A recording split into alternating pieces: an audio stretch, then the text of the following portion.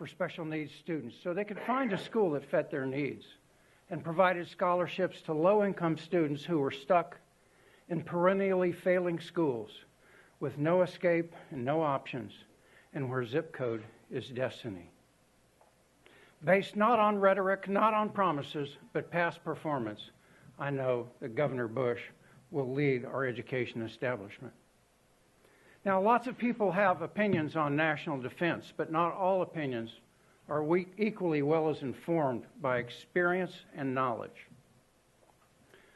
As a retired paratrooper, ranger, and general, and the Pentagon's former chief of war plans, I can tell you that no candidate has a plan for success in the Middle East that is as comprehensive, achievable, and practical as Governor Bush's plan.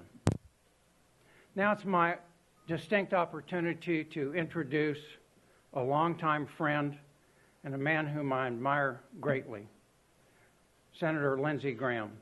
Senator Graham is a retired Air Force colonel who's been to the Middle East theater on official business 36 times. No one will be a better advisor to Governor Bush, who understands the problems in the Middle East better than Senator Lindsey Graham. Thank you very much, Senator. Thank you, General. Thank you all. Thank you all very much. Well, to America, it is your job to pick the next commander-in-chief for the 1% of Americans and their families who serve in uniform, who defend us against radical Islam and other threats. The only way you can become commander-in-chief in America is for the American people to pick you through voting.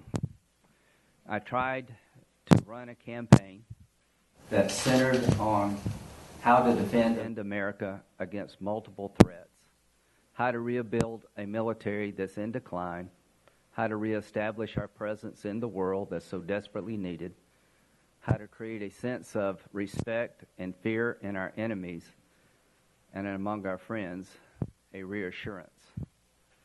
I fell short. I'm proud of the effort. Now I am a citizen, having to cast my vote as to who I want to be commander-in-chief for that 1% fighting force.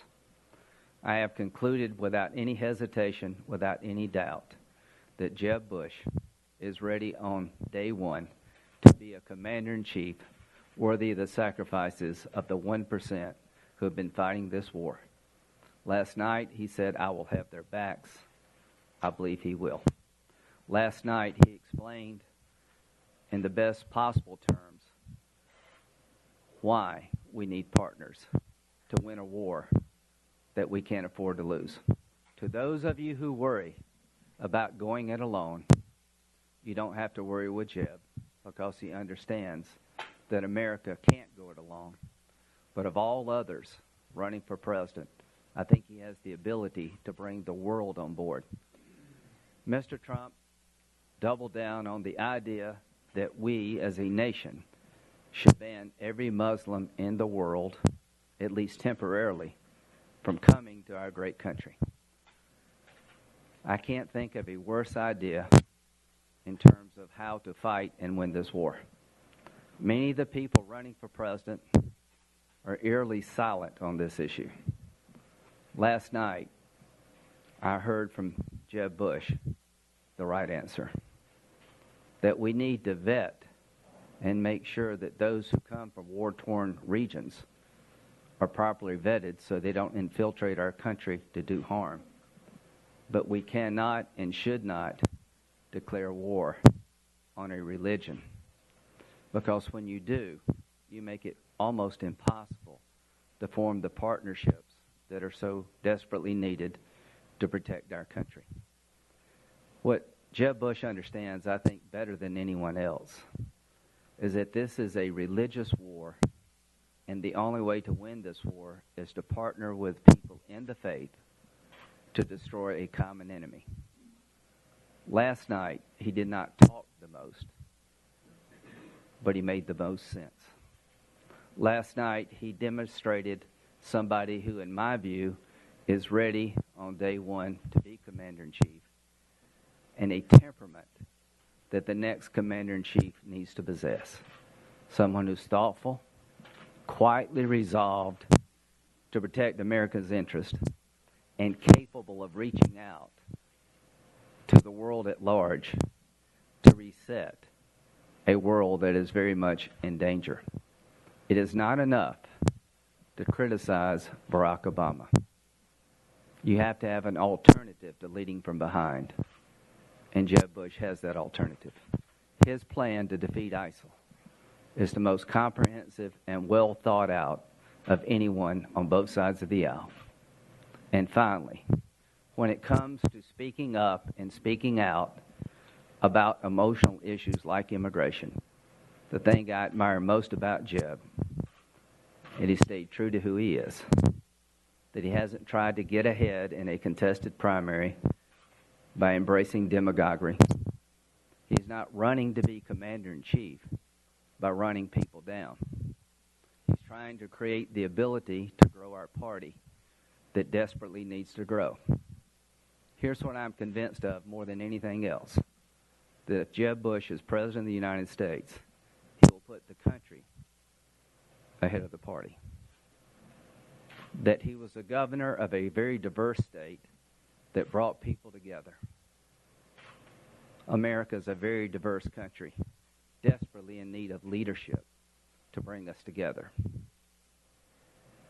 As to South Carolina, we have a reputation of picking the most conservative person who can win. I think Jeb, by any reasonable definition, is a fiscal and social conservative, and above all others, he understands conservatism when it comes to national security. Conservatism when it comes to national security is building a strong military, second to none, and using it smartly, forming alliances that will make us safe over here. Jeb has come to conclude, as I have, you have two choices in fighting this war. Fight it over there smartly, or fight it in our backyard. I've spent most of my adult life in the military.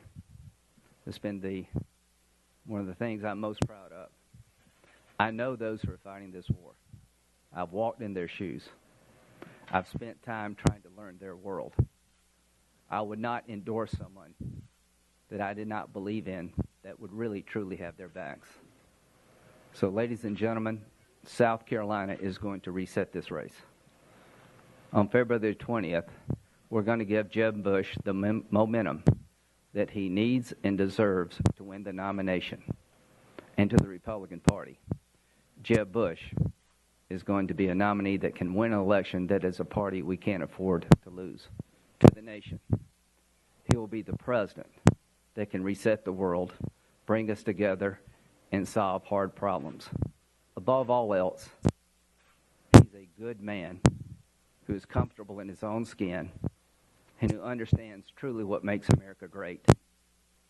It is our diversity. Not who we hate, but what we love.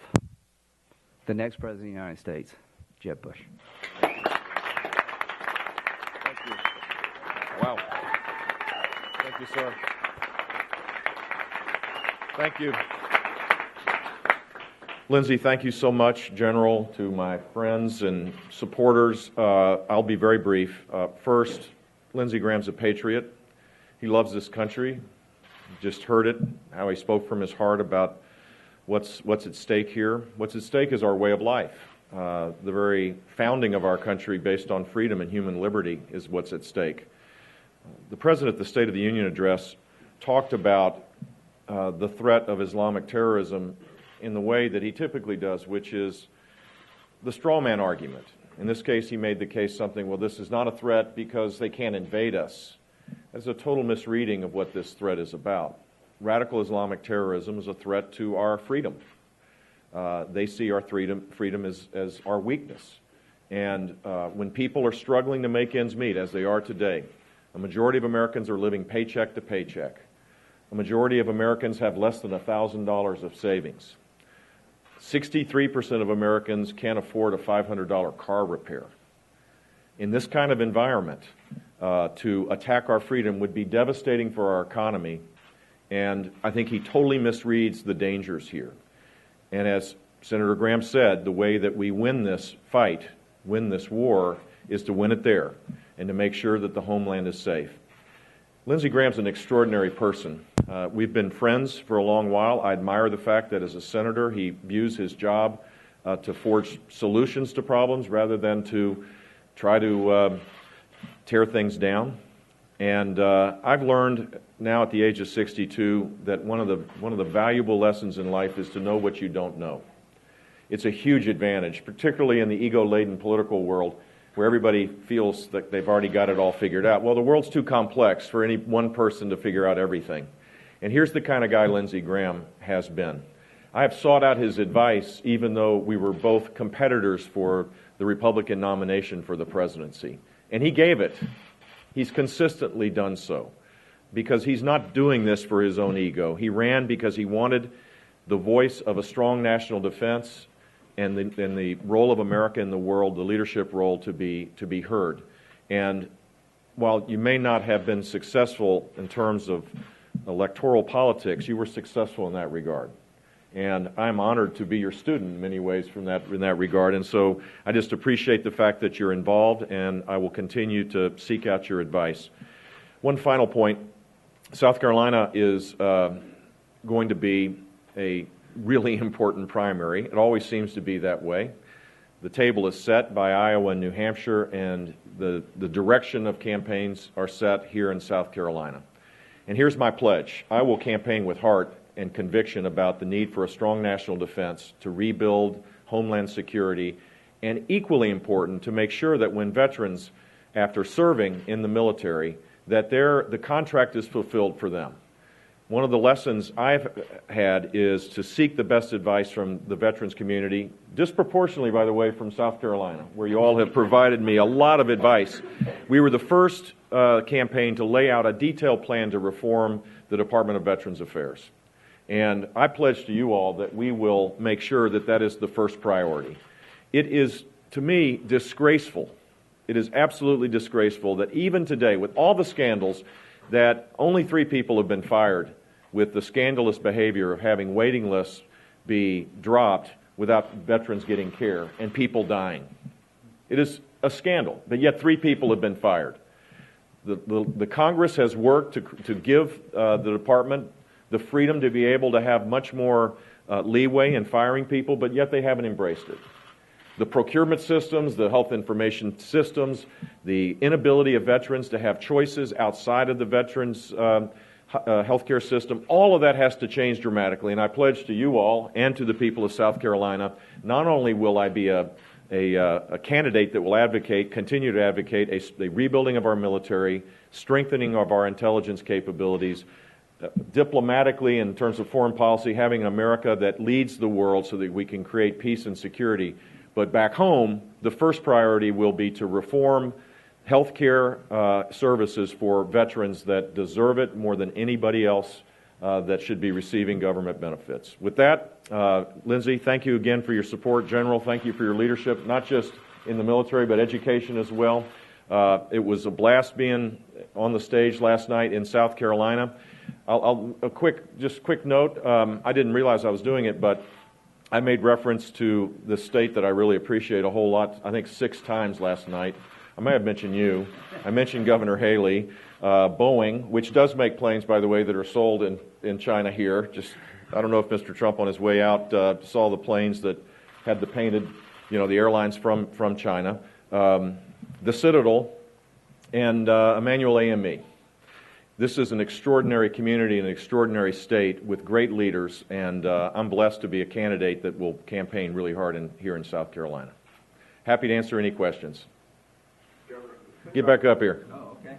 About endorsements is you pick up Senator Graham's supporters, but you also get some very loud enemies with that. Are you prepared for that in the South Carolina primary? Enemies? You didn't tell me about your enemies, Lindsey. Well, you'll get to know them.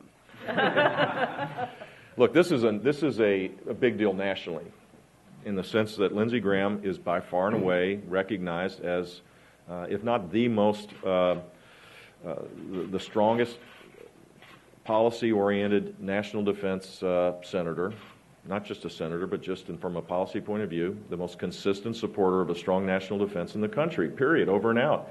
He has a following that is national, and I'll take all of his enemies because he's got a lot more friends. Senator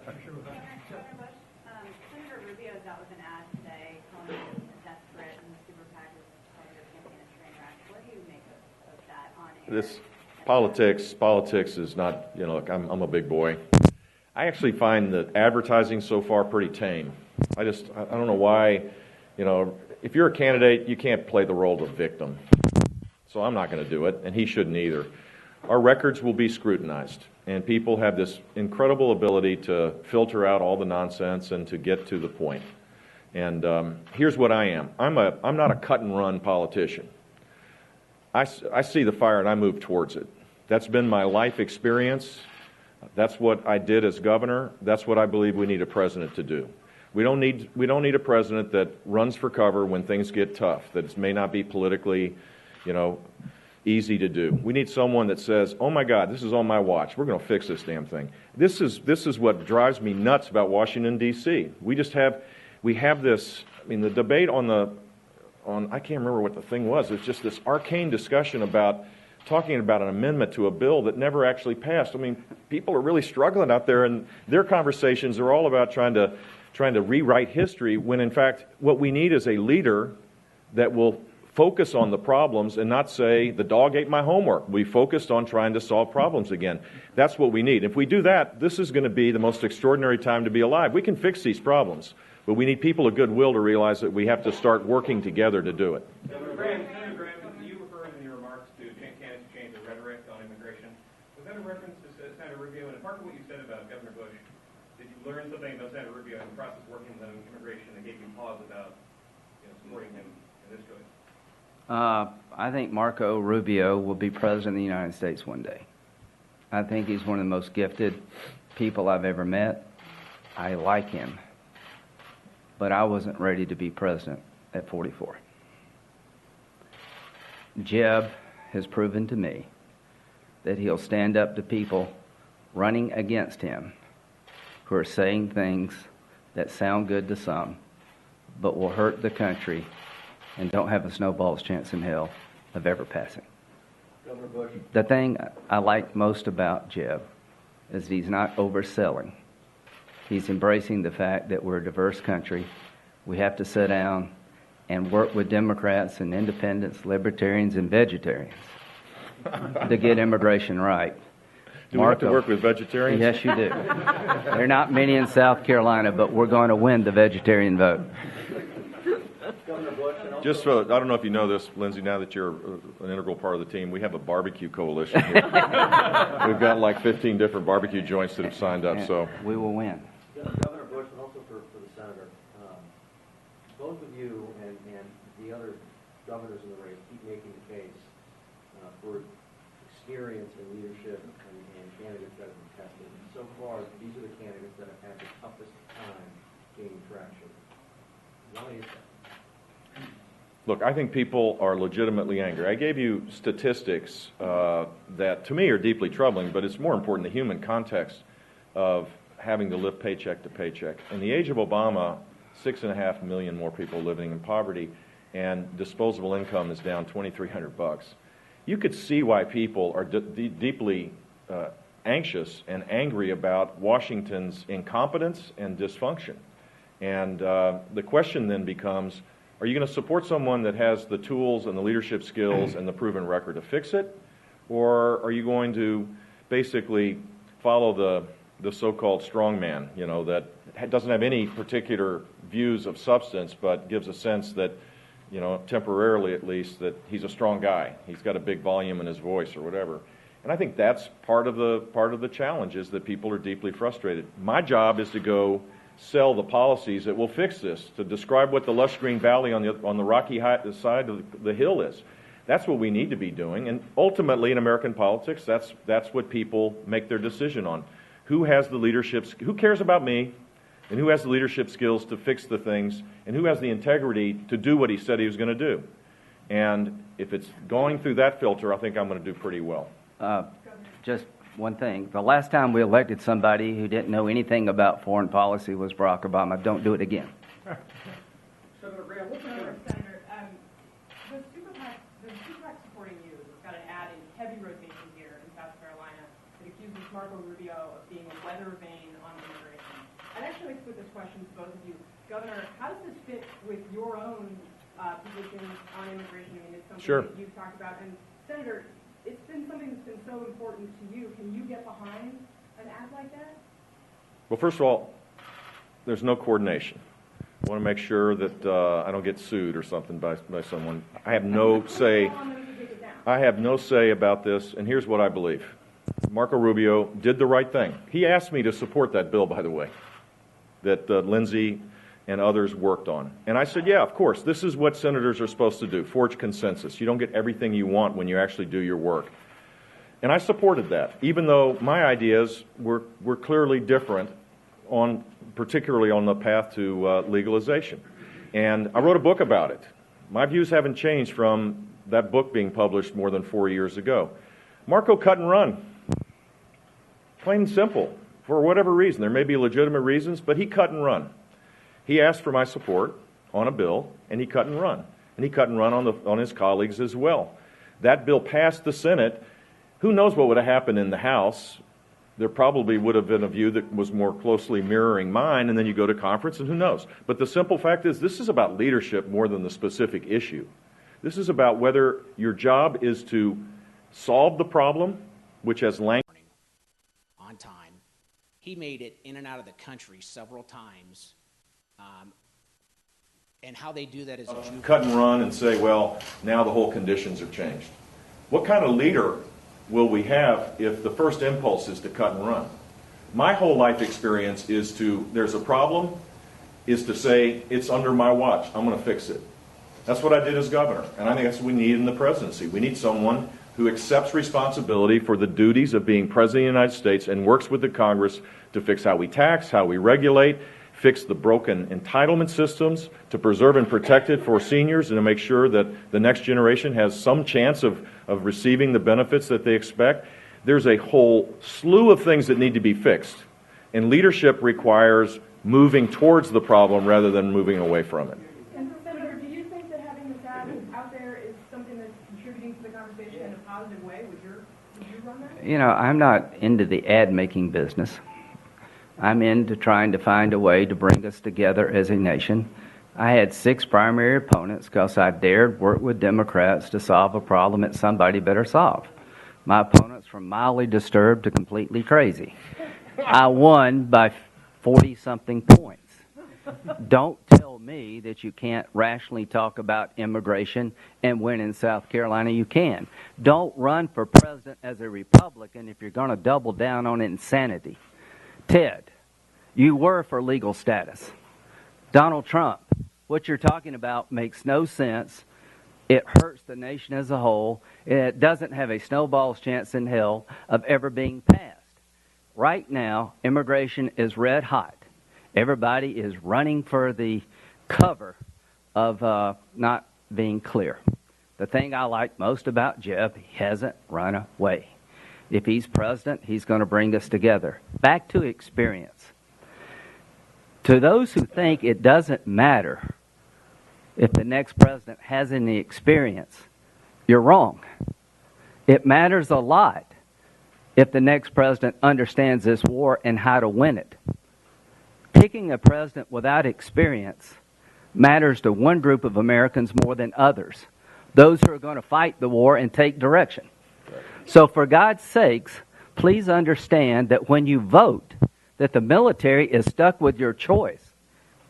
It does matter that if you understand this war and how to win it. As to immigration to the Republican Party, let's find a way to fix it. Let's don't use it as a wedge issue in a primary in a fashion that we can't win a general election. Finally, Donald Trump has an 81% disapproval rating among Hispanics with growth potential. We have the last question. Do you support President Obama's raids targeting immigrant women and children? And I'm sorry, raids? Yeah, the certain I think what we need to do is fix the immigration system, and we can't do it by executive order. Look, the president, even when there's agreement, for example, the State of the Union address, he talked about mental health challenges as it relates to guns. Well, there's a lot of conservatives that also believe that we need to expand the net for mental health services, and that we ought to figure out a way to make sure that people, before they spiral out of control, don't have access to guns. There's a dialogue there to have. So what did he do? He does it by executive order. There are a lot of conservatives that believe that the DREAM Act kids should be treated differently than someone who's come across the border illegally as an adult, because they have no nexus to their host country. I believe that. There should be a differentiation of that. But you don't do it by executive order. The law allows the president to have what's called prosecutorial discretion, which means case by case. And he signed 2 executive orders that gave, for a 2-year period, or maybe it's longer now, 5 million people. This is not the way democracy is supposed to work. Every time he uses authority that the Constitution hasn't given him or the law hasn't given him, it makes it harder to resolve the problems. He demonizes people that disagrees with him, overstates how great his views are, and this gap now is creating a huge problem for our country. So all of these issues should be solved the way they're supposed to be solved. Go about it through Congress, where they're enforce the consensus. Challenge people to say, well, is this keeping the status quo? Is that the right thing to do for immigrants? Is that the right thing to do for our economy? Is that the right thing to do for national security? Is that the right thing to do for public health? Of course not. I don't get it. I don't know why the civics books shouldn't apply here. That the job of elected officials is to pass laws when things are not working, and then the executive is supposed to execute on those laws in a way that's faithful to the Constitution and do it in a way that allows people to rise up. That's why I'm running for president. It's not to talk about these arcane discussions that mean nothing if you don't pass laws. The best way to do this is to do it as Lindsey tried to do. And he deserves high credit with other people, a lot of credit for doing that. And we need to get back to that, not just on immigration, but taxes, regulation, national security. I yearn for the day where there's a bipartisan consensus on some of these things again. Thanks, guys. Thank you. All right, thank y'all. Thank y'all very much. Really good.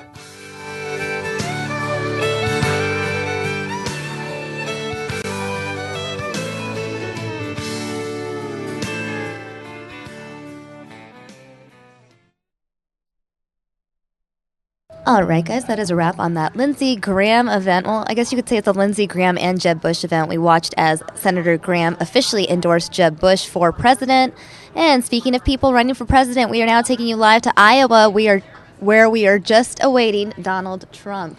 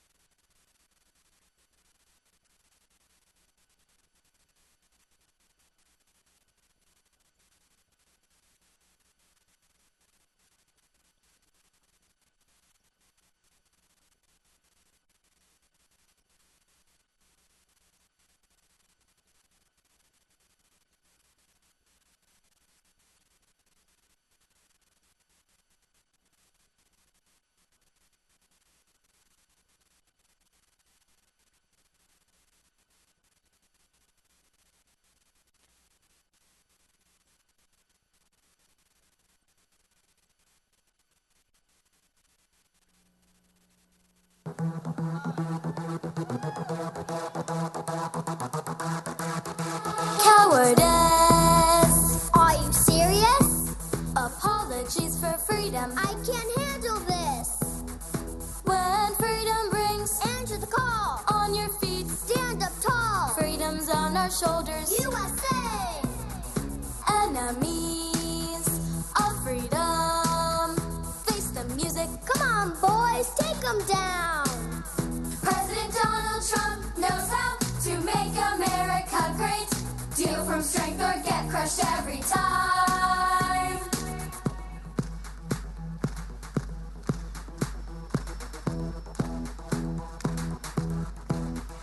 Over here, USA. Over there, USA. Freedom and liberty everywhere. Oh, say can you see it's not so easy, but we have to stand up tall and answer freedom's call. USA, USA, USA, we're the land of the free and the home of the brave. USA, USA, the stars and stripes are flying. Let's celebrate our freedom, inspire proudly freedom to the world. Ameritude, USA, American pride, USA, it's attitude, it's who we are. Stand up tall. We're the red, white, and blue, fiercely free, that's who. Our colors don't run, no siree.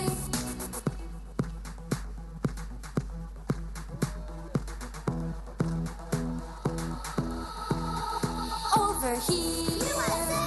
Over there, USA. Freedom and liberty everywhere. USA. Oh, say can you see it's not so easy, but we have to stand up tall and answer freedom's call.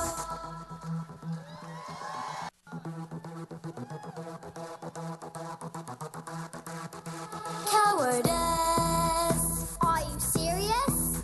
Apologies for freedom. I can't handle this. When freedom rings, answer the call. On your feet, stand up tall. Freedom's on our shoulders. USA! Enemies of freedom. Face the music. Come on, boys, take them down. President Donald Trump knows how to make America great. Deal from strength or get crushed every time.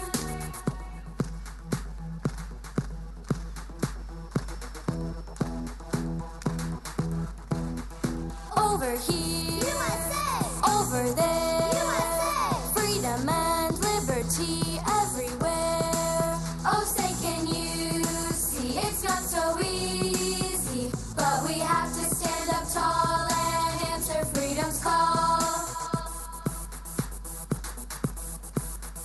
USA, USA, USA, we're the land of the free and the home of the brave. USA, USA, the stars and stripes are flying. Let's celebrate our freedom, inspire proudly freedom to the world. Ameritude, USA, American pride, USA, it's attitude, it's who we are. Stand up tall. We're the red, white, and blue, fiercely free, that's who. Our colors don't run, no siree.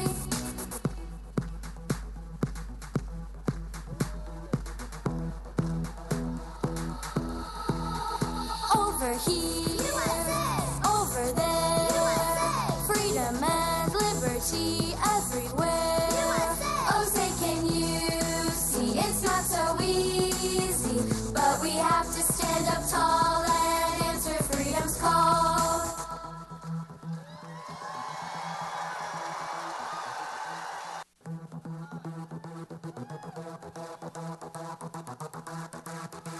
Cowardice. Are you serious?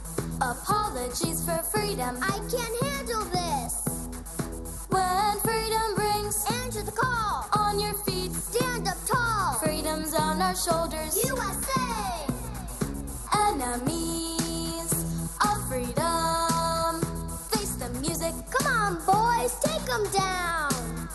President Donald Trump knows how to make America great. Deal from strength or get crushed every time.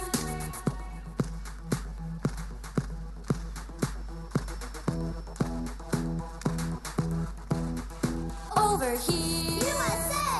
Over there, USA. Freedom and liberty everywhere. Oh, say can you see it's not so easy, but we have to stand up tall and answer freedom's call. USA, USA, USA. We're the land of the free and the home of the brave. USA, USA. The stars and stripes are flying. Let's celebrate our freedom. Inspire proudly freedom to the world. Ameritude, USA. American pride, USA. It's attitude, it's who we are. Stand up tall. We're the red, white, and blue. Fiercely free, that's who. Our colors don't run, no siree.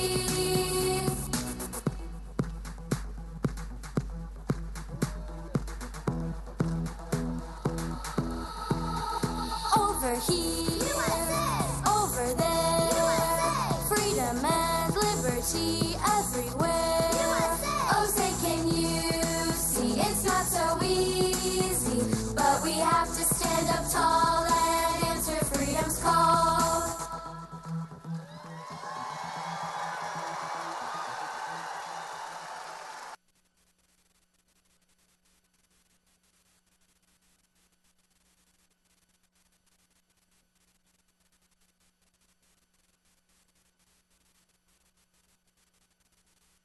Cowardice. Are you serious?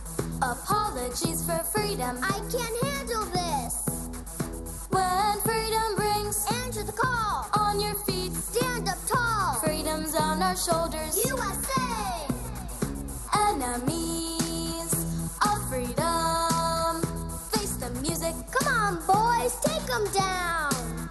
President Donald Trump knows how to make America great. Deal from strength or get crushed every time.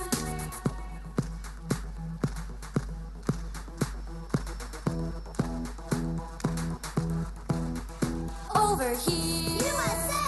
Over there, USA. Freedom and liberty everywhere.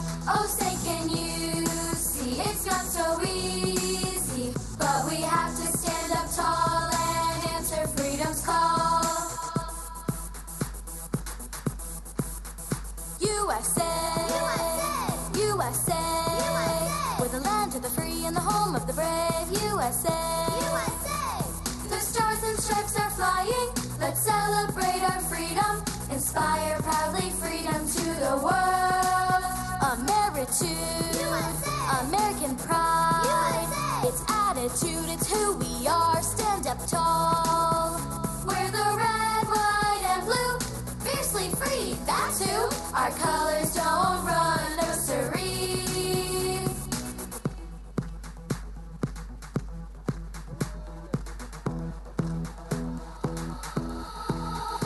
Over here, USA.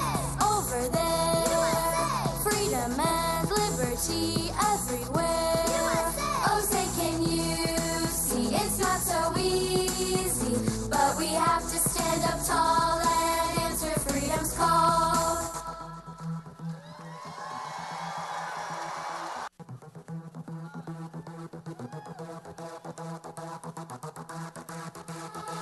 Cowardice. Are you serious? Apologies for freedom. I can't handle this. When freedom rings, answer the call. On your feet, stand up tall. Freedom's on our shoulders. USA. Enemies of freedom. Face the music. Come on, boys, take them down. President Donald Trump knows how to make America great. Deal from strength or get crushed every time.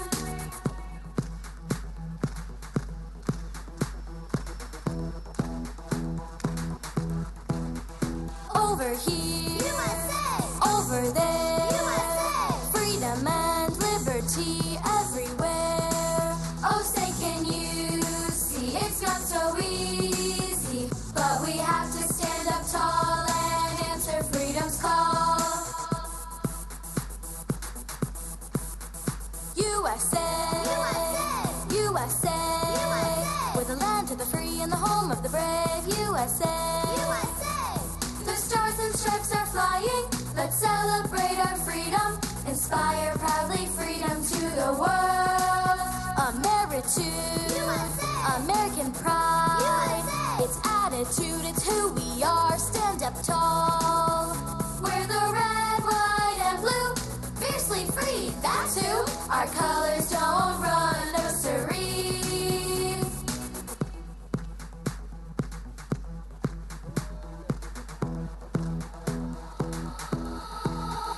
Over here, USA! Over there, USA! Freedom and liberty everywhere. USA! Oh, say can you see it's not so easy, but we have to stand up tall and answer freedom's call.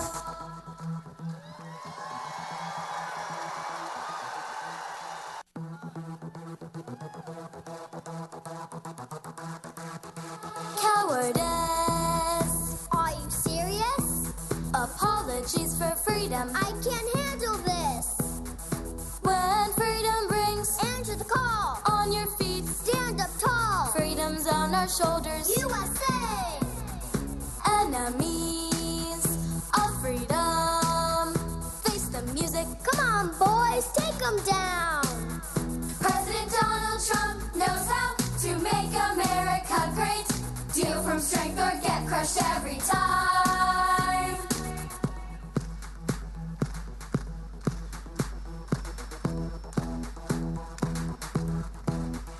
Over here, USA! Over there, USA! Freedom and liberty everywhere.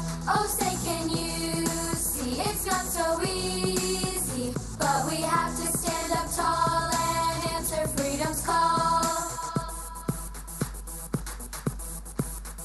USA! USA! USA!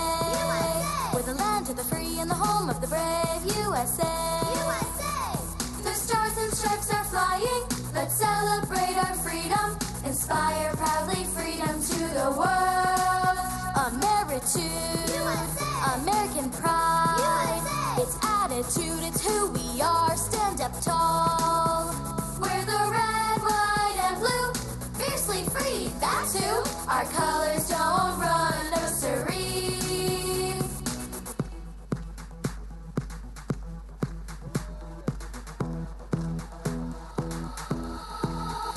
Over here, USA! Over there, USA! Freedom and liberty everywhere. USA! Oh, say can you see it's not so easy, but we have to stand up tall and answer freedom's call.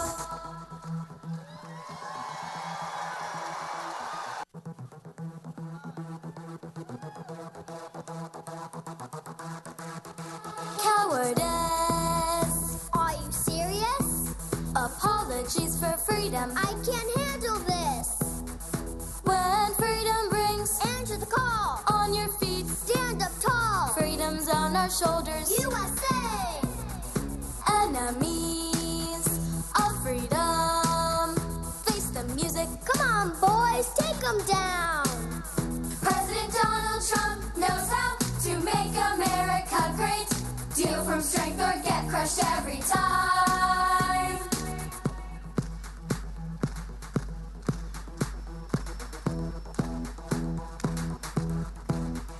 Over here, USA! Over there, USA! Freedom and liberty everywhere. Oh, say can you see it's not so easy, but we have to stand up tall and answer freedom's call. USA! USA! USA!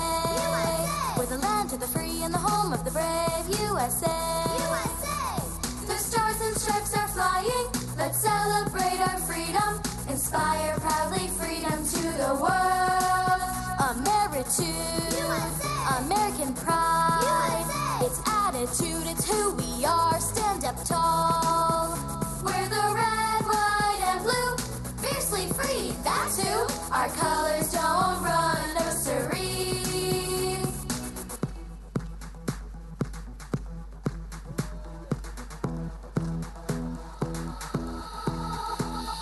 here, USA.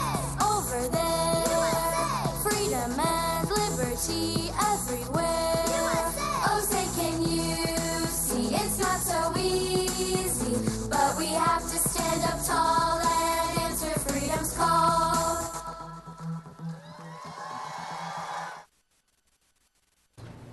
All right, guys, I hope you enjoyed that loop of the Freedom Kids singing the official Donald Trump jam. At this point, you guys have seen it enough times that hopefully you know the moves by now.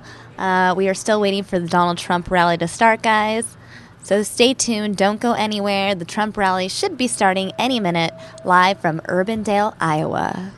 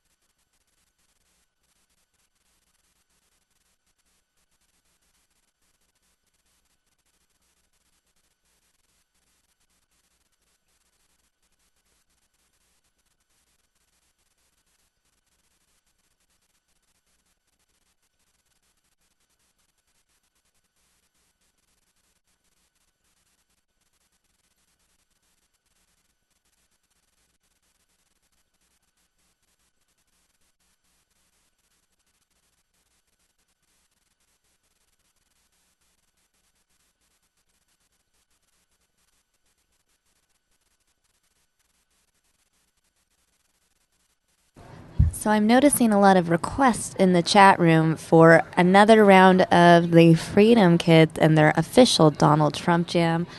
So for those special viewers out there, I may be playing it, assuming Donald Trump isn't out in the next minute. All right, guys, one more time just for you.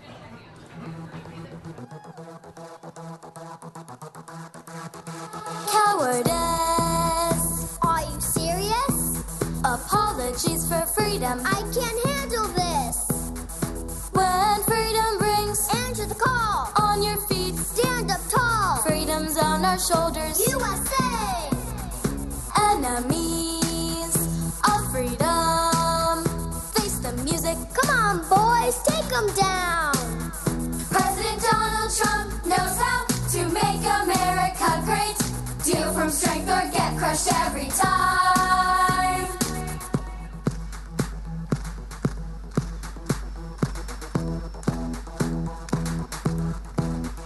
Over here, USA. Over there, USA. Freedom and liberty everywhere. Oh, say can you see it's not so easy, but we have to stand up tall and answer freedom's call. USA, USA, USA, we're the land of the free and the home of the brave. USA, USA, the stars and stripes are flying. Let's celebrate our freedom, inspire proudly freedom to the world. Ameritude, USA, American pride, USA. It's attitude, it's who we are. Stand up tall.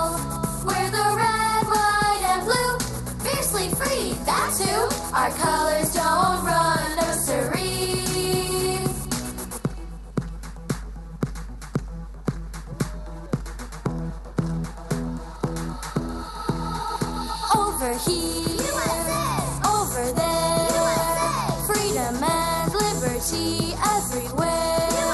Oh, say can you see it's not so easy, but we have to stand up tall and answer freedom's call.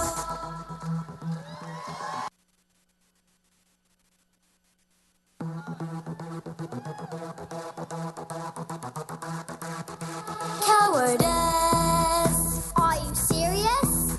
Apologies for freedom. I can't handle this. When freedom brings, answer the call. On your feet, stand up tall. Freedom's on our shoulders. USA!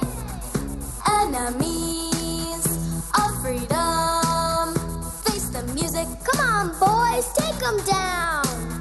President Donald Trump knows how to make America great. Deal from strength or get crushed every time.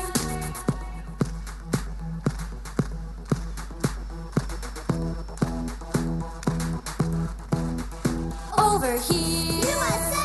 Over there, USA. Freedom and liberty everywhere. Oh, say can you see it's not so easy, but we have to stand up tall and answer freedom's call. USA, USA, USA, we're the land of the free and the home of the brave. USA, USA, the stars and stripes are flying. Let's celebrate our freedom, inspire proudly freedom to the world. Ameritude, USA, American pride, USA. It's attitude, it's who we are. Stand up tall. We're the red, white, and blue, fiercely free. That's who. Our colors don't run, no siree.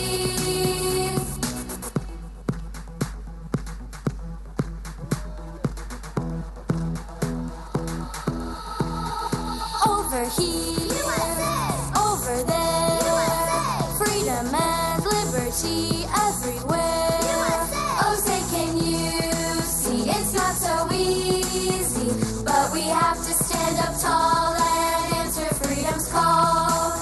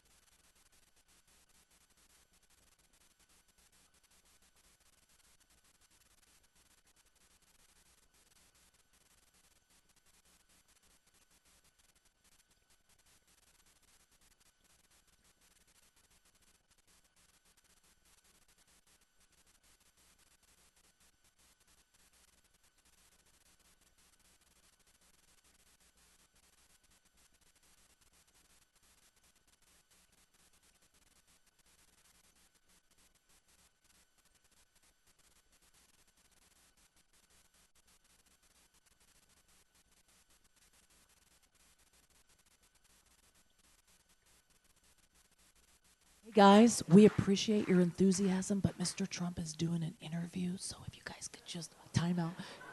I can't even be on the mic saying it, but just I'll tell you why. So that the interview goes good and he can get done faster and get out here, okay? Just hang tight. Thanks.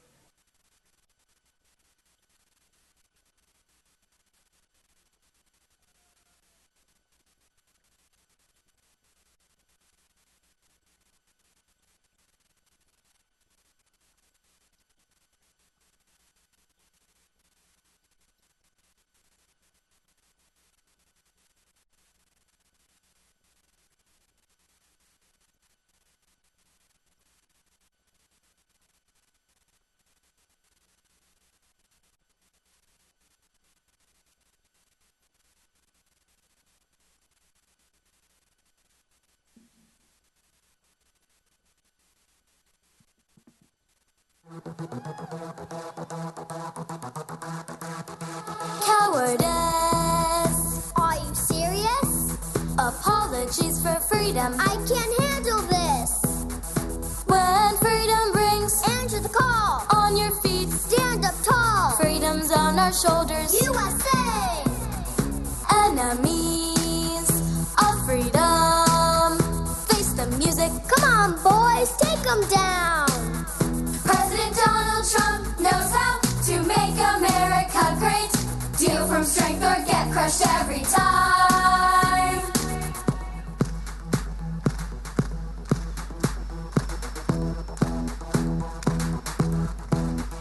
Over here, USA. Over there, USA. Freedom and liberty everywhere. Oh, say can you see it's not so easy, but we have to stand up tall and answer freedom's call. USA, USA, USA, we're the land of the free and the home of the brave. USA, USA, the stars and stripes are flying. Let's celebrate our freedom. Inspire proudly freedom to the world. Ameritude, USA, American pride, USA, it's attitude, it's who we are. Stand up tall. We're the red, white, and blue. Fiercely free, that's who. Our colors don't run, no siree.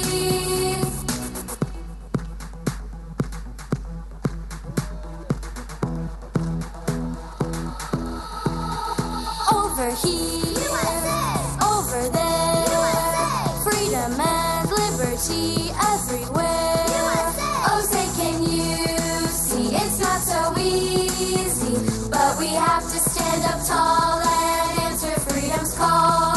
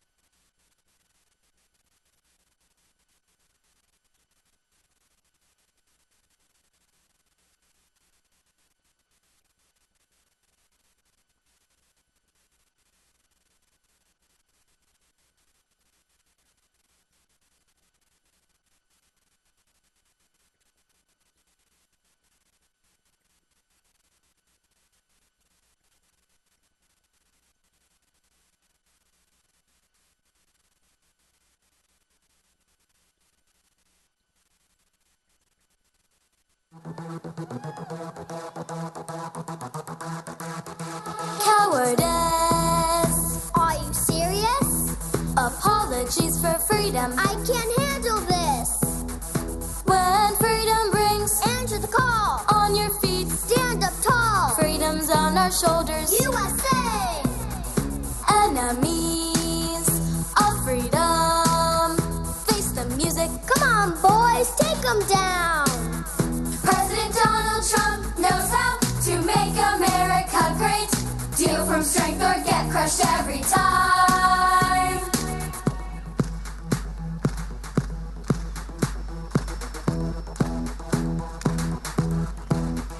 Over here, USA. Over there, USA. Freedom and liberty everywhere.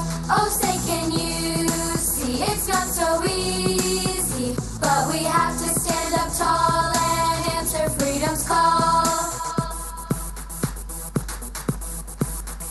USA, USA, USA, USA. We're the land of the free and the home of the brave. USA, USA. The stars and stripes are flying. Let's celebrate our freedom. Inspire proudly freedom to the world.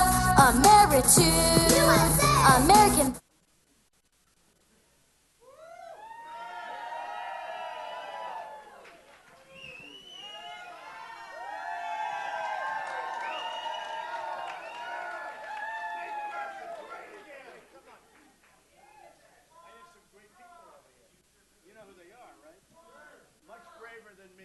I'll be right there. I love you, folks. Caucus, caucus, caucus. So we have some incredible people over here. You know that. I wish we could. Do you want to say hello? Huh? How did you say hello? How are you? How are you?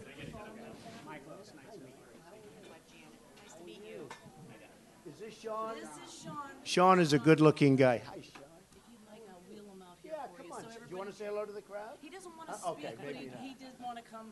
Okay. He said, if Maybe you want watch him out us. here, We watch, yeah. yeah, he'd We'll love watch. to. That's, Yeah, he just Sean, wants it's so to good. watch. How are you? How are you? Dad. Is it Pop? Hi, Dad. How are you? Hi, Mom. How are you? Mom and Rita. He's so fantastic. You're going to come out? Come on out. He's a Polk County deputy. Good shot by the man. Yep. Terrible. Welcome to part of the job. You got a lot of guts. And this is his family. These are my daughters, Morgan and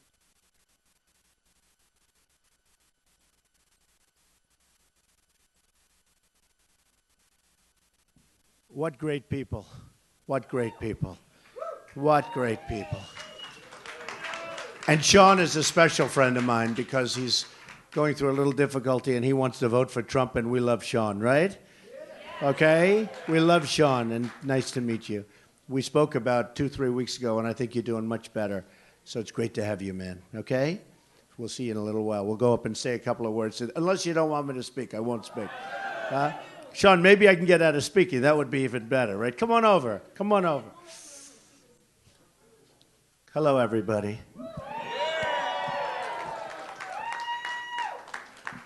Great to be here. You know, this was supposed to be just a small little gathering. They said maybe 30, 40 people that are friends of ours. And look what happens all the time. I said, are we making a speech? What are we doing? But it's so good to see Sean, and it's so good to see the rest of you. And we have to caucus. Before we forget, we have to caucus. We have to get out. Otherwise, it all doesn't mean anything. So last night we had the debate. Did everybody see the debate? I think so, right? Yeah, we've been really treated nicely. Even the pundits last night were treating me nicely. You know, I've won every poll and every debate, but the pundits sometimes don't go along with the poll. Now the pundits are sort of getting it. And they're getting it because we have such incredible receptivity. If you look at what's going on with the people, I call it a movement. It's a movement. Like even this was supposed to be 25 to 40 people, and look, I don't even know who the hell that some of these people are. I'm trying to figure it out. But it's just been incredible. And no matter what subject we talk about, whether it's illegal immigration, and we'll take care of that situation, we're going to make it tough. You just can't come in. Whether it's our vets who are treated so badly, frankly, the illegal immigrants are treated in many cases better than our veterans. It's true. You go to some places like California with the driver's licenses and the this and the that, our vets don't get treated as well. And we're going to change so many things, so many things. We're going to make our country great again. And I actually start saying over the last couple of weeks, we're going to make our country greater, potentially greater than ever before. We have such potential. We have such incredible potential. And so last night we'll talk, and I may take a few questions. Should we do a few questions today? So think. Can I do that? I think I can do that, right? We'll just shout them out. But last night was very interesting. We went up, and you never know what's going to happen. You know, it's a lot of people, a lot of live television stuff. And I thought it was really interesting. I thought a couple of the folks did well. I think a couple of them did very poorly, actually. A couple did very, very poorly. But a couple did really nicely. And I really enjoyed it. You know, I've never done the debating stuff before. These politicians, they're all talk, no action. They talk and talk and talk, and nothing ever happens. They say, we're going to fix the VA. Look, there's a guy. We're going to fix the VA. And they've talked, for years I've been hearing, we're going to fix the VA. Nothing ever happens. It's a disaster. In fact, it came out 2 weeks ago. It's worse than ever before because that's a politician. Wait till you see what I do. Remember the Woolman rink in Central Park? You know, they couldn't, went years and years, they couldn't do it. I knocked it up in 4 months, and to this day, that must have been 30 years ago, and nothing changes. And that's what I do. And we fix things. We make things better. We make things better. And our country has to be made better. I mean, our country is, we're losing on trade. We're losing with the military. I mean, we can't beat ISIS. Can you imagine General Douglas MacArthur or General George Patton saying, oh, we're having a hard time with ISIS? They'd wipe that thing clean in 2 days. And I watched one of the generals on television. You know, we have all these generals, they go on television. My generals aren't going to be on television. Because you know what? The enemy learns from them. You know, you say one little thing and they say, oh, he said that, now we're prepared. I just imagine George Patton sitting down being interviewed by a reporter saying exactly what he's going to do. Well, yes, we're going to attack him here. Remember Obama a few weeks ago, he said, we're sending 50 men and 50 people. So now the enemy is waiting for those 50 people. They're there. There's a target on their back. Instead of keeping your mouth shut and just doing it properly, right? You know, no, it's unbelievable. Or how about we shouldn't have been in Iraq? It was a mistake. I was against it many years ago, and I was strongly against it. Headlines. Trump was, I don't even know why they quoted me, but I had headlines. Trump, because you're going to destabilize the Middle East. Okay. So they made the mistake. It was a terrible mistake. Now what happens? You have to get out. Obama, and he gives the date that we're leaving. He says, we're going to be gone in, what was it, 18 months? Gives an exact date. So the enemy said, wow, this is great. They pull back. I couldn't believe it. I thought it might be camouflage of some form. We pull back, right? And the enemy goes back, doesn't work too hard. Why? They don't want to be killed. Even though you hear they want to be killed, believe me, they don't want to be killed. So they pull back, we leave, and it's a mess. It's a mess. So you got to keep your little ideas to yourself. And we will do something so special with the military. When CNN did a recent poll, and it was a big one, not only forget about the fact that I'm winning every poll. We're winning now every single poll, and we're winning in Iowa. We're winning in Iowa. And I really want to win Iowa. You know, people say, oh, well, just say you want to do well in Iowa. Just say you want to do well. That way, at the end, if you come in second or third or fourth, you know, you can say, I said, I want to win Iowa. I've really hit, we have a great relationship with the evangelicals, like fantastic, and with the Tea Party and with everybody in Iowa. And I really want to win it. I mean, to me, this is going to be fun. I'm going to be here a lot. I'm going to be here so much in the next 2 weeks. You're going to be sick of me. You're going to say, oh, I can't stand him. I don't want to see him anymore. Look at those beautiful hats. I don't make America great again. They make America great again hats. Hottest thing. There's a man, and that's a real one. That's one made in the USA. I know the difference. Those aren't made in the USA. They're not mine. They have the right slogan. You know the problem? These hats have become so hot. That's why I immediately love this guy. The hats have become so hot that the New York Times did a story. It's one of the hottest accessories for women. Do you believe it? They go to fancy balls wearing the hat. But it really has been a great thing. So we are going to do things that are going to be so exciting and so good. But I want to win Iowa. We have to get out. You have to get out to the caucuses. And, you know, the theory, because we always get the biggest crowds. We go, no matter where we go, we get the biggest crowds. And the only thing the pundits can say is, well, maybe they don't want to show up. And the other day you heard we had a 15,000 people, and 7,000 people were sent. We couldn't get them into the arena. And the pundits are saying, well, but maybe they won't show up to vote. And maybe they won't show up to vote. I don't know. Maybe they won't. But it seems crazy because some of those people were waiting online for 7 hours in the cold. I don't even know how you do it. But 7 hours in the cold. And they wait and wait and wait. And it just seems hard to believe that you wait 7 hours in the cold. And then they like me more after the event. And then they don't show up to vote or caucus or whatever they want to do, whatever it is. But I think, in the case of New Hampshire, the vote. And I think they're going to show up. I think, actually, I have a feeling we're leading in all the polls. I have a feeling we're going to actually do better than the polls are saying. Because there's a movement. This is actually a movement. And there is a feeling out there that's so strong, so powerful. I'll give you a little example. 0 sleep. I mean, 0. I left. I mean, you're probably saying, what's he doing here? How about I was on one of the programs, a nice program this morning, at 6:30 in the morning, okay? So they said, oh, you got here early. Yeah, we got here. We got to do what you have to do, but 0 sleep. There's a movement, and you're the same. I mean, we're workers. There's a movement going on that's amazing. It's this movement. And, in the old days, they called it the silent majority. It's not the silent majority. It's the noisy majority. We're tired of stupidity. We're tired of losing $500 billion a year to China.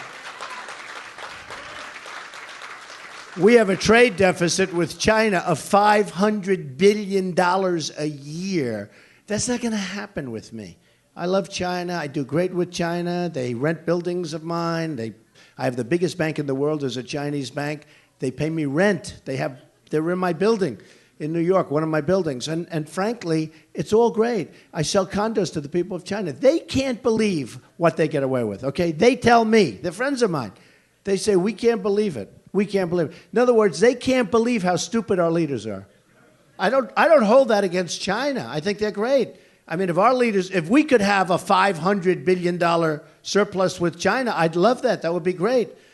But that wouldn't happen because if that ever happened, if it started getting a little out of control, boom, they'd slice it off. We do this on a yearly basis. For years, we lose hundreds of billions of dollars. I'm not talking about millions. I'm talking about billions. We can't do it. So we're going to change it around. I have the greatest business. We have the greatest business people in the world. Carl Icahn, many others have endorsed me. And I get him involved. I'll say, Carl, do you ever hear of Carl Icahn, great business? Carl, watch over China trade. He'll do it. He doesn't want money. He'll do it because he loves the country and because it's fun for him. Okay? Believe me, just go and do your thing. We're going to come out just fine. That's what happens. I mean, we use political hacks to negotiate some of the biggest deals in the world. Political hacks. Look at the deal with Iran. It's a disgrace. It's a disgrace. $150 billion we're giving them. Then they capture these sailors, these wonderful young sailors. I don't blame them. But they capture these kids and they have them on their knee in the begging position, hands up, guns to their head, and humiliation for our country. And then they release the pictures, and then they have one of the guys saying, I apologize, and he didn't know that, they might have asked him to say it. They might have told him to say it. Nobody even knows that. It's too early to tell. But it's humiliation. The only reason they even let them back was because they're not stupid people. They're very smart people, and they're great negotiators. And in 2 days, they get a check for $150 billion. Okay? They didn't want to take a chance. See, the difference is if they did that with me, I'd say you're not getting your money back. That you're in default for what you did. No, you're in default. The only thing I don't like, here's the only thing I don't like, is that if I win, I will go and I will say the money is gone, folks, because that $150 billion is gone. And I can't get it back once it's gone. Well, maybe you can, but there's a different way. But once it's gone, it's gone. And what a shame. What a shame. I actually said to people, based on what they did with the humiliation, because I call that, does everyone agree? Some people said, well, they let them out. I thought that was humiliating for the United States, to have these people on their knees with their hands up and guns at their head. And then we have Kerry saying, wasn't it wonderful that they let him go? I think it was disgraceful. Remember this, if we weren't giving them a check in 2-3 days for $150 billion, they would have never let him go. They would have kept him. And just don't forget this also. They have 4 hostages, okay? And we have right now we have a minister, a pastor, we have a writer from the Washington Post. We have a lot of people right now that, you know, and nobody even mentions them. We're now talking about the sailors. They gave them back. I thought it was horrible. I thought the whole scene was horrible. And I think that the pictures taken, released by Iran, I thought it was horrible. It was a slap in the face. And then our people don't even know it was bad. But they have 4 other people that should have come back as part of that deal, as bad as that deal was. But they should have said, hey, before we give you anything, you have to let our prisoners back. And if they said no, you take a walk, and they'll call back in 2 minutes, and they're going to come back, and they'll give you the prisoner. We never asked. We didn't ask because they said they didn't want to complicate the deal. This is the kind of people we have. So we're not going to do that. We don't want to be the stupid people anymore. We're not going to be the stupid people anymore. Because right now we're the stupid people. We have the dumbest people leading our nation. They're leading us. They are leading us into the worst positions. And you just look at what's happening. So our military is weak. I'm in the real estate business. All the time I get listings for, for bases, army bases, I say, how many do we have? They're closing up bases all over the place. We have to have a really strong military. And I'm going to make our military so strong and so powerful and so big in the sense of big, but positive big, that nobody's going to mess with us again. Nobody is going to mess with us.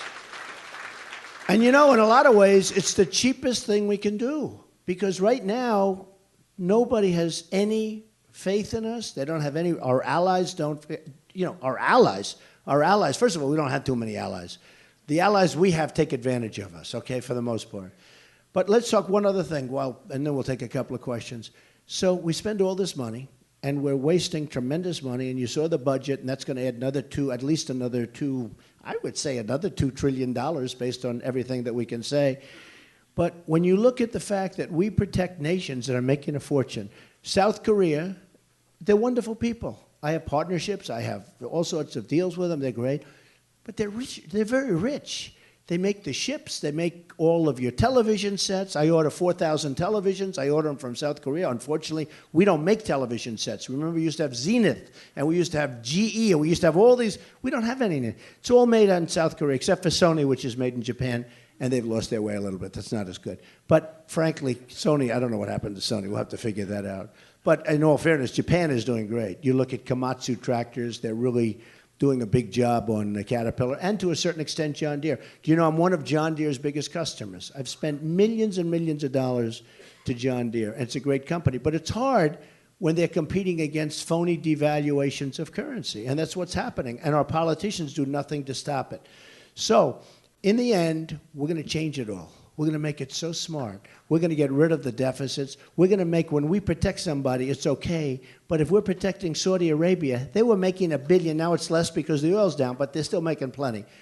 They were making $1 billion a day. We protect these people for peanuts, for nothing, for nothing. We end up leasing land. We pay for the lease to have a base. We pay, and we're protecting them. Those days are over. Those days are over. We'll help the good people, but they have to help us too. We're like a debtor nation. When we owe 19, now it's going to be $21 trillion because of the deal that was just made by the Republicans. It's almost like, we know where the Democrats are coming from, but the people we send to go and fight Obamacare and all, right? They let us down. I don't know what happens. They go to Washington, all of a sudden their hand goes up. I approve it. It's amazing. I don't know. They get down there. Something happens to them. It's a different water or something. But you send them down. They're ready to go. They're tough. They're going to stop. Then all of a sudden, what happened? And I guess they don't want to leave. Maybe they feel they're going to stay better. But something happens. It won't happen with me. That's why I'm not taking funds from anybody. Nobody's giving me money. Self-funding. Self-funding. So when I have to do something, I don't have to worry about a lobbyist. I don't have to worry about special interests. I do what's right for the people. So that's what's going to happen. Any questions? Go ahead. Go ahead. I lost my son 2 years ago to a heroin overdose. Wow, that's terrible. He was 24 years old when I learned that you were elected president, what you could put in place to tackle the ongoing heroin epidemic. And you're from Iowa? I'm from Owego, New York. Okay. Well, they have a tremendous problem in New Hampshire with the heroin. Unbelievable. It's always the first question I get. And they have a problem all over. And it comes through the border. We're going to build a wall, number one. We're going to build a wall. It's going to be a real wall because that stuff is pouring across. And we're going to have a real wall. People are going to come into the country, but they're going to come in legally, and we're going to stop that drug traffic. Because the heroin is really tough because they say once you get hooked, it's really tough. In all fairness to your son, It's a tough thing. Some very, very strong people have not been able to get off it. So we have to work with people to get off it. And the biggest thing we can do, in honor of your son, actually, and the people that did have problems, big problems, we have to be able to stop it, because once you just relax, okay? Yeah. It's a tough deal. Come on. That's a tough deal. What we have to do is we have to make sure that they don't get hooked, because it's a tough thing. And I know what you went through. And he's a great father. I can see it. And your son is proud of you. Your son is proud of you. It's tough stuff. It's tough stuff. And it could be stopped. And the best way, the best way to stop it is up front before it happens. Because once they start taking it, they say it's brutal. Yes, sir. Well, it's something that a lot of people want, and we're going to probably look at that. But a lot of people want that. We're going to look at a lot of things. We're going to run things right. Yeah, we're going to look at a lot of things. You're right. A lot of people are talking about that. Yes, sir.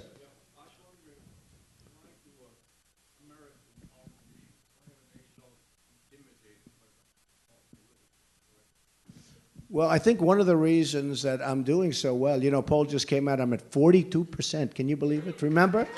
So we had polls where, I started at 6, and we went to 12, we went to 18, went to 20. And every time I go up, the pundits would say, well, that's his cap. He's reached his cap. That's about it. And now we had 142. That's with like 14 people. And that's a lot. I think that one of the reasons that I'm doing well is it's not that I want to be, hey, I went to an Ivy League school. I went to the Wharton School of Finance. I could do the best with the best of them, okay, with society at the highest level. I do that. But political correctness is hurting us.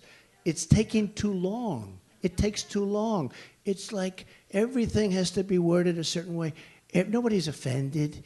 It's taking too long. It is actually hurting us, and it almost shows a sign of weakness. I think one of the reasons I'm doing well is because people understand. I'll give you an example. I came here, I was in Iowa a couple of weeks ago. You go to the stores, there's no Merry Christmas anymore. We're going to start saying Merry Christmas again, folks. Okay, we're going to start, it's true. We're going to start saying Merry Christmas again. And it's ridiculous. You go out to the stores in New York City, you go to the store, you don't even have a sign up. Everything's red. They paint the red. They put everything, but they don't have a sign. It's going to be Christmas time again. Go ahead. Mr. Trump, how do you work with a divided Congress when you're elected? How do you plan to work? Well, I've always gotten along with politicians. I've always worked with politicians. I built I got along with Democrats and liberals and Republicans and conservatives. And, somebody said he's a world-class businessman in one of the articles. It was very nice. And I said to myself, I am. I built a great company. And in fact, when they went and saw it, it was much bigger and better. It's a tremendous company. And that's why I want to put that, I'm not saying that as a bragging thing, I want to put that to work with this country so that we make great deals, so that we do it properly, et cetera. I'll have my kids run it with executives, and that's it. I won't even care about my company anymore. This is so important. This is so inspiring, getting a chance to do this and turn our country around, because our country's going so bad.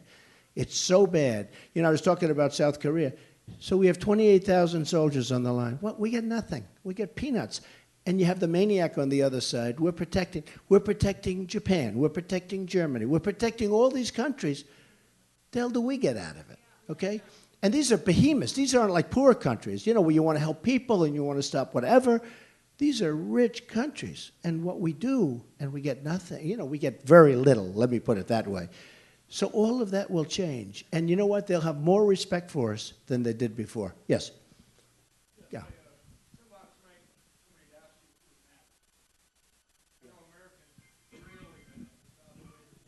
Did you like the answer I gave?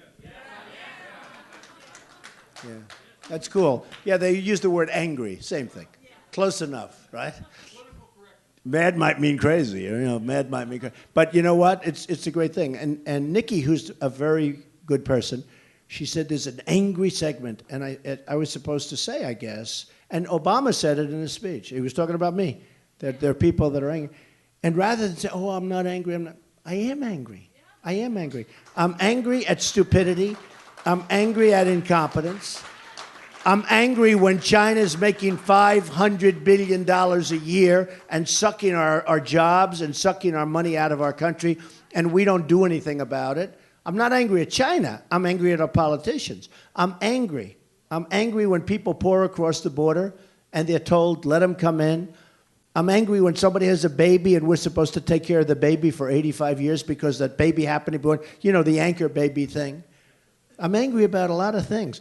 And I won't be angry for long because once we straighten it out, I'm a very happy person.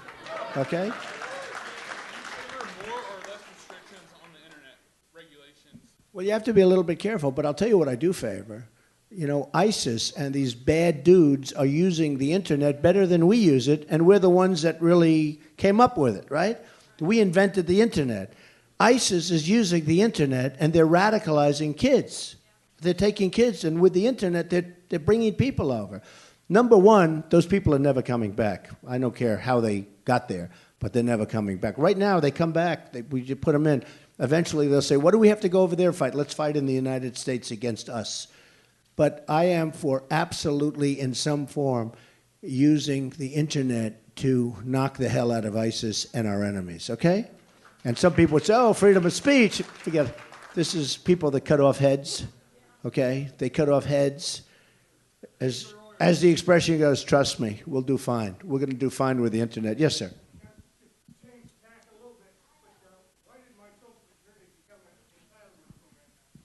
Well, it's true. And Social Security is really being hit by some people where they want to cut it. And you've been paying in there for a long time, right?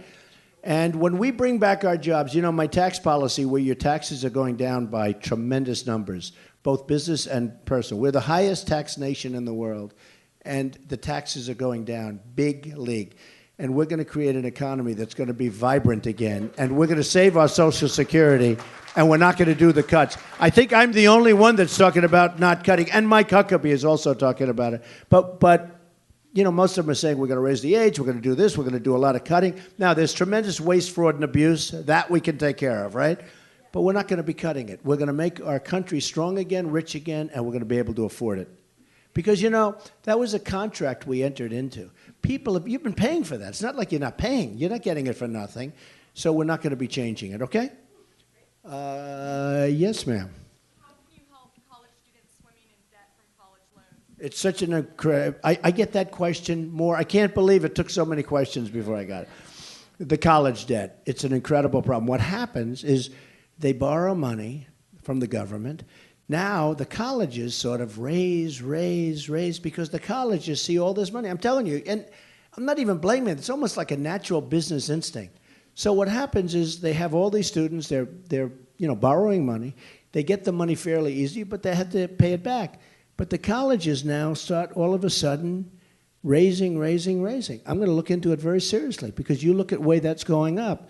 And what happens is they're basically getting money from the government to increase everything, and the cost of running these colleges has gotten out of control. They've gone up so much proportionately, so we're going to be working on that very hard. We're going to be working on that. A lot of people ask me, I get so many questions from students, and the biggest problem is you get out and we don't have a job. Because the jobs, you know, the jobs are all crummy jobs. I don't know if you saw the phony job report that came out the other day. So it's around 5. But what they don't say is the jobs are bad. You know, they're bad jobs. You look at all the part-time stuff, and all, but they're bad jobs. They're not good jobs because the good jobs are fleeing. And the other thing is people that look for a job, that give up looking, and you stop looking for the job. Now you go back, they are statistically, they consider you employed. Because, and I'll tell you something, when I have 35,000 people coming to a rally and 20 and all of these thousands and thousands of, honestly, if there was a real 5% or 4% unemployment, I wouldn't have these crowds. There are people who want jobs. And the worst are the college kids. They come in, they work hard, they borrow money, they get out of college, they can't get a job. You going to be able to get a job? I hope so. You better. If you don't, you'll see my people, okay? If you don't, you and Sean, okay? You and Sean are going to work for Trump, okay, Sean? As soon as he gets better, he's going to be with me. Okay, question. Go ahead.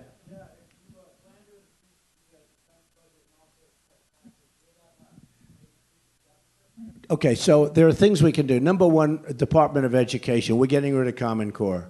You know, this guy Jeb Bush is still on Common Core. How does anybody want Common Core? I've seen it locally. We want local education, the parents, the people, You'll control it. Less expensive, much better. The bureaucrats in Washington gone. We'll be able to cut EPA. So bad what's happening there. You know, they're making the farmers. I have friends that are farmers, and these farmers in Iowa, in different places, but in Iowa, they're complaining. I mean, they can't take care of their land anymore. Everything they do is a big deal.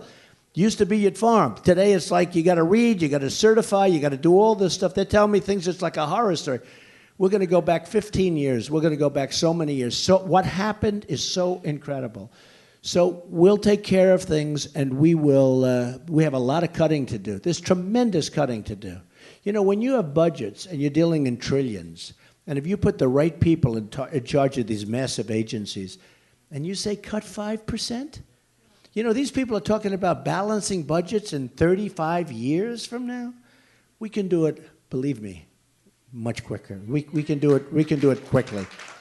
But there's a lot of waste, fraud, and abuse. Yes, sir. Go ahead. I think everybody's here because we feel like we need a hammer. You are the hammer. Two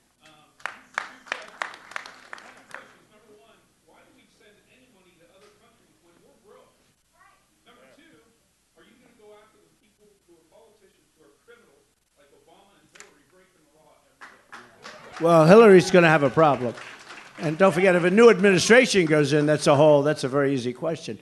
But Hillary does have, I mean, for the first time, she's under such, look, what she did is so wrong.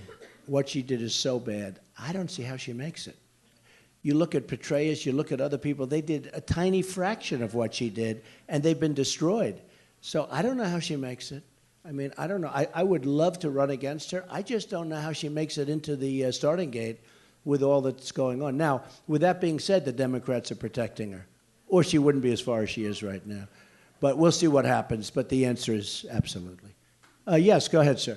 What are you going to do when Congress gives you a 2,000-page budget and we're overspending by $800 billion? But that's what I do. I know. That's what I do. You get them in a room and you say, do it. But Obama doesn't get anybody in a room. He tried, I think, for a little while and it failed. And I won't go into it, okay? But he doesn't get it done. So he signs executive orders, and then everybody sues, and you're not supposed to be doing that. And so we'll get it done. It's called get them in a room, right? Cajole.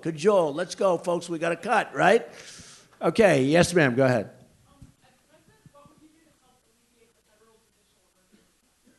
The judicial emergency, meaning more judges? Oh, well, yeah, that's easy. I hope he doesn't appoint too many, actually, because I'd rather appoint mine. You know, we got some judges that are, and one of them that was appointed by Bush, as you know, Justice Roberts, approved Obamacare twice. We could have had Obamacare knocked out twice, and by every standard, what he did was wrong. And one of the other judges practically won't even speak to him again. It's very interesting. What he did was wrong. And we have Obamacare. So I'd almost rather have not too many judges appointed. Let's wait. We can wait for another year. Let's appoint some really good judges. Yes, sir, in the back.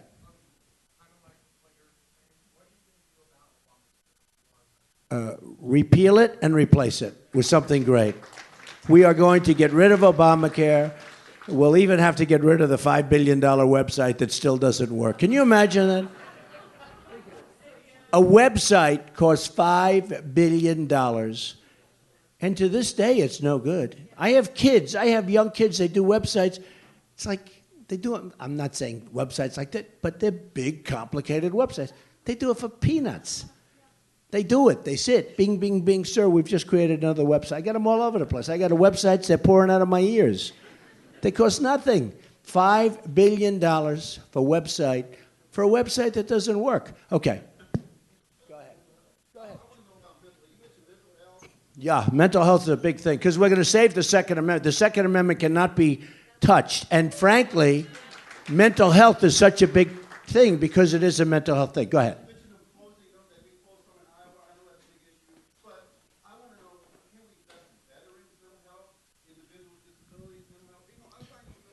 Are you a veteran? Okay, it's good that you say that. Then it's nice. Yeah, because the veterans need help with it. And we are going to be investing big with the veterans, also in mental health, because the veterans are going through, I'm telling you, I go to New Hampshire, I go to different places. The veterans are suffering in this country. And I actually think it's not a money thing. I think it's bureaucratic, I think it's theft, and I think it's incompetence. But because they throw the money, I mean, the money, you know, because the politicians are so afraid, but we have people that are very dishonest. If you look at what's going on in Phoenix, I don't know if you guys have been seeing the Phoenix place, the Phoenix VA, it's a disaster. But there's a lot of corruption, and there's a lot of incompetence, and we're going to take care of that with great management. I mean, we need great managers, and we're going to take care of it. One of the things we're doing with the veterans, you know, they have to wait a long period of time. Some of them wait for 6-7 days in a waiting room to see a doctor. If they do, we're going to work a system where they go and can go to the local hospital, they can go to the local doctors, they'll get taken care of. It's going to be much cheaper. You know how many people die? You know how many veterans are dying waiting to go in and see for a simple procedure or maybe even a pill? And they end up dying because they can't get to see a doctor? So we're going to let them go and see a doctor at a private hospital or public hospital that's in the area who, by the way, aren't doing very well. They're not even doing well. And we're going to work a system for those people because the VA is not working. And we don't want people dying because they can't get to see. There was one case where they waited 6 days after they got there. The doctor said, "We can't see you because we're going on vacation now." Think of it. Can you imagine yourselves, and most of you are not in that position, waiting in a reception room for 4, 5, 6 days to see a doctor for something, maybe to get a prescription or get a pill or have a simple procedure. And people are dying there, and they're veterans, and we can't do that. So, I mean, the veterans groups have been so great to me. The endorsements and everything else have been great, but I'm going to be great to them. Okay, maybe we'll do 2 more. Yes, ma'am, go ahead.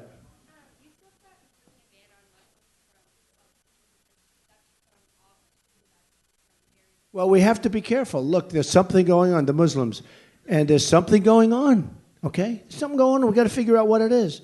And I propose that, yes, and on a temporary basis. But when you have the killings in California, you have all this stuff. You have planes flying into the World Trade Center. You have the killings in Paris, where they walk in and they just shoot all these innocent people, who, by the way, Paris has the toughest gun laws probably in the world. You can't have a gun unless you're a crook, in which case, or a criminal, you can have a gun. You just walk in with a gun. But when you have the toughest gun laws, and you have these people walk into these different places and just kill 130 people, with more to follow because there's some that are so badly hurt. But we had a smaller version of that in California, 14 people. So the gun laws have to be taken care of in terms of we have to protect the Second Amendment. Think of this.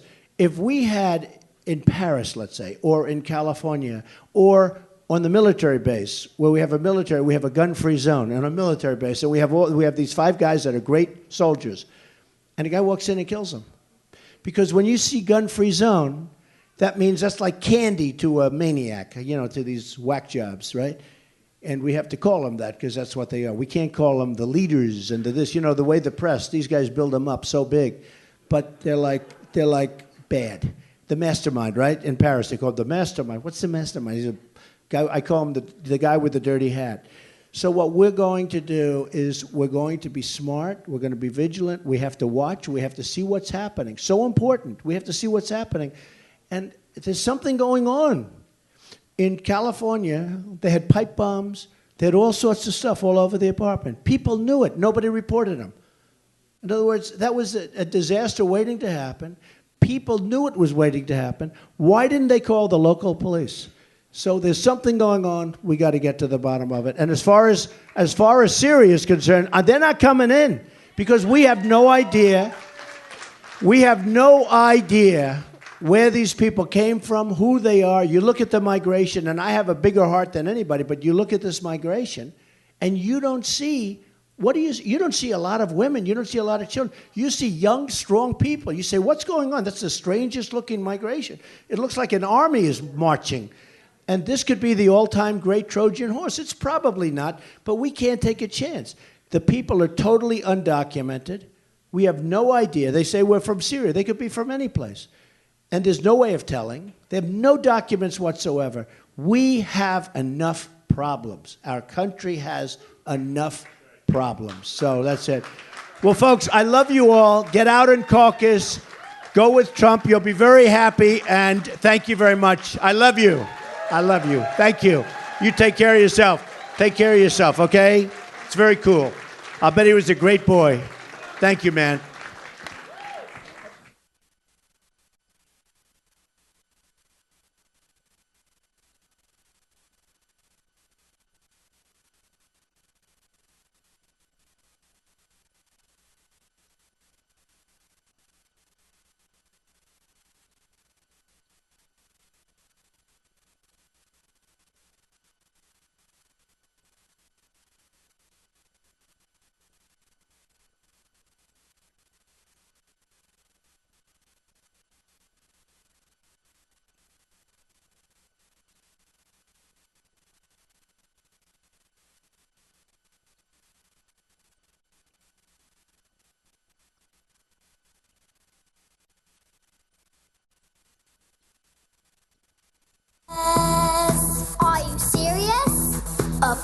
She's for freedom. I can't handle this. When freedom brings, answer the call. On your feet, stand up tall. Freedom's on our shoulders. USA! Enemies of freedom. Face the music. Come on, boys, take them down. President Donald Trump knows how to make America great. Deal from strength or get crushed every time. Hi, Ron Hoon. Samia. Yes, hi. Hold on, let me move because we're blocking Donald Trump's face and put us in the other box. There you go. There we go. Boom. What a great day for politics. Today? Yeah. Isn't every day a great day for politics, Well, it's given that it's 2016 and there's always something happening? Yeah, but it's especially good today because I watched that entire debate, and to see them in the heat of battle. You know, it's true. We live in an age where TV commercials play a pretty big role. I'm sure they're already sick of them in Iowa and New Hampshire, too. But to just see them unfiltered and off the top of their head, they got to answer these questions and respond to the barbs that are coming their way. Yeah. I love that. And I just think there's so many interesting angles coming out of last night's debate. I know. And I mean, I guess we should start with Donald Trump since many of our viewers are tuning in specifically to see Trump. We just wrapped up his first rally since last night's GOP debate in Urbandale, Iowa. Yep. I mean, I'm just amazed at how quickly these guys move. One minute you're in South Carolina and the next minute you're in Iowa. But then again, Trump has his own plane. He does. So it might not be that hard. What is it, a 757 or a 767? Someone in the chat room Somebody will tell me right away. Someone is one of those diehard Trump fans. Yeah. So he was clearly, I thought, his most passionate in any of the debates so far. Now, you guys can tell us what you think. I thought that he was... There have been some other debates where I thought he seemed a little bored. Donald Trump. Yeah, where, kind of midway through, you didn't hear a lot from him. And last night, I mean, he was ready for some of these, some of the stuff that was coming his way. And he, I mean... We're getting different numbers on what kind of plane he has. Okay, a 57 to 67. Halsha said Trump looked exhausted. I think a lot of them looked exhausted. I thought Marco Rubio, let's rewind to earlier this week during Obama's State of the Union. I think Marco Rubio looked exhausted. And Ben Carson yesterday, I went onto Twitter after the debate. He was trending nationwide because everyone said Ben Carson was falling asleep up there. Yeah. Well, we got to get to the point where there's 4 people on that stage.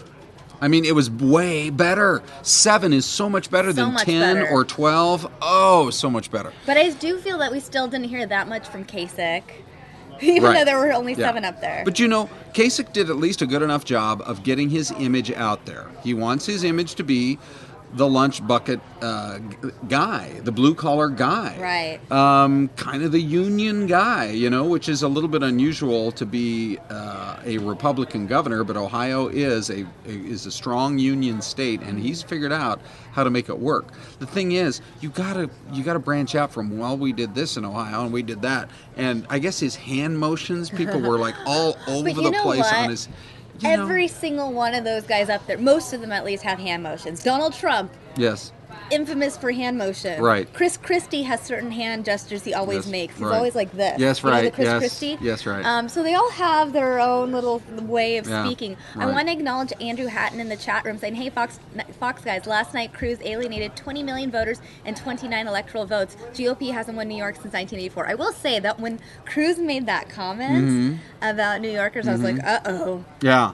But Donald Trump was so ready. That could have been Trump's best moment. That could have easily been his finest moment. And Ted Cruz actually had to applaud him. I know. In the answer. And they had both of their faces up there, and you could see Ted Cruz just go like, correct. I mean, anything consequential come out of this debate?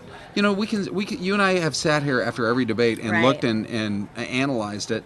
That was one thing of consequence because Ted Cruz is not going to bring that up again. He's not going to bring up the New York angle. But he loves to, being a guy from Texas, and to be able to go out. He goes after the Washington crowd, and he goes after the New York crowd. And Donald completely took that away. I mean, it is such a heavily, registration-wise, heavily Democratic state. I don't know. I mean, I agree with most of the analysts who are already saying, even the fact that it's his home state, he probably won't win it. New York? If Donald Trump is the nominee, he probably won't win it. Well, he would have Hillary a better Clinton was chance their than anybody senator. else. Huh? Hillary Clinton was their senator in New Well, York. there you There's are. that. Right. But the argument could be made that Hillary moved there Just to to run. run for the Senate, then that's true. what you call a carpetbagger. And Donald Trump has been there and worked there and built a business there, and obviously truly loves Manhattan. So He does. I thought that.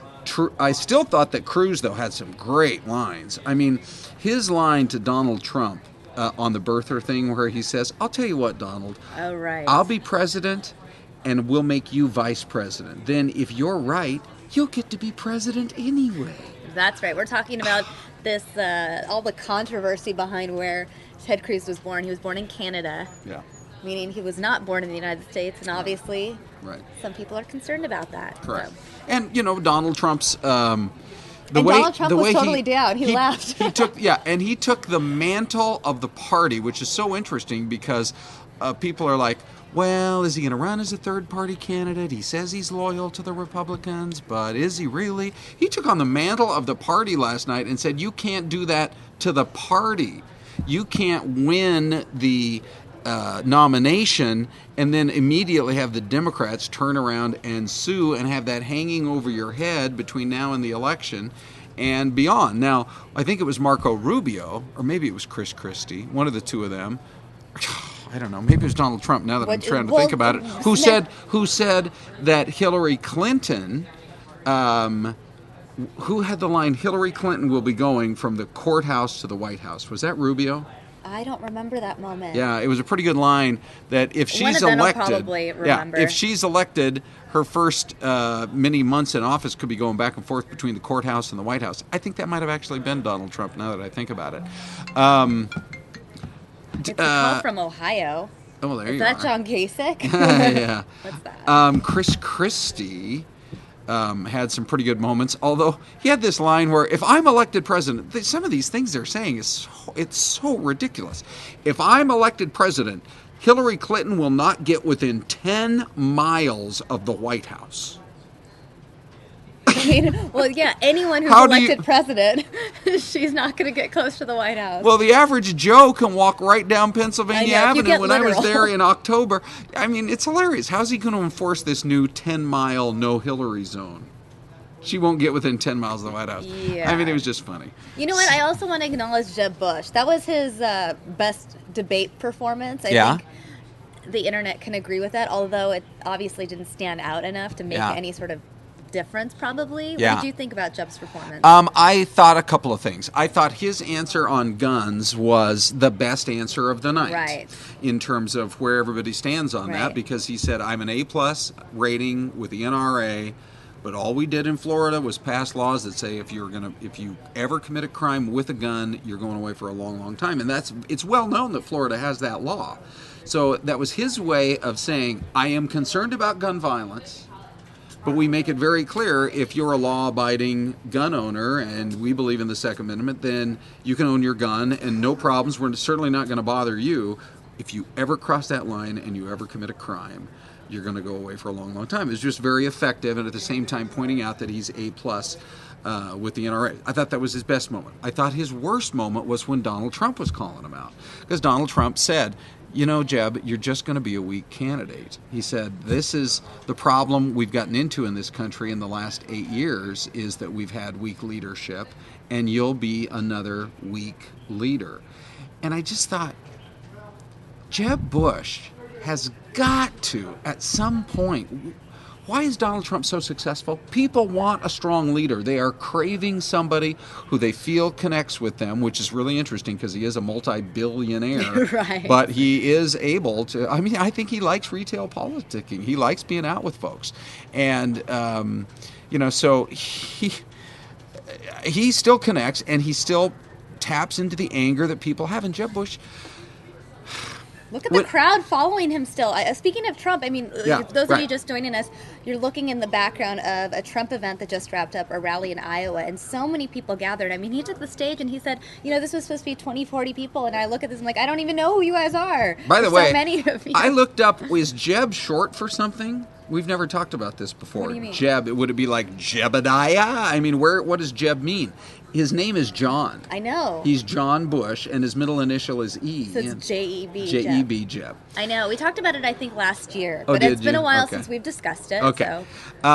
So. But anyway, I kept waiting for Bush to at least do something like, I mean, that's just a direct assault on not just your candidacy, but your manhood. So say something. His response was, well, you should go out to the airport and see what they're doing out there. Boeing is building planes. And Trump's like, yeah, I'll check it out for you, Jeb. I mean, why not at least have 10 seconds of a fire in the belly enough to say, look, pal, it's obvious you think you can insult your way to the presidency and call me and every other person on this stage in names. Why don't you shut up and talk about the issues? I mean, just one little nugget like that, where the crowd, would suddenly... That's all he needs to do, but he's seemingly incapable. I don't think Jeb Bush has a shot, any kind of... It's a 1 in 100 chance that he's going to be the nominee. Even though this morning, Lindsey Graham came out and Right. endorsed Jeb Bush, although in the Right. polls, it wasn't like Lindsey Graham had a ton of support anyways. Yeah. I feel like it's more symbolic Yeah. than anything else. But here's my question, and here's my question for you. Okay. As we know, John McCain, our senator, was endorsing Lindsey Graham. Yeah. If Lindsey Graham endorses Jeb, does that mean that McCain secretly is endorsing Jeb? Yeah. That's my question. That is a good question, because I don't think he's going to endorse Donald Trump, but I actually don't think he's going to endorse anyone. He's not endorsed. He's Yeah. come out and said he's not publicly endorsing anyone. Which, he'll is support whoever the Republican nominee is. Which is a but- smart move, because it's an election year for John McCain. And let's say right. he comes down. What if he were to come out for Donald Trump? Highly unlikely. But then the Trump folks are like, way to go, McCain. But the other 70% of the people are like, oh, man, So what if he comes out for Jeb Bush? Well, the 3% who love Bush will love McCain, but the other 97%. So it's a no-win situation. So he's for just him. more concerned about making sure he keeps his Senate seat. Well, that's got to be job one. Right, You better I'm be saying that's focused his on concern, that, though. particularly When because even when it comes to the 2016 presidential election. Yes, I'm sure.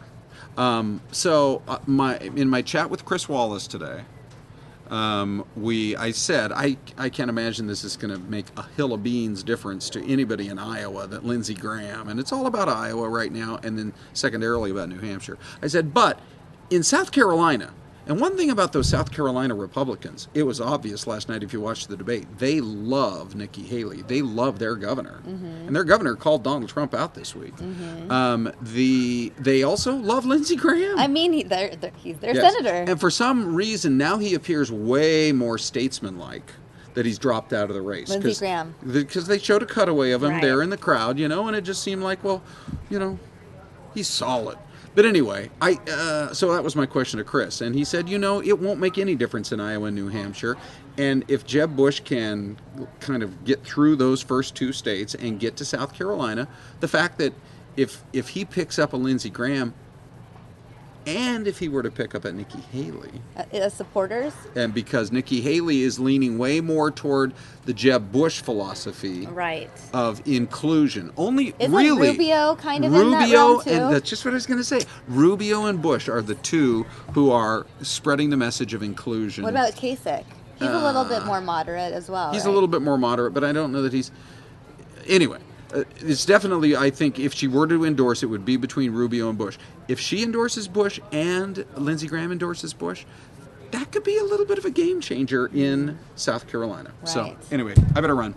Ron Hoon, man. you're just leaving us like that? I got to leave at 20 after. They're waiting for me to go tape a segment for the Sunday show. So All right, that's fair. Well, we appreciate your insight. I do. I love hanging out with you guys, and the chat box is all over the place. So I know. Lots of good stuff. Rubio was very handsome last night, says Tess. you guys, it's great. It's great hanging out with you. But anyway, Good I hanging got out with so you, many too. things going on today. SK. Oh. And for our loyal viewers, one last time, I must play this, our viral This is sensation. so great. You love it. Yes. Official Donald Trump jam, more than 2 million views on our YouTube page, like 5 million views on our Facebook page. And this is not including all the other people that have already like stolen it and uploaded it. This is crazy. Thanks for the tip. It's been like 2 days, not even. We actually put it on our air this morning. I saw that. And people love this thing. So enjoy it. Let's play it one more time for our loyal viewers. Stand by.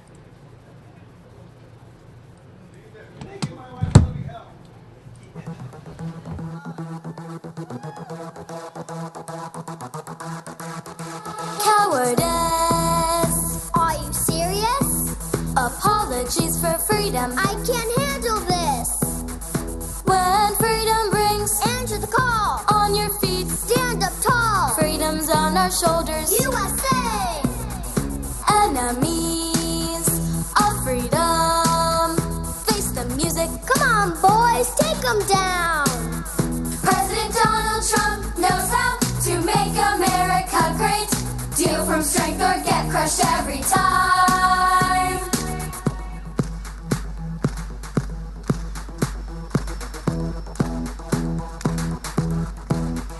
Over here, USA. Over there, USA. Freedom and liberty everywhere.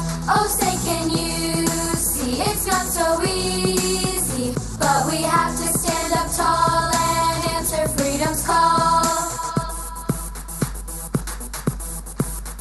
USA, USA, USA. We're the land of the free and the home of the brave. USA, USA. The stars and stripes are flying. Let's celebrate our freedom. Inspire proudly freedom to the world. Ameritude, USA. American pride. USA. It's attitude, it's who we are. Stand up tall. We're the red, white, and blue. Fiercely free, that's who. Our colors don't run, no siree.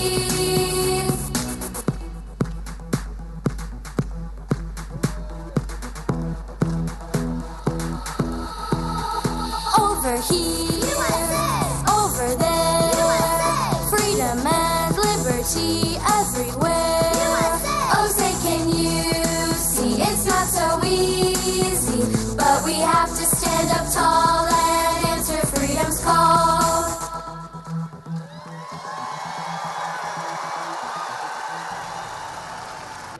All right, guys, I hope you enjoyed watching that video 100 times. Those of you who have been tuned in this morning, even before the Trump rally began, you know we played that song over and over for you. In case you enjoyed the video, I encourage you to share it on Facebook, on Twitter. Okay. It's already viral. Let's just spread it a little more. Again, that for those of you don't know where that came Guantanamo. from, that's from a Donald Trump rally Wednesday I don't night, like that. I believe. What do Wednesday you need night $1 million Donald for? Trump Level rally. out the Those are surface. Let the 'em Freedom play. Kids. The That was in Iranians are Florida. great You know what negotiators. The surprises me is Persians the are Freedom great Kids have a Facebook And we page. have people And that are I don't think babies. a lot of Like a people chess know that they have a player, Facebook page because they only have like grandmaster, 1,100 playing likes. So I against feel a like checkers we should all support child. the Freedom Kids. Go No, to that's their what it Facebook is. page, We like their give page, them, and think of maybe it, see a nuclear them rise to scientist. stardom, guys. You And never they know won't what's give next us for the a Freedom Kids. So there's that. It's so- As so far insane. as other President live events, I Obama, just realized that I have this video Secretary playing Kerry, right here. I That's highly amazing. think you should read I this don't even book. know what it has to do with. I'm just gonna take it out, and we are gonna go live now to Josh Earnest, who is giving his daily White House briefing. Of the companies, and not on like creating jobs and other things that would actually be good for the broader economy. So, again, I think we can take some, we can find some optimism in the idea that both Democrats and Republicans agree that these kinds of loopholes in the corporate tax code are a problem. But thus far, our proposed solutions have been quite different. And I think that just frankly reflects the differences in the priorities that have been identified by the individual parties. But that certainly won't prevent us from having a conversation. Lastly, I'm curious how you can say, if we accept that Islamic State is following a terrorist strategy, which I think most people do, that they've had no strategic victories in recent months. I realize, short of, taking over a country's capital, victory can be in the eye of the beholder, but given that the whole idea of a terrorist strategy and conventional military thinking is to affect audiences, domestic, foreign, your own organization, your potential sympathizers, how can you analyze that an attack in Paris is not a strategic victory for a terrorist strategy, or an attack, even if it's a tiny one, in the United States is not a strategic victory for the kind of terrorist strategy that they're pursuing? Yeah. Well, the fact sheet that we put out was specifically related to our military efforts to counter ISIL, and the sentence is just that ISIL has not had any major strategic victories in Iraq or Syria since May of 2015. So they were pretty specific. That's okay, but I definitely want to make sure that you take a look at the fact sheet when you get a chance. Okay, Ron. There's some reporting suggesting that the White House National Security Team is in the final stages of reviewing a Pentagon proposal to close Gitmo. True? What I can confirm for you is that the Pentagon, at the instruction of the president. All right, guys, we're going to actually cut out of this Josh Earnest press conference and instead go to Charleston, South Carolina. We are going to watch Ben Carson speak right now. Well, thank you. Thank you all for coming out on this glorious South Carolina day. If you're a duck, okay. No, actually, the nice thing is I didn't bring my overcoat, and I don't need one here. So, simple pleasures are the best. You enjoy those. Well, last night at the debate, I hope everybody kind of noticed how much time we wasted talking about stuff that doesn't matter. Oh, yeah. When in fact, there are so many critical issues going on in our country right now. And I actually believe we're sort of at a precipice, about to go over the edge. And we're sitting here talking about what are people in New York like? Or, these silly birther issues and the stuff that actually could mean, it would be very, very difficult for it to mean less. What we really should be talking about, I think, is what's happening to our nation, what's happening to our leadership positions in the world. They need to turn the volume on. Oh. There we go. You're good. Is that better? There you have it. All right. Excellent. Okay. What's happening to our leadership positions in the world? And a good manifestation of this is what happened with the two boats in Iran, and them taking our sailors and humiliating them, when all we had to do is say to them, look, guys, release them immediately, or you're not getting one dime of those billions of dollars. Not one dime. Do you think they would have held on to them? No. Not only that, but I said, look, while you're at it, give us back our other 4 hostages. That's right. I mean, why are we so feckless and so weak? And that's...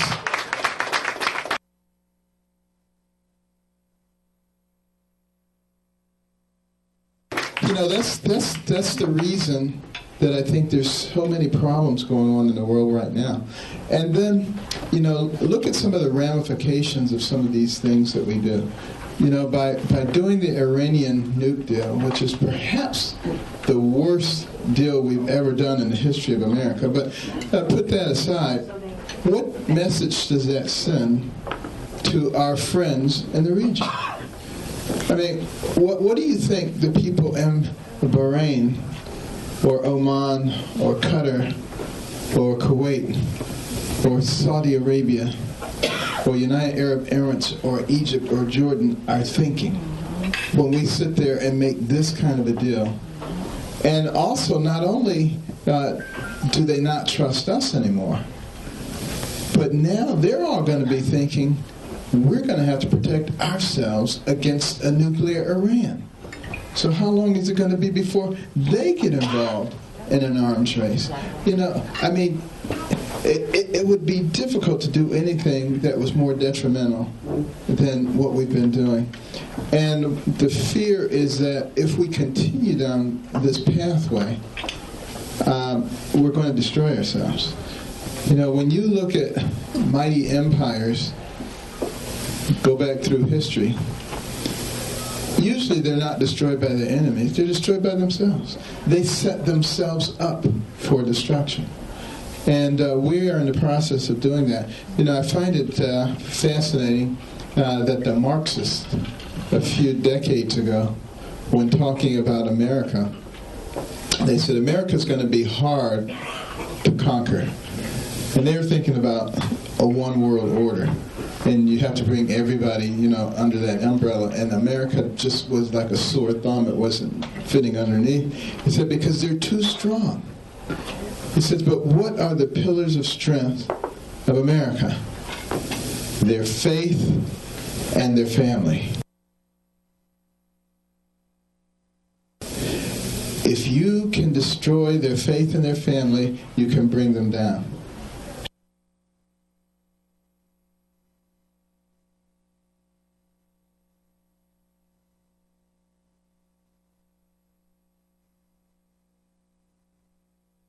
You notice what's been under attack for the last 40 to 50 years in this country? Our faith and our family. And unfortunately, you know, they have been extraordinarily effective. The real question to me is, will the American people be smart enough to actually see through all of the stuff that is going on? You know, we have a tendency to want to look at the bright, shiny object in the room. And we don't notice anything else that's going on. And, you know, when we're concentrating on the wrong things, we're unable to see the right things. You know, there's a book called Blink. Some of you might have read it.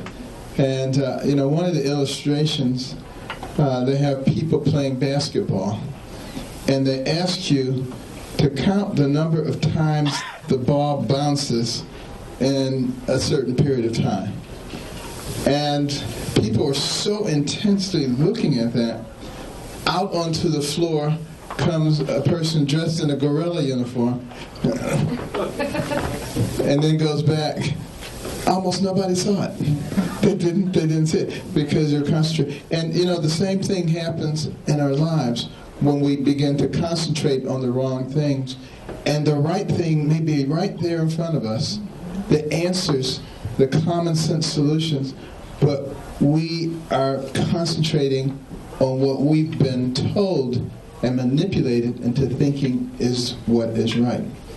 And right now in the current cycle, you know, we believe that loudness equates to strength and wisdom. And it doesn't. And what we really need to be thinking about is our children and what is going to happen to them, you know, if we don't start taking some corrective action. You know, let me just give you an illustration of the situation that we're in as a nation. The United States military has an all-volunteer service now. That's been going on for a few decades. Do you realize that 71% of our people between the ages of 17 and 24 cannot get into the military, either for mental, physical, or educational reasons? What does that tell you about our society? Only 29% would be eligible to serve in our military. And it tells us that, you know, we have really deteriorated very, very significant, and we're not concentrating on the right things. And we only have 330 million people. China has 1.4 billion. India has 1.1 billion. And yet we have to compete with them. How are we going to be able to do that when large segments of our society cannot pass a basic entrance exam that is set at an incredibly low level? what does that mean for us in the future? Well, one of the things it means is that we're in danger of what the founding fathers were afraid of. They said that our freedom and our system is based upon a well-informed and educated populace. And they said if we ever become other than that, the nature of the country will change. Why? Because the people would be so easy to manipulate. Now you could tell them anything, and as long as you danced around and shouted and did a few things, they say, oh, that's right.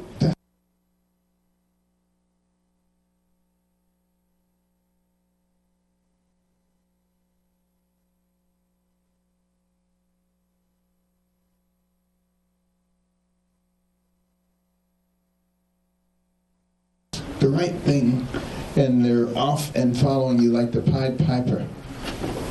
Somehow we have to break through that. If we can't break through it, then we are inexorably going to die.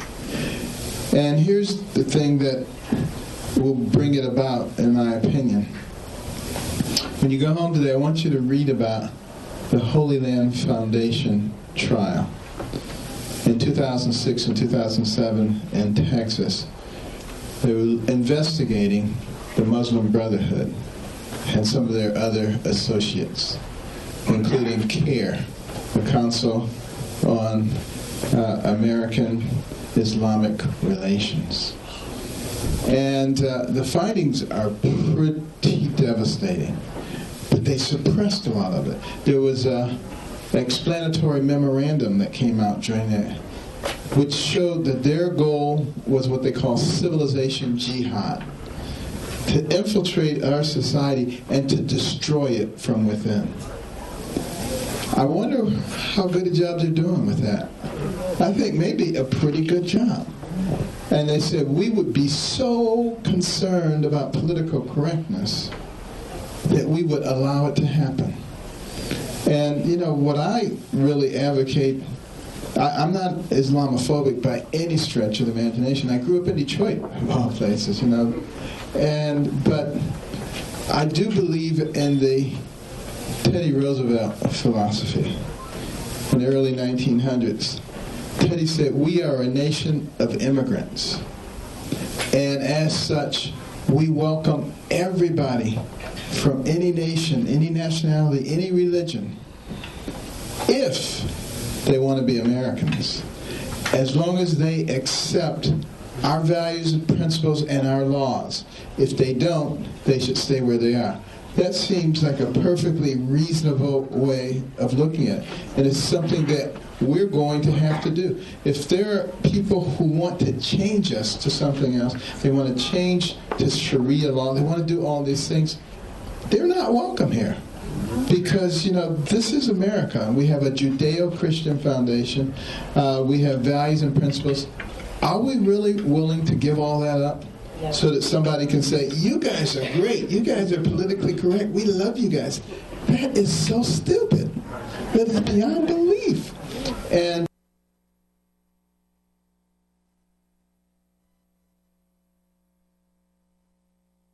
you know, what if our ancestors had not had, you know, our welfare in mind?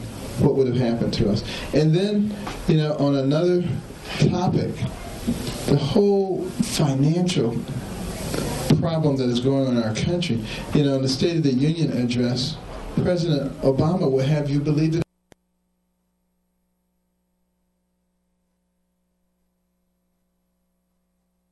everything is wonderful. And yet, you know, we have the worst labor participation rate, labor force participation rate ever in our history. The number of people eligible to work who are actually working. And that's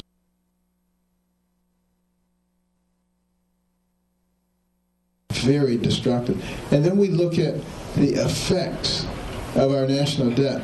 You know, I was hoping that something like this would come up during the debate yesterday, because that's something of substance. What is the effect of a national debt of $18.5 trillion? Well, there are multiple effects, but one of the things is it totally influences the Fed policy, the central bank. They have to keep the interest rates low, because what happens if they raise them?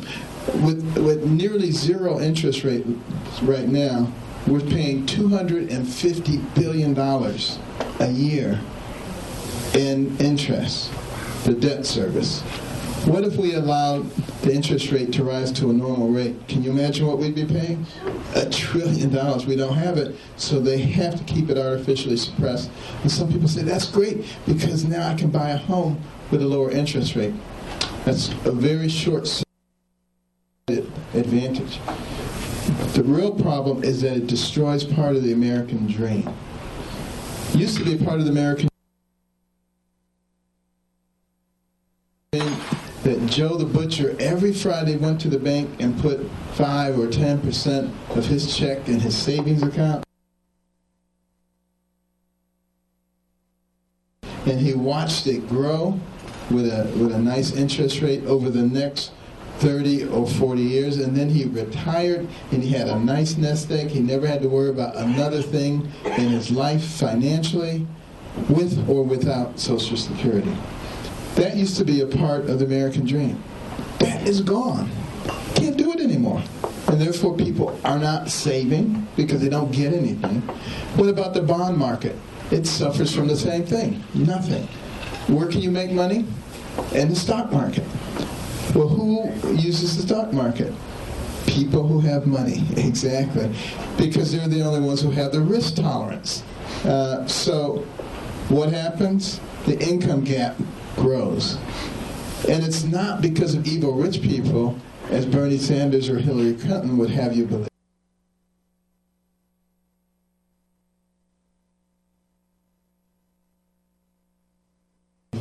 It's because of these asinine policies that are destroying the future for the American people. These are the things that must be talked about. It must be talked about, the effect of all the regulations. Last year, we had 81,000 pages of regulations. Think about that. And the cost of enforcement of these regulations, almost $2 trillion. Now, you want to divide the cost of regulations up amongst all the families. For an average family of 4, the regulatory cost each year is $24,000. Think about that. What could you do with $24,000 as a family? Stop and think about that. Incidentally, the poverty rate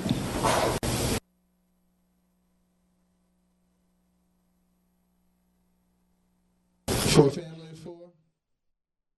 All right, guys. I know you wanted to watch Ben Carson, but it looks like this feed is a bit glitchy, so we're going to go back to Josh Earnest and the White House press briefing.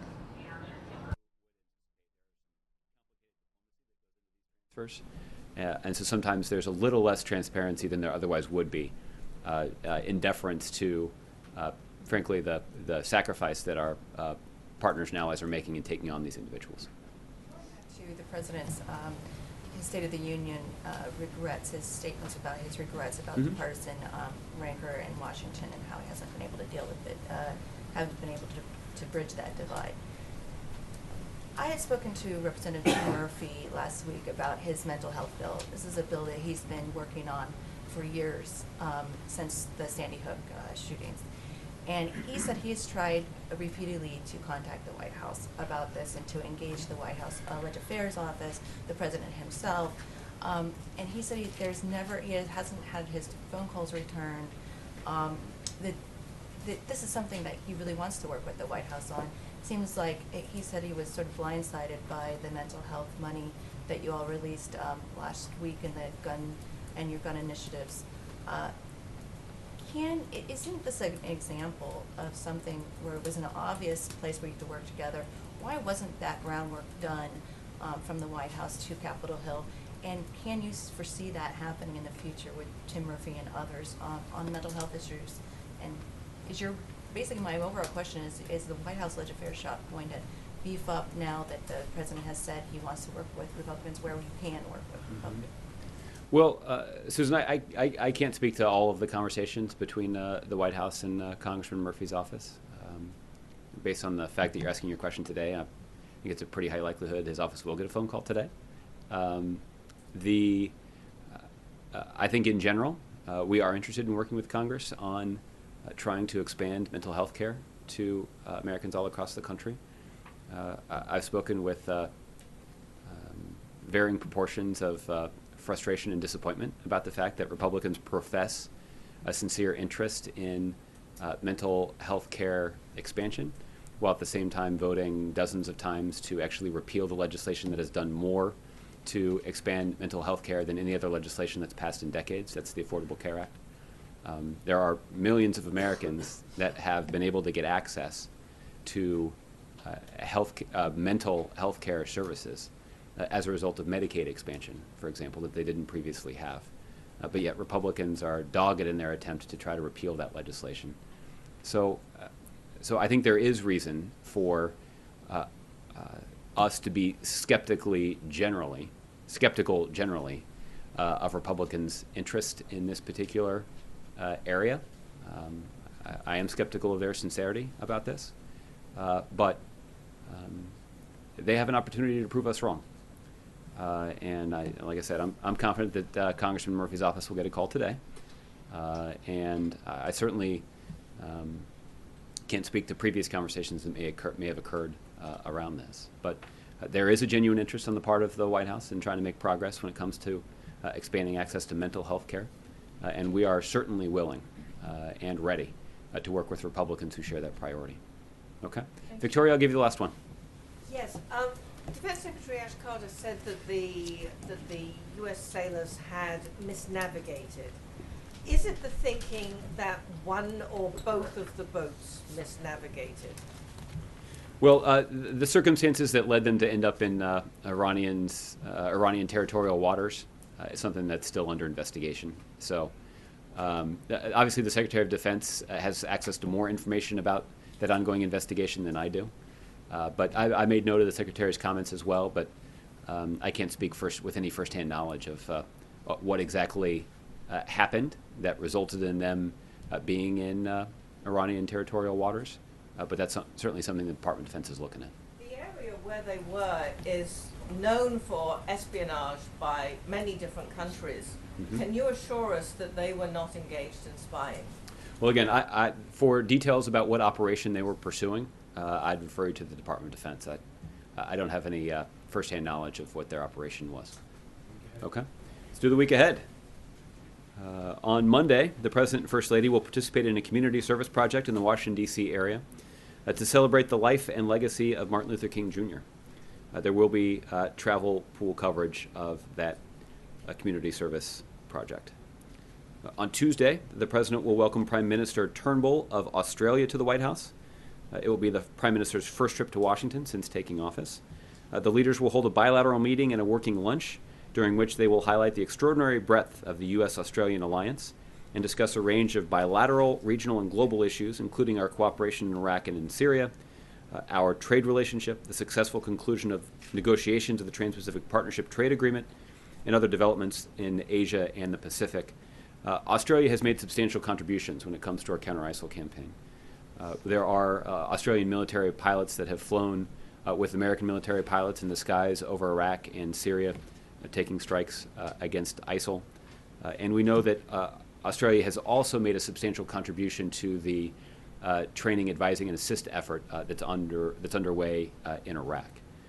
So we're obviously deeply appreciative of what the Australians have done to further our coalition's efforts, and I'm confident that'll be part of the discussion between the two leaders. On Wednesday, the President will travel to Detroit, Michigan, to experience firsthand the remarkable progress made by the city, its people and neighborhoods, and the American auto industry.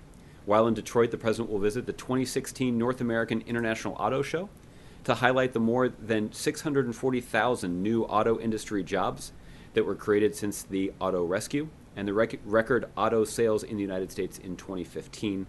Additional details about the President's travel to Michigan will be made available either over the weekend or at the beginning of next week. On Thursday, the President will deliver remarks and host a... All right, guys, it looks like the Carson event is now running smoothly. Maybe? Let's go ahead and check in with that.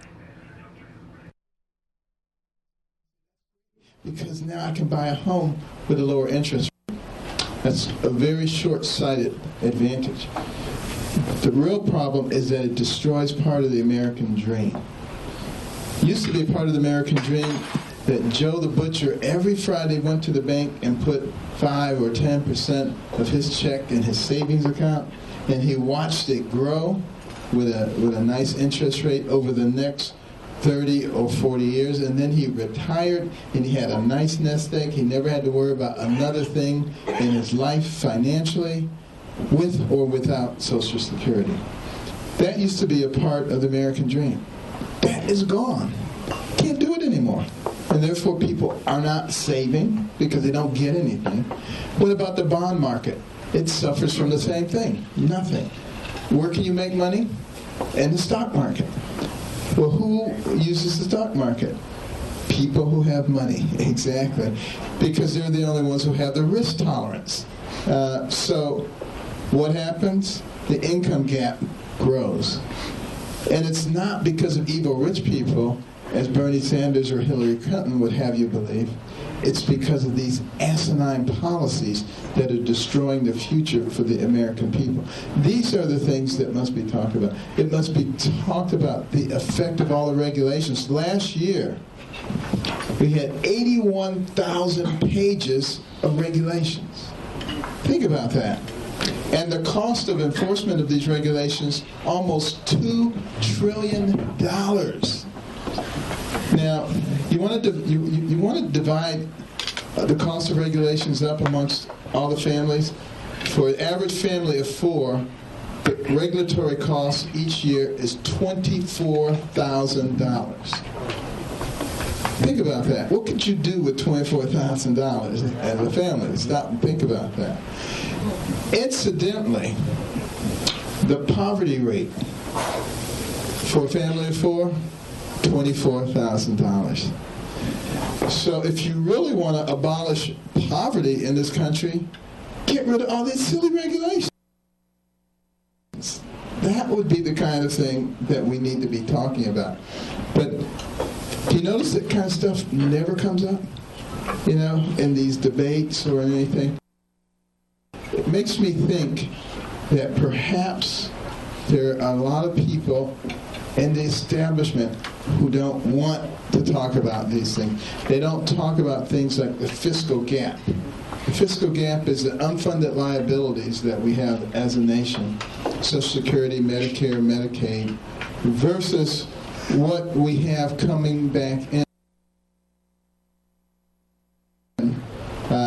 from taxes and other revenue sources, and we do not exploit our other revenue sources.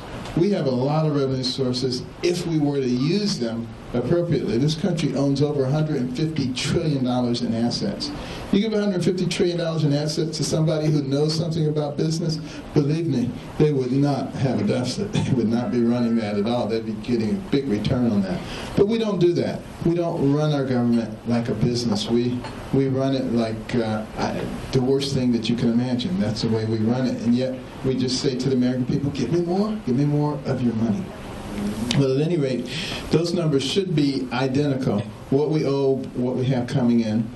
When they're not, a gap formed. Bring that forward to today's dollars is called a fiscal gap, and it sits at over $200 trillion. Somebody has to be responsible for that. Now, you will not find a single politician in Washington who will talk about the fiscal gap. But since I'm not a politician, I can talk about it. And it's very important that the people understand this. Because when you understand the shakiness of our financial foundation, then you can interpret better when somebody comes along and says, free college for everybody. Now you kind of understand what they're talking about. And what we need to be thinking about in this country is how do we strengthen it? How do we preserve it? How do we give something to our children and grandchildren that we can be proud of? If I were in charge of this country and I was trying to destroy it from the inside, I'll tell you what I would do. I would try to drive wedges between all the people. I would have a war on women, and race wars, and income wars, and religious wars, and age wars, and every kind of war imaginable. I would have Democrats hating Republicans, Republicans hating Democrats. I would have people think that if somebody disagrees with you, they're your enemy, to be destroyed and denigrated in any way that you possibly can. I would try to destroy the financial foundation of the country. I would raise the debt to unimaginable levels. I would invite people in here from other countries. I'd put them on all kind of benefits. I'd be trying to get the people in this country on food stamps and everything I could give them, free telephones and free college, and I would just get them all sort of addicted to all of this stuff and just keep running that up. I would destroy the military. I would have the smallest Navy that we've had since 1917, the smallest Air Force. I would destroy the morale. I would be telling the veterans how wonderful they are, but I would do absolutely nothing to help them. I would see 22 veterans every day in this country committing suicide. I would not take care of our structural problems. You know, our electric grid is very vulnerable. You know, I would get us out of the space race, out of this, the whole space endeavor. Came so many of our inventions, a lot of our innovations. Your cell phone, just as one example, came out of that. And in the future, he who controls space will control the earth. So that's what I would do if I were trying to destroy America. Now, any resemblance to what's going on, I'm sure, is coincidental. But it gives you some idea of how much trouble we are in and why we must be vigilant and why we must stop each other, and why we must use our intellect and our resources to figure our way out of this, not allow ourselves to inexorably go down the same road that every other pinnacle nation has gone down before they were destroyed. And Thomas Jefferson perhaps said it best. He said we would reach this point in our country where the people would no longer be vigilant, they wouldn't be paying attention, they'd be more interested in a football game or who's on Dancing with the Stars. He didn't use those examples, but you can understand what I'm saying. He said we wouldn't be paying attention, and as a result, the government would do what all governments do: grow, infiltrate, and dominate.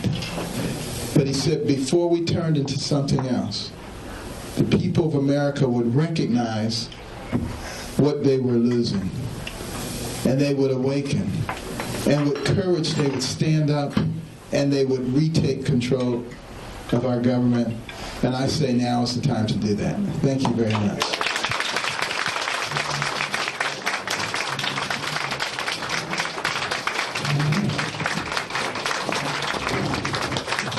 Thank you.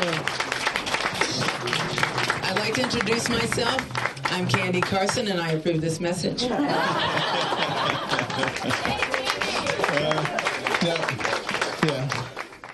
I have time for a couple of questions, yes. Dr. Carson, I'm going to touch on the topic. All right, guys, I am passing the show off to Mike. Stay tuned, guys. You have a great show ahead. More news now. And we're bringing you a live event from Hillary Clinton in Iowa. There we go. This is a live feed from Iowa. Hillary Clinton expected to appear momentarily.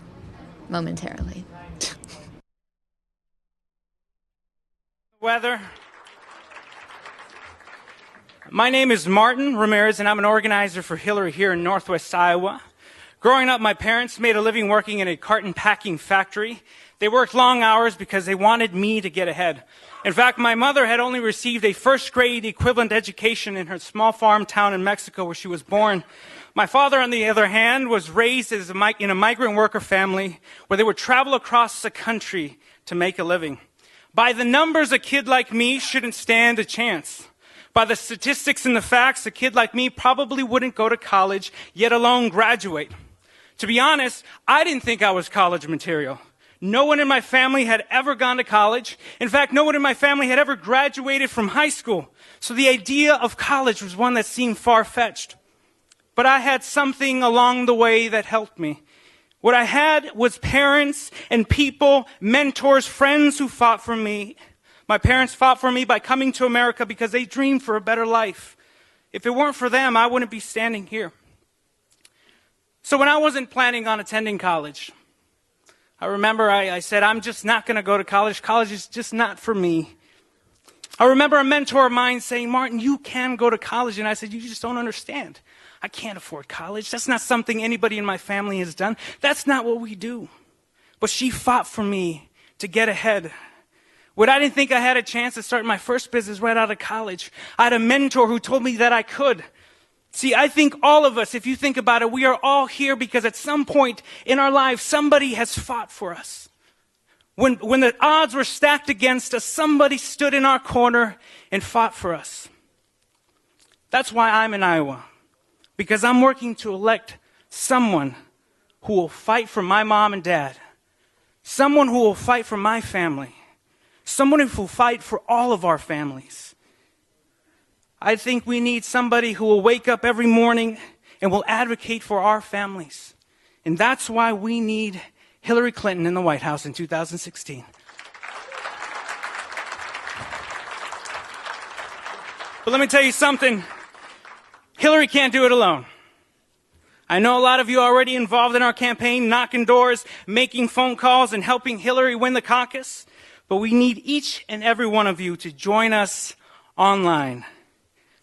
That's a big part of how we win in Iowa. So first, I want all of you to take out your phones. Please join me in taking out your phones.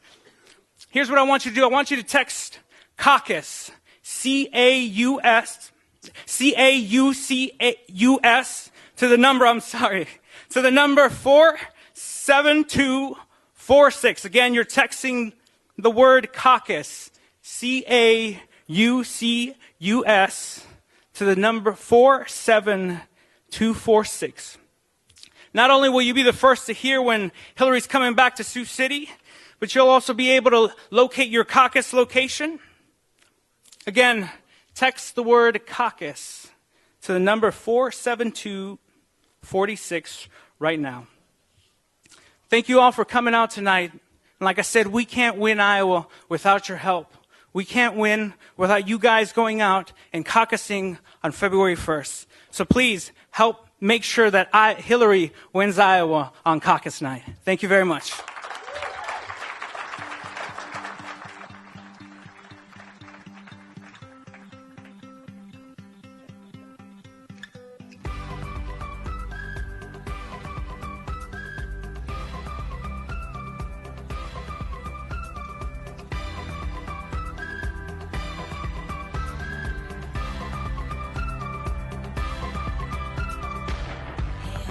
On the road again, moving on.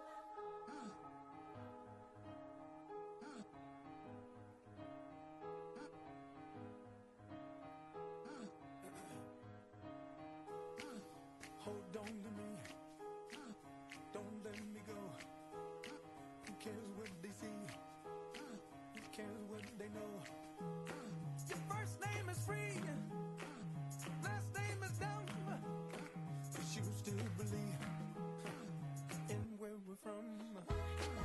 Man's right flower, it's in every living thing. Mind, use your power, spirit, use your wings.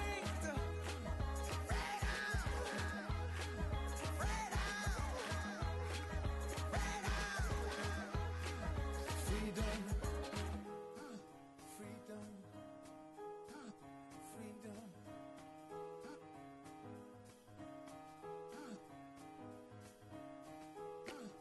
Oh, don't believe, oh, don't let me go.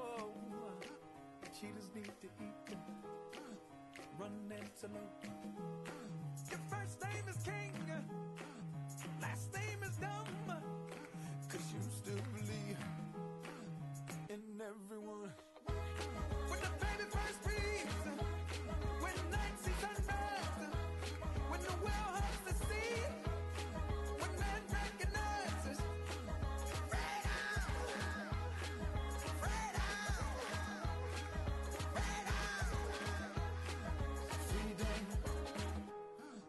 freedom, breathing.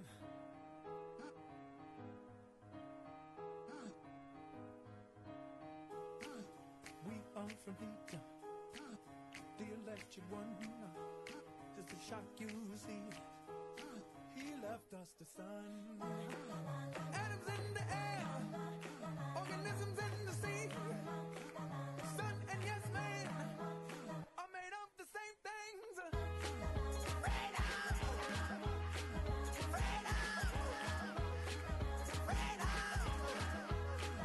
Freedom, freedom, freedom, freedom, freedom. Outstanding. Girl, you knock me up. Exciting. You make me wanna shout. Yeah, you lookin' sweet tonight. You better every day, girl. Wish that I could love you right in a special way, girl. You light my fire. I feel alive with you. You blow my mind. I'm satisfied.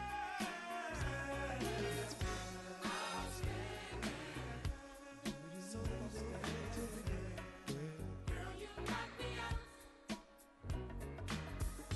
Exciting.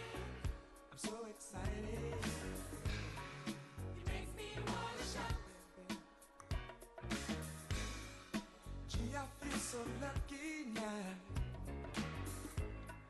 to have you all along, girl. I really love the way you love it, girl. Forever I'll be yours, baby. You blow my mind, baby. I'm so alive with you, baby. You blow my mind, baby.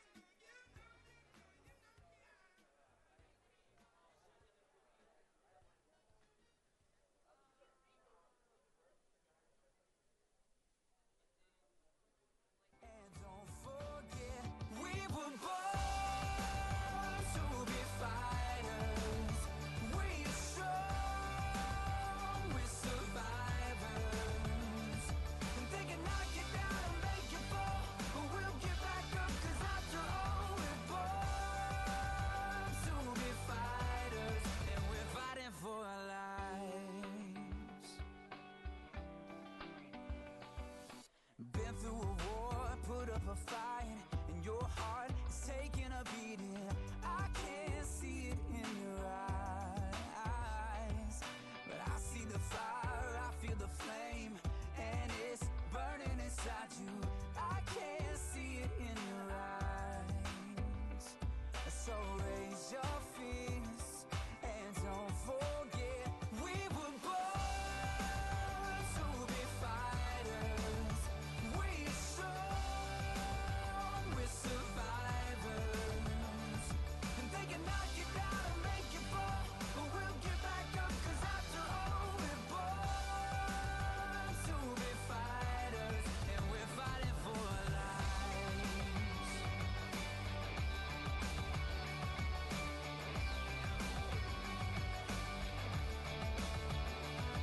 So raise your fist and don't forget. I'll raise your fist and don't forget we were born to be fighters. We're strong, we're survivors. And they can knock you down and make you fall, but we'll get back up, 'cause after all we're born to be fighters. We were born to be fighters. We're strong, we're survivors. And they can knock you down and make you fall, but we'll get back up, 'cause after all we're born to be fighters, and we're fighting for our lives. And we're fighting for our lives. Yeah, we're fighting for our lives.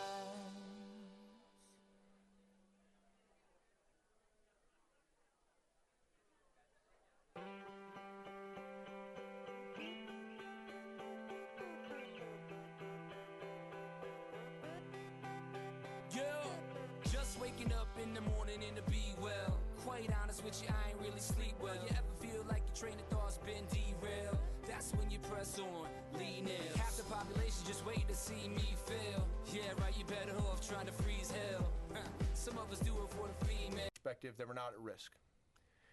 So that's again, working in those particular environments, our personnel are equipped with personal equipment to deal with those kind of environments. And that's why I can be assured, and history has shown through the fact that none of our workers ended up sick as a result of this, that there was little chance or no chance that there was a risk to those particular individuals, those lab technicians. So it's not because they weren't exposed to anything, it was that they were prepared in case they would have been exposed in advance. That is correct.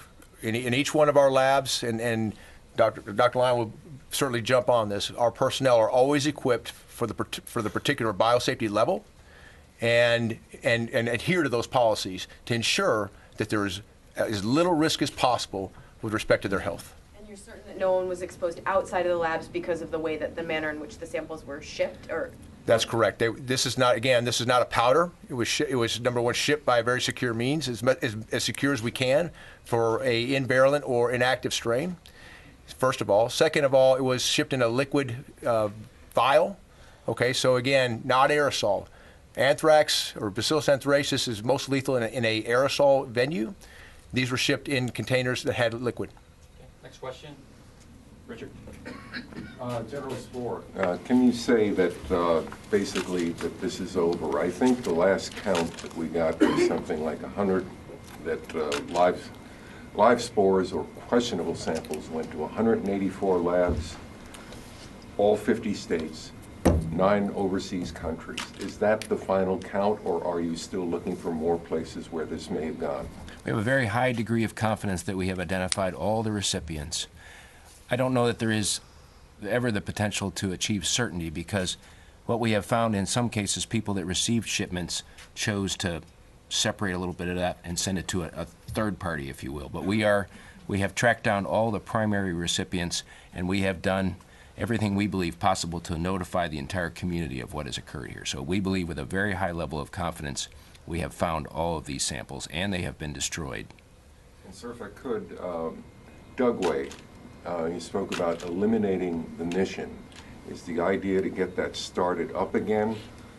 is the idea what happens to all the personnel there? What's going on? Yeah, What will happen?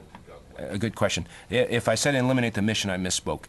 What is being eliminated is their production mission, and that means they are producing more than what they need for their own internal use. They will still be testing, and they will still be testing materials against some of these biological organisms, but they will just be doing that for their internal Dugway use and not shipping organisms or materials anywhere else other than for use at Dugway. And we need that capability. This is a capability that our nation needs to keep testing these materials. Capability that the nation needs. So at some point or another, it's been shut down now, right? You're not shipping. We're not shipping, nor are they even working with biological agents today.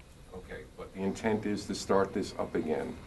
And the purpose being what? Yeah, so again, they will be only working with materials for their own internal use, but they will be making, storing biological organisms to test U.S. equipment against. So, for example, a detector, which we believe detects against anthrax, it's shipped to Dugway, and they, under the proper precautions, test it using the actual agent. You can only do so much with a simulant or a surrogate, and at some point, you have to test the equipment with the actual agents to make sure it protects soldiers and service members. Yes, ma'am. Yes, Jennifer with the U.S. Korean News, and do you have any result of investigation of Osan Air Base in South Korea about the anthrax issue? I did not look at that, ma'am. I don't know if General Ostrowski did. No, ma'am, I did not look at that either. It's beyond the scope of my investigation. My investigation was focused directly on Dugway Proving Grounds and Dugway Proving Grounds only. Overseas bases. What we have done is put a number of procedures in place for how we deal with customers outside of the DoD or even within the DoD. And so that we have totally revamped the processes and the procedures for which we will deal with customer requests, and to make sure that we have a high degree of certainty that what they asked for is what they need, and what they need is what they actually get. And so we're putting a whole suite of procedures in to ensure those type of things take place. Any other questions? Yep. Thank you, Carla, Voice of America. I was interested in, you said that the science was off a little bit, and I was reading how it says the only way to guarantee a sample is to test 100% of it to make sure it's not viable. What other ideas, what other tests are you guys looking into using if this test is not accurate anymore? And how long was the Army using this test? So that's part of the way ahead is something that we are going to be looking at as we assume the responsibility for the executive agency over the biologic select agents and toxins, and Surgeon General is the responsible official for that. We have to look at the science based upon the newer capabilities and the newer technologies of how to test. If you irradiate something so much, it destroys the cell, it destroys the proteins, it destroys the markers. So then if you try and test for that live agent, it's not there. If you use it too little, then you have agents that could potentially come up. And so what we've got to do is determine what is the risk associated with certain levels of irradiation to the cell.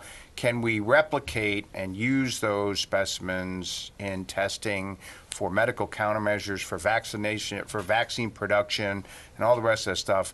How do we do that, and then how do we risk stratify?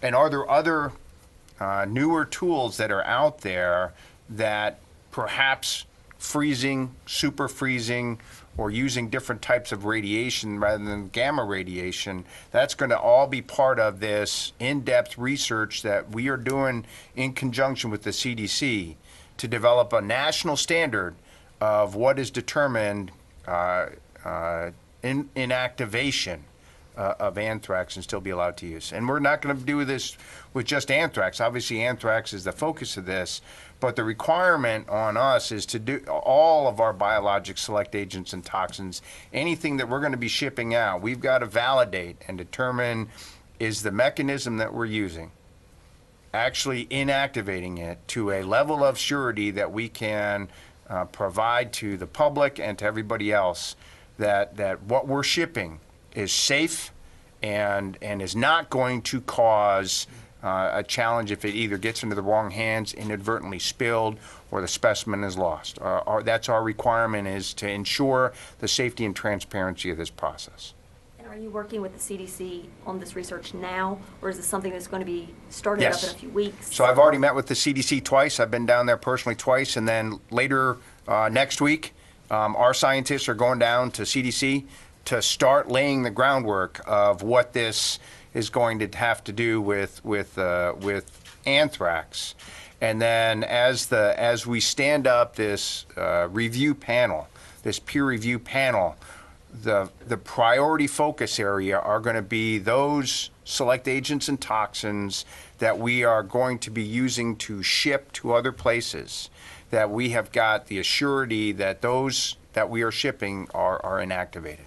And then we'll look next at the ones that we're producing internal, and then finally those non-biologic select agents and toxins to make sure that they are actually non-biologic select agents and toxins.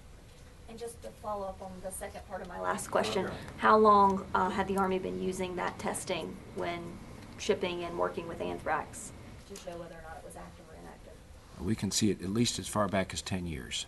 And our dilemma was that each lab's procedures were just a little bit different, all within the range of what scientists believe was reasonable, but all a little bit different as well. Let's go to Jennifer Fox. In the process of your investigation, did you find that any other agents, dangerous toxins, had been shipped inadvertently in a live state? Did you find that this was happening with agents other than anthrax?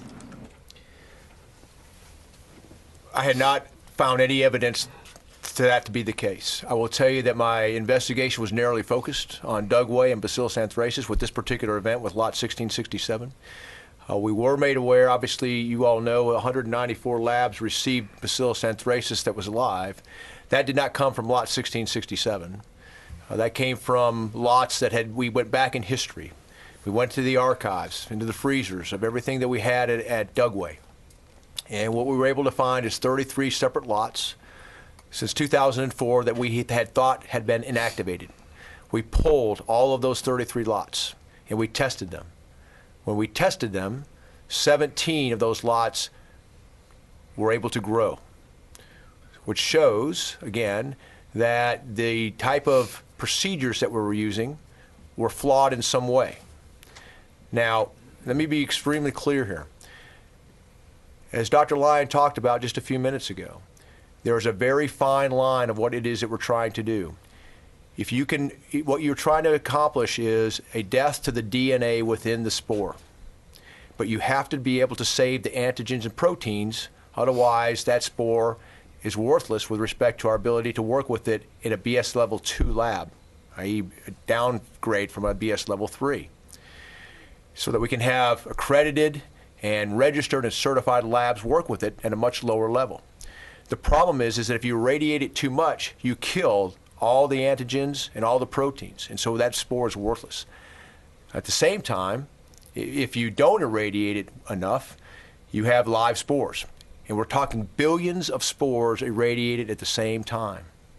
So that gets into that strain that I was talking about, that gets into the spore count and the purity issues that we need to go back and get that science done in order to better inform us of whether we're doing things right. Yeah, please. Hi, David Pritchard, the Asahi Shimbun. This question's for Major General Ostrowski. So you're focused strictly on safety at Dugway, but can you say that no scientists that were working with spores in foreign bases and all of the bases that accepted spores in the U.S. were possibly in danger of being in contact with a live spore? Well, I certainly can't say that based on the very narrow focus of what I was asked to do by the Army.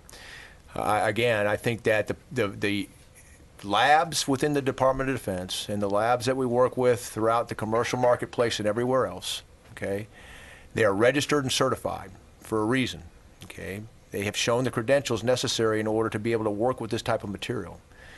And Dr. Lyon can speak to it probably better than I, but there is a reason why these labs are accredited and they're certified, and they have to follow the procedures associated with that accreditation and certification process. So to say that we aren't, that we may or may not be working with agents that could be infectious, we absolutely are, okay? But the intent is to work with agents that are infectious at the right biosafety level, i.e. level 3 or higher. Whereas if you're working with inactivated or invirulent strains or spores, then it can be worked at a much lower level, BS level 2 lab, for instance. I hope that answers your question. Okay, last question, please. Thank you. My name is Hiroaki Wada. I'm with Japan's毎日 newspaper. My question is about whether you inform the government of the countries that received these spores about the result, and what kind of reaction did you get from them? And if you haven't done that, do you plan to do that? With respect to this particular investigation, we have just rolled this out, as you all know, within the last 24 hours. And so the intent is to ensure that those that want this information obtain this information. That's why we've hung it on the Department of Defense website for FOUO. I'm sorry, it's a FOIA. I'm sorry, the FOIA website. It is out there for all to see. And the intent is to ensure that we are completely transparent with our findings and that we show that we've done the due diligence. I had a 10-man team. We interviewed over 69 personnel throughout 6 months worth of time, and there's been a huge investment on behalf of the Army. Let me make it clear, the reason that the Army does 15-6s is to make our Army better. We see a problem, we do an investigation in order to determine what happened, and then we get better because of it. And that's the reason why we do these 15-6s, and that's our intent, is to ensure that what happened in this event doesn't happen again. And if I could say, any notifications would not be made by the Army. That's something we would defer, bring up to OSD, and they would work it through appropriate channels, and so that's where I would refer you to for that. Okay, ladies and gentlemen, thank you very much. Appreciate it. I just want to let you know that you do have the media release on the tape on your chair. The redacted 15-6 has been hung and is available through the Media Relations Division of the Office of Chief of Public Affairs of the Army. And also, if you have any queries, any follow-on queries or follow-ups, that I'd ask you to come see Army, see ACPA, Media Relations Division. Lieutenant Colonel Jesse Stalder is the point of contact. Do not please go to Dugway. Don't go to ATEC. Come to the Army, because this was an Army-level investigation. So thank you very much for your time, ladies and gentlemen. Have a good day. Thank you.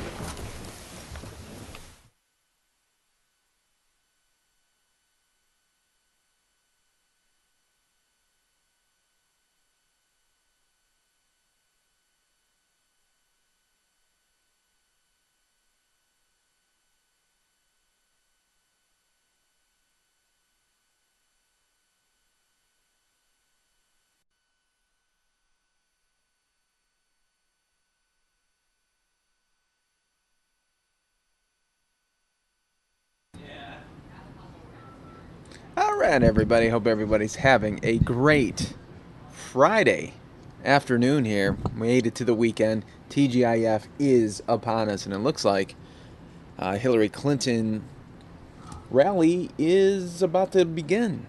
Let's get you there. My parents worked every single day of their lives. From the moment they landed in this country until the moment I turned 18. Their dream was to send me to college. And they put away every single cent they had to make sure that that would be a reality. When I turned 18 and I finally made it to college, my parents knew that I would be the first one in the household to graduate. And a couple years later I did, and I was soon followed by my little sister.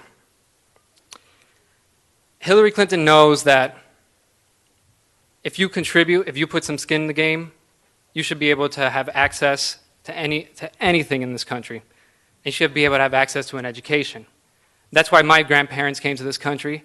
That's what my parents worked for, and that's what I'm here fighting for today. And we all know that Hillary Clinton is fighting for us every day, and she's been fighting for us since she was Secretary of State, since she was a senator, and now, hopefully, when she becomes our next president. But we can't do this alone. Hillary needs us, and she needs, more importantly, she needs you. She needs you to talk to your neighbors. She needs you to pick up the phone. She needs you to come by our offices. She needs you to go door to door and talk to every single Democrat from here to Larchwood to make sure that she wins Iowa. And I know you're busy. All of us work. All of us probably, some of us, in fact, a few people that I've talked to, maybe work 2 or 3 jobs just to get by.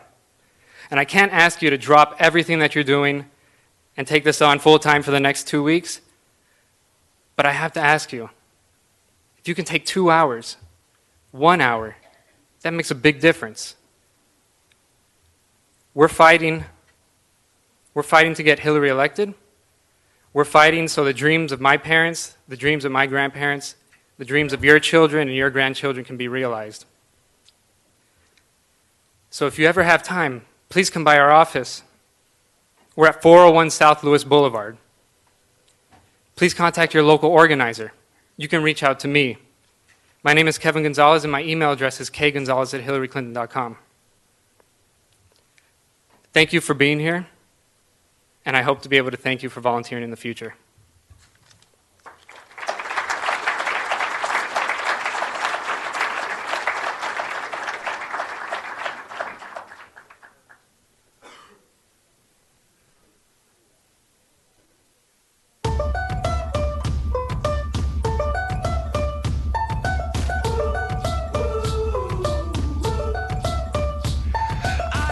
A dream so big and loud, I jumped so high, I touched the clouds. Whoa, oh,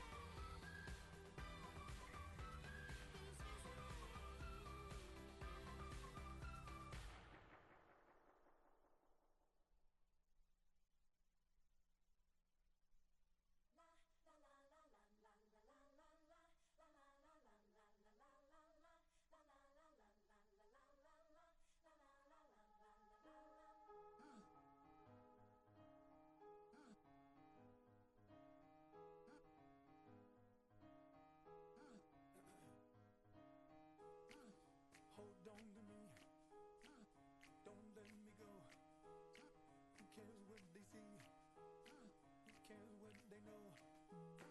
Your first name is free, last name is dumb. But you still believe in where we're from. Man's right flower, it's in every living thing. Mind, use your power. Spirit, use your wings.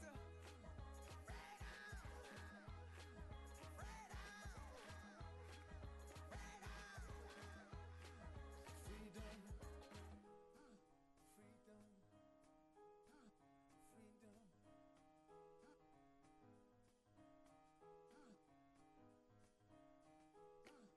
Hold on to me.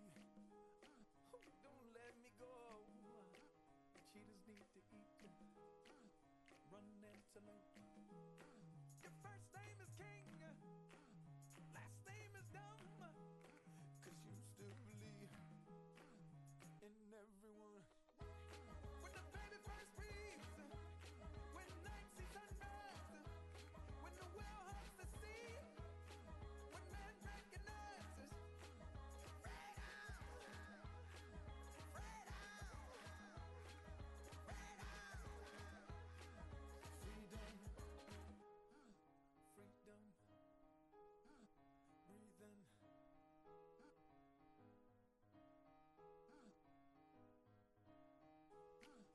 We are from heat, the electric one. Does it shock you, see? He left us the sun. Atoms in the air, organisms in the sea. Sun and yes man are made of the same things. Freedom, freedom, freedom, freedom, freedom. Outstanding. Girl, you knock me out. Exciting. You make me wanna shout. Girl, you lookin' sweet tonight. You better every day, girl. Wish that I could love you right in a special way, girl. You light my fire. I feel alive. You blow my mind.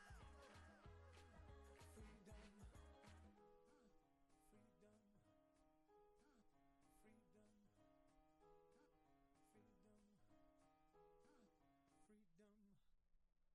You blow my mind,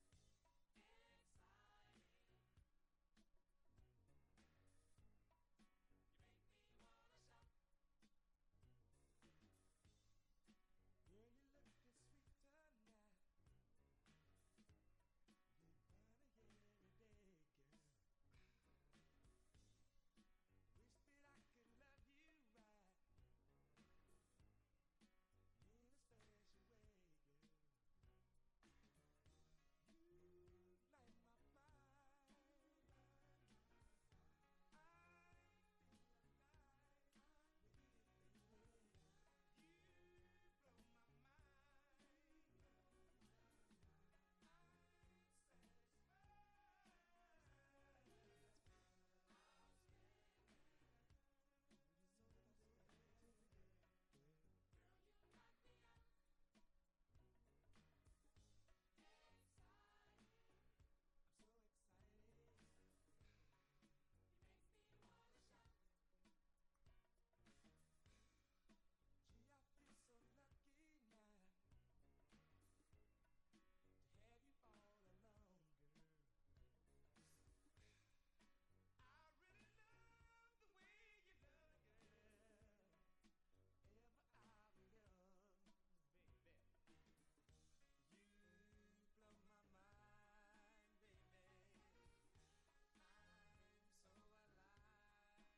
my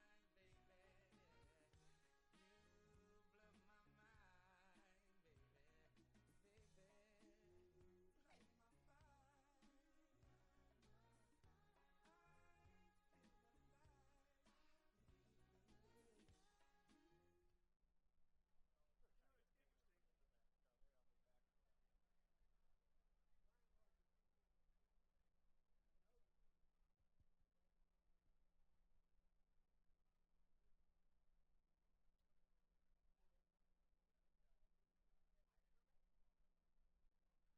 Ladies and gentlemen, please welcome Alex Waters and President Bill Clinton. Okay. That's fine. I am if you are.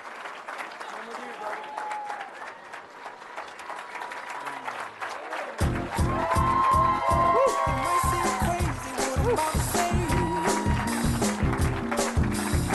Sunshine, she's here. We can take a break. Hot air balloon that could go to space. With the air, like I don't care. I'm going to pretend for 1 second that that was for me and not you. Yeah. There you go. Yeah. Well, my name is Alex Waters, and this year, on February 1st, I will be caucusing for the next president of the United States, Hillary Clinton. Woo!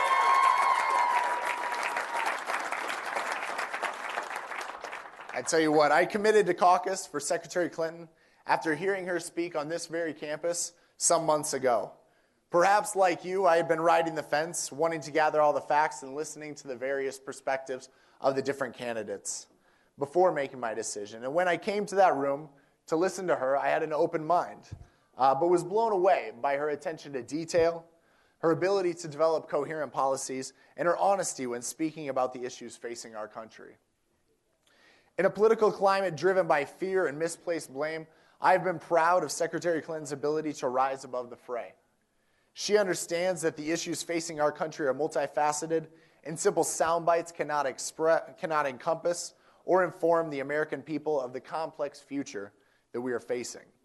She understands that preventing gun violence isn't about breaking into your homes and your gun safes to steal your legally obtained firearms. It's about background checks and making it difficult for those who would commit violent acts from obtaining weapons.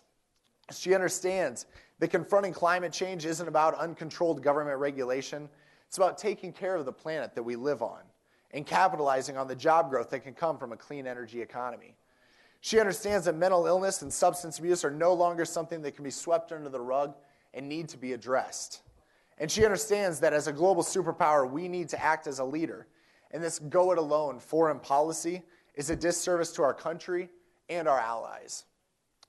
Prior to working here at Morningside College, I worked as a field organizer for the President of the United States, actually right here in Woodbury County. I see a lot of the volunteers in the audience today. I worked with the President, and we worked incredibly hard and talked to our friends and neighbors about the importance of turning out the vote. And we were able to turn Woodbury County blue, something this side of the state rarely sees. Very proud of that, most definitely.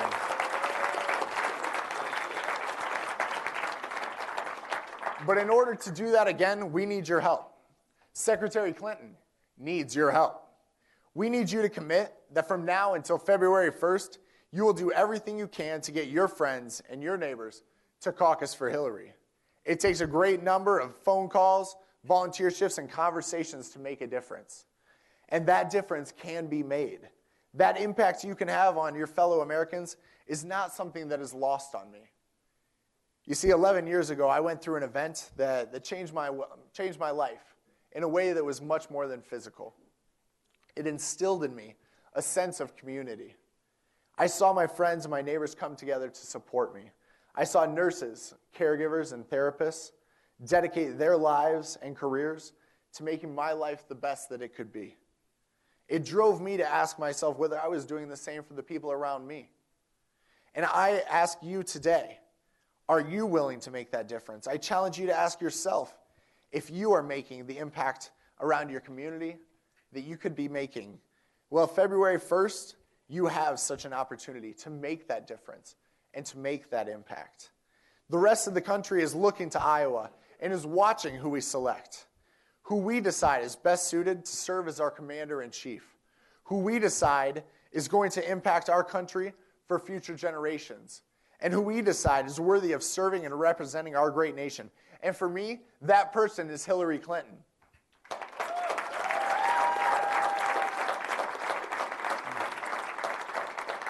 Now, today we are joined by someone that honestly I'm incredibly inspired by. A man that not only led our nation into one of the greatest times of economic prosperity, but following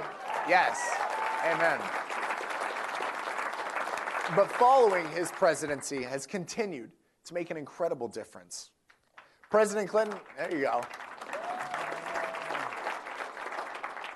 President Clinton is a man that has dedicated his life to serving the greater humanity and fighting every day to better the lives of people not only in this country, but reaching far beyond our borders. And I think it's time we change his address back to 1600 Pennsylvania Avenue. Ladies and gentlemen, President Bill Clinton. Thank you very much. Thank you. Let's give Alex a hand. Is that great? Whoa.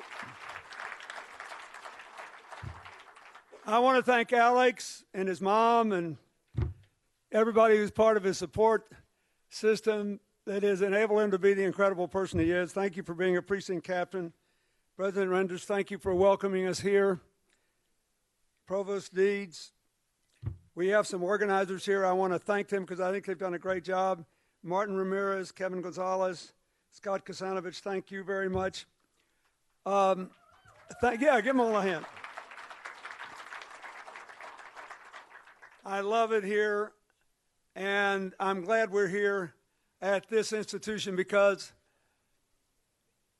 this represents, to me, how America works best.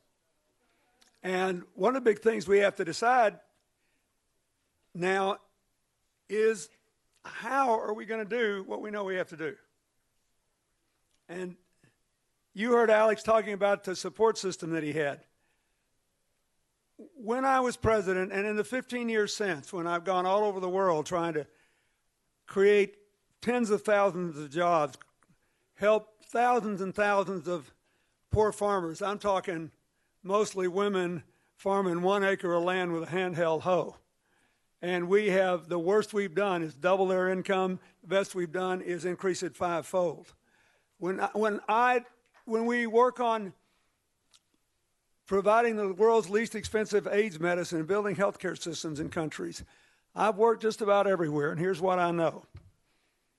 Wherever there's a system that, I'll borrow Hillary's words, works for the struggling, the striving, and the successful, and we work together across the lines that divide, good things are happening.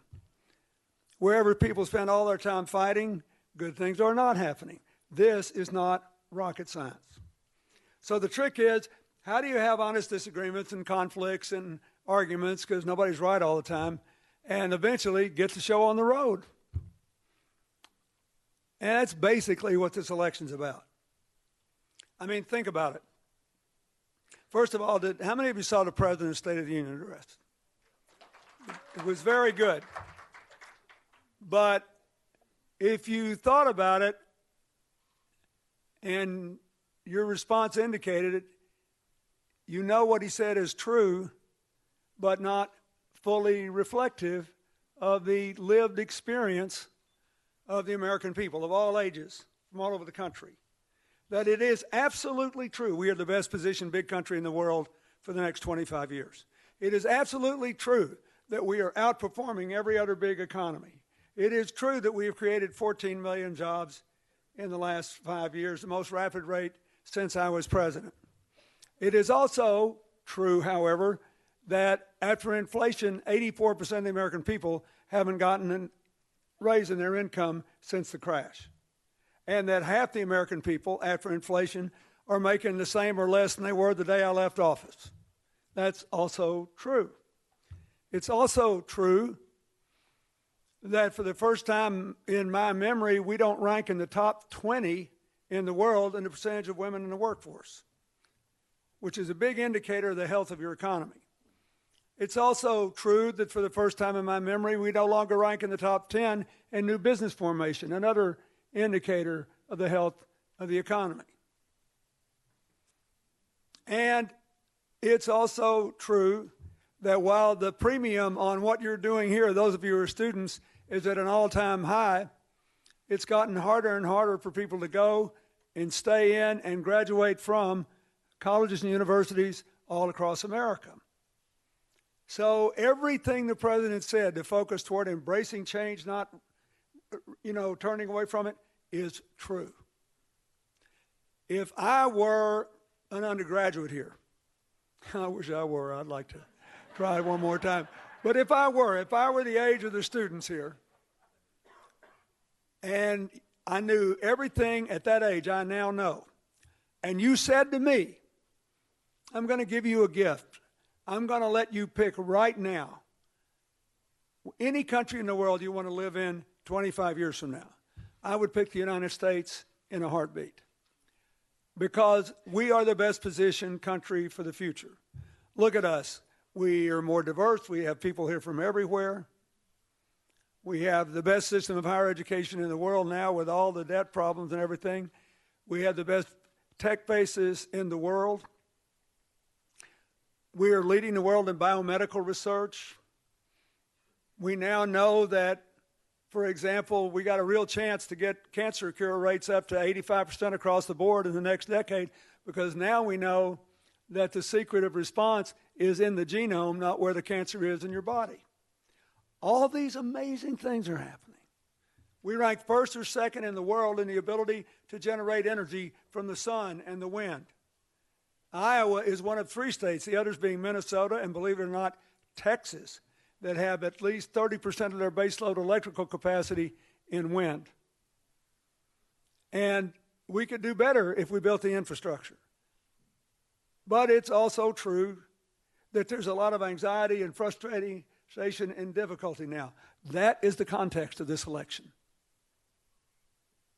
And so the people who feel most frustrated and would like easy answers look for a certain kind of candidate in both parties. Here's what the problem is. You've been hosed by this big or that bad thing. I love on the Republican side, vote for me and I'll build a wall and the Mexicans won't come in and take your jobs anymore. The problem with that is, you know what the net in-migration from Mexico has been in the last 5 years? 0.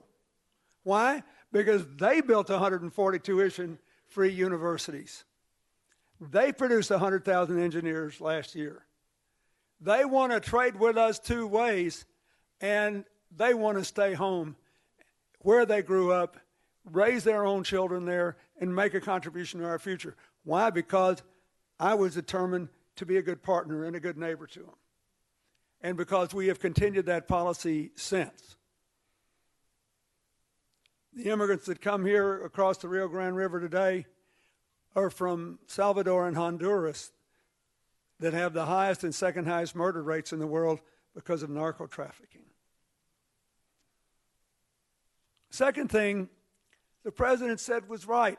Our people are so well positioned for the future, but it's also true that our small towns and rural areas are being eaten alive by this epidemic of opiate and heroin abuse, sweeping across every state, and that it is closely connected to who's doing well and who's doing not economically. The highest rate of prescription drug and heroin abuse in the entire United States is in West Virginia, which has the second toughest economy in America. It's true that all of you in this audience who are, let's say, under 30, have, I would say, at least an even chance of living to be over 90 and having your full faculties. It's unheard of. And it's going to go better. It's also true that for the first time in my lifetime, the life expectancy of white, middle-aged, non-college educated Americans is going down. As people feel that their lives have reached a dead end and they adopt unhealthy habits and give up.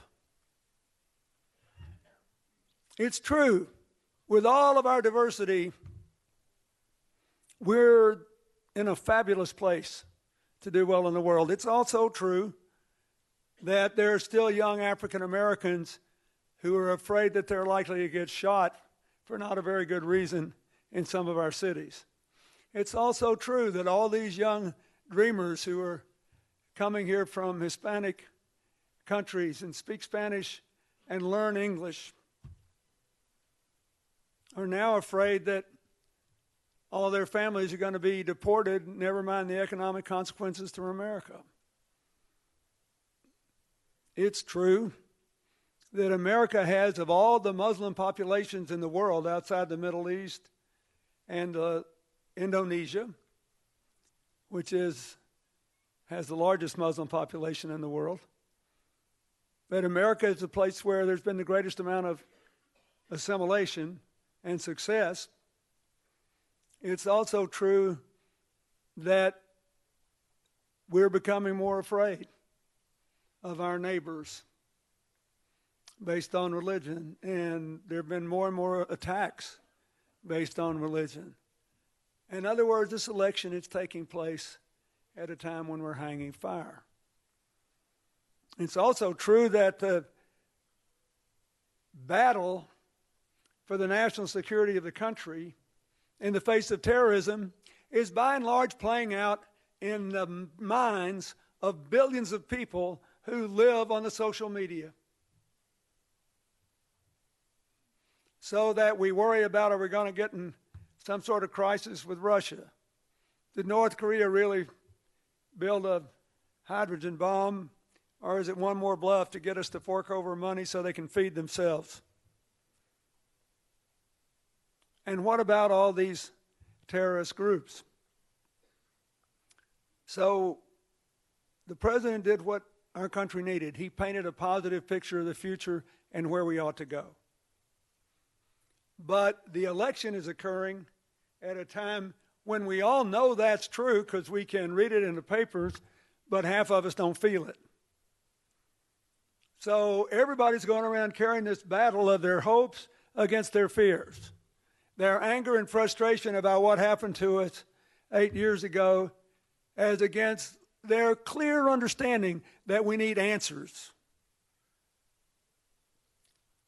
And I'm not very well suited for this election. I was afraid I couldn't help Hillary because I'm not mad at anybody anymore. I mean, a good friend of ours gave me this Christmas present. It's unbelievable. It's an old cartoon by, you have to be of a certain age to know who this guy was, but by a man named James Thurber, who was one of our greatest humorists.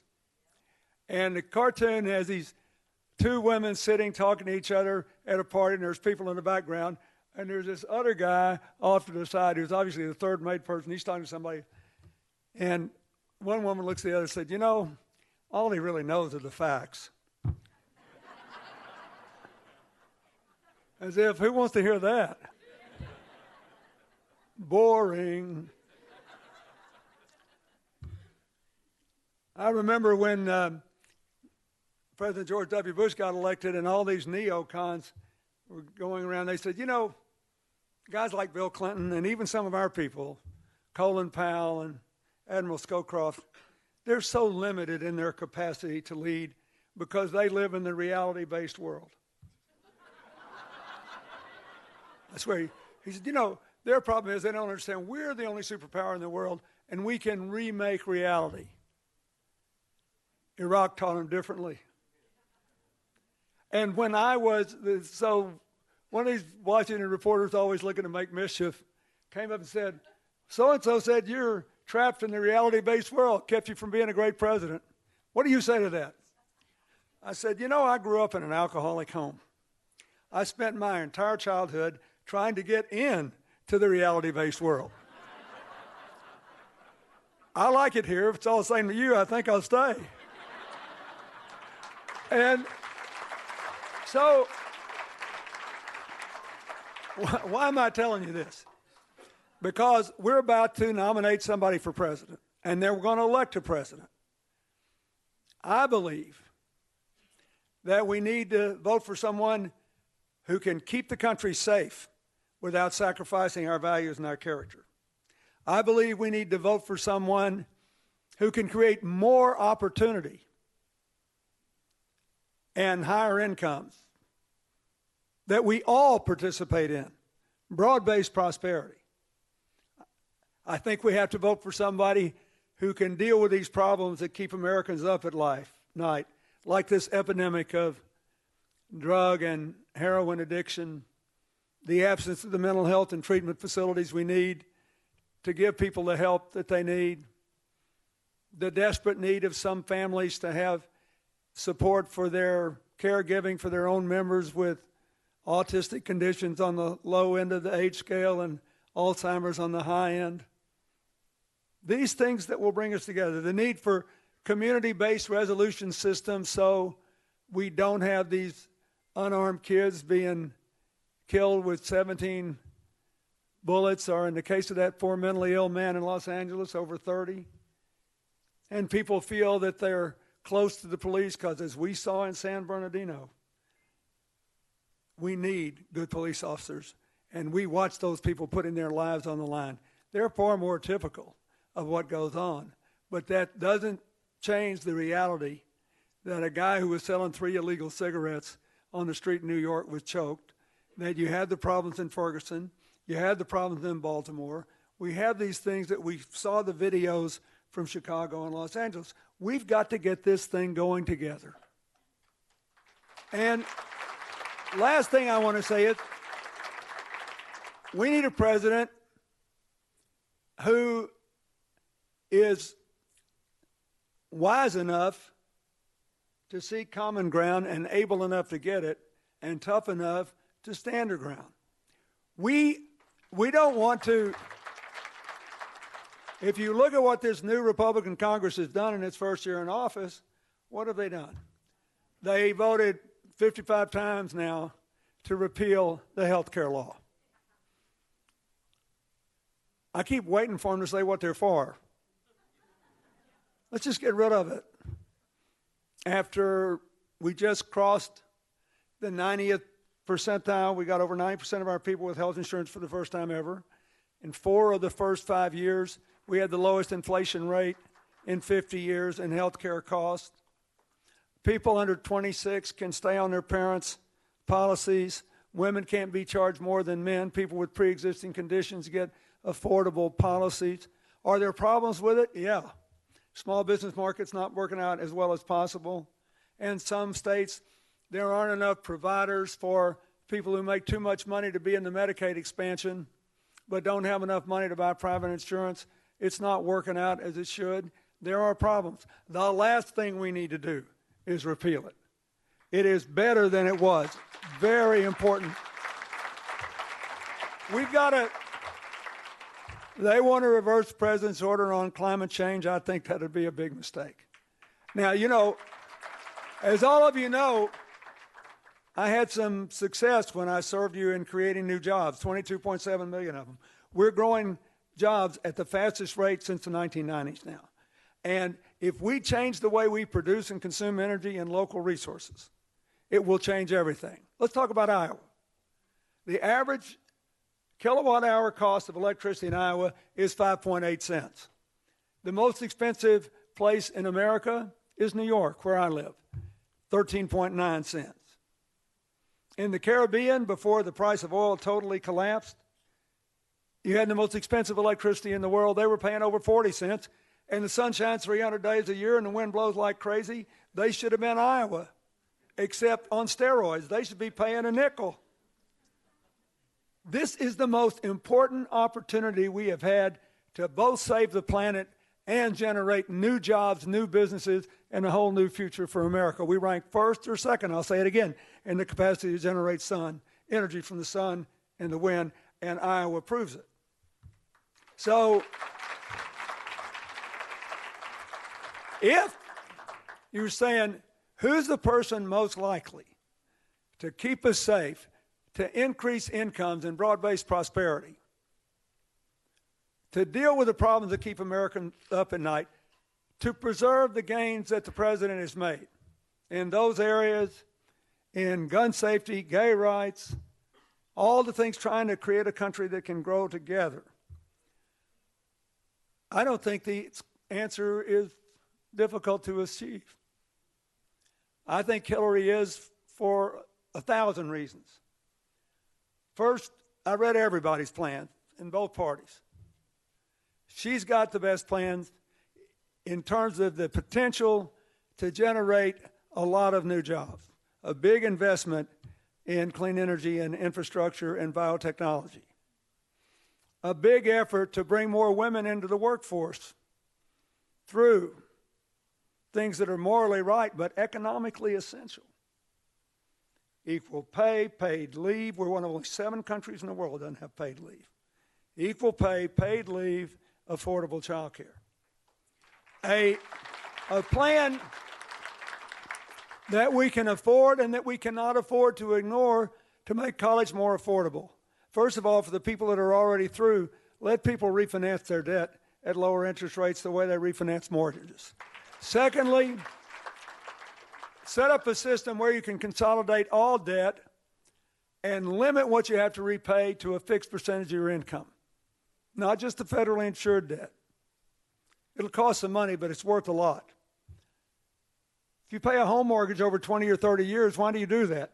Because the house is worth it. It has value the whole time. Don't you think your college education is?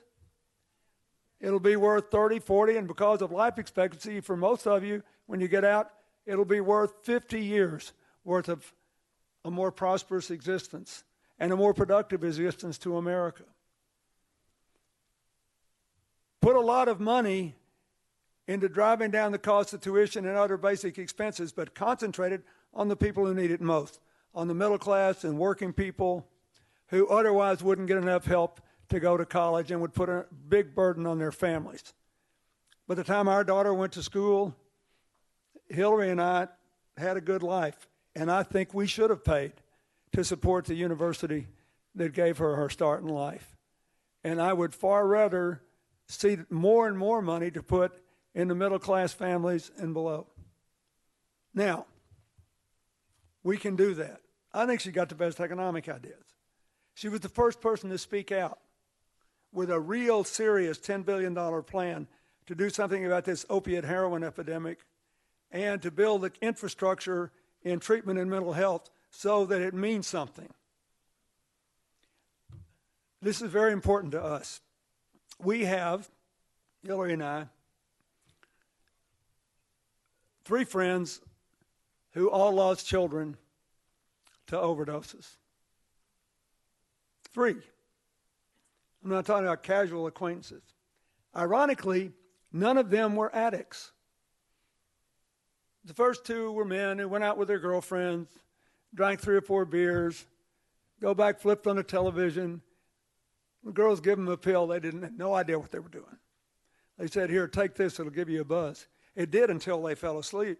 And no one had ever told them, if you mix these pills with any alcohol and you fall asleep, it deadens the part of your brain that tells your body to breathe while you're sleeping. And they never woke up. So one of them, an Indian-American immigrant who came here with nothing, moved to Nebraska, built a great business, called and said, I want to give you $200,000 a year for 5 years. Figure out something to do about this. So just this year, we worked and worked and worked to, first of all, organize conferences on college campuses and other places so that people would understand why this is so dangerous, to help to develop treatment facilities. But the main thing we did was find a drug manufacturer willing to produce the miracle drug, naloxone, in spray form. In other words, it used to be if we're walking down the street and I fall out and you've got naloxone, you'd have to draw it out of a bottle and give me a shot.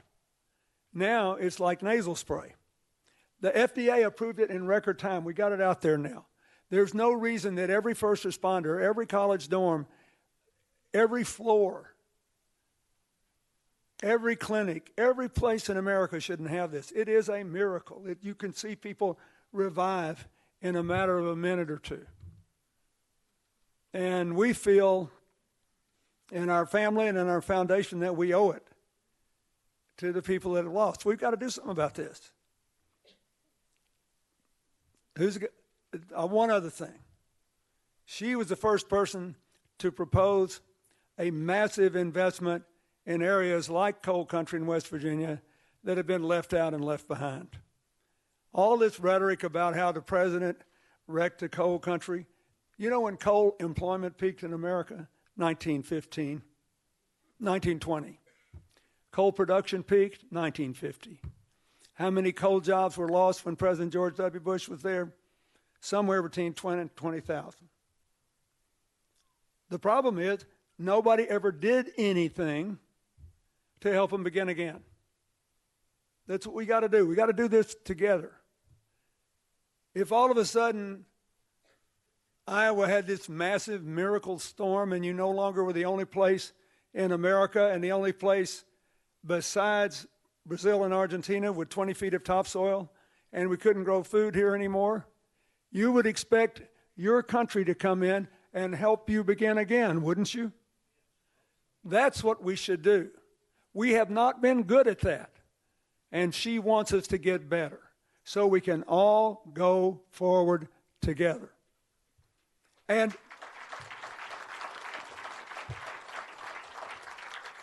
so that brings us really to what I think is the most important question of all. Who's the best change maker? Who's the most likely to get something done? We have been paralyzed by political gridlock. And our friends in the other party are proud of it. And they're afraid she could break it. Now I'm about to explain to you why. You remember that the House Republican leader, Kevin McCarthy, poor man, lost his chance to become Speaker of the House for telling the truth. Because when they said on Fox News that you hadn't gotten much done, he said, oh no, our special Benghazi committee, look what it did to Hillary Clinton's poll numbers. He literally cited that as the most important achievement of the Congress. Because, don't forget, when she left office as Secretary of State, she was the most popular figure in American life with the highest approval and the lowest disapproval. Why? Because all we knew then was what she had done and how she did it. That's before we had the value of being educated by the Republicans. They're good at this. They have a 3D strategy. Hillary said when she was Secretary of State, she had a 3D strategy: diplomacy, defense, and development. Make more friends. They got a 3D strategy: distract, divide, and demonize, and they're good at it. And they've had a lot of practice.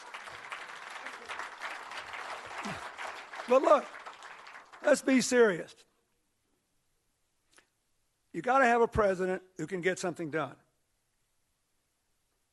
who can break the gridlock, who can preserve the gains the president's made and stop the further assaults on our basic rights, like voting rights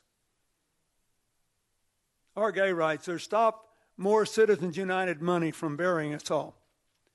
And I should, just parentheses, the next president of the United States is going to make between 1 and 3 appointments to the U.S. Supreme Court. That is the reason alone that Hillary should be elected president.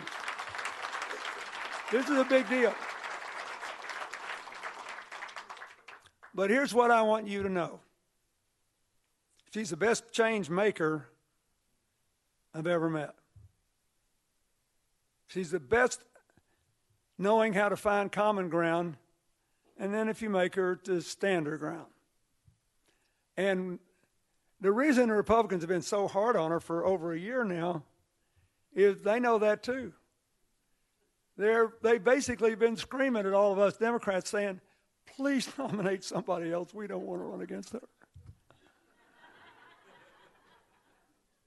Listen to us. We're going to dump the kitchen sink on her. Please don't nominate her.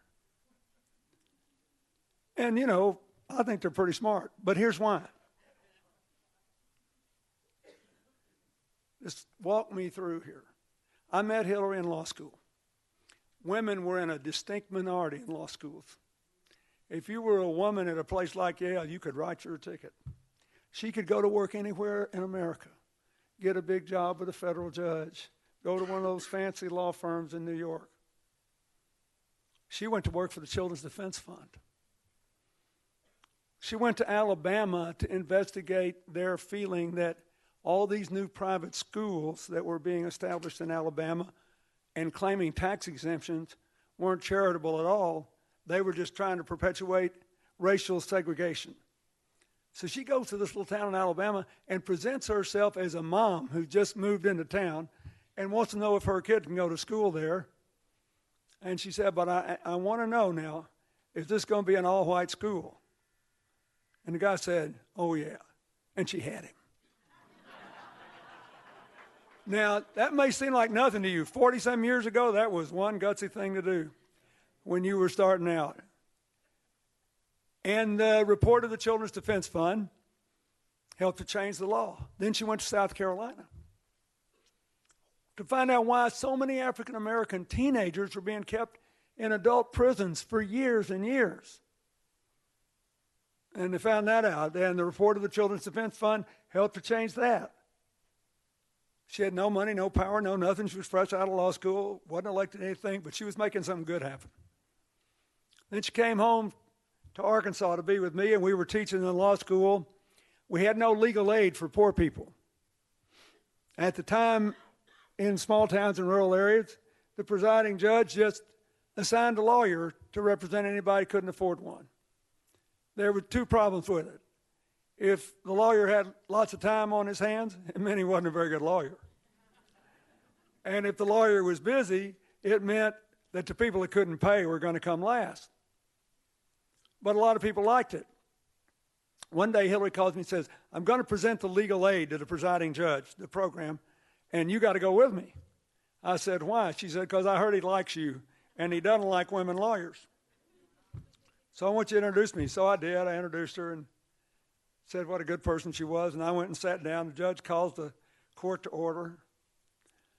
Says, is there any business? Hillary stands up, presents the legal aid program. He looked over, I apologize to the young people. People used to actually use these words. He looked over that bench and he said, you know, I don't like legal aid. And the truth is, I don't like lady lawyers very much. Within 6 months, he changed his mind about both. Because the lawyers were good, the cases were well tried. The innocent walked free, and those that were convicted didn't have to worry, the court didn't have to worry about their convictions being overturned because they had lousy lawyers. She changed that. She just made something good happen. All on her own initiative. Hadn't been elected to anything. I become governor. She came to see me one day. This happened twice in our journey in public life. She's virtually dancing. She said, Bill, we got all these poor kids in America. We had 6 of the 20 poorest counties in American Arkansas. 3 were in the Mississippi Delta, predominantly African American. 3 were in the Ozark Mountains, our Appalachian. She said their parents didn't go to school. Some of them can't read at all. Their kids are starting, and they'll never catch up. There was no kindergarten, no pre-kindergarten, and no child care with education standards. And she said, I found this preschool program in Israel called HIPPY, Home Instruction Program for Preschool Youngsters. For there, they use it for people who come in from North Africa or Central Europe who don't speak Hebrew and English. It's working like a charm. I think it would work here. I said, well, it sounds interesting. What are you going to do? She said, oh, I did it. I called the woman that founded it. She'll be here in 10 days. We're going to have a program.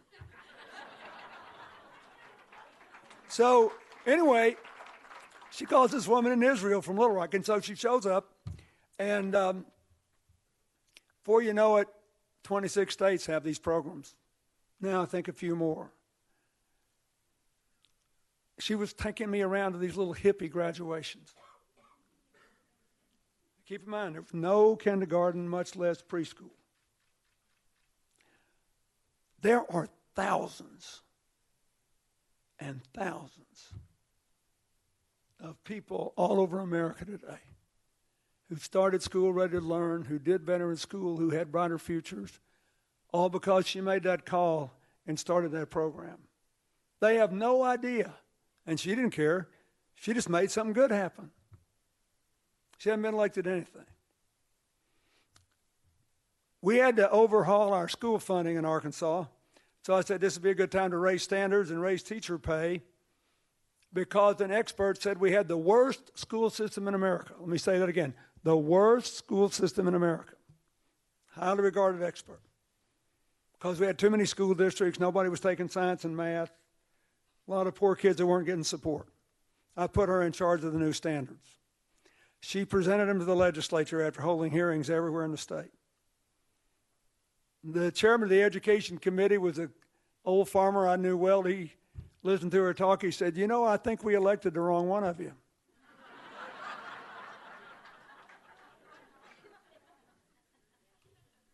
And which is exactly what I told her when she said she'd marry me. So anyway, So anyway, they adopt the standards. Fast forward to 1992. I'm up here running for president, asking the voters in Iowa to vote for me.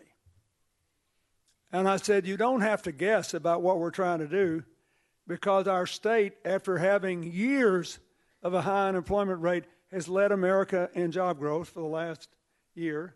And because 9 years ago, an expert who said we had the worst schools in America, same guy just said Arkansas had one of the two most improved school systems in America, along with South Carolina. She did that. She hadn't been elected to anything. She just made something good happen. I get to the White House. No. Well, I'll skip some of that. I get to the White House. And we try to pass health care reform, and unlike during President Obama's time, we didn't have 60 votes in the Senate. There were too many Republicans. We couldn't break a filibuster. So she didn't give up. She worked with Senator Kennedy. They created the Children's Health Insurance Program. Still a big part of Obamacare. But it passed in the Balanced Budget Amendment. 3/4 of the Republicans voted for it. 6 million kids almost had insurance. The biggest thing since Medicare. Now, there are 12 million children insured under that. She did that, hadn't been elected to anything. And then, for the second time in our life together, she skipped into my office one day. She said, I found it. I said, what? She said, I found the human streak in Tom DeLay. Now,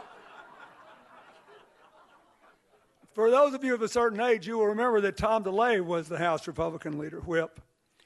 And he was more hardcore than the then Speaker of the first Tea Party Congress, Newt Gingrich. To put it mildly, he did not like me or agree with anything I had done. He said my economic plan, reversing trickle-down economics, would bring a great recession to America. I said, well, Hillary, where'd you find this human streak? She said, Bill, he's an adopted parent, and he loves his children. And we have this terrible problem with kids blocked up in in foster care. And once they're not infants, people are afraid to adopt them. And they stay there the whole time. Then they age out. They can't go to college. They can't get any skills training. They have no income supports. It's going to be a disaster if we don't do something about it. So she worked with Tom DeLay. They passed the bill. We had a signing at the White House. I think it's the only time old Tom ever darkened our door.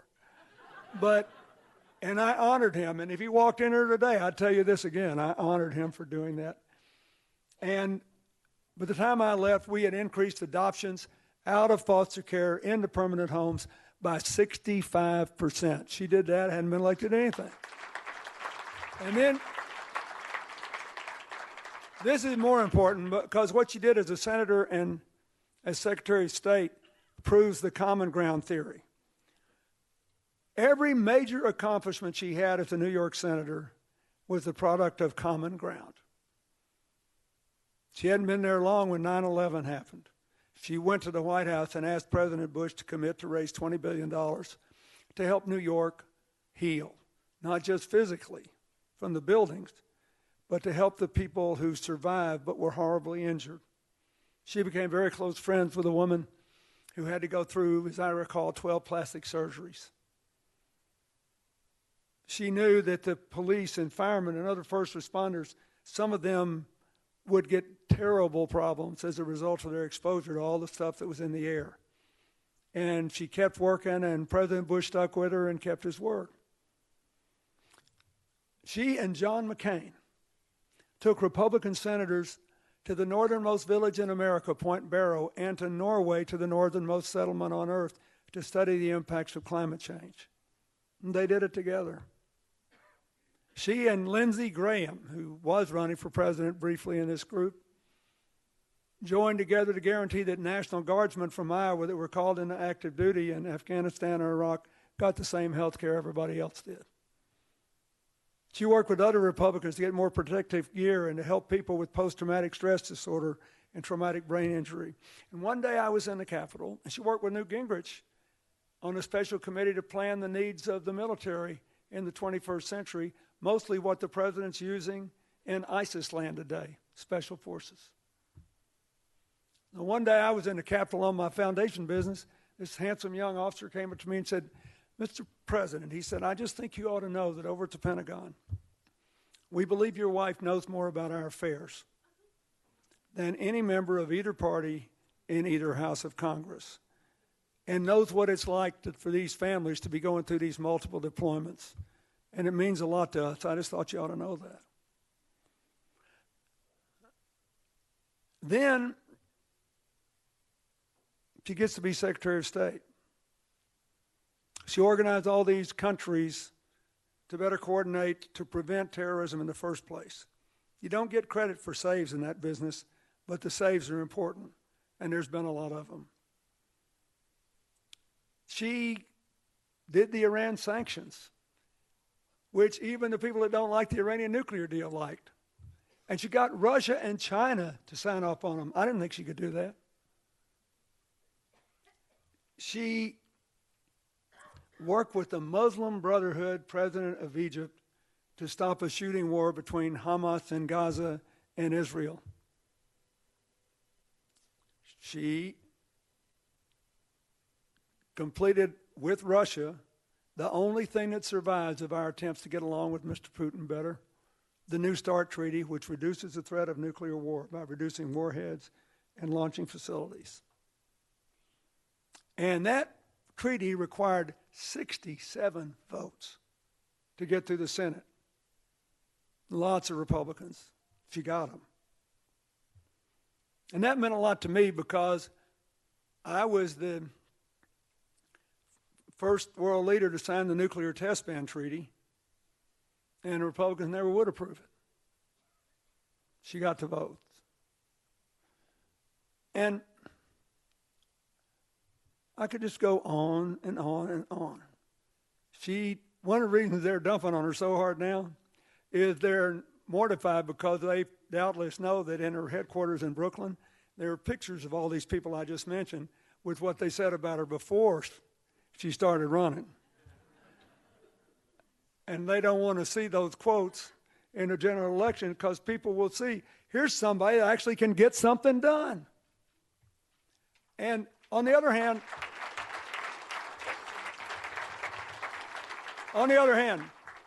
it's important to stand your ground too. I do not believe there is another figure in American public life who could have gone through the 11 hours in that Benghazi hearing the way she did and stood up to them and put them in their place. So, does this make any difference? Yeah, it does. It's the only thing I want to say about my presidency. I don't know if you can see these numbers, but the gray numbers are me, and the yellow numbers are President Reagan. President Reagan's term is the only time trickle-down economics ever worked because it's the first time in our history that we ever went on a spending binge in peacetime with no revenues to cover it. So it was basically the stimulus program the Republicans said they hated. We had an 8-year stimulus program and tripled the debt of the country in the 80s. And since we never done it before, it worked pretty well the first time. But let me show you what's really at stake for you, for Iowa, for America on the economy. So this is the top 20th percentile. President Reagan had 15.8 million jobs. We had 22.7 million. He tripled the debt. We had 3 surpluses, and I left my successor another. We paid the debt down. But here, this is the top 20th percentile. They actually did a little better under Reagan. But what you can't see in this, it was all in the top 5%. From the 80th to the 95th percentile, people did about 10% better when I was president. Now we come to the 60th to the 80th percent of us, sort of upper middle class, did 25% better. Now there's a group smack dab in the middle. They did 70% better in income gains in the 90s. Now there's the people just below the middle, the 20%. They did more than twice as well. here's the most important thing to me at all, and it's what this election is really about. This is the bottom 20%.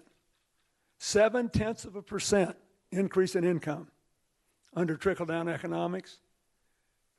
23.6%, 30 times as much, in the 8 years I had the honor to serve. Their incomes in percentage terms went up more than the top 20% under Reagan. Now, what does that mean? What's the point of that here? We can do this. We can go forward together. But you got to have somebody who can stand and deliver. That's why so many people have supported her in Iowa. That's why I was in New Hampshire the other night, and they were told me they were getting ready for 87 people from Arkansas who are going to track all the way up there, who've known her. That's why her best friends from childhood are in Iowa. That's why the senior senator, the sitting governor, and 2 previous governors of Vermont have endorsed her. They're not against anybody. They just want a leader who will get something done. And so, that's my pitch. In our family, we have this little formula. You can ask Chelsea, she could say it in her sleep. From the time she was 6 years old and wanted to debate politics, we have drilled this into her. If you go into a public endeavor, only 3 things matter. Are people better off when you quit than when you started? Do children have a brighter future? And are things coming together instead of being torn apart? If you want 4 years from now to be able to scream with pride at the top of your lungs, yes, to all 3 of those questions, bring Iowa home for Hillary. Thank you, and God bless you.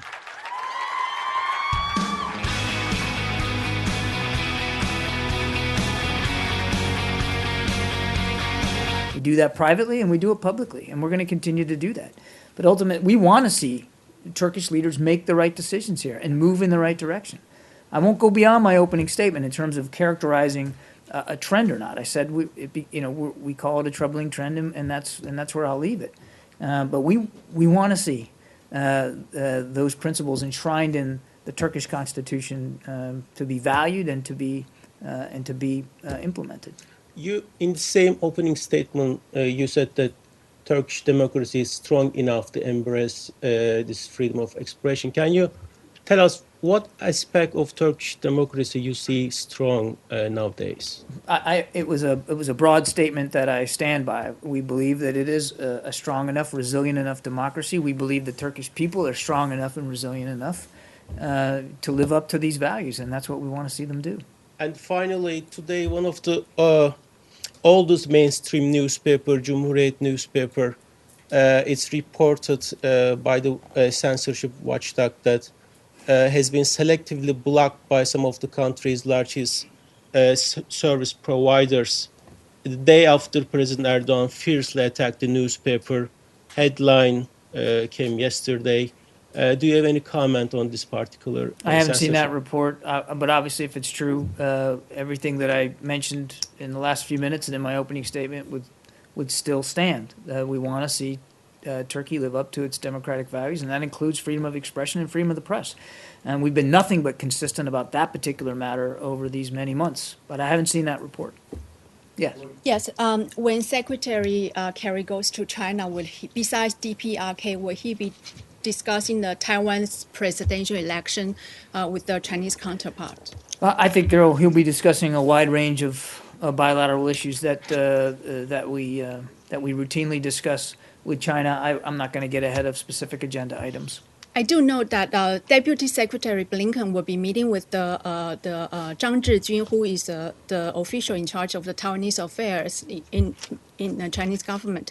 Is there a nuance that for Secretary Kerry not to discuss a Taiwan issue with his counterpart? Because I didn't say that he wasn't going to discuss Taiwan. I said I'm not going to get ahead of specific agenda items. Cross-strait relations is obviously something that we routinely discuss with Chinese leaders. There's a lot of other things as well on the agenda. That you would expect that they would discuss. But again, I'm not going to get into specific items right now. And when the meetings are over and when we can read them out to you, then we'll have those discussions. If he meet with he discussed the Taiwan issue, can we read that it's not a discussion of sovereignty, or is there any nuance on it?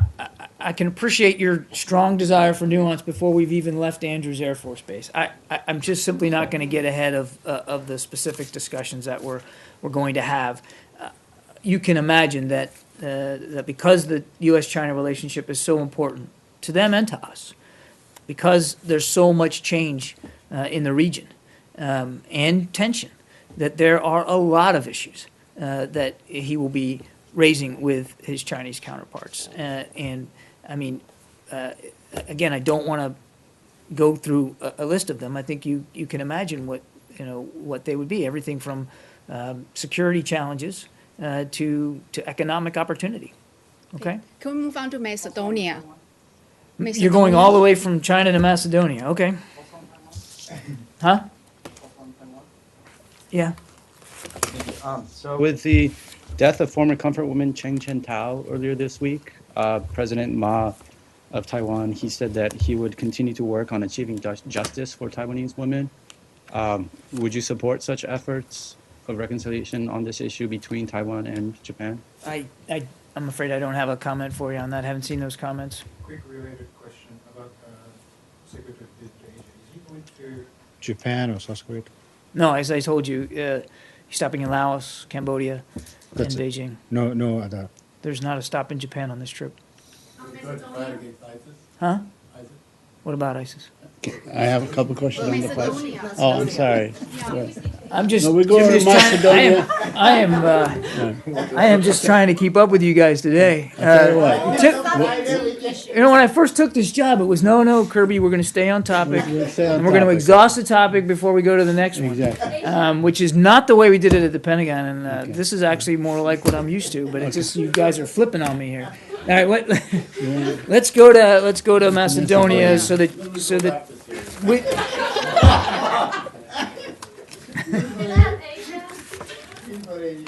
Okay, do you have any comment on the newest announcement from the Prime Minister that he's planning to resign? Do you think this is a sign of implementation of the prisoner agreement? It's part of his resignation is part of that agreement. So you welcome It's an intrinsic part of it.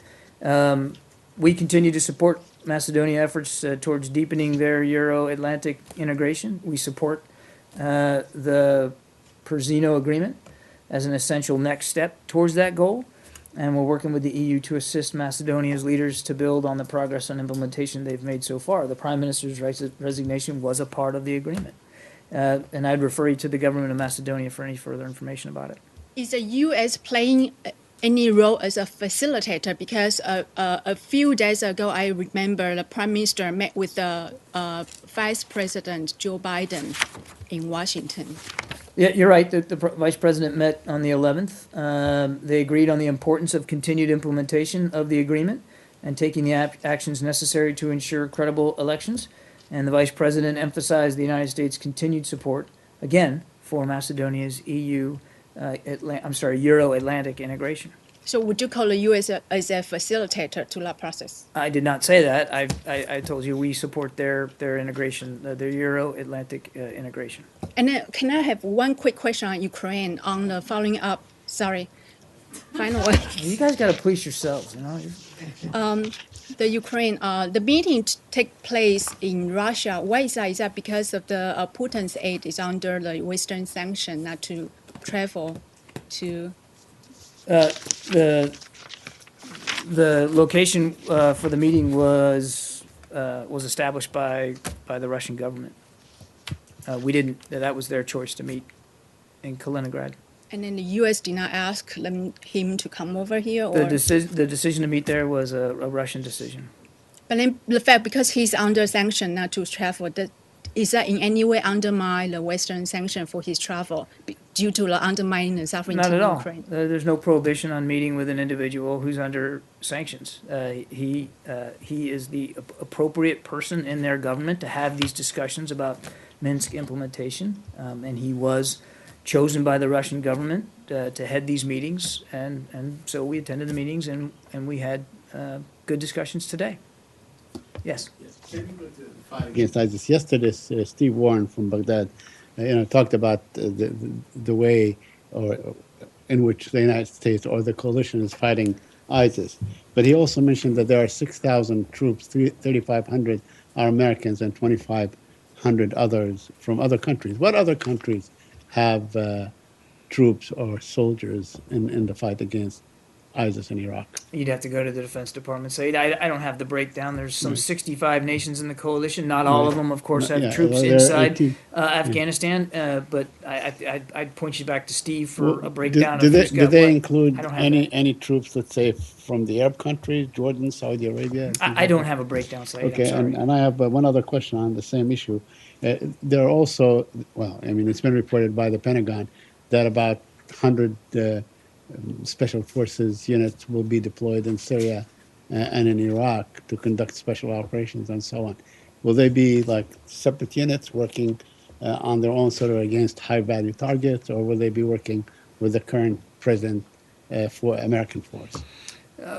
I'm not going to talk about military matters. The only thing I'd say is I think the Pentagon's been clear that the primary focus of this is an advise and assist, and that if there's a need for them to be directly involved in a raid, they can do that. But beyond that, I simply am not qualified to speak to it. You really should go to the Defense Department for that. Yes. Go back to Iran. Sure. Just about the political climate around the implementation. Technically, obviously, the requirements for the U.S. are clear, but there's political opposition, and Mr. Obama's going to keep vetoing legislation that he feels is not helpful till he leaves, but he's only here for another year. And I'm just wondering if that political uncertainty could affect the perception of success, because, bankers might be very cautious and so on. Is there any concern that even though technically you'll do what you need to do, politically it will look like or practically it will look like things aren't happening, and this might affect the success of the implementation? Those are decisions that business leaders will have to make. I mean, our concern is getting the deal in effect, making sure that we do our part, which is the sanctions relief, that is part of that deal. But these are ultimately corporate decisions that need to be made, and they'll have to speak to the calculus with which they make those decisions. Yeah. Just a couple of quick ones. On Syria, the Russian Defense Ministry has said that it has a new objective in Syria, and that is to deliver humanitarian aid to people in need. Do you see that report? To your knowledge, have the Russians been delivering such aid? Do you welcome it? And if they are delivering such aid, are they delivering it to non-government controlled areas? Okay, let me see if I remember all those. I have not seen the report. I can tell you, though, that if you just give me a second to find it in this mammoth beast of a book I have here.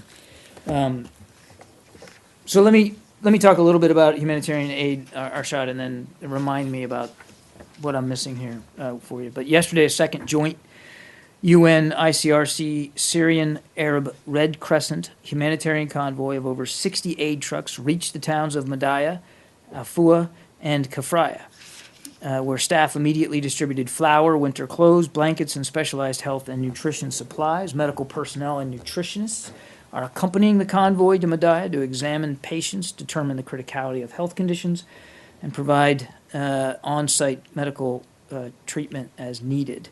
UNICEF has now publicly confirmed cases of severe malnutrition were found among children in Madaya, and tragically announced that their staff was there to witness the death of a severely malnourished 16-year-old boy who passed away right in front of their eyes. The UN's working to get medical teams and mobile clinics to enter besieged areas immediately, but it is still waiting on the Assad regime. So, while we're relieved about the arrival of additional assistance, this suffering, This obstruction of humanitarian access should never have happened in the first place, and the overdue aid that's finally reached places like Madaya is still not going to be enough. What Syrians need is immediate, unimpeded humanitarian access, consistent and recurring. I have not seen anything that would. I've seen no indications that the Russian defense forces are involved in this delivery. As I read at the top, it's UN and it's non-governmental agencies that are doing it. The ICRC. That's not to say that they might have plans. They could. I don't think that we would certainly take a dim view if the Russian Defense Ministry was more focused on providing humanitarian aid and assistance and less focused on bombing opposition groups and innocent civilians. So if it were true, I said we wouldn't take a dim view if they were more focused on. Hopefully I said that right. We'll have to look at the transcript. We would not take a dim view if they focused more on humanitarian assistance and less on bombing opposition groups. But I have not seen anything to confirm that A, they've made that policy decision, or B, that they've begun to implement it. Okay. Good. I got one more. Yes, sir. You may not have seen this in time to get an answer for the briefing, but the former chairman of Mexico's ruling Institutional Revolutionary Party has been arrested in Spain. Do you know if the U.S. government played any role whatsoever in his arrest? You're right. I don't have anything on that. I'm going to have to take that one for you.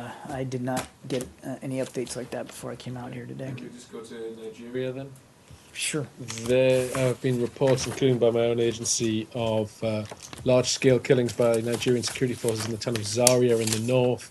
They're conducting a security operation against a Shiite group led by Sheikh Zakzaki, the Islamic movement in Nigeria, I believe. Our own sources are talking about a death toll of maybe 300, and there have been reports of up to 700 dead. This is not Boko Haram, but this is another action by the Nigerian security forces. Is the United States aware of this, and do you have any comments? Yeah, we are. We continue to be very concerned by these violent clashes between members of the Nigerian army and a Shiite group in the Kaduna state. In the days after these incidents, in both public and private statements, we called on the government of Nigeria to transparently investigate these reports and to hold accountable any individuals found to have committed abuses. We're aware of at least 4 separate investigations that are being carried out by the Nigerian Senate, House of Representatives, the National Human Rights Commission, and the Judicial Commission of Inquiry established by Kaduna State by the Kaduna State governor. We urge the individuals carrying out these investigations to carry them out swiftly, thoroughly, and with impartiality. Got time for just a couple more. Yes, ma'am.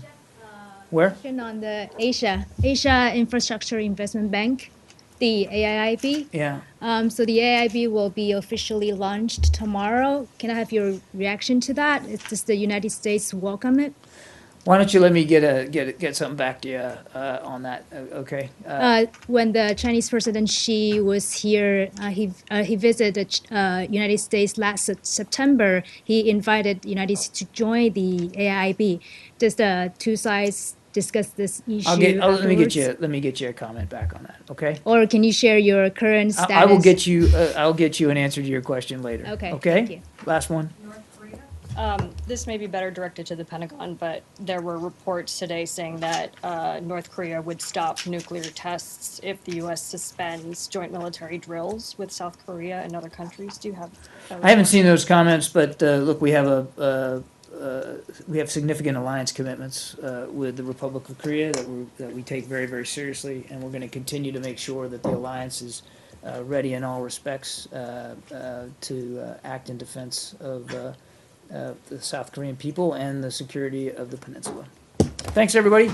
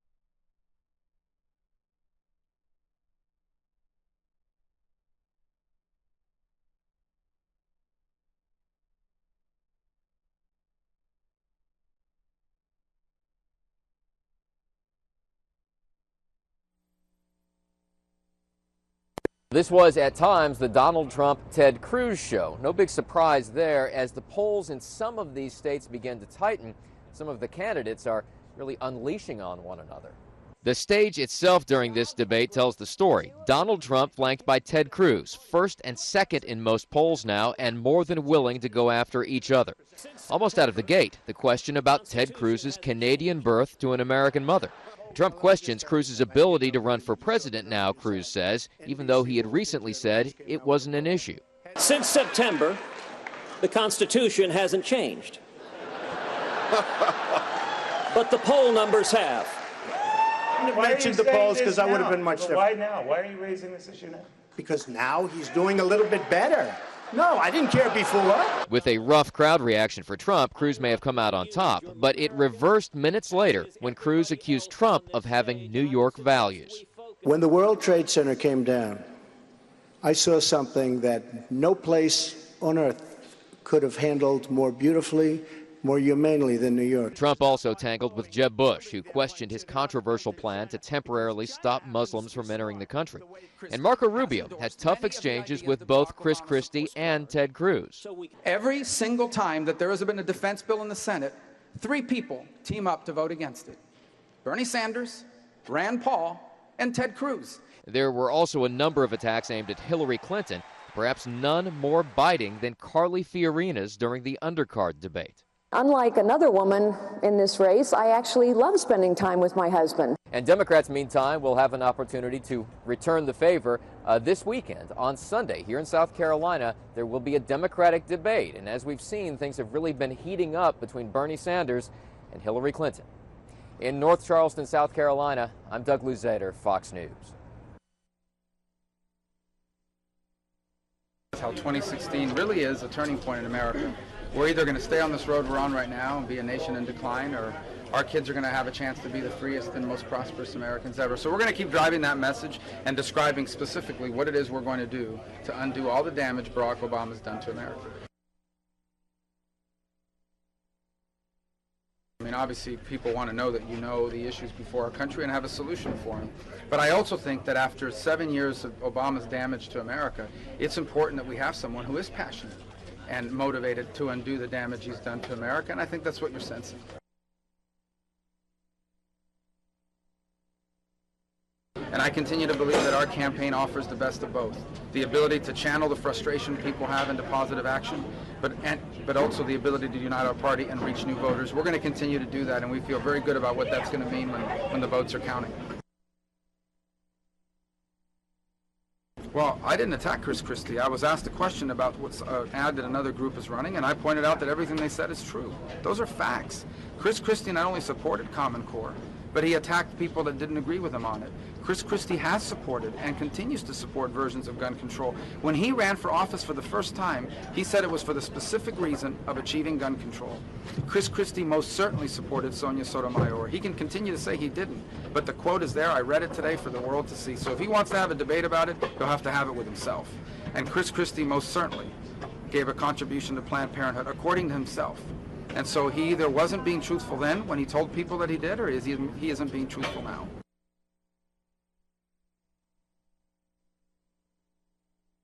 That's how 2016 really left behind the working men and women of this country. The reason all of us are... Barack Obama does not believe that America... I think Mr. Cruz did excellent. I mean, he defended himself very well against Donald Trump's personal attacks, and he showed class. I mean, he's one of the few Republicans in this race that's not really trying to vilify and destroy the other candidates in the race. He's being very focus issued, and he has a very clear path for America, and I really appreciate that. But now we have dirty bombs. Can you imagine the chaos that would ensue at that point? Yes, I think he done excellent with that. I mean, people in the media like to twist things as much as they possibly can. I think he answered it with class, and I think he was straightforward about it. No gun policy of any city anywhere on your show recently. Where are the women, though? Well, my goodness, he's very smooth. He responded with wit. He responded with professionalism. He responded with the greatest sense, I think, of anybody on the stage. Heidi and I We ended up investing everything we had. His lawyers look at this from every which way. And there was no issue there. Ted's a smart guy. When it gets down to the nitty-gritty, it's Ted you can trust. I'm not so sure about Donald. We really don't know the man. We know Ted.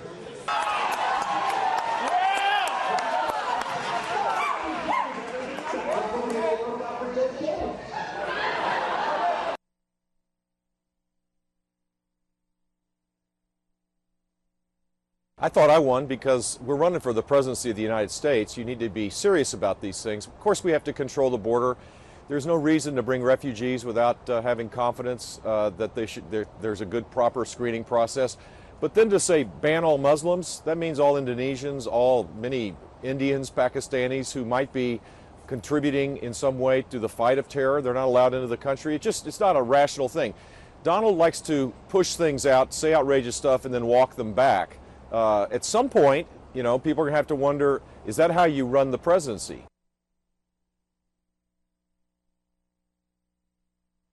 Of course, we should have a system where refugees are screened. The FBI director has made it clear that right now there isn't adequate procedures to assure that Islamic terrorists aren't in the midst of refugees. So that part I get. I don't think there was anybody on the stage that disagrees with that. But from a position of the United States leading, how are we going to lead a coalition to take out ISIS and to bring stability for our own national security if you ban all Muslims? That just makes no sense.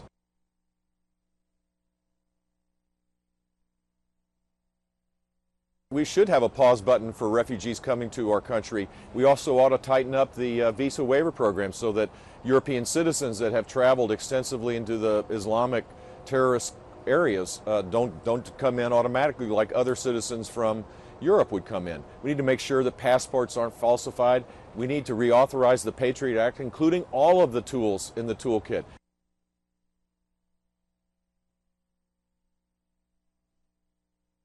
Today the Benghazi movie comes out, and she lied about that to protect the re-election of Barack Obama. That's how they roll. They're incredibly political. These are positions of national responsibility.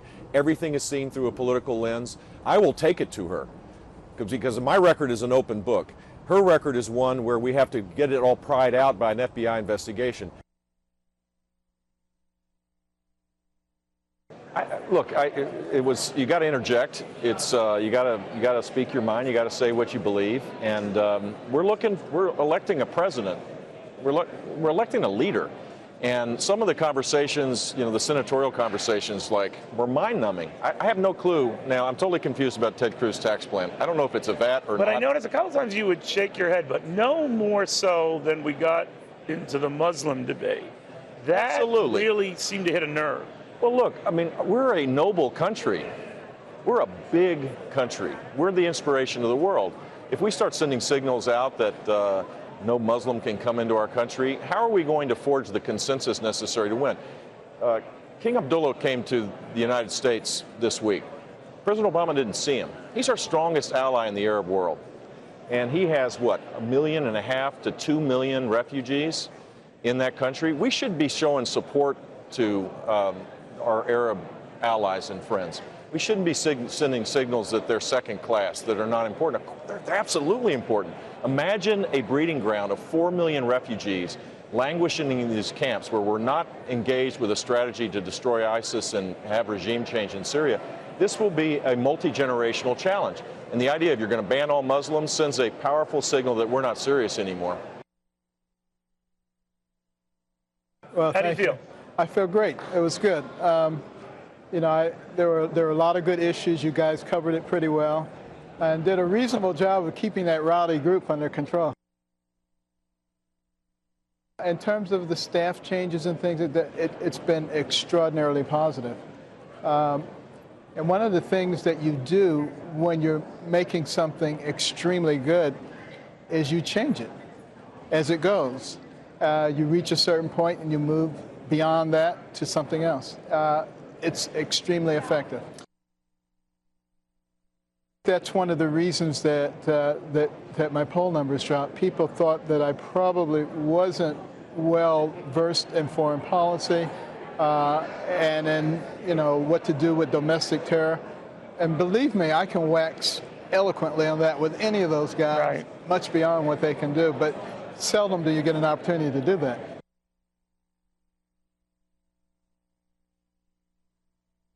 Well, look, I mean, it was certainly telegraphed, and Donald has been launching those attacks every day for a week, and so I suspect it might come up. Why do you think he is?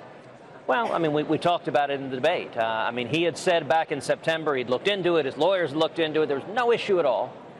And I think the reason is simple, his poll numbers are falling. But is the bromance gone? Are you two, like, do you hate each other now? Listen, from my end, I like Donald. I'll continue to sing his praises. I am not attacking him. Now, I'm going to defend myself.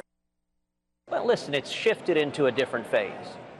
Once we began taking the lead in the Iowa polls, you saw Donald seem to get very upset about that. And event after event, he would give 5, 6, 7 minute, basically lengthy attacks directed at me. But you must have known that moment was coming, right? Well, to be honest, you hope so. I mean, listen, if in this debate no one was taking a shot at me, it would mean we weren't doing anything. Listen, I like Donald. He is terrific. He is an incredible marketer. He's a very talented entertainer, and he's got courage. I've said from the beginning. Would you make him your vice president? Well, I mentioned that possibility. Listen, I've said from the beginning that I was grateful Donald was in this race because he's framed the central question of the race as who will stand up to Washington.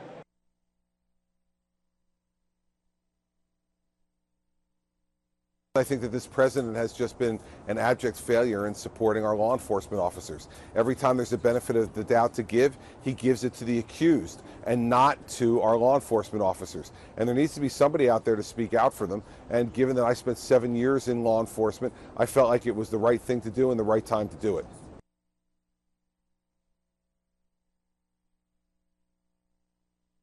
The things that Marco said last night were absolutely untrue. So my perspective was just let people know they're untrue, and don't honor it with any other response beyond that. He wants to get in a back and forth with me because I'm passing him. I understand that because Marco 2 years ago said I was the conservative reformer that New Jersey needed. Now all of a sudden I'm not. This is the same thing that Marco accused Jeb of doing a few weeks ago. I'm not going to engage in this childishness. My job is to beat Hillary Clinton.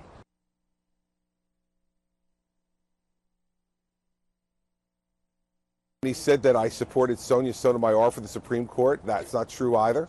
Marco just, gets into making things up, and then when he does it, he can't even look you in the eye when he's saying it.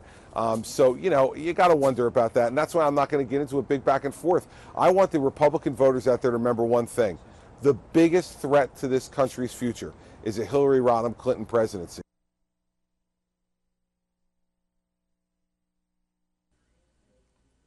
Well, every opportunity to speak to the American people is very important, every single one. And that's why I will always take advantage of each and every opportunity. It's also true that yesterday, yet another poll came out that said I'm 6th nationally. I'm tied for 5th in New Hampshire with people who've spent tens of millions of dollars on the air. I haven't spent a dollar yet. I'll be on the ballot on all 50 states, something many people on the main stage cannot say. I have leadership teams in 25 states, something many people on the main stage cannot say. I have robust ground games in multiple early states, something many people on the main stage cannot say. And I'll just remind all of you, not a single vote has been cast. This is about the American people. I will take advantage of every opportunity to speak to the American people. Because you see, what happened on that second stage was kind of a nasty fight between a lot of insiders, and it was about their power, their position. It was not about solutions. It wasn't about how to restore power to the citizens of this nation, which is where it belongs. It wasn't actually about the American people. This is the game that gets played election after election after election. Insiders, even those who cast themselves as outsiders, insiders are focused on their own power and position, and the American people keep getting left out. That is why I'm running for president. We must take our country back and restore a citizen government. Well, look, I think Bill and Hillary Clinton have worked together to amass power their entire lives, and they've also spent a fair amount of their time, particularly Mrs. Clinton, avoiding prosecution. I think she's avoided prosecution more times than El Chapo. So I guess Sean Penn is waiting to interview her as well. You know, everybody out there watching knows this. You cannot wait to see the debate between me and Hillary Clinton.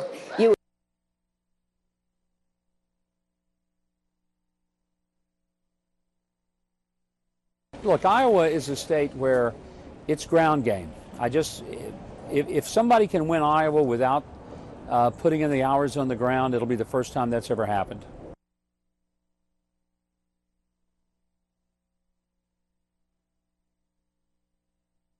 This is what I resent when people say you're not for Social Security reform. Look, the best reform for Social Security is economic growth. If we got our economy growing at 4%, we'd fully fund Social Security and Medicare. Rather than talking about how to cheat seniors out of their benefits, why don't we get the government off its rear end and get this economy growing again? And we can do that if we quit punishing the people who are working, and that's what our current tax system does.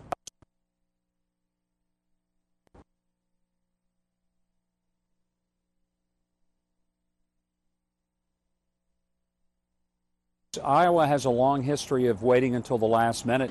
When we polled 5,000 people there just about 3 weeks ago, we found that 75% of them had not made up their minds, and they typically break late. A lot of things can happen in 2 weeks.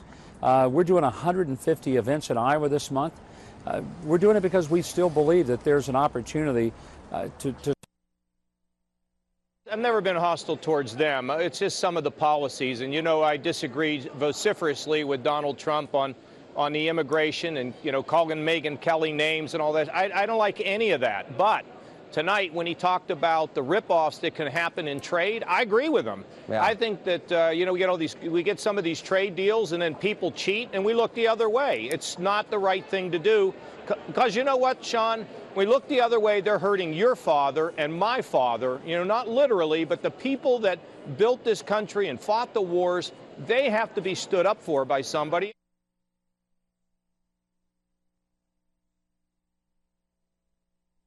That's how 2016 really is a turning point in America. We're either going to stay on this road we're on right now and be a nation in decline, or our kids are going to have a chance to be the freest and most prosperous Americans ever. So we're going to keep driving that message and describing specifically what it is we're going to do to undo.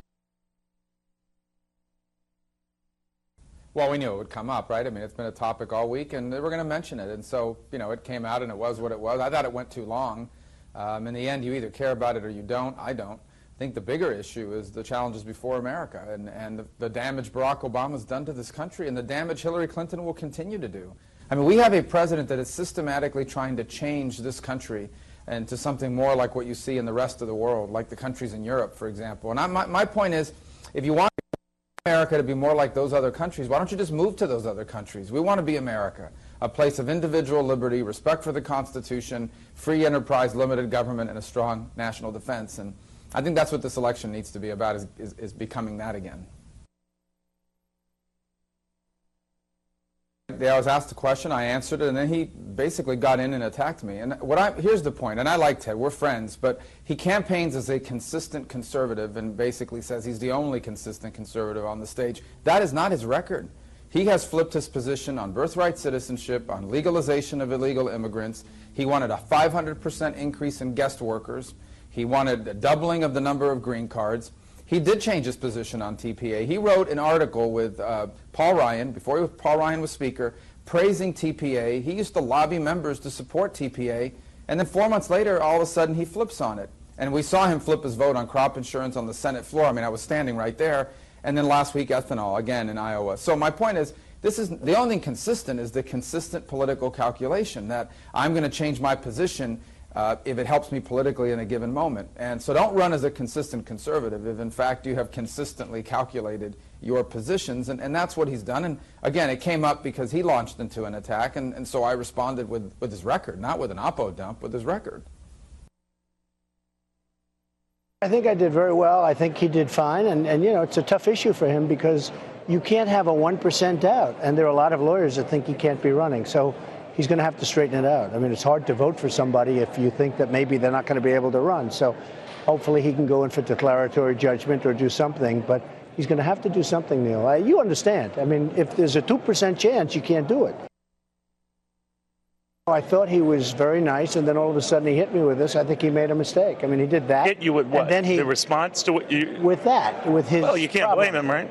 Well, I think he could have done it in a different way. And then he did something that was inappropriate. He knocked the hell out of the people of New York, and you can't do that.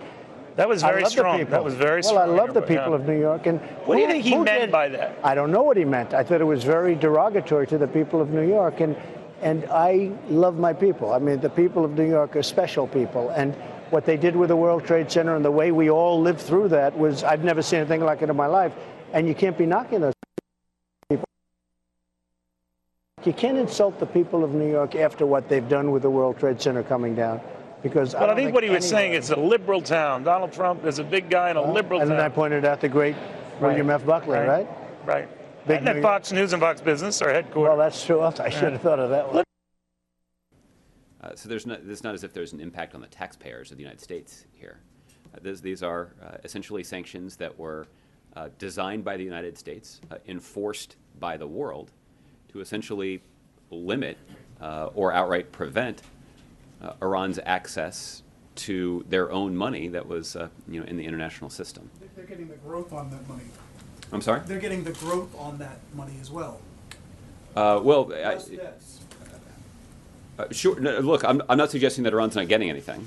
I'm just suggesting that they're not getting anything, any financial resources from the United States. It's their own money. Second, it's worth being accurate about what the amount of money that is. It's not $150 billion. For more precise calculation, I'd refer you to the Treasury Department. And the reason I wanted to go through this exercise is it's often described by our critics as what Iran is getting, but they fail to note what the international community is getting and what the United States is getting and what impact that has on our national security. And what we're getting is verifiable confirmation that Iran won't have a nuclear weapon. And as recently as 5 or 6 years ago, there was a real concern about what would happen to Israel and to our security interests in the Middle East because of Iran's aggressive pursuit of a nuclear weapon. It wasn't that long ago, a year ago, that the assessment of the United States intelligence community that Iran was within 3 months, that essentially they were had a 3-month breakout period. Now we know that once this deal goes through, and hopefully that will be soon, that breakout period will be extended to a year, and because of our verification measures, we'll know right away once they've begun to take those steps. So, again, the benefits for the United States, for Israel, for our other allies and partners in the region, when it comes to our national security, are significant, despite the fact they are often overlooked by our critics. You mentioned Israel. Have there been any discussions, or is there a strategy to talk to Israel? Are there discussions going on as this becomes more imminent? I know there's that task force that examining the overall aid package. For the Yeah, exactly. But is there something specific going on with the Israelis to reassure them now as we approach this implementation day? Yeah. Well, you touched on the main part of that, which is the work that is ongoing between senior officials here in the United States and senior national security officials in Israel to discuss the extension and expansion of the Memorandum of Understanding about U.S. military support to Israel. And the President has talked about how the commitment on the part of the United States to Israel's national security is unshakable. And Prime Minister Netanyahu has himself observed that the kind of assistance that's been provided by the United States under the leadership of President Barack Obama to Israel has been unprecedented. And we're seeking to further extend and deepen that kind of coordination and cooperation in the context of these discussions. That is something that they're working hard on too. Okay. Let me go back to Darlene. I don't want to skip Darlene, but I'll come back to you guys. Thanks. So. The governor of Michigan has tasked President Obama to issue an emergency and disaster declaration over the crisis with lead and the drinking water in Flint. Mm-hmm. Do you have a sense of how quickly the administration expects to make a decision on that request? There's a formal process at FEMA for considering these kinds of requests. that process is ongoing, and given the nature of the kinds of requests that are made in that system, those requests are considered expeditiously. Just as a matter of course, this one will be as well. I think it's important to note, Darlene, there are already a number of things that the federal government has done to respond to this ongoing situation. There actually already are FEMA personnel that have been deployed to Flint to serve as a liaison between the Long-Term Recovery Committee that was established by the governor and the relevant federal agencies that may be able to assist with existing programs and funds. There also was FEMA staff that was deployed to Michigan to provide some logistical and technical support to the state and local officials who are on the ground responding to the situation. I also know that there has been some physical supplies that have been provided by FEMA to the state of Michigan to respond to the situation, specifically bottled water. FEMA has a regular process where they stockpile commodities for use in responding to emergency situations.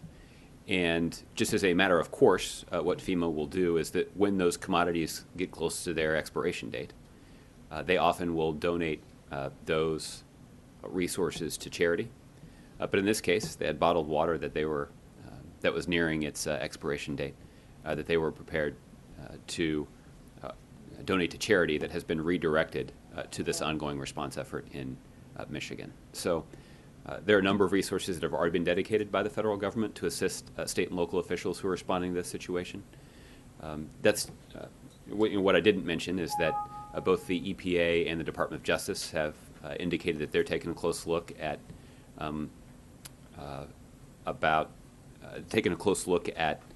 this situation in terms of the science and in terms of the impact that it has had and could have on local populations.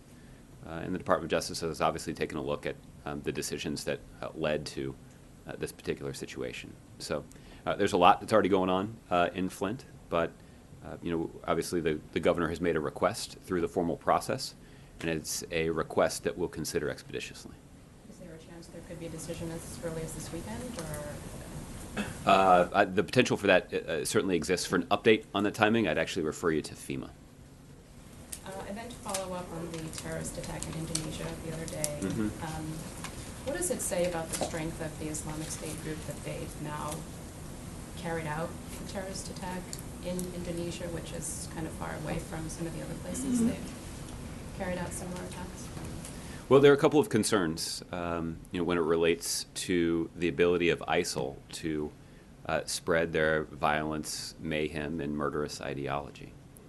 The first is concern about foreign fighters. So these are individuals who've traveled from around the globe to Iraq and Syria to take up arms alongside ISIL.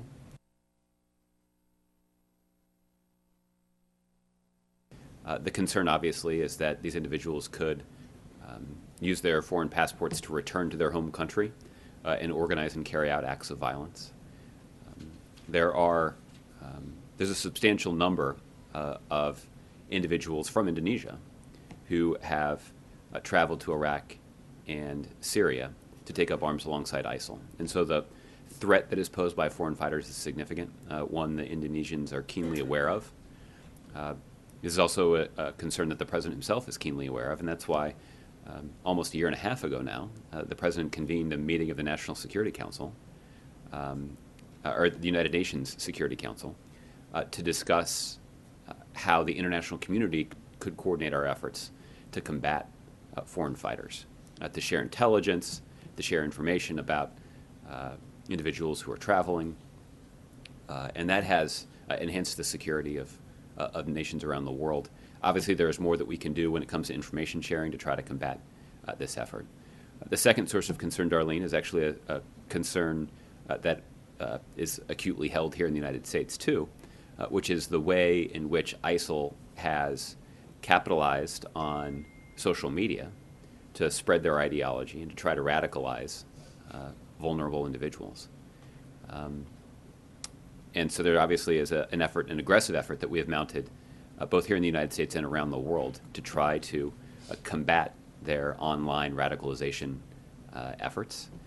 And in fact, when the president was in Southeast Asia at the end of last year, he was in Malaysia, he talked about how the United States was supporting the Malaysians as they established a regional fusion center that could be used to coordinate the effort to counter ISIL's online radicalization attempts.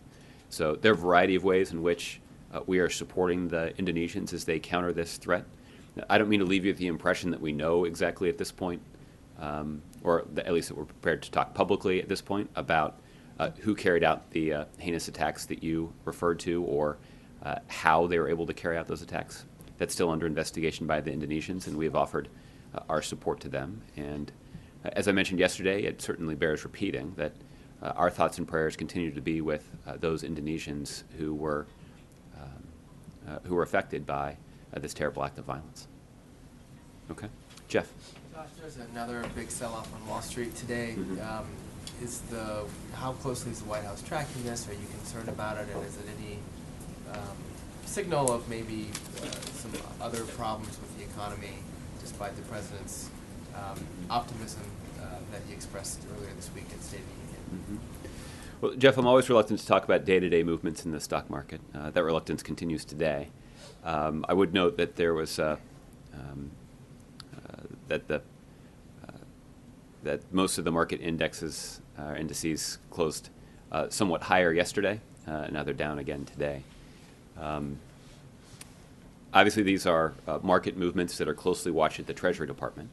They watch financial markets all around the world and are carefully evaluating what sort of impact they could have on the broader economy here in the United States. I don't know that the president's necessarily been briefed on today's movements at all, but I think they highlight. I guess there are three things that come to mind. The first is there are a lot of other data points to indicate the strength and durability of the U.S. economy. We just got jobs numbers 1 week ago today that showed at the end of last year that 292,000 jobs were created just in December of 2015, and that was the continuation of the longest streak of private sector job growth in our nation's history, 70 months now, north of 14 million jobs created over that period of time. That's an indication that the U.S. economy continues to be quite durable, despite, and this is the second point I wanted to make, despite the kind of volatility that we see overseas. Now, there's no denying that weakness in other markets with whom we do extensive business is going to be a headwind for the U.S. economy. But we're mindful of that, particularly as the international economy becomes more integrated. We have to be sensitive to movements that we see in the economies of other countries. The third thing I'll say is that's why the president continued to aggressively advocate in his State of the Union for additional policies here in the United States that would allow us to build on the momentum that we're already seeing in the job market, but also allow us to strengthen the U.S. economy, particularly for middle-class families that could be vulnerable to some of the effects that we're seeing from weaknesses in other countries' economies. So that's why the president has championed nearer-term solutions like investments in infrastructure and raising the minimum wage, but also encouraging Congress to take the kinds of steps now that will position our economy over the long term to succeed. And these are investments in early childhood education and other policies that would open the door to a college education to more students and workers and their families. So the president's obviously got a lot of ideas, and I think that even some of those who are concerned about the impact of the market volatility today on the U.S. economy should join the president in thinking over the long term about what we can do to better prepare the country to withstand that kind of volatility in the future. Right. Okay. On a separate topic, following up on Michigan, did the EPA drop the ball on this issue? This is something that they've been aware of. Is there any concern that they didn't fulfill their duties on this apparent crisis in Michigan? Well, Jeff, at this point, I'm quite limited in what I can say about attributing any sort of blame for this particular situation, primarily because the Department of Justice has taken a look at this question. The EPA has obviously been involved, and they're involved now in trying to respond to the situation. But in terms of who could be to blame, what actions state officials took, both before this incident and its immediate aftermath, are questions that ultimately are being investigated and will have to be answered by the Department of Justice. Okay, Margaret. Josh, back on the Iran deal. Mm-hmm. It's my understanding that the IAEA issues this report, then the member states look at it, Secretary of State Kerry will review, sign off, and that triggers the process for sanctions being lifted. Does the President intend to read this IAEA report or be briefed on it before that happens? I would anticipate that the President will get a briefing on the findings, and but I also would not anticipate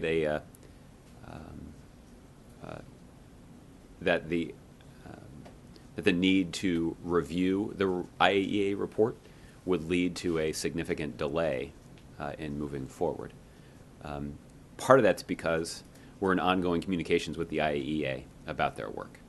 So, it's unlikely there'll be any surprises, which I think would allow us to review that report without any significant delay. You could do this all in one day. Well, I don't have an update in terms of what the timing would look like or how quickly we could turn it around. My colleagues at the State Department may be able to give you a better assessment of that.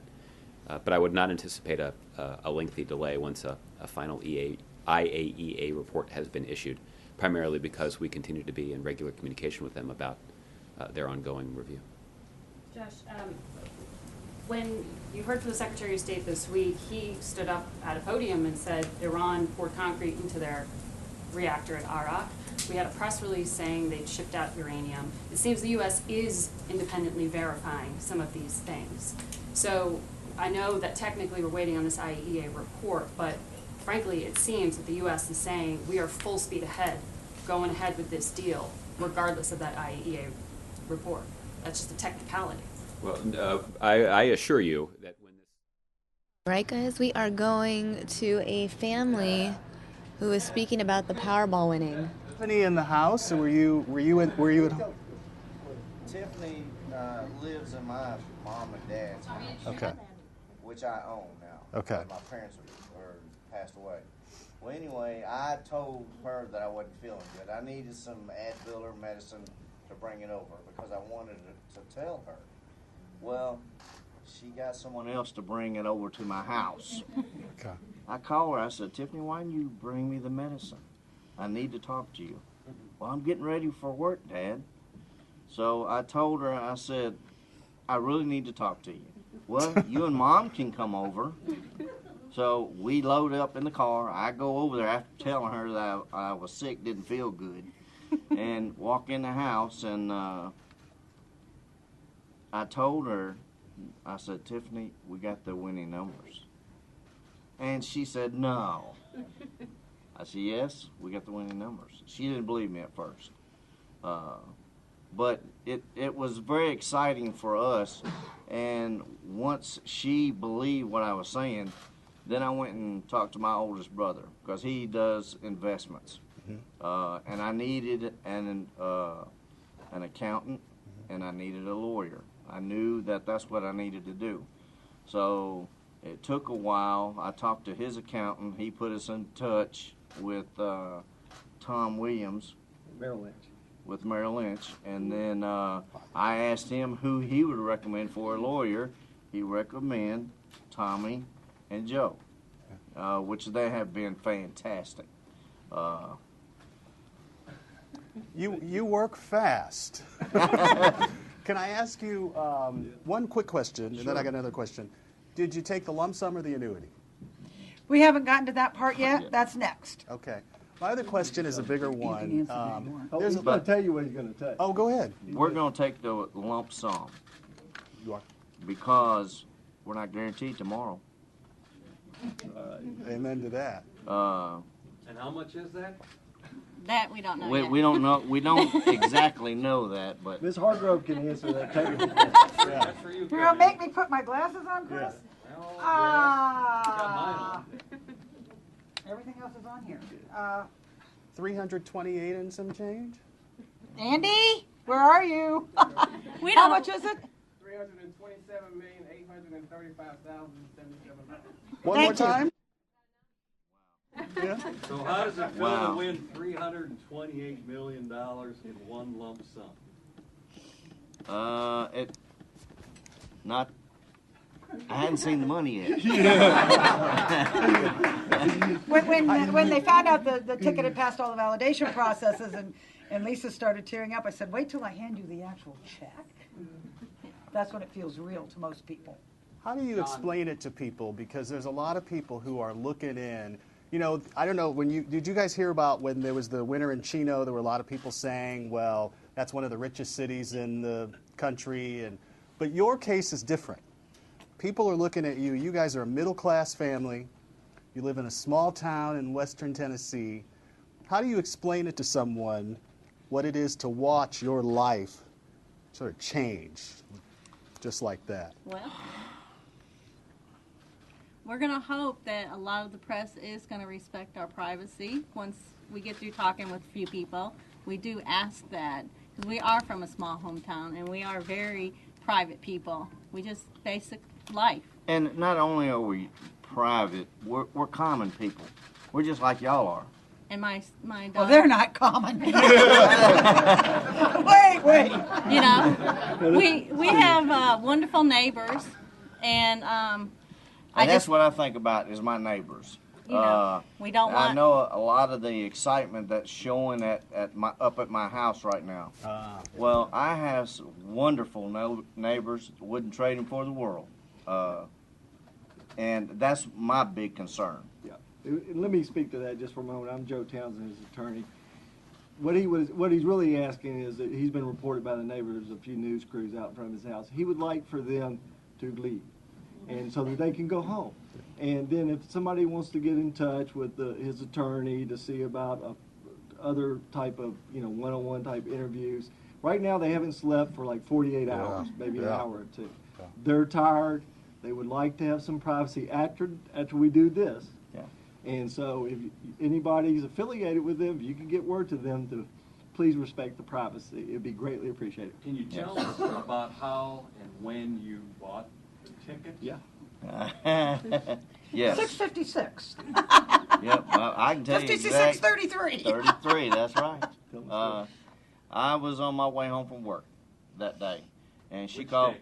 This Wednesday. was the 13th. Wednesday. And she told me, she said, you're going to pick us up a couple lottery tickets.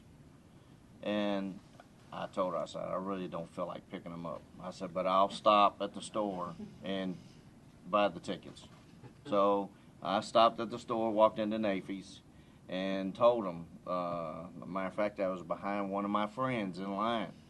And I reached around to this friend of ours, and I kind of poked her in the side, and I said, are you going to share it? and she looked around, and she said, sure. Well, then I stepped up the counter, and I told them that I wanted 4 quick picks on separate tickets. Wow. And she gave me the 4 tickets. I went home, wasn't feeling good. I laid them on the table, gave them to Lisa, and I said, I'm fixing to go lay down. I don't feel good. There they are. And she's the next one that checked the numbers of the drawing, and she come running in there screaming and crying, you need to check these numbers. You need to check these numbers. So, and she woke me up out of dead sleep. Did that friend ask you to share? No, she didn't. But they are some very good friends. They did congratulate us. Lisa, tell us about that moment when you go to wake him up. Well, I was running down the hallway screaming and crying, and I said, you got to check the numbers. He woke up in a dead sleep, so he's all startled. I thought, what? So. Did you sit on the bed? Did you fall? No, he was on the couch. I was in the back. And long story short, he looked at him 3 or 4 times, and he says, baby, I think they are. I think these are the right numbers. And he said, but I won't say anything and won't get our hopes up until we hear it in the media. From the news media the next morning at I was hoping it was going to be earlier, but it didn't show up until 4:30 in the morning. That Montfort, After we Tennessee. stayed up all night, because I'd flip between Channel 3 and Channel 5 and 13 just to see if they Memphis. would be posting the winners. Yeah. Well, they didn't show up till 4:30. Yeah, we were up waiting as well. We were up waiting as well. What is the first thing you guys are going to do with the money? What's on your list, at the top of your list? Well, our daughter had some. Student loans that they're going to help me pay. It feels good to be able to do something about that, that's doesn't right. it? Well, we're going to pay our home off.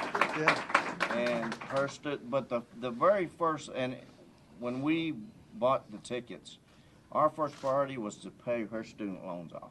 Because we just wanted a little piece of the pie. Now, I'm real grateful that we got the big piece of the pie. Because the main thing is, we always say, I want a small piece of the pie, and I always hope for 5 numbers. I never hope for the winning numbers, never. I always hope for 5, because I know you get $1 million for 5, and that would cover her student loans and several other bills. Yep. So, surely you've had a moment to dream big. No. What would you like to I surely haven't. No, not really. What would you like to splurge on? My family. Yeah. My family. You're going to pay off your house, but you have $300 million and some change. You don't want to move into some big, luxurious compound, anything like that? We don't need that. It's only been 36 hours since the drawing. I mean, I've never wanted that in the past. I don't really want that now. Right. And these big fancy houses, elaborate houses, they're nice, don't get me wrong. But also, you got to clean them. And I work full time. So. Do you plan to continue working? Yes, I do. Really? Yes, Both I do. of them plan to be back at work on Monday.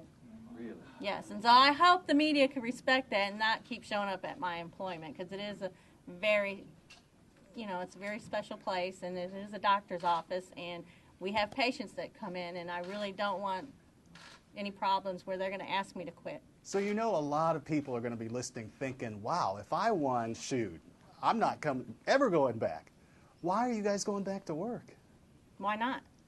That's what we've done all our lives, is work. You just can't sit down and lay down and not do nothing anymore. I mean, because how long are you going to last? We do want to enjoy a little bit of our earnings and maybe invest a little bit of it so our son and our daughter, they'll have it and they'll never need anything again. But I know that I played the lottery too, and I played in this drawing, of course. I'd suggest you buy a ticket in Tennessee before you go home. We're lucky. Already done. Yes. Okay. But I guess what I was going to get at is when there's a part of me that thinks that if I had that ticket in my hand, all my stresses would just melt away. Actually, more stress comes with that ticket. Really? Yes, it does. Did you guys feel safe in New York? Yes, we did. We felt very safe because of the crew that took care of us. Holding on to the ticket, though, did you feel safe? Yes, because no one knew I had it on me. Nobody knew that I was carrying the winning ticket. Because, like you're saying, most people, they're going to go hide it somewhere, put it in the safety deposit box. Well, you signed it. Plus, I signed it. That's right. We went on to the site and followed every rule they had on there. Good for you. We did. When you expect to see the lump sum, perhaps this is a question for Rebecca. Andy. They'll get a small check today for a few million. We don't collect from our. Something to get them home? Yeah, we'll give them a few million to get home with. See you 2 more out. We don't get money from, none of the retailers have paid the lotteries yet. So all the money that was sold in the last week will go to lotteries next Tuesday, and then it takes a couple days to clear that clearinghouse for each lottery. Then they send it to the Multi-State Lottery Association, probably by Friday, and then we get it all the next Monday or Tuesday. So their check will be about 10 days away, Andy? 10 business days before we even have the money to pay them. So we're going to loan them a few million until we get it done. We can go buy dinner. A couple of million. How are you guys dealing with a lot of the media like this, and you guys have shows reaching out to you, the Ellen shows reaching out to you, like, how are you guys anticipate on dealing with this for the next little bit? One piece at a time. Yeah, basically, one of the things they wanted to do is to ask the media to use the law office as a filter, okay? And so, please, the request to, come in. They're tired, okay? Please understand that. They almost, 48 hours without any sleep, but an hour or two of sleep. So they need to get some rest, and then we'll entertain those other type of things. We know the American public and wants to hear from them. We've tried to accommodate the American public, and I think they've done a really good job. They have. Oh, yeah. Thank you. What's your pub's name? Abby? Her name is Abby. A-B-B-Y, yes. What kind of dog is it? She's a rescue dog. She's a rescue. Nice, absolutely. There was a gentleman over there that started to ask a question. I just had a quick one. I'm sorry. That's okay. Did you guys tell me about your day? Did you wake up in Munford today, or did you go to New York last night? We went last night. Tell us a little bit about They only got about an hour, not even an hour's sleep. Well, we got about an hour and a half of sleep. Right. Why separate tickets as opposed to That's five? just the way I do it. I mean, I don't have no rhyme or reason why I do it. I have 4 people in my immediate family, so I buy 4 separate tickets. That's just the way I do it. And it was the third one that was. The one. So glad you didn't. That So one. 1, 2, 3. Are you guys regular lottery players, or is this No. just sort of a? Just when it gets a little large, because like I said, my goal is always maybe to get a little piece of the pie. I always You like. hadn't played Powerball much when it got up to just a couple No. $100 million. I don't make enough money to play it every week, in my opinion. Now maybe I got a little bit more money, maybe. Yeah. One more question? Yeah. One more. Okay, we're going to take one more question. Can we hear from the daughter? You mind? Just tell us what you think. I'm really excited, and I can't wait to see what everything involves. But I do ask that everybody does respect their wishes that they've asked. So. Well, John and Lisa, I'm going to ask you to come with me for just a second. Why don't you come Thanks right up everybody for here? your patience. John and Lisa and Tiffany, come right up here. Between you, Tiffany, you get on beside your mama. And here we go. Y'all have to have one of these. Congratulations.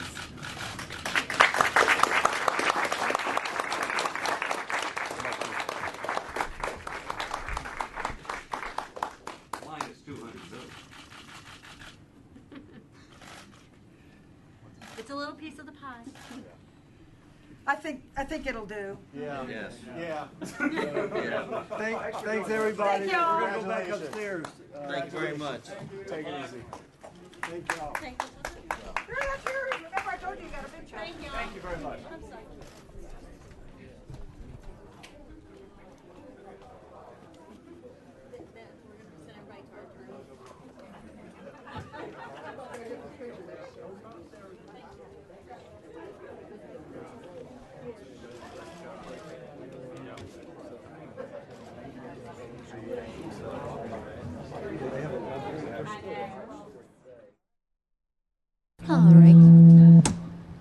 All right, guys, we are going to leave this press conference and now come back to Phoenix. We are now in Arizona. This is a live feed from a meeting where the governor is going to reveal the budget here in Arizona. And since the governor is not there yet, let's go and watch Ted Cruz instead.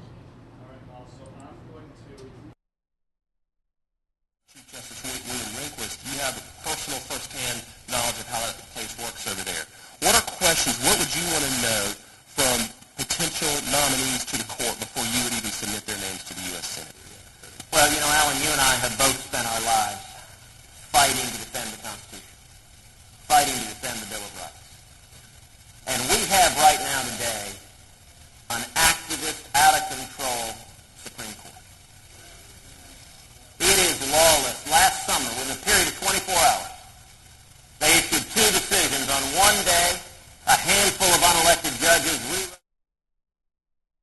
All right, guys, we're actually going to cut out that Ted Cruz event and go back to the live feed from the governor's website because the audio is very bad from that Ted Cruz event. So now let's talk upcoming Arizona budget.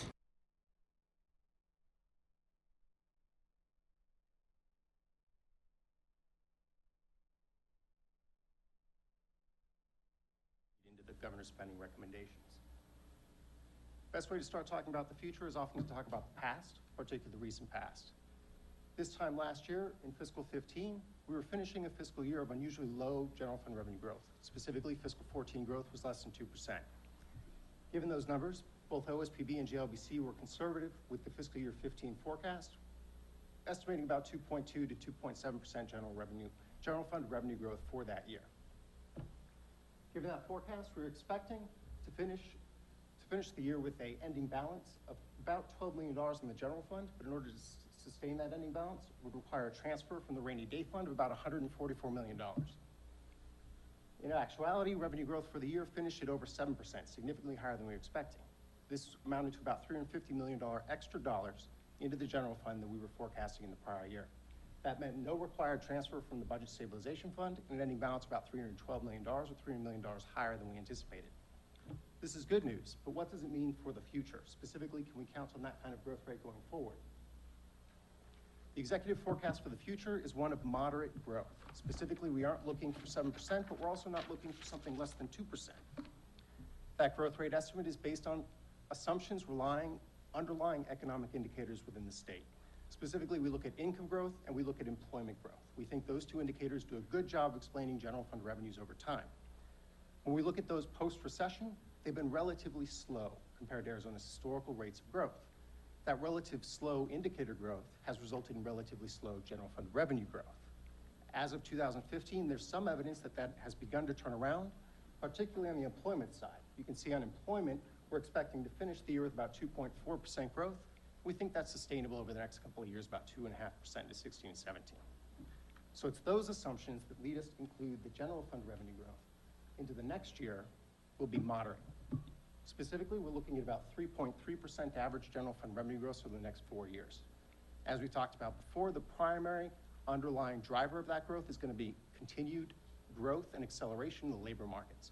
We think that that improvement in labor markets is going to help offset some of the slowdown in the capital markets that we're expecting.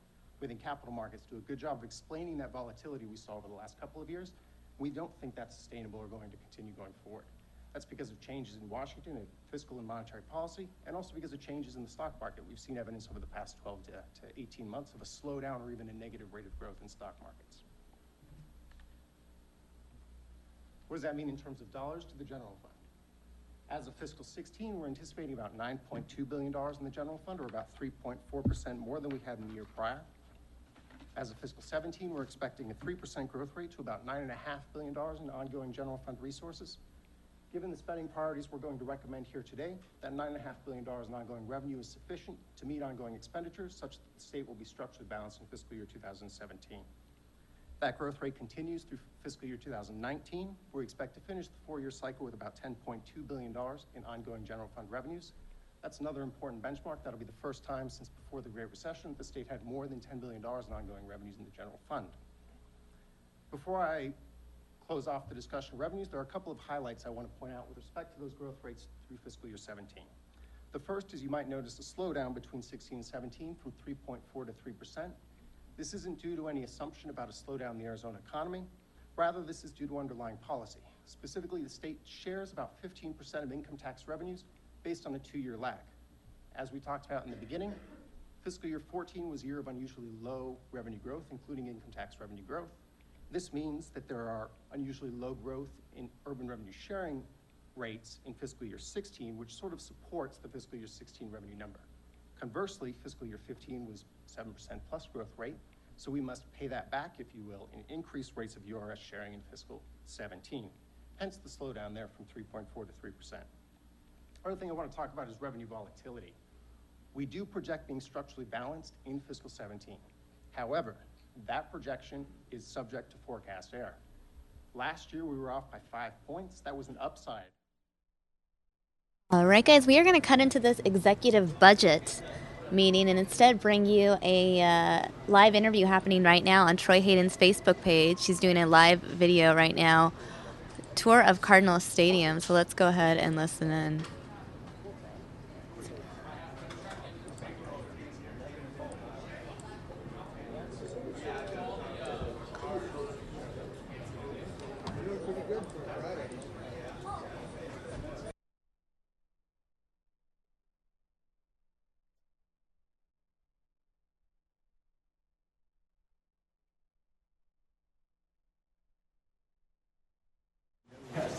That's definitely not the kind of seating here at Harkins.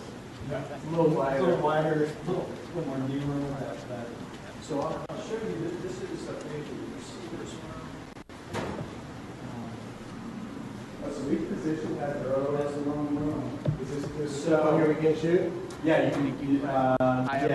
It's probably not hit so much of that. Okay. But see, this shouldn't be in here. Oh, We're trying to feed them to get we're trying to get them away from that. So somebody busted. Yeah. But you know, this is where the guys do a lot of their work during the day. So the coaches are all wired with technology. They can do the cut-ups upstairs. So each one of our practices and games is videotaped from sideline and end zone. Oh, so this is where they'll watch film. When you talk about watching film, they watch it here? Happens right here. Oh, really? And the coach can break it all down because it's all digital now on his computer up in his office. Break everything down and what they want the players to see, and then break down the plays from practice that they want them to see, what adjustments need to be made. And so there's a, you know, what I think most people don't understand about the life of a football player. You know, you think about, you know, sometimes we bring kids in and tour them around. And what I tell the kids is, look, the homework isn't done, the classwork isn't done, and the studying's not done when you become a professional football player. Larry Fitzgerald, Carson Palmer, all of our players, all of our rookies, they come in and they study hard. This is hard work. And they're in this classroom, or a classroom just like this, many hours each day. And going home and giving each iPads to where they can break down the same tape that they're watching here today and do their own cut-ups and watch what the opponents are doing. Because you're looking for tells. What are the you know, each team has their own patterns. And so those guys put a lot of time, a lot more than people think. You know, we just don't put on the uniforms and run out on the field. There's a lot of class time. So we tell students especially, you know, the studying's not done. You know that as a professional. You know, hard work, you're still working just as hard or harder than you worked in school. And if you want to excel. If you want to excel, exactly. And so that's what every newsroom is awesome. So that's awesome. I'll show you one other area about our training. Here's the quarterbacks. This is the running backs. The quarterbacks, there's no McDonald's in there. You see that? There's no McDonald's. I look pretty fresh too. Yeah, well, you can smell it. Yeah. So.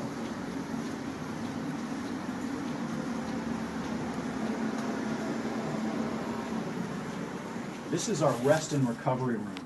And so we had some extra space, and you know, we talked about it. I went to coach and went to our head strength and conditioning coach as well, and said, look, we've got some extra room. I think, you know, having a place where the players can rest, because sometimes, you know, they might be, if you know, a lot of them are fathers that have kids that might be coming home and somebody's sick and they've got to attend to kids in the middle of the night. Maybe they didn't get a full night of sleep. There's a place where they can take a quick power nap if there's a, you know, a half-hour break. Michael. And so this is not only a place where they can do that, but also a place where these machines hook up and pump to help recover people's legs a little bit faster. We've got these smart beds that have a therapeutic function to them as well. What goes in here then? Is it So air? it gets plugged into air, and then it's going to pulsate and give players the ability to increase the blood flow and help recover their the muscle recovery a little bit faster.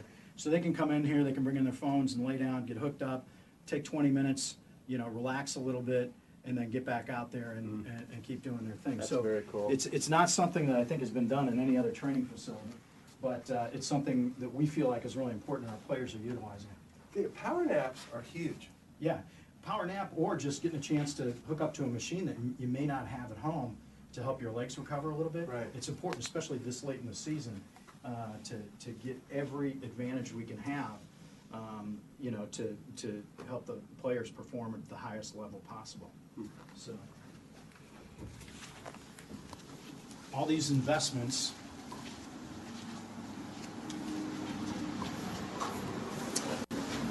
and that's what it's all about, is we wanted to make sure that we make smart investments that could give the players the ability to perform at the highest possible version that they can perform, and to you know, design the facility so that we can do that. And so from the strength and conditioning, the rest and recovery, to you know, the rehabilitation area, to the food service, everything is designed around player performance.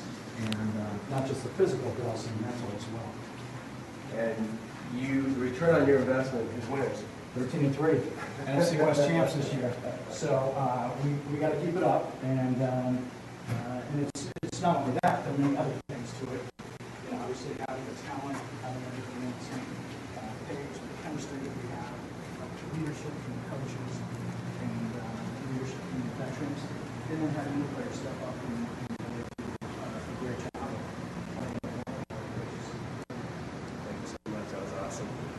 Awesome. Thank you. All right. Hey, let's talk about a couple other issues. Sure, you want to sit down? Yeah. And do it like on a bench or something? You want to grab your...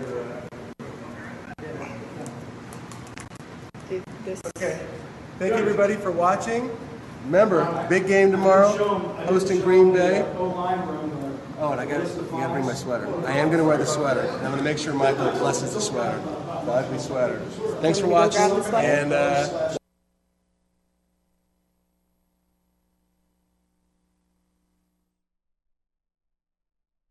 All right, guys, it looks like that is the end of his tour.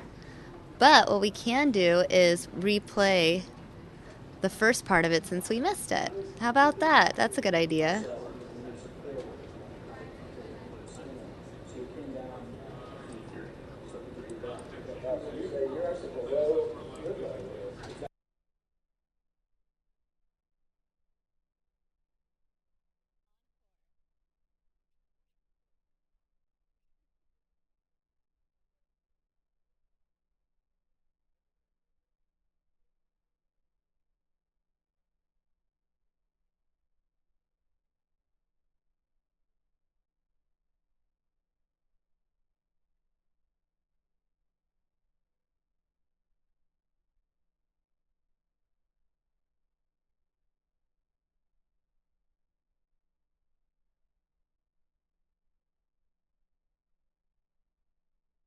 Developed individual for each player, what they're going to be doing. Yeah, I would imagine it helps to avoid injuries, too. Those conditions are so good. Precisely. So injury is a huge issue, and we saw it last year. So the more that we can be making sure that we are lifting the right way, working out, training the right way, stretching the right way, getting ready to go out there and train the right way, those are all really important components. And then a big part of it is, you know, the rest and recovery period. So we put an emphasis on that, and I'll show you a little bit about that later. Facebook, hello, I want to say hi. I'm here with Michael Bidwell, who's the president of the Arizona Cardinals, and we're taking a look at a brand new, you said there's a big expansion for you guys. Precisely. For the last year. It happened before the season. Yes, 3 phases, 2 years, $15 million. So, and so we've got a lot of great stuff going on. Okay, cool. So let's continue our tour. So this is pretty much the back end of this, of the weight room, but you can see how much of the space compared to what we had before. It's just tremendous. How many guys do you have in here at one time? You got one team in here?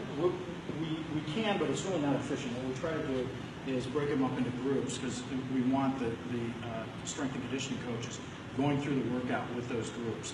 And so they might be working with groups of up to about 15, but most of the time it's 6, 8, 10, 12 players. So if there was one thing you could say is the most important workout or work exercise for a football player, what is it? You know, I think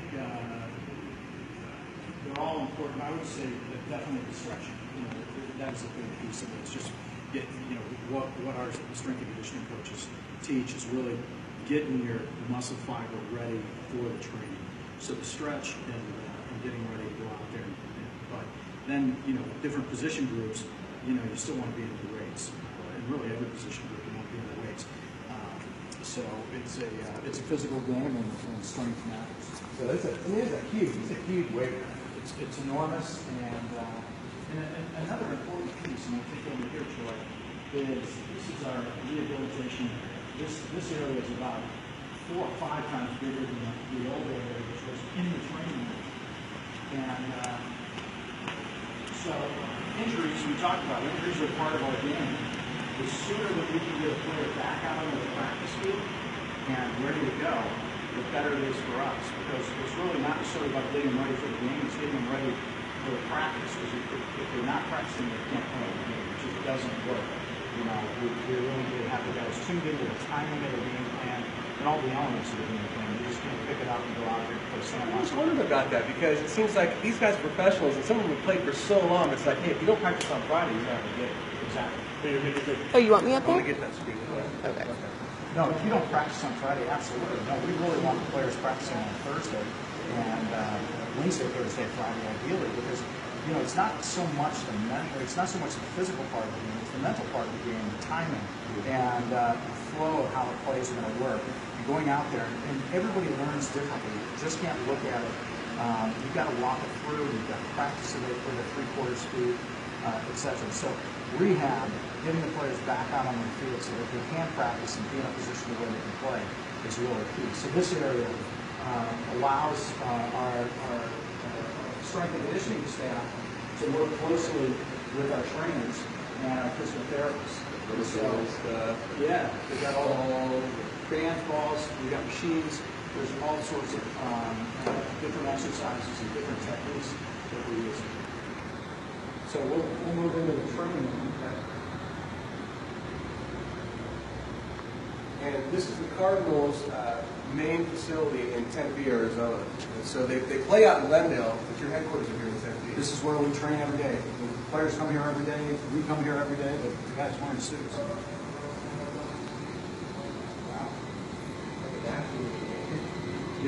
Sometimes it is. Well, you know, especially when you're playing late in the season like we are now, you know, bumps and bruises are part of our game. And so, you know, the guys will come in here and use hot and cold therapy, use electronic stimulation therapy, different therapies just to recover, get their bodies ready to go for the next week. So they'll hook you up to these. What are these like? These are stem, and what it is, it's a little positive and negative, low currency type of device that's helping draw medicine in and also stimulate muscle recovery. So it's a great little device. This is a little bit of an ultrasound device that helps out with the same thing. So the guys are, you'll see the guys, especially the guys that maybe are a little bit later in their career, you know, need to get a little bit extra help. This just helps speed up the body's natural healing ability. We'll walk into the hydrotherapy room because again, this is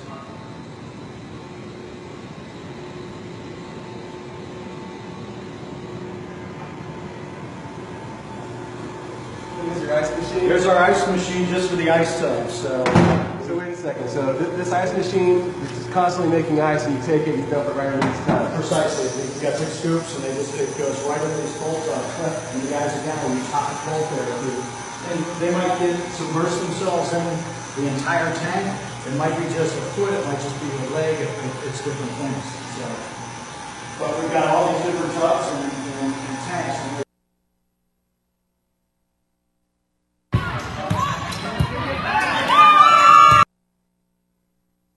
Alright guys, so that was part one of the tour. Let's watch the next part.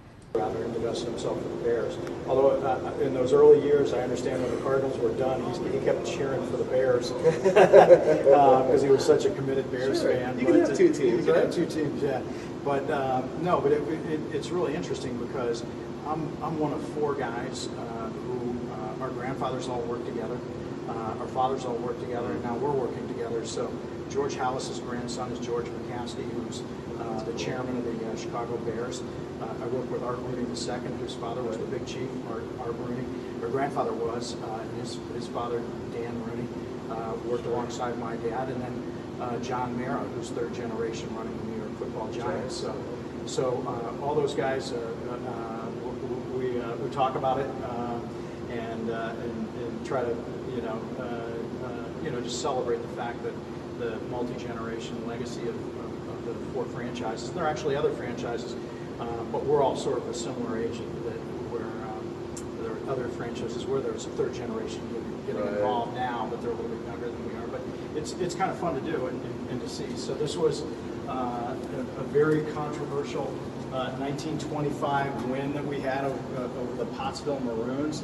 Those Pottsville Maroons! Yeah, which don't exist anymore in Pottsville, Pennsylvania. But we had the 2nd best record. There was no Super Bowl or championship in 1925. It was really based off of how many wins you had at the end of the season. Oh, really? And the Pottsville Maroons actually had more wins, but they played a game that was an illegal game that the league said you can't do, and they got disqualified. So we won the championship that year, and we've got the banner hanging in that was our first championship year. This is my grandfather. We've been innovators in many things. We were the first team to hold an out-of-town training camp. That was done back in 1929. My grandfather bought the team. This says 33. Our family thinks it's 32, but we stuck with 33 because that's what the for $50,000. $50,000. My dad says it was $5,000 of cash, and he assumed $45,000 of debt on it, which was a huge amount. Both amounts were a huge amount of money in 1933. We were the first team to hire an African American female into as a front office executive, Adele Harris, great lady. First team to play in London. We played the Vikings. I was a ball boy in this game. Oh, really? 1983. That'd be pretty fun. That was cool. The first team to hire both an African American head coach and general manager at the same time, and that was Denny Green and Rod Graves. How can you forget Denny? Yeah. We are who we thought they were. Even you bring that up all the time, right? Coors Light paid him some money for that, I'm sure. I bet they did. And you remember this game? This is we played the first regular season game against the San Francisco 49ers in Mexico City at Estadio Azteca, and beat them. It was all field goals that day. We beat them, so it was 100,000 people, though. Exactly. It was crazy. We had obviously this is our 10th season. Just finished our 10th season. Now postseason at University of Phoenix Stadium. This is the NFC Championship against the Eagles a couple years later, and this is the Super Bowl, which was the greatest game of my life until about the last 35 seconds. No. And you know what? Lexi, of course, keeps showing me that picture of the Pittsburgh receiver who's got one toe down and the other one like this. It makes me cringe every time. Yeah. No, that was this is Antonio Holmes. Yeah. So this is our new dining hall. This did not exist. They've been here before. We're building no space. Now we've got a full culinary staff, really focusing on nutrition.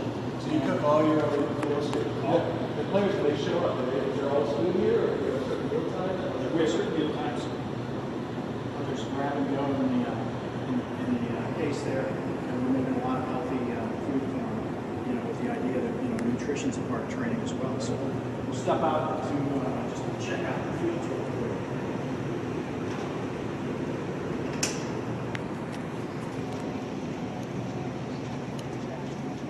Two grass fields, and then inside the bubble, we've got a full-size artificial turf field inside in a fully climate-controlled environment. So when we're practicing and after we get back from training camp, it's just too hot outside. It's really too hot really until the beginning of October when you're practicing in the afternoon. So that really gives us an advantage, which we didn't have. And so this was part of our expansion as well. That's kind of fun too, right? Tremendous. I mean, you have guys out here who are sweating all day. 5 days a week, and they're really expending a lot of energy, and more so than maybe our opponents. So this really gives us a great advantage. Although, the players, they like playing or practicing on the natural grass, so they will say to coach, "Hey, let's get outside for a day a week or so." They like the air conditioning, but they also like the natural grass because it's a little easier on their knees. So that's beautiful. Yeah. Well, I want to show you a couple of other areas real quick. Okay. You guys still hanging with us? This is pretty cool, huh? You don't get access like this very often.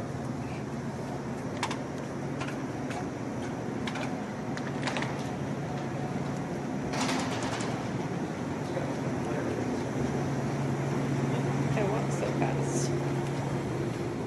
The player's main entry is from this door. Okay. And so we we get a chance to really highlight, 15 of our top guys, and we rotate these.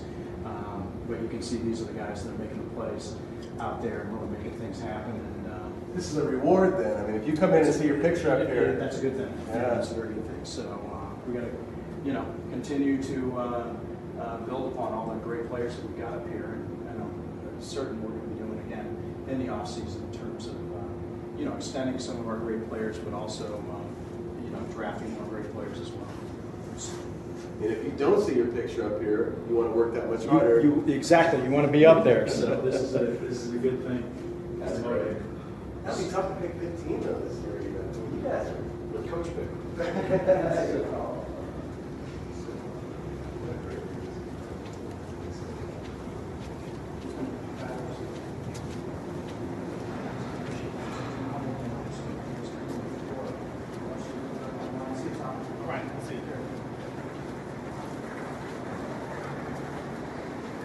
Get a good night's sleep.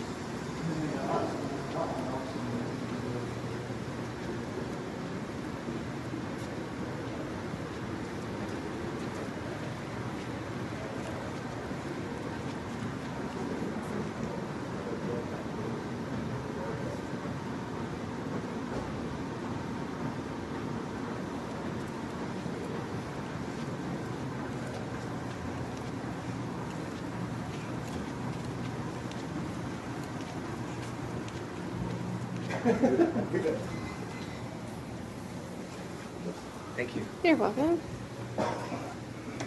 So that's a large door. This is our main meeting room, and the chairs are all designed to have 6'6", 300-pound guys in them.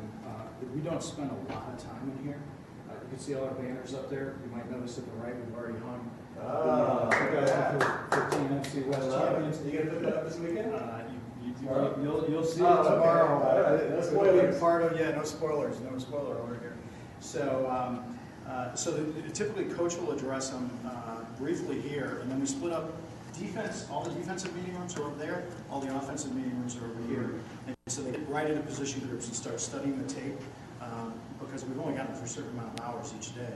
We can keep the rookies in the off season through our off season training program a lot more. And so what we do with the rookies is we'll be working them out longer. We get to coach them up more, and that's why you see our rookies contributing so much earlier than they did about 5 years ago. The collective bargaining agreement allows us to work with the rookies, and they get a lot more coaching in the off season. And so you see guys like David Johnson making an impact, Andre Ellington making an impact, J.J. Nelson, John Brown. Last year was his year. Just breakout years. Deion Buchanan, Marcus Golden. And so they get a lot more coaching, but they also get life skills. We've got a full-time, what we call our player programs director, and his name is Anthony Edwards. He used to play for a special teamer, receiver. He's also an ordained minister, and so we put a big emphasis on life skills, finances, relationships, proper conduct, all those things. And so we talk a lot about the things about what it means to be an NFL player, work on media relations skills, helping these guys all learn all those things. So a lot of the off-season happens in this room, in addition to the weight room and into the coaching room. So you're helping the rookies grow up. And Yes. What it's like to be what they need to do to be good. Absolutely, because many of these guys are coming from pretty established programs. They're studying schoolwork and playing football.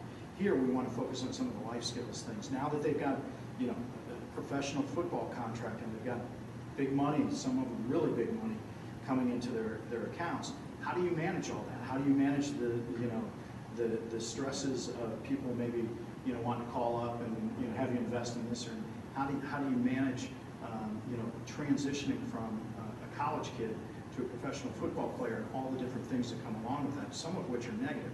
And so you got to keep that out, focus on your career and stay healthy and make sure you don't get caught up in the wrong crowd. So a lot of that are just real life things that we talk about here. in a very positive way, and it's good because we can be very proactive about it. Because some of these kids, when they back up those way, some of these kids, you know, they may not have had a whole lot of training in those areas. Sure. Or mentors. Or mentors.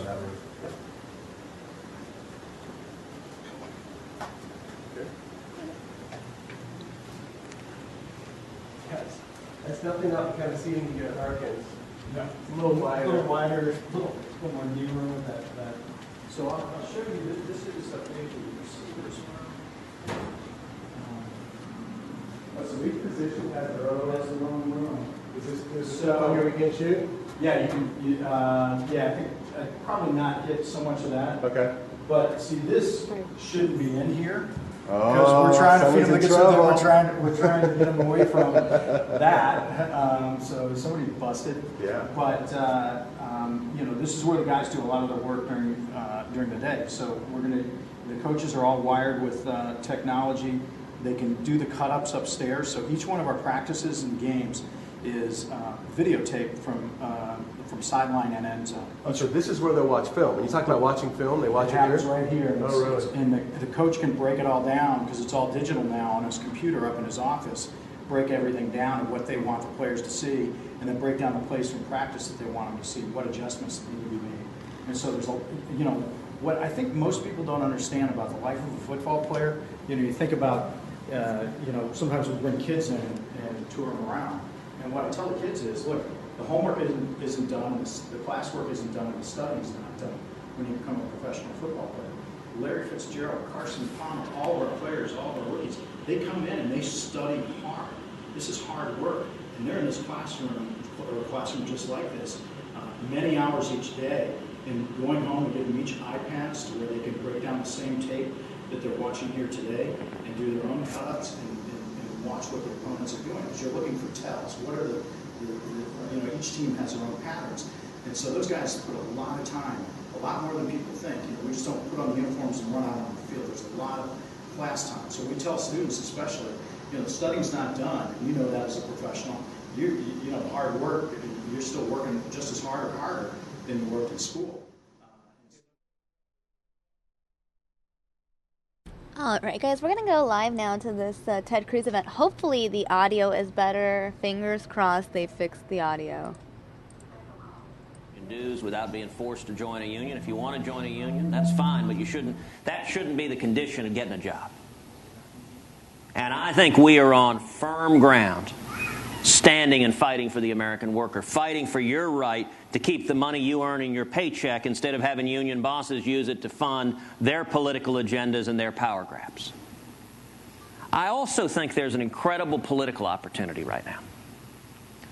You know, Democrats have chosen between two traditional favored children of the Democratic Party.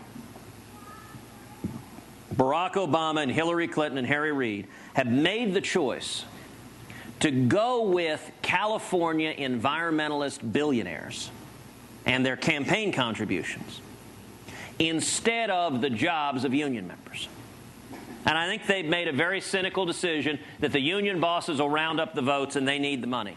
Now, I think that presents an enormous opportunity for Republicans to go to the union members all across the Midwest, the working men and women who are getting hammered, and say, we're fighting for you to have a job. You know, when you see the president kill the Keystone Pipeline for politics, just to appease the extreme, tens of thousands of high-paying jobs that with a stroke of a pen, President Obama says, go away. When you see that radical position, I think we have an opportunity. How do we win the general election in 2016? I think we fight for hard-working men and women across this country who want to believe again in the promise of this country, and we run against the bipartisan corruption of Washington.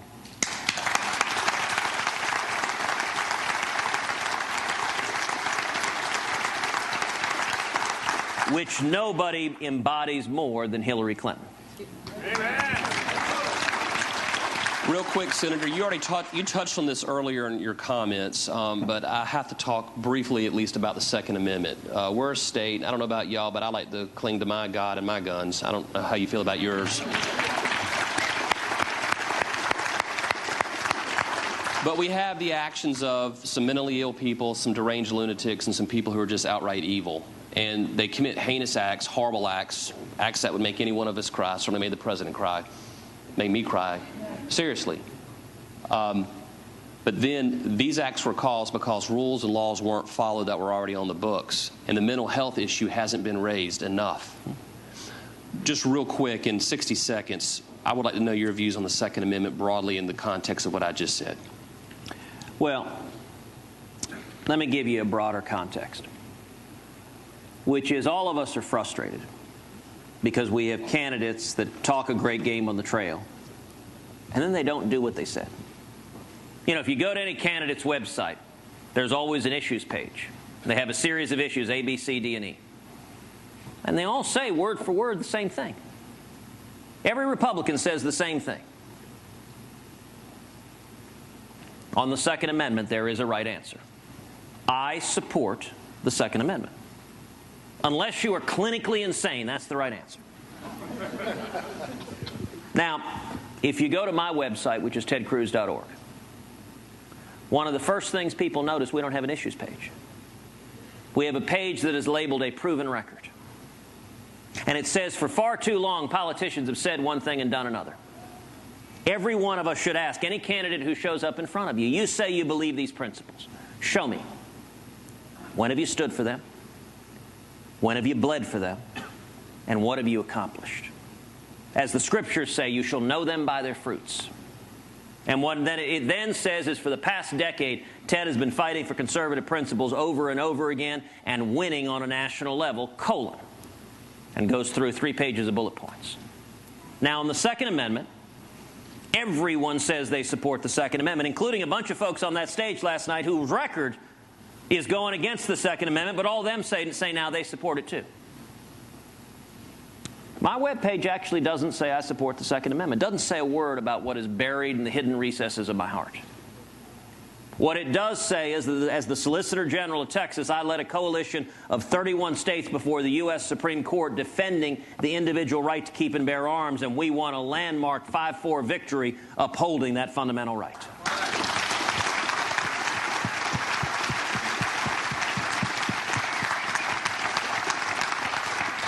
And then it links to the 2010 Carter Knight Freedom Fund Award given by the NRA every year to one of the leading defenders of the Second Amendment in the country. And then it links to the endorsement in the presidential race of Gun Owners of America, who said, we've looked at every one of these candidates, all of whom talk about the Second Amendment, and the person with the strongest record is Ted. We'll make sure we're staying on time. We've got about 10 more minutes. Real quick, I'm looking around the room, and I see a law enforcement officer back here in the corner, ladies and gentlemen. I see 2 other law enforcement officers back here. I don't know if we have any... Are they coming to get me? ...ununiformed law enforcement officers or retired law enforcement, but this question's for you. As a chief prosecutor, this is one of the most important things I do, is keeping our community safe. I know that the president doesn't have a direct role in local law enforcement or even a direct role in federal law enforcement, although he has a lot of appointment power and authority with the federal agencies. But we've all seen the President's Spear Summit, and we've all seen a lot of these horrible things happening around the country, and then the riots that ensue because of one bad actor in law enforcement. But it makes me upset, ladies and gentlemen, when I see men and women who thousands and thousands of times a day interact with the public, and they do it right. And one person doesn't do it right, and that's all that gets talked about. I think there's a role for the president to play. I don't know how you feel, but I think there's a role for the president and how they can increase public confidence in law enforcement. As president of the United States, what would you do to increase public confidence for our law enforcement throughout the country who spend every day risking their lives to protect us?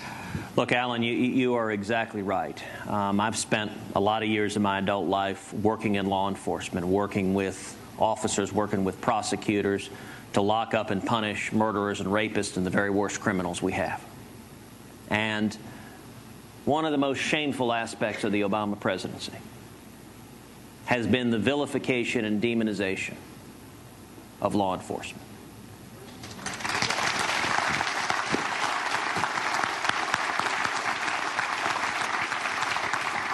You know, it started, as you noted, just in the opening months of the presidency with the beer summit that began, you'll recall, with the president saying that the law enforcement, the police officer in Cambridge, was foolish because he dared disagree with a Harvard professor.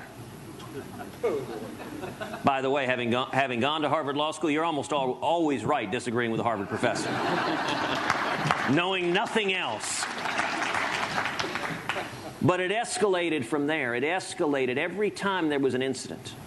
President Obama and Attorney General Eric Holder and Attorney General Loretta Lynch stood with the looters and rioters and criminals instead of the men and women of law enforcement. And I think maybe the saddest moment was when President Obama nominated to a senior position in the Justice Department a lawyer who had represented for free a cop killer, someone who had murdered a police officer, and this lawyer represented him for free and lionized him as some sort of hero for shooting cops. And I helped lead the opposition against that appointment. You want to talk about an insult to every law enforcement officer in this country when the lawyer who works for free for cop killers is going to become the head of the Civil Rights Division at the Obama Justice Department. And that nomination was so extreme that even in the Harry Reid Democratic Senate, we voted that nomination down because even the Democrats couldn't stomach what Barack Obama was doing.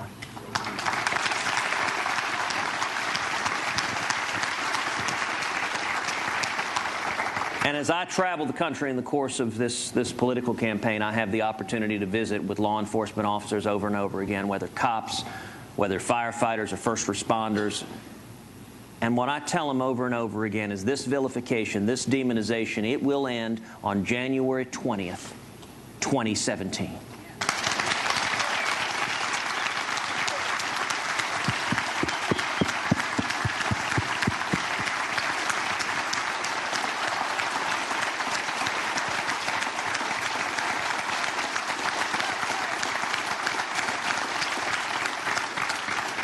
Senator, this question isn't on the paper, but I'm going to ask this quick question, and then I'm going to ask the final question and let you give your final remark. But this question is important to me because I've had a number of pastors from various churches around the country, or around the state, rather, tell me that they're concerned.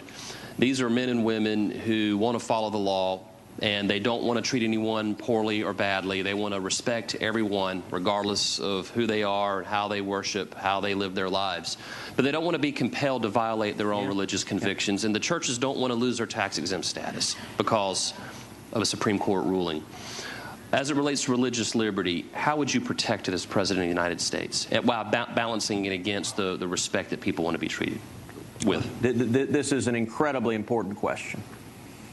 And I mentioned that I was going to rescind every illegal executive order on the first day. I've also pledged to do 5 things on the first day. Rescind every single illegal executive order.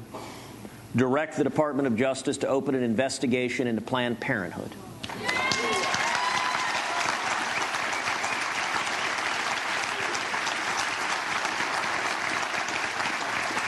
Direct the Department of Justice and the IRS and every federal agency that the persecution of religious liberty ends today.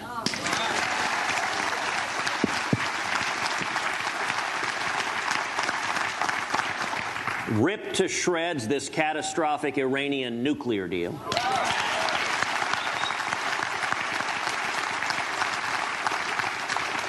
And begin the process of moving the American embassy in Israel to Jerusalem, the once and eternal capital of Israel.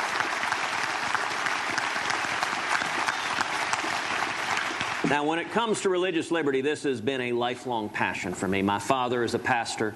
I have spent many, many years fighting to defend religious liberty and winning over and over and over again. And the assaults on religious liberty that are coming from Washington are unprecedented, and they keep getting worse. You know, at the gay marriage decision, the most chilling exchange was an exchange where Justice Alito asked the Obama Solicitor General, if your administration prevails, if this court purports to tear down the marriage laws of all 50 states, is the next step for the Obama IRS to come after Christian colleges and universities that follow a biblical teaching of the marriage of one man and one woman? And I would note, by the way, by extension, that applies to Christian grade schools, to charities, and even to churches.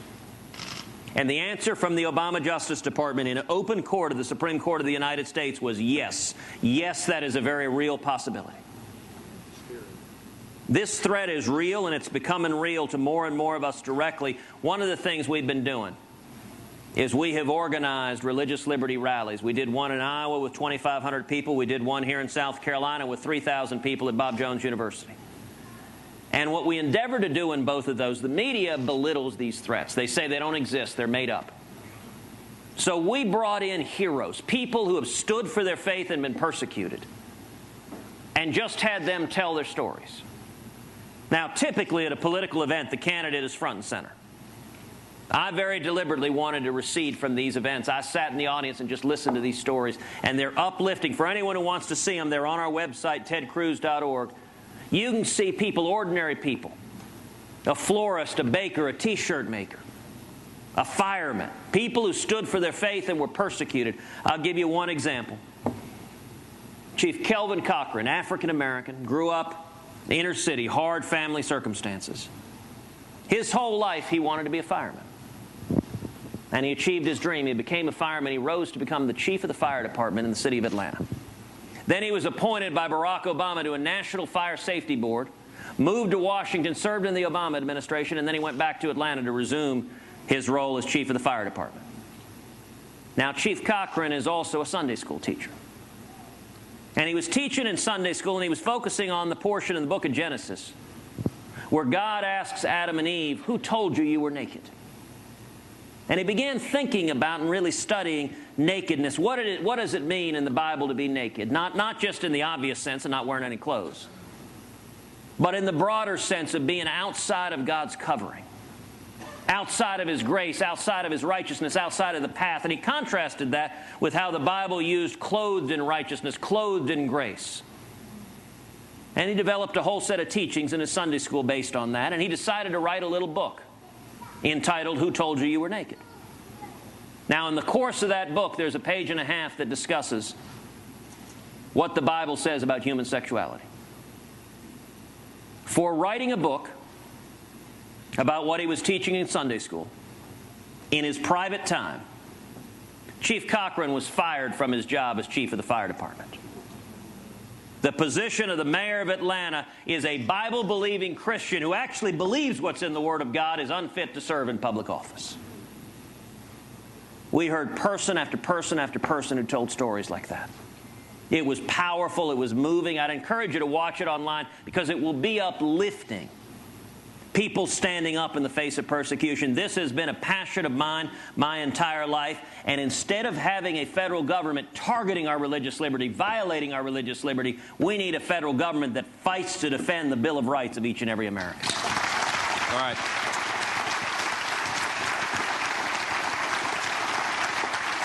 I think Brielle has given me the evil eye. She's giving me the wave, which means I need to wrap it up. But I want to wrap it up with a final question. I identified our law enforcement at the back of the room.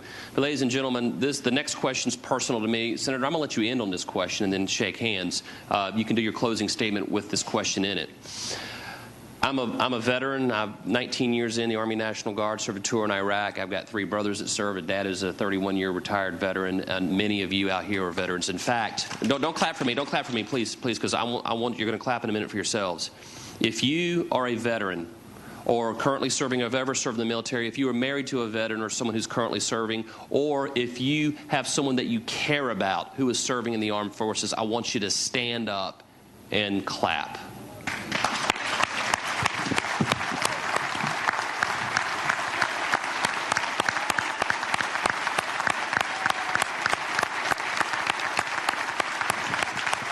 Senator, the reason that I did that is because I wanted you to see how pro-military this state is and this room is. And so this is a softball question, I admit it, but we want to know, veterans out there and people who care about veterans want to know, as president, for far too long many veterans feel that they've been neglected or not taken care of. As president, what efforts would you take to assist our military men and women and the veterans alike? Yeah. And then you can close after that. Look, Alan, that is a very, very important question. And if you look at the last 7 years, what we've done to the military, what we've done to the veterans, has been disgraceful. We have dramatically reduced the readiness of this country. You know, in 1991, the beginning of the Persian Gulf War, and by the way, tomorrow is the 25th anniversary of the beginning of Operation Desert Storm.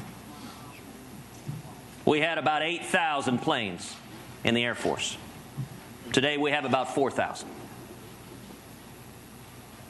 In 1991, we had over 500 ships. Today we've got 279. Our Army has a third fewer soldiers today than we had in 1991. And we have a commander-in-chief who has abandoned the fighting men and women of this country. He refuses even to say the words radical Islamic terrorism to identify our enemy. He sends them in to fight with rules of engagement that has both arms tied behind their back. They cannot win and they cannot keep themselves safe. It is shameful and it is disgraceful.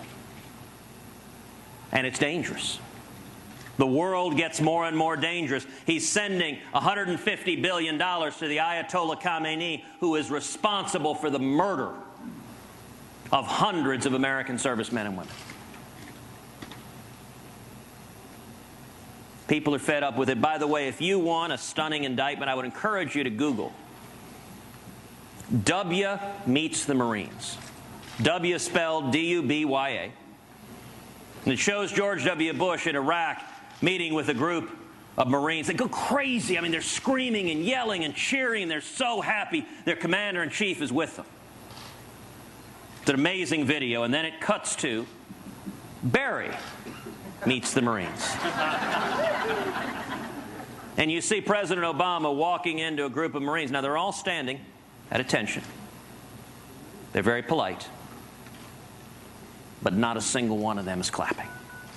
There's one guy in a suit in the front clapping really loudly.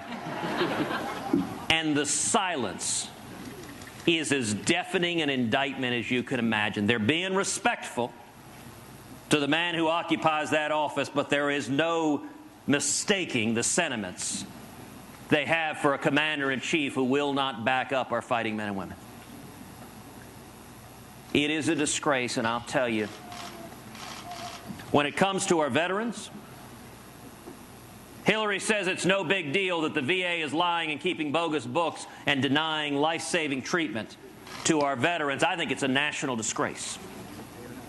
And I can tell you there will be accountability. Anyone who has lied or broken the law will be fired or prosecuted.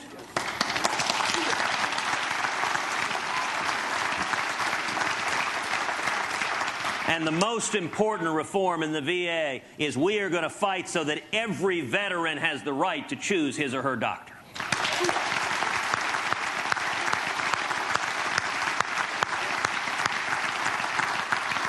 And when it comes to our military, we have got to rebuild the military. We've got to rebuild the ships. We've got to rebuild the planes. We've got to get our troop strength back up to where we can defend this nation. We've got to get morale back up. We've got to modernize. We've got to modernize the nuclear triad. We've got to modernize our equipment. We've got to be prepared to win the war on radical Islamic terrorism.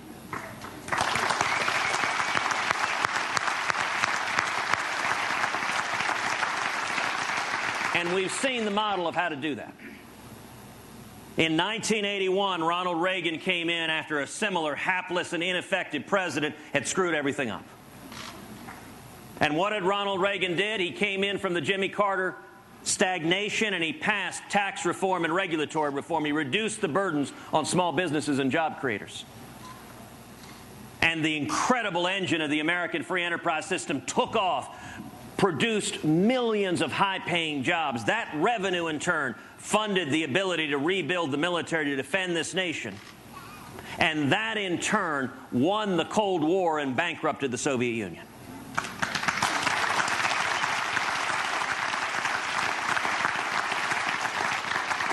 I intend to do the exact same thing. You know, President Obama a few months ago traveled to Europe. He told folks he doesn't believe in American leadership or America winning. I got to say, FDR and JFK and Ronald Reagan were all spinning in their graves at an American president saying that my view on radical Islamic terrorism, our strategy, to borrow a page from Ronald Reagan in the Cold War, should be very simple. We win, they lose.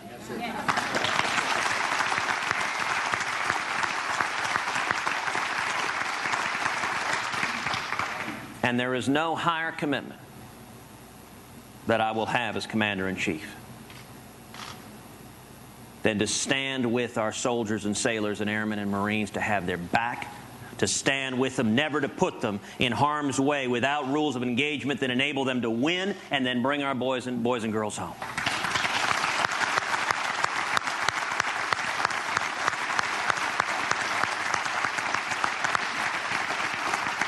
And let me just make a final point closing up. Thank you guys for being here. South Carolina plays a critical role in our primary process. Historically, South Carolina has selected presidents. Very often, Iowa chooses one candidate, New Hampshire chooses another, and it comes down to South Carolina to make the critical decision. And I think the role of the men and women here and across this state is to ensure that the next Republican nominee and the next President of the United States is a true and genuine and proven conservative.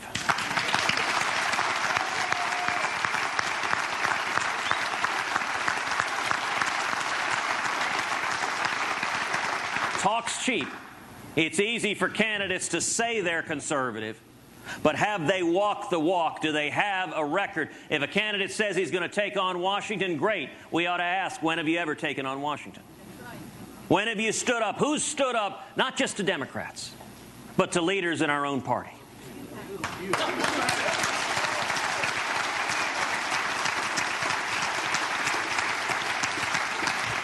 And so I want to ask each of you to do three things. Number one, commit today to come out and vote in the Republican primary and vote for us in the Republican primary so that we win the state of South Carolina.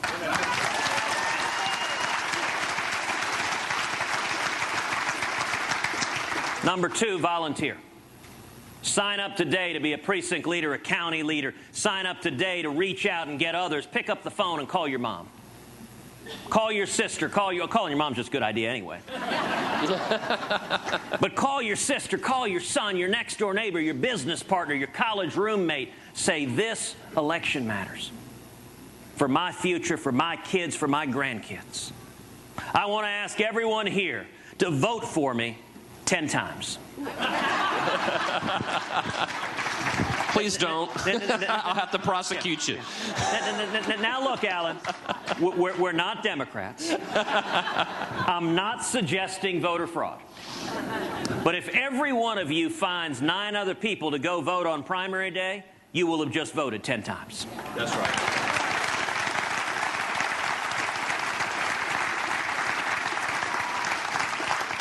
And the third and final thing I want to ask of each of you is that you pray.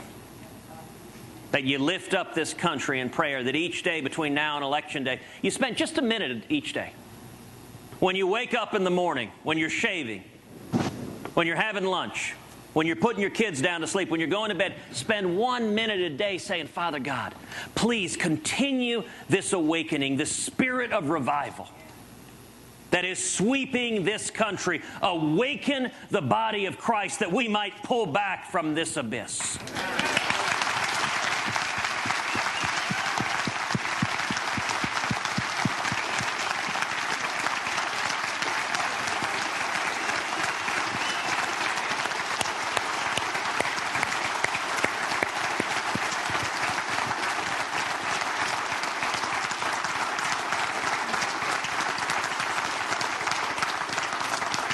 And we are here today, standing on the promises of 2 Chronicles 7:14. If my people, which are called by my name, shall humble themselves and pray and seek my face and turn from their wicked ways, then I will hear their prayers and will forgive their sins, and I will heal their land.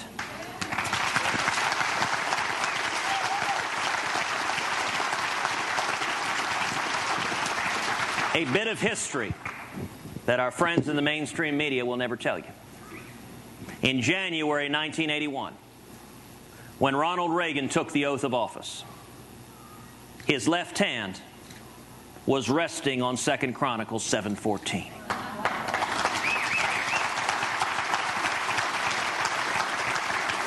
The very real manifestation of that promise from Scripture, and I tell you, we have done it before, we can do it again. If we stand together, we will win the primary, we will win the general, and we will turn around this country and restore this nation, this exceptional nation that every one of us loves so much. Thank you. Let's give them a round of applause, ladies and gentlemen. Thank you, Senator. You did a great job. Appreciate you being here. Thank you. Meant a lot to me. Ladies and gentlemen, this concludes this Conservative Leadership Project Forum. We thank you for taking time to come out on a rainy Friday and become empowered and informed and educated on the issues. God bless you. Be safe this weekend. Thank you. Travel safe. Oh, they were quick to turn that mic off, huh? We want to hear what else he has to say. Is that Screech from Saved by the Bell in the left-hand corner?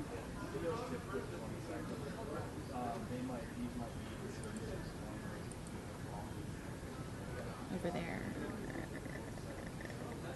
Look for Screech. Look for Screech. I get targeted Facebook ads that say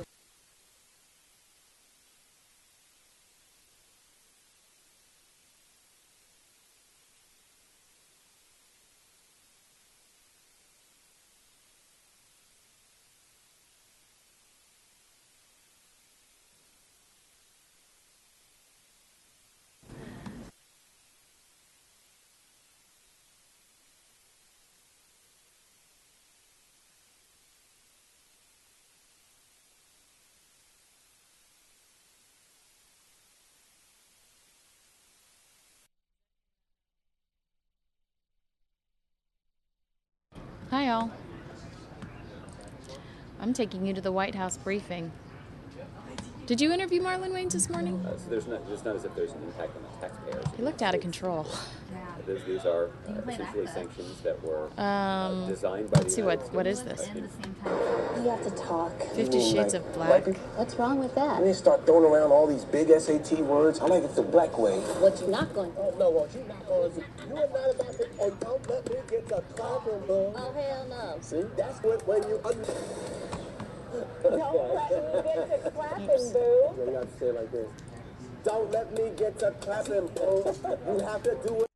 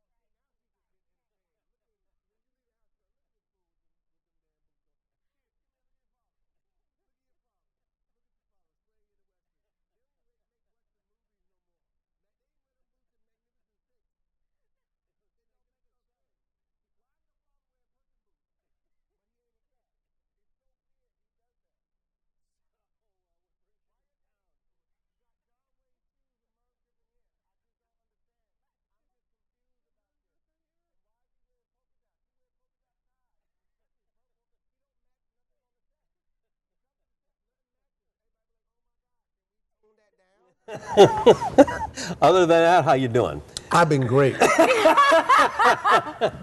see 50 Shades of Grey, Black in theater. Why? Oh, okay. January 29th.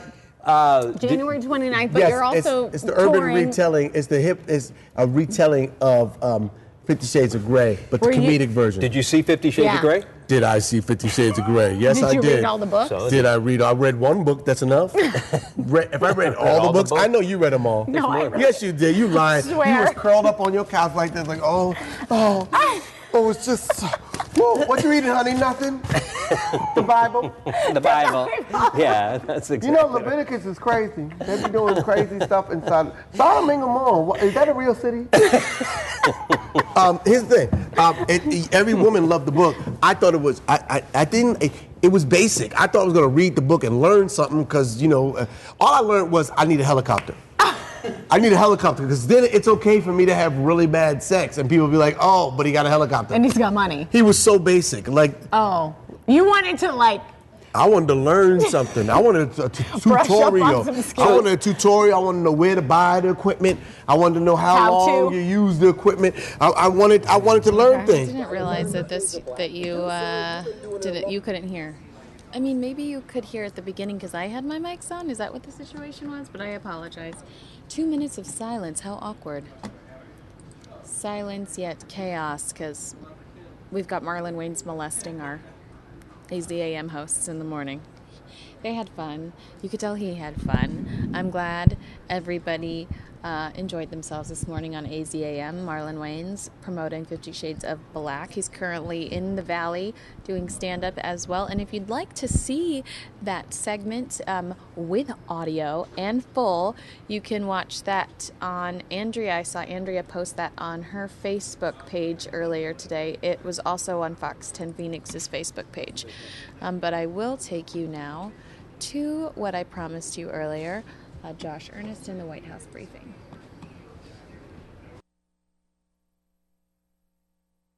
It's not as if there's an impact on the taxpayers of the United States here. These are essentially sanctions that were designed by the United States, enforced by the world, to essentially limit or outright prevent Iran's access to their own money that was in the international system. They're getting the growth on that money. I'm sorry? They're getting the growth on that money as well. Sure. No, look, I'm not suggesting that Iran's not getting anything. I'm just suggesting that they're not getting anything, any financial resources from the United States. It's their own money. Second, it's worth being accurate about what the amount of money that is. It's not $150 billion. For more precise calculation, I'd refer to the Treasury Department. And the reason I wanted to go through this exercise is it's often described by our critics as what Iran is getting, but they fail to note what the international community is getting and what the United States is getting and what impact that has on our national security. And what we're getting is verifiable confirmation that Iran won't have a nuclear weapon. And as recently as 5 or 6 years ago, there was a real concern about what would happen to Israel and to our security interests in the Middle East because of Iran's aggressive pursuit of a nuclear weapon. It wasn't that long ago, a year ago, that the assessment of the United States intelligence community that Iran was within 3 months, that essentially they were had a 3-month breakout period. Now we know that once this deal goes through, and hopefully that will be soon, that breakout period will be extended to a year, and because of our verification measures, we'll know right away once they have begun to take those steps. So, again, the benefits for the United States, for Israel, for our other allies and partners in the region, when it comes to our national security, are significant, despite the fact that they are often overlooked by our critics. You mentioned Israel. Have there been any discussions, or is there a strategy to talk to Israel? Are there discussions going on as this becomes more imminent? I know there's that task force that examining the overall aid package for the Yeah, exactly. But is there something specific going on with the Israelis to reassure them now as we approach this implementation day? Yeah. Well, you touched on the main part of that, which is the work that is ongoing between senior officials here in the United States and senior national security officials in Israel to discuss the extension and expansion of the Memorandum of Understanding about U.S. military support to Israel. And the President has talked about how the commitment on the part of the United States to Israel's national security is unshakable. And Prime Minister Netanyahu has himself observed that the kind of assistance that's been provided by the United States under the leadership of President Barack Obama to Israel has been unprecedented. And we're seeking to further extend and deepen that kind of coordination and cooperation in the context of these discussions. That is something that they're working hard on too. Okay. Let me go back to Darlene. I don't want to skip Darlene, but I'll come back to you guys. Thanks. So. The governor of Michigan has asked President Obama to issue an emergency and disaster declaration over the crisis with lead in the drinking water in Flint. Mm-hmm. Do you have a sense of how quickly the administration expects to make a decision on that request? There's a formal process at FEMA for considering these kinds of requests. That process is ongoing, and given the nature of the kinds of requests that are made in that system, those requests are considered expeditiously. Just as a matter of course, this one will be as well. I think it's important to note, Darlene, there are already a number of things that the federal government has done to respond to this ongoing situation. There actually already are FEMA personnel that have been deployed to Flint to serve as a liaison between the Long-Term Recovery Committee that was established by the governor and the relevant federal agencies that may be able to assist with existing programs and funds. There also was FEMA staff that was deployed to Michigan to provide some logistical and technical support to the state and local officials who are on the ground responding to the situation. I also know that there has been some physical supplies that have been provided by FEMA to the state of Michigan to respond to this situation, specifically bottled water. FEMA has a regular process where they stockpile commodities for use in responding to emergency situations. And just as a matter of course, what FEMA will do is that when those commodities get close to their expiration date, they often will donate those resources to charity. But in this case, they had bottled water that was nearing its expiration date, that they were prepared to donate to charity that has been redirected to this ongoing response effort in Michigan. So there are a number of resources that have already been dedicated by the federal government to assist state and local officials who are responding to this situation. What I didn't mention is that both the EPA and the Department of Justice have indicated that they're taking a close look at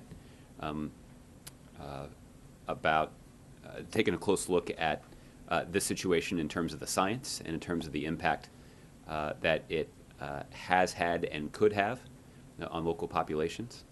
And the Department of Justice has obviously taken a look at the decisions that led to this particular situation. So there's a lot that's already going on in Flint, but obviously the governor has made a request through the formal process, and it's a request that we'll consider expeditiously. Is there a chance there could be a decision as early as this weekend, or? The potential for that certainly exists. For an update on the timing, I'd actually refer you to FEMA. And then to follow up on the terrorist attack in Indonesia the other day, Mm-hmm. What does it say about the strength of the Islamic State group that they've now carried out the terrorist attack in Indonesia, which is kind of far away from some of the other places they've carried out similar attacks? Well, there are a couple of concerns, when it relates to the ability of ISIL to spread their violence, mayhem, and murderous ideology. The first is concern about foreign fighters. And so these are individuals who've traveled from around the globe to Iraq and Syria to take up arms alongside ISIL. The concern, obviously, is that these individuals could use their foreign passports to return to their home country and organize and carry out acts of violence. There's a substantial number of individuals from Indonesia who have traveled to Iraq and Syria to take up arms alongside ISIL. And so the threat that is posed by foreign fighters is significant, one the Indonesians are keenly aware of. This is also a concern that the president himself is keenly aware of, and that's why almost a year and a half ago now, the president convened a meeting of the National Security Council, or the United Nations Security Council, to discuss how the international community could coordinate our efforts to combat foreign fighters, to share intelligence, to share information about individuals who are traveling, and that has enhanced the security of nations around the world. Obviously, there is more that we can do when it comes to information sharing to try to combat this effort. The second source of concern, Darlene, is actually a concern that is acutely held here in the United States, too, which is the way in which ISIL has capitalized on social media to spread their ideology and to try to radicalize vulnerable individuals. And so there obviously is an effort, an aggressive effort that we have mounted both here in the United States and around the world to try to combat their online radicalization efforts. And in fact, when the president was in Southeast Asia at the end of last year, he was in Malaysia, he talked about how the United States was supporting the Malaysians as they established a regional fusion center that could be used to coordinate the effort to counter ISIL's online radicalization attempts. So there are a variety of ways in which we are supporting the Indonesians as they counter this threat. I don't mean to leave you with the impression that we know exactly at this point, or at least that we're prepared to talk publicly at this point about who carried out the heinous attacks that you referred to, or how they were able to carry out those attacks. That's still under investigation by the Indonesians, and we have offered our support to them. And as I mentioned yesterday, it certainly bears repeating that our thoughts and prayers continue to be with those Indonesians who were affected by this terrible act of violence. Okay, Jeff. Josh, there's another big sell-off on Wall Street today. How closely is the White House tracking this? Are you concerned about it, and is it any signal of maybe some other problems with the economy, despite the president's optimism that he expressed earlier this week at State of the Union? Well, Jeff, I'm always reluctant to talk about day-to-day movements in the stock market. That reluctance continues today. I would note that there was that most of the market indices closed somewhat higher yesterday. Now they're down again today. Obviously, these are market movements that are closely watched at the Treasury Department. They watch financial markets all around the world and are carefully evaluating what sort of impact they could have on the broader economy here in the United States.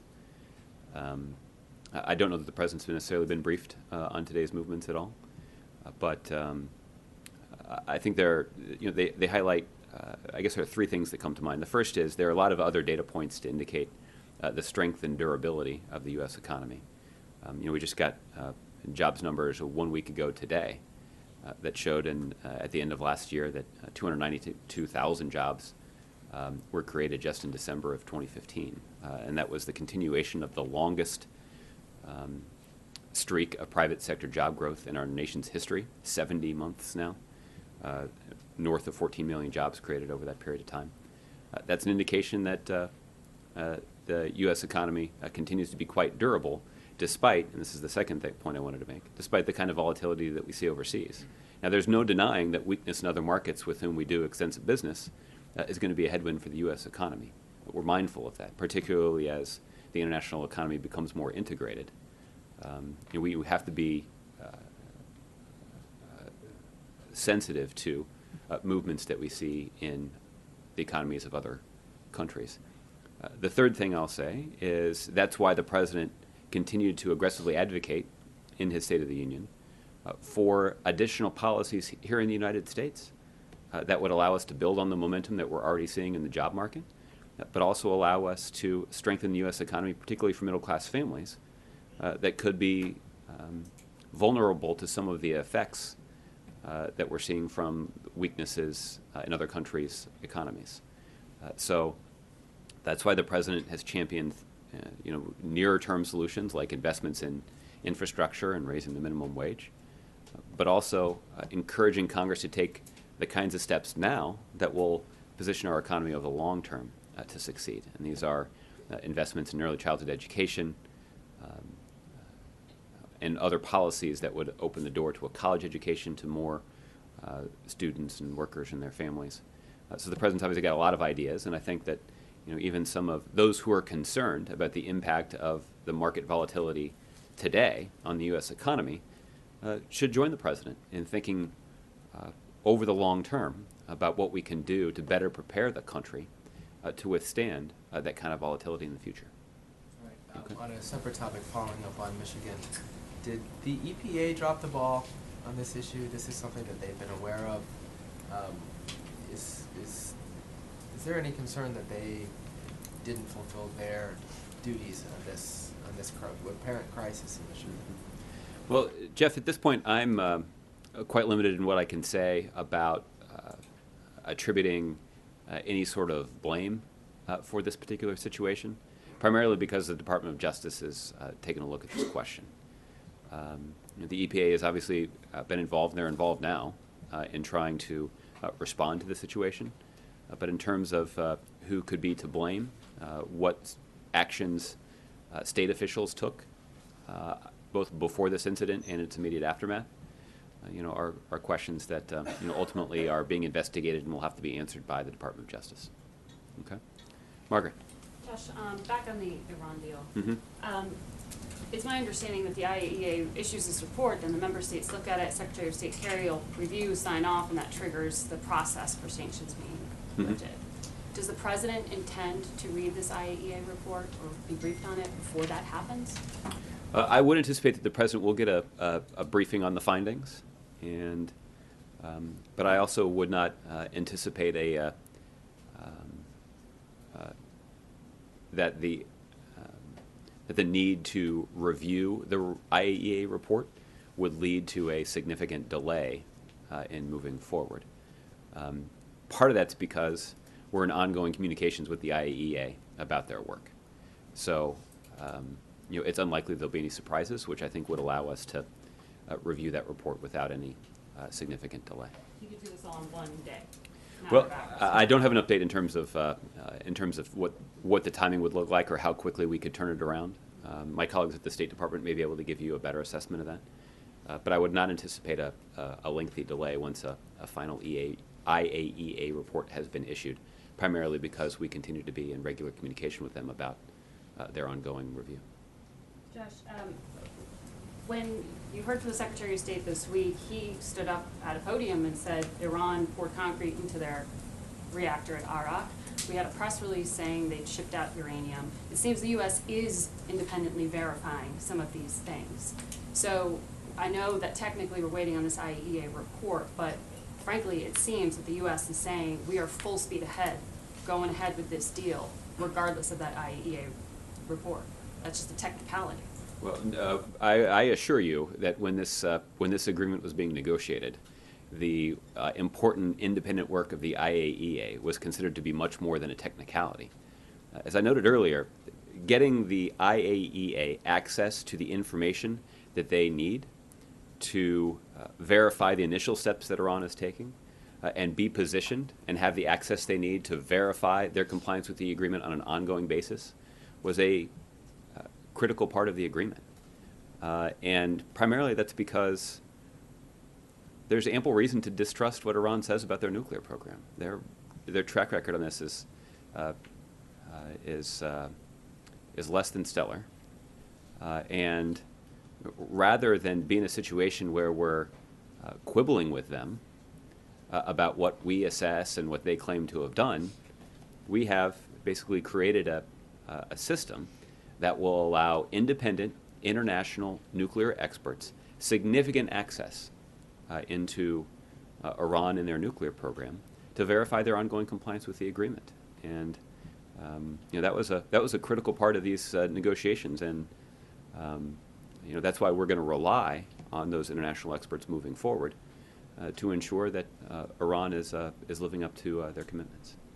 You had not only the incident with the sailors this week, it was quickly resolved, but you also have Iran testing ballistic missiles in the past few months, and as you continue to know, Iran meddling elsewhere in the world. So when you hear from the administration implementation day is just days away, it seems like a sure thing. It seems like no matter what misbehavior you see with Iran right now, this deal is on. Well, we have been quite clear from the very beginning, long before a deal was even reached, that the negotiations were focused primarily on Iran's nuclear program. That was our number one concern. It's also the number one concern of our allies in Israel as well. The reason that the United States, Israel, and the broader international community was concerned about the possibility of Iran developing a nuclear weapon is that in so many other areas, Iran's a pretty bad actor. Iran supports terrorism. Iran has an aggressive ballistic missile program that is under development. Iran regularly menaces Israel. That's the kind of country you want to be sure doesn't have access to a nuclear weapon. That's why we made it a priority. That's why our international partners made it a priority. That includes the UK, France, Germany, China, and Russia. They all made that their priority. And we have succeeded, or hopefully will soon succeed, in verifying that Iran has taken the necessary steps to block every path they have to developing that nuclear weapon. That doesn't eliminate the long list of concerns we have with their other behavior, but I think it does help explain why we've made preventing them from getting a nuclear weapon a top priority. Now, there are a variety of ways that we're going to continue to impress upon the Iranians the need to address our other concerns as well. And we've been pretty clear about the fact that Iran is potentially subject to significant sanctions as a result of the ballistic missile testing that has been reported. So we're going to continue to apply pressure to them. Ron mentioned the enhanced support that we're going to provide to our allies in the region. And that includes the Israelis, but also our partners like Saudi Arabia and the other Gulf countries. But I think the other thing that is notable from all of this is that the diplomatic engagement that has brought us quite close to this international agreement to prevent them from obtaining a nuclear weapon is also helping the United States in other ways. It's because of that established diplomatic channel that we were able to promptly resolve the situation of the U.S. sailors that ended up in Iranian territorial waters. I know that. The incentive of sanctions relief just days away. Well, again, let me explain why I brought this up. There are a lot of our critics who suggested rather rash and irresponsible reactions to this situation. One U.S. senator suggested that the United States should delay the State of the Union address. There was one U.S. senator who was on television last night who was apparently suggesting that in response to this situation that the President of the United States should have either bombed or invaded Iran, or both. It's unclear to me exactly how either of those proposed responses would have resulted in a better outcome. Because the outcome, as we all saw, was that these sailors, 14 hours after they were picked up in Iranian waters, were released unharmed with their boats. So I do think that the kind of diplomatic engagement that the president has aggressively pursued in the face of blistering criticism from our critics has, I think, quite clearly shown how it advances our national security interests to pursue the approach that the president has. And again, I think it is difficult for our critics to make an argument otherwise. But you mentioned that Iran could be sanctioned for its ballistic missile testing. Are you saying that the U.S. can now sanction Iran for testing ballistic missiles once this deal goes through?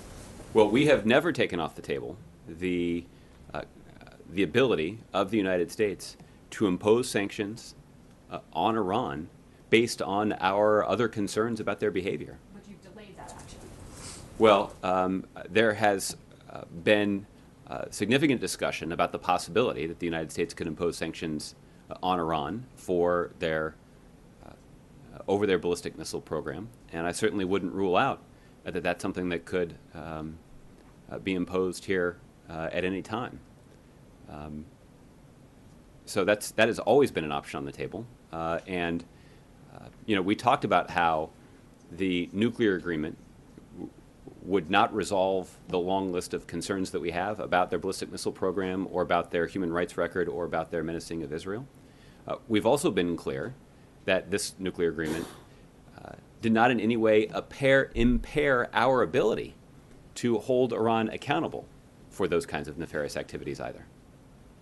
Lastly, once the technicalities of all this are done, would you anticipate that the president might call President Rouhani and perhaps personally ask for the return of the 5 American civilians, at least 5 Americans who are still held in Tehran? I don't have any presidential phone calls to preview for you, and I'm not aware of any current plans for the president to telephone his Iranian counterpart. As it relates to those Americans who are currently and unjustly held by Iran, we have, in the context of these nuclear negotiations, Secretary Kerry made clear that every time he met with his counterpart to discuss their nuclear program, he also made it a point to raise our ongoing concerns with about these Americans who are being unjustly detained. And that's an indication that we have made this a priority. You've heard the president talk about how this issue is quite personal to him. I don't have an update for you of our ongoing efforts to secure their release, but we certainly believe strongly and have made it a priority to tell the Iranians that we're ready for our American citizens who are being unjustly detained in Iran to be released. So, in short, you don't think that the U.S. loses leverage on Iran to get the American civilians back by giving this sanctions relief and taking the pressure off of its economy? It is our view that we have always made clear that we would not, and it would not be in the best interest of those unjustly detained Americans to make their cases somehow contingent on this nuclear agreement. That's not going to make it easier for us to get them, to bring them home. We continue to make a strong case to the Iranians that that these Americans are being unjustly detained in their country and that they should be released. We've made clear that that's a priority, and it will continue to be until they're brought home. Okay, Laura. Yesterday night at the Republican debate, as usual, the president was attacked several times on foreign policy. Did you watch the debate, and what's his reaction to those candidates saying America is a mess and does not have any more influence all over the world? Unfortunately, I did watch part of the debate last night. I regretted it deeply. I don't believe the president made that same mistake. As for a response or a rebuttal, the president had the opportunity on Tuesday night to address the nation, where he delivered his fundamentally optimistic and confident view about how the United States is the greatest country in the world. We have the most stable and durable economy of any nation in the world. We continue to have the greatest fighting force of any nation in the world.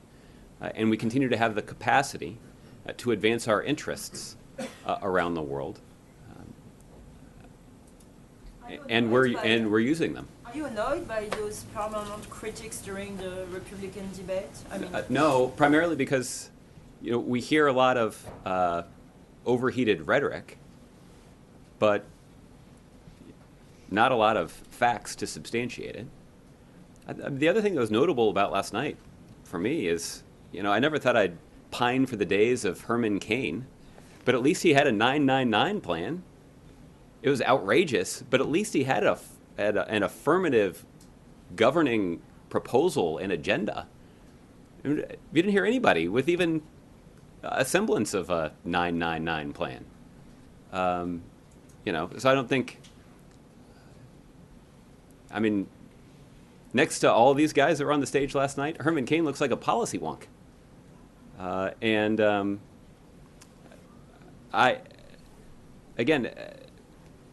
reason that is disappointing is the president's working hard to implement a forward-looking agenda that is going to expand economic opportunity for the middle class, that's going to make America safer around the world. And we've made a lot of progress just in the last few months with members of Congress reaching the kinds of legislative agreements that are going to advance that agenda. We reform No Child Left Behind in a way that will improve our education system and not subject our students to too much testing. We passed a 5-year transportation bill that will allow us to, at least over the long term, lock in some level of infrastructure funding. The president believes we need to increase that level of funding, but at least locking in that 5-year guarantee will allow state and local governments across the country to invest in the kind of infrastructure projects that are good for our economy. But there are other things, right, that we made permanent tax cuts for middle-class families and those families that are working hard to get into the middle class. We reached a budget agreement that would allow us to adequately fund our economic and national security priorities, $50 billion over the sequester levels that were advocated by a bunch of Republicans. So the president has an affirmative agenda, and we are actually having success in advancing it, despite the kind of opposition we see from the Republicans who are actually in the majority of both houses of Congress. That's what leadership is, and that's what the American people expect out of their president, and we didn't see anything close to that on the stage last night. Does the White House have any reaction about the Donald Trump comments on 9/11? Not really. I mean, I didn't actually see that part of the debate that he delivered it, but I, obviously read about his remarks. Look, there's no denying that people all across the country and around the world were inspired by the response of the people of New York City in the aftermath of 9/11. There's no denying that. Okay, Doug. Yeah, is the administration at all troubled or embarrassed that Iran is using these images, video, and these soldiers with blindfolds, sailors with blindfolds on, or on their knees with their hands behind their back, for propaganda purposes? Doug, primarily what we were concerned about when it came to our soldiers is making sure that they were released promptly and unharmed. And all of that happened within 14 hours of their originally being taken into Iranian custody when they drifted into Iranian territorial waters. But were you troubled or embarrassed by Iran using these photos? Well, I don't think there's any reason for anybody to be embarrassed. I think there's reason for us to be certainly relieved that our servicemen and women who are protecting America in a very dangerous part of the world were released pretty shortly after they were taken into custody. Can you tell us what the rules of engagement that these sailors and these boats were operating under in the Persian Gulf? The Department of Defense could give you a better sense of the kind of instructions that they were given before their mission began. What the Secretary of Defense has said is that they erroneously ended up in Iranian territorial waters. The circumstances that led them to this particular situation are still being investigated by the Department of Defense, who's conducting interviews with the soldiers who were involved. So there's more that we'll learn about this particular situation. It seems there's a lot of cryptic blocking of information coming out. It's been well over 24 hours now. We have instant communication. These soldiers have been interrogated by their superiors. Presumably, either the Pentagon or the White House would know precisely what went on. Yet there are so many gaps. In fact, we had a senior Pentagon official tell us yesterday that the administration is blocking the facts from getting out. That's not true. I think we've been pretty transparent about this, and I think we've been transparent about the fact that if we had followed the advice of some of the Republican critics of the administration, we'd probably be in a bloody war with Iran right now over our sailors. The fact is, our sailors right now are out of harm's way. Their boats were released, and there was no loss of life. It's unclear to me, by the way, exactly how the safety and security of the United States or our men and women in uniform is advanced by starting a war with a nation like Iran that has an advanced military. These sailors are part of the Fifth Fleet. If their instructions are to do nothing, and from all appearances, They were apprehended by much smaller boats, much less armed boats, and we understand that we're not in a state of war with Iran, which again raises questions about Iran's behavior, blindfolding these guys and holding them at gunpoint. But they're members of the Fifth Fleet.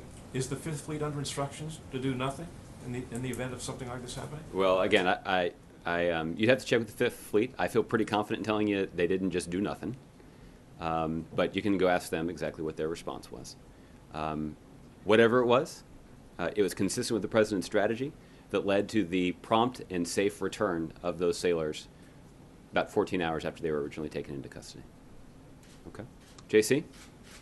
Although I'm sure everyone is pleased, especially the sailors and their families, that they are returned safely, and diplomacy did rule the day, in a sense. I think the only people who are unhappy about it are Republicans. Well, that's for some reason. That's their problem, Yeah, I guess it is. The fact is that this could be very well seen as a violation of the Geneva Convention, where they were traipsed out in front of cameras, which is totally a violation, as prisoners, in a sense, under their jurisdiction.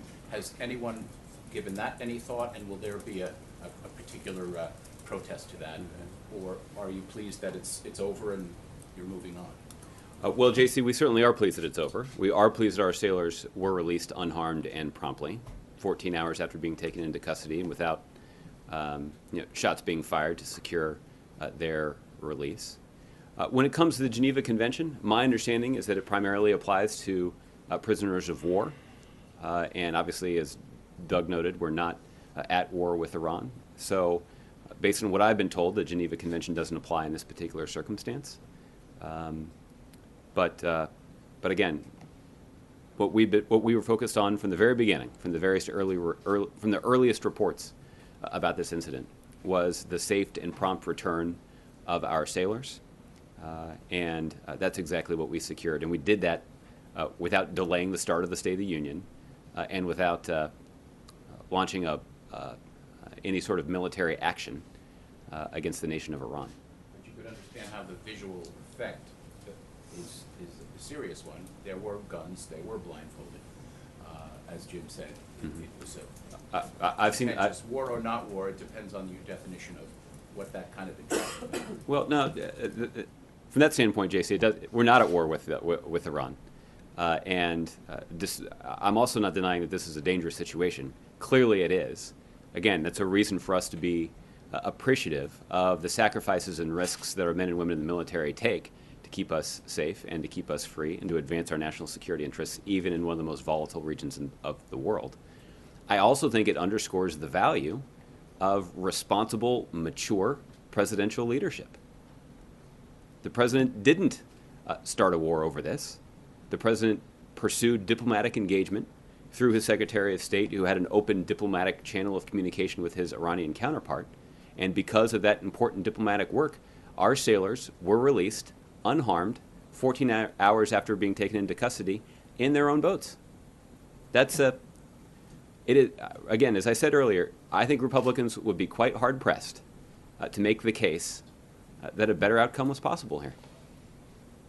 Okay. Greg. A year ago yesterday, Warren Weinstein was killed in a drone strike in the border region of Pakistan. Both you and President Obama, I think after that strike, promised a review of what went wrong. And I guess a year on, I'm hoping that you can share some of the conclusions of that. And I'm curious if you had the opportunity to share those conclusions with Mr. Weinstein's family. Mm-hmm. Well, Greg, as the president stated last spring, there are no words that can fully describe the pain and sorrow that Dr. Weinstein's family must be feeling about his loss.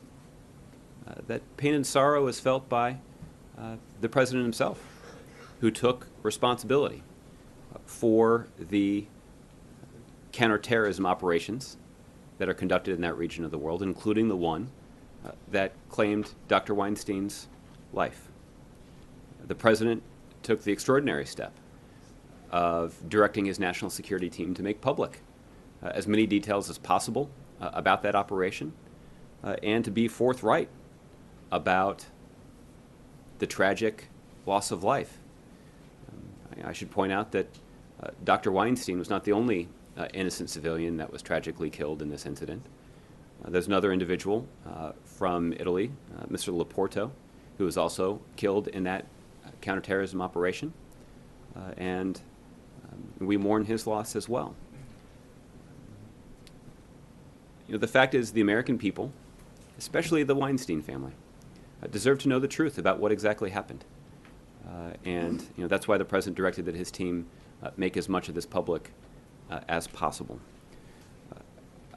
Out of respect for the family, there's not a whole lot of more information that I can discuss publicly. There have been, let me say it this way, the handling of this particular case has allowed the government to develop some better tools to more effectively engage with families who are in this tragic situation. Over the summer, we announced a whole set of reforms to the way in which the U.S. government is structured to ensure that we are effectively integrating the capabilities and information of a variety of government agencies that are responsible for trying to rescue American citizens. We want that process of trying to rescue American citizens to be as efficient and as effective as possible, as you'd expect. But the other thing that we wanted to improve was our ability to communicate with their families and to share as much information as we possibly could about what the United States government is doing to secure the release of their loved one and to make sure that they are updated as frequently as possible with reliable information. We put in place those reforms, and we're hopeful that those reforms will allow us to do this work more effectively, both in terms of rescuing more Americans, but also in terms of being more sensitive and being more effective when communicating with their families back here at home. Has the investigation into the strike led you to any conclusions about drone strikes and signature strikes? Has it led to any changes in the way we prosecute that portion of the war? For any changes in policy, Greg, I think I'd have to refer you to the intelligence community on this. Obviously, over the last several years, the president has tried to implement some reforms to our counterterrorism operations more broadly to try to be more transparent. What is clear is that there continues to be an incredibly high standard for avoiding civilian casualties when carrying out counterterrorism operations. That standard hasn't changed. And in fact, that standard, that very high standard, is also applied to operations that are carried out by the United States military as well. And I would note, just for your reference, that just earlier today, Central Command issued a news release laying out a couple of incidents in the context of our counter-ISIL campaign that led to some civilian casualties. Again, that is consistent with the approach that the president has prioritized, to be as transparent as possible about our operations, and also to be forthright when the civilian casualties that we work so hard to avoid are nonetheless sustained. Okay. Joe, nice to see you. You too, Josh. Just to follow up on one question about the sailors, is there no protest for the United States to file, or is the administration and the Pentagon leaning in the direction of saying that these were simply bad choices by the sailors? Well, Joe, they're still looking at exactly what circumstances led to these American sailors ending up in Iranian territorial waters, that aspect of this particular situation continues to be under investigation.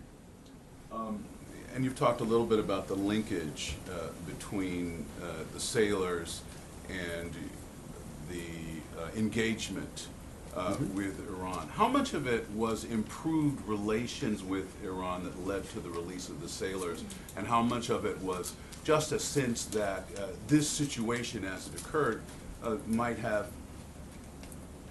thrown a wrench into the program as the IEAE report approach? Well, I think it is hard to fully assess the motivations of the Iranians who ultimately made the decision to release these sailors promptly. I think what is beyond dispute is the fact that effective diplomatic engagement from the earliest reports of this incident, was critical to our success in securing their prompt release. And that kind of diplomatic engagement, that channel of diplomatic communication, was established between Secretary Kerry and his Iranian counterpart in the context of the protracted, years-long negotiations on Iran's nuclear program. And look, in his inaugural address in January of 2009, the President talked about how the United States of America and our national security interests could be advanced by appropriately engaging through tough principled diplomacy even adversaries of the United States like Iran. And that was subject to a lot of criticism, not just by Republicans, by the way. There was a spirited debate about this in the context of the presidential campaign in 2007 and 2008. But you know, I think that what we have seen in terms of our progress in getting Iran to take steps to all but dismantle their nuclear infrastructure in a way that actually shuts down every pathway they have to building a nuclear weapon, and quickly diffusing dangerous incidents like the one that we saw with the sailors earlier this week, I think is a powerful endorsement of that approach. A quick El Chapo question for you. He bragged in his Rolling Stone interview that he moved more heroin and other drugs through here than anybody else. Is there any sense as to whether that's true, and is there a feeling here that extraditing him to the United States will somehow dismantle his organization where others have failed? Yeah. Well, you heard the White House Chief of Staff, Dennis McDonough, say that that kind of bragging was disgusting. The desire to capture Mr. Guzman was motivated by the sense that his capture could at least disrupt the ability of an international criminal organization to traffic a variety of things, including heroin and other narcotics, through Mexico and around the world. I don't think, unfortunately, that we can say that this kind of capture, while significant, will succeed in dismantling that organization. But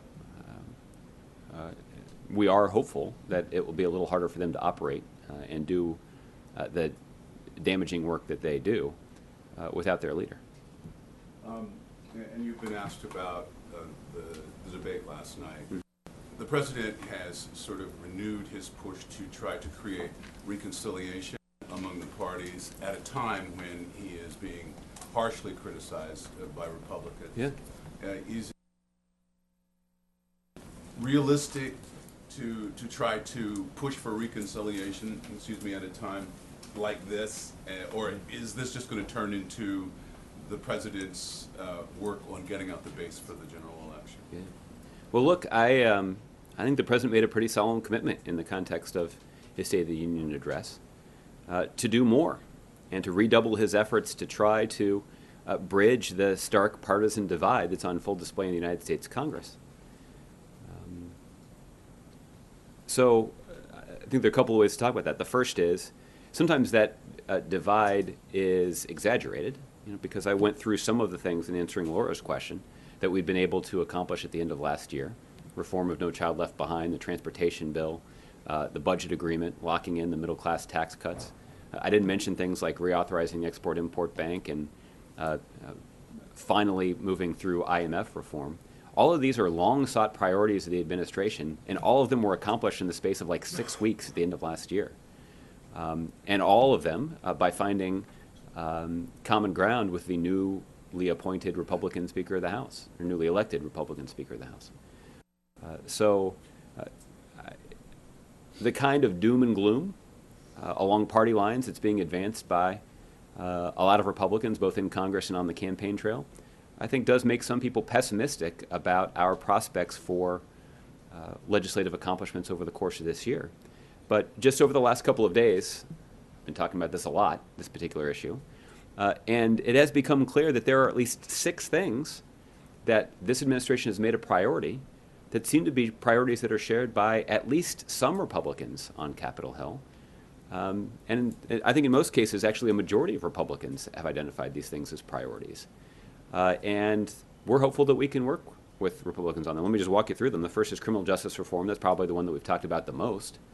There appears to be significant bipartisan majorities in both the House and Senate for common sense legislation that would reform our criminal justice system in a way that would make that system more fair and make our communities more safe. The president's certainly interested in trying to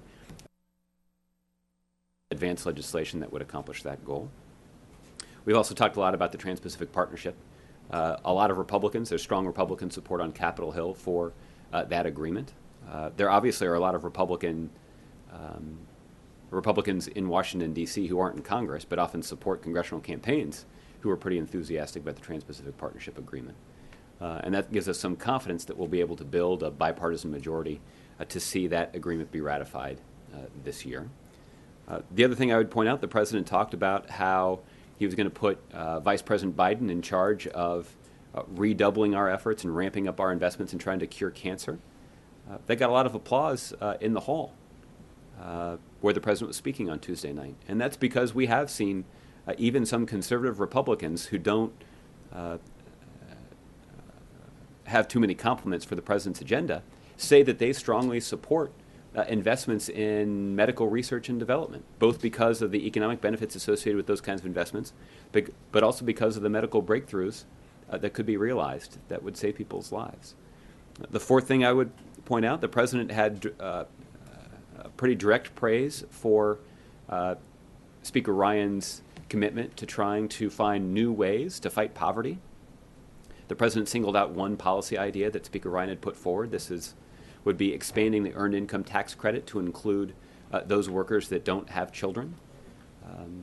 The president believes that actually sets up a pretty good incentive. And we even saw some comments earlier this week after the president's speech from some Republicans on the House Ways and Means Committee saying that they thought this could be a promising idea and that there might be an opportunity to work with the administration to advance it. So that's certainly something that we'd be interested in considering. The fifth thing is fighting prescription drug abuse and heroin addiction. We've seen a lot of Republican presidential candidates on the campaign trail talking about this issue. This is something the president's been talking about for quite a long time. The director of the ONDCP, Mr. Botticelli, has obviously made this a priority. And he's got his own personal, powerful story about fighting addiction and countering addiction and helping Americans overcome addiction. And we'd obviously welcome the opportunity to work with Republicans on that. The sixth thing is something that at least some Republicans support, and this may be an area where there's not a majority of Republicans, and that's just on an AUMF, on authorization to use military force against ISIL. This is obviously something that the president's enthusiastic about. I know that Speaker Ryan has been hosting discussions on Capitol Hill or asking other Republicans to start talking about how to advance this kind of legislation through the House. I know there are some members of the Senate who feel strongly, both on the Democratic and Republican side, that this is something that Congress should do.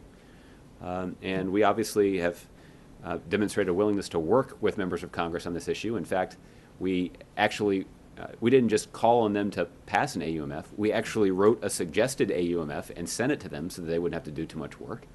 And then we actually sent senior members of the President's National Security Team to testify about this legislation in an open hearing in Congress. So we're clearly committed to this effort. And look, those are 6 important things. And if we could make some progress on those 6 things, even in the context of an election year, and even in the context of a Democratic president and a Republican-dominated Congress, that'd be a pretty good thing. And the president's certainly hopeful that we can do that. Okay, sorry for the long answer. John.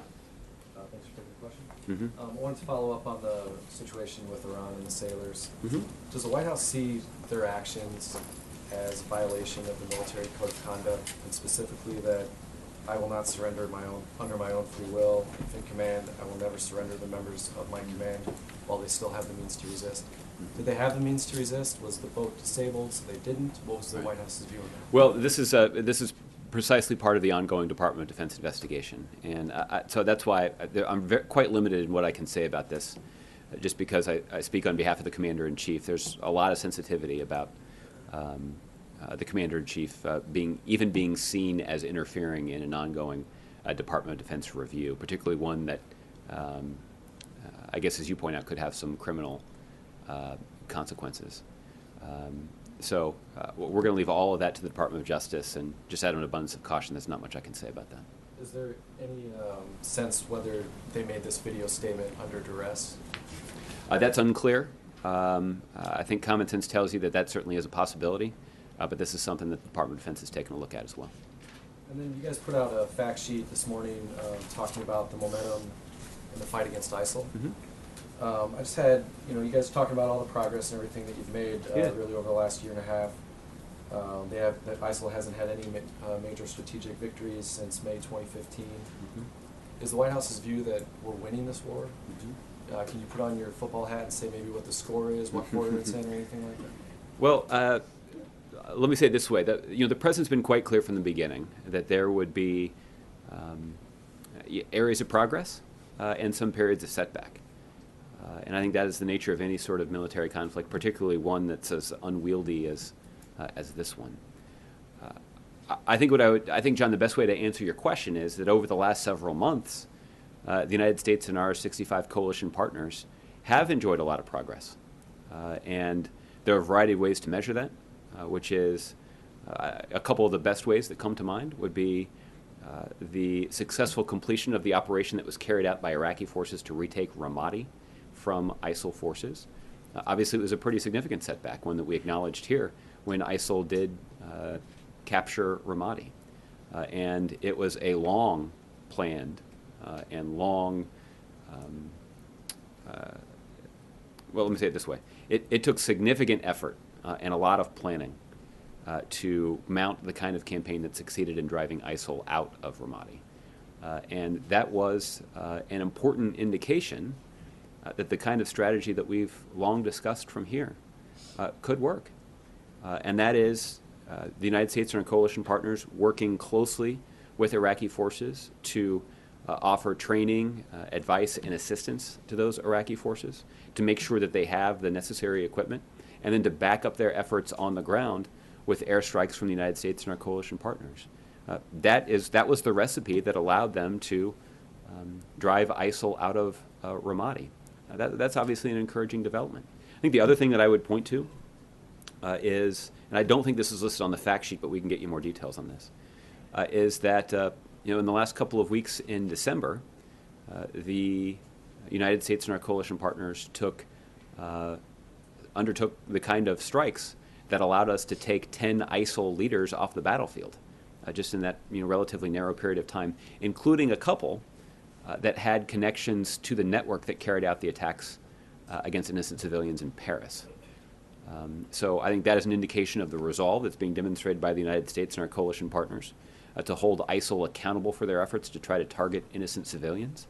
But it's also an indication that our efforts to develop intelligence and to learn as much as we can about ISIL's leaders is yielding some fruit. And the more pressure that we can apply to those ISIL leaders, the more worried we can make them about their own personal safety, the harder it's going to be for them to plot and plan and carry out attacks against the West.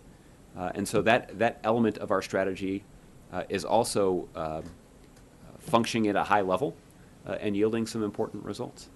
But this reluctance to say whether you're winning or losing, is that a reflection of ISIL's ability to launch these one-off attacks in Paris and the connections with San Bernardino and then now Jakarta? Well, I think it is a reflection of the fact that these kinds of military conflicts often don't lend themselves very well to sports metaphors. That's not an accurate way or an apt way to help people understand exactly what's happening. We're certainly mindful of the ongoing risk that ISIL poses, both because of foreign fighters and because of their sophisticated use of social media.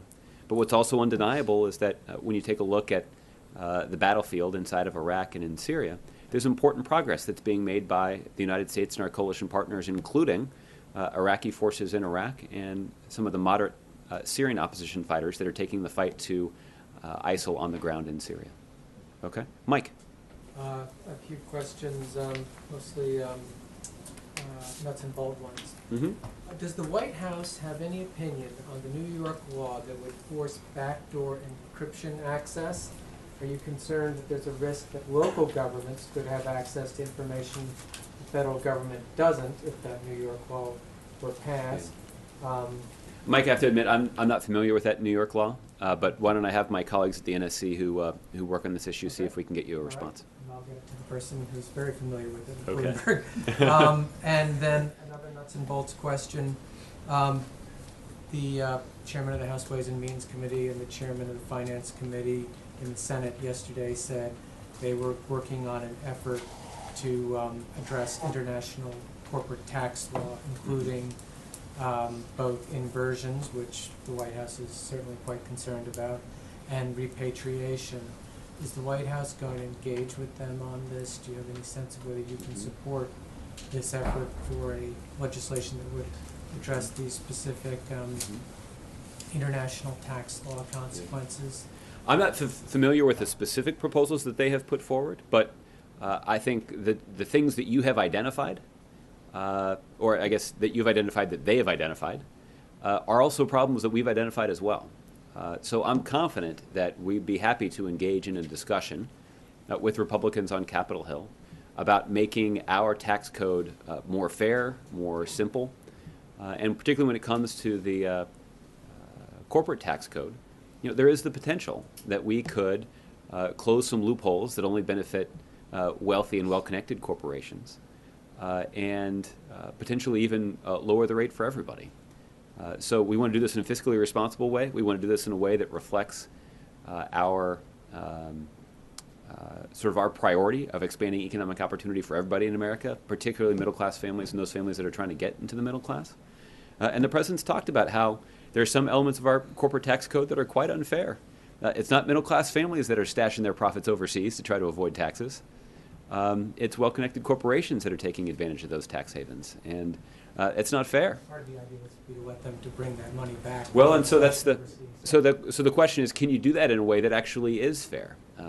There are, you know, the previous time that this was done, I know that there are a number of studies that have taken a close look at this, and that the previous time that this occurred, the revenue that was generated by that repatriation holiday was dedicated much more to things like corporate bonuses and padding the bottom line of the companies, and not on like creating jobs and other things that would actually be good for the broader economy. So, so again, I think we can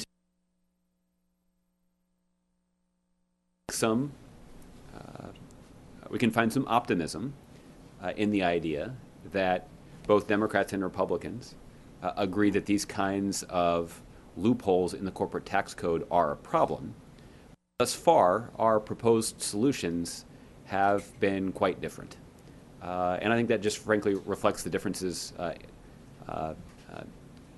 in the priorities that have been identified by the individual parties. But that certainly won't prevent us from having a conversation.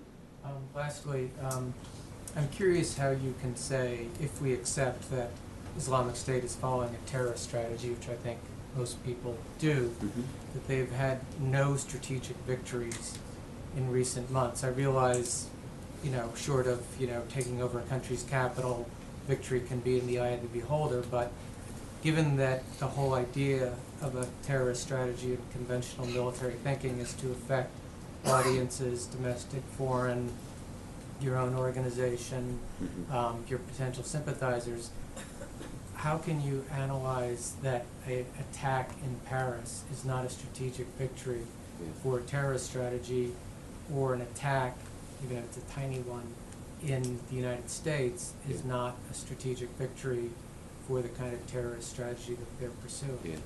Well, the fact sheet that we put out was specifically related to our military efforts to counter ISIL, and the sentence is just that ISIL has not had any major strategic victories in Iraq or Syria since May of 2015. So they were pretty specific. That's okay. But I definitely want to make sure that you take a look at the fact sheet when you get a chance. Okay, Ron. There's some reporting suggesting that the White House National Security Team is in the final stages of reviewing a Pentagon proposal to close Gitmo. True? What I can confirm for you is that the Pentagon, at the instruction of the President, has been working on developing a plan for closing the prison at Guantanamo Bay. The thing that they've been working on that for some time. I don't have an updated time frame for you in terms of when that will be produced, but So there's nothing that the White House is reviewing now that they have sent over, essentially? well, I don't know the answer to that question. I know that this is something that the Pentagon's been working on a lot. I know that they've had a lot of conversations with White House officials about the development of that plan. So, presumably the White House has some insight into the work that they're doing and has had an opportunity to talk to them about that work. I don't know if they've emailed over a draft version or anything. The thing that I would tell you about that plan is, first of all, it is something that we are planning to present to Congress. When we do, it's something that we'll also make public. So all of you will have an opportunity to take a look at it as well. And I would also encourage you to not give in to a sense of mystery about the plan. I think our strategy that we have been pursuing for quite some time is familiar to those of you who've been watching this issue for years now. We have a strategy for working with partners around the world to transfer those individuals who can be transferred into situations where the threat that they pose to the United States is sufficiently mitigated. We also have a strategy for putting some of these Gitmo detainees through a legal process, either military commissions or Article III courts, to bring them to justice. There's a certain other group of individuals who are not likely to be able to be transferred because they're so dangerous, but yet they're also probably not going to, the evidence that's been collected against them doesn't necessarily lend them to the kind of military commission that has been successful in other areas. So those individuals, in resolving their case, is the hardest part of all of this. And the case that we would make to members of Congress is that continuing to hold those individuals at the prison at Guantanamo Bay isn't good for our national security interests, because we know that terrorist organizations around the world use the operation of the prison at Guantanamo Bay as a recruiting tool. The second thing is it's also an inefficient use of taxpayer dollars. It costs right now about $4 million per detainee per year to keep them at the prison at Guantanamo Bay. We could confine them in a different place in a way that would fully protect our national security for much less money. And that's what the President's focused on. Is it fair to say that, that the plans that you're looking at, there's still a group of detainees whose fate will not be resolved by transfer or by prosecution? There's still this group, I think it's several dozen, that will be in this legal limbo now for perhaps as long as 10, 12 years. That clearly is not a good situation for the United States from a propaganda point of view, right, or from a values point of view. Right. What happens to them? Do they just go to one of these 3 federal prison or detention centers in the United States and languish further? Well, I think what we have to do is we have to figure out frankly, a more effective way to confine them than we do right now in the prison at Guantanamo Bay. A way that reflects our national security interests, but also our commitment to being good stewards of taxpayer dollars. But there's no denying that working through the challenges of their situation continues to be difficult. And what's the number now? About 25, is it? Of those individuals, Yeah, a couple dozen is the way that I would describe it. But we can get you a more precise number. Time frame on turning this plan over to Congress? I just don't have an update for you on timing, and just to be as candid as I can here, back in July I was asked about it, and I told all of you that it'd be relatively soon. It's now January; it hasn't been produced at this point, so I'm just not going to make any more promises on the timing. But once it is something that we have produced to Congress, we'll make sure that all of you get a chance to take a look at it too. So just to be clear, is it clear to say that there is? 1 second, John. Is it clear to, just to be clear, is it fair to say that the plans that the administration is looking at will still result with a couple of dozen detainees whose situation is not resolved, and who will still be in a legal limbo many years later? You still can't figure that out. Well, I think what is true, Ron, is that the goal of this plan is not to resolve all of the status, the individual status of every single detainee at the prison at Guantanamo Bay. The goal of this plan is to put forward a strategy for actually closing the prison at Guantanamo Bay. In some cases, that will mean putting individuals through military commission proceedings. In some cases, and in the vast majority of cases, it means transferring those individuals to other countries who have appropriate security arrangements in place to take them on.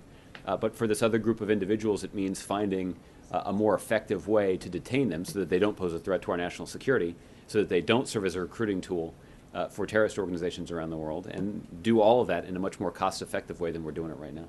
Somebody had a follow-up. Okay. John? Yeah, thanks a lot. So yesterday, 10 detainees from Guantanamo arrived in Oman.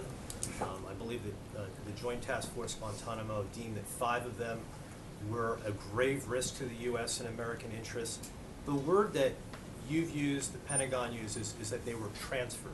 Mm-hmm. Are these individuals essentially going from one prison cell in Guantanamo to another prison cell in Oman? What they, the security arrangements that are in place for these individual detainees, all 10 of these were Yemeni detainees. Right. And these were individuals that were essentially placed in a rehabilitation program that Oman runs.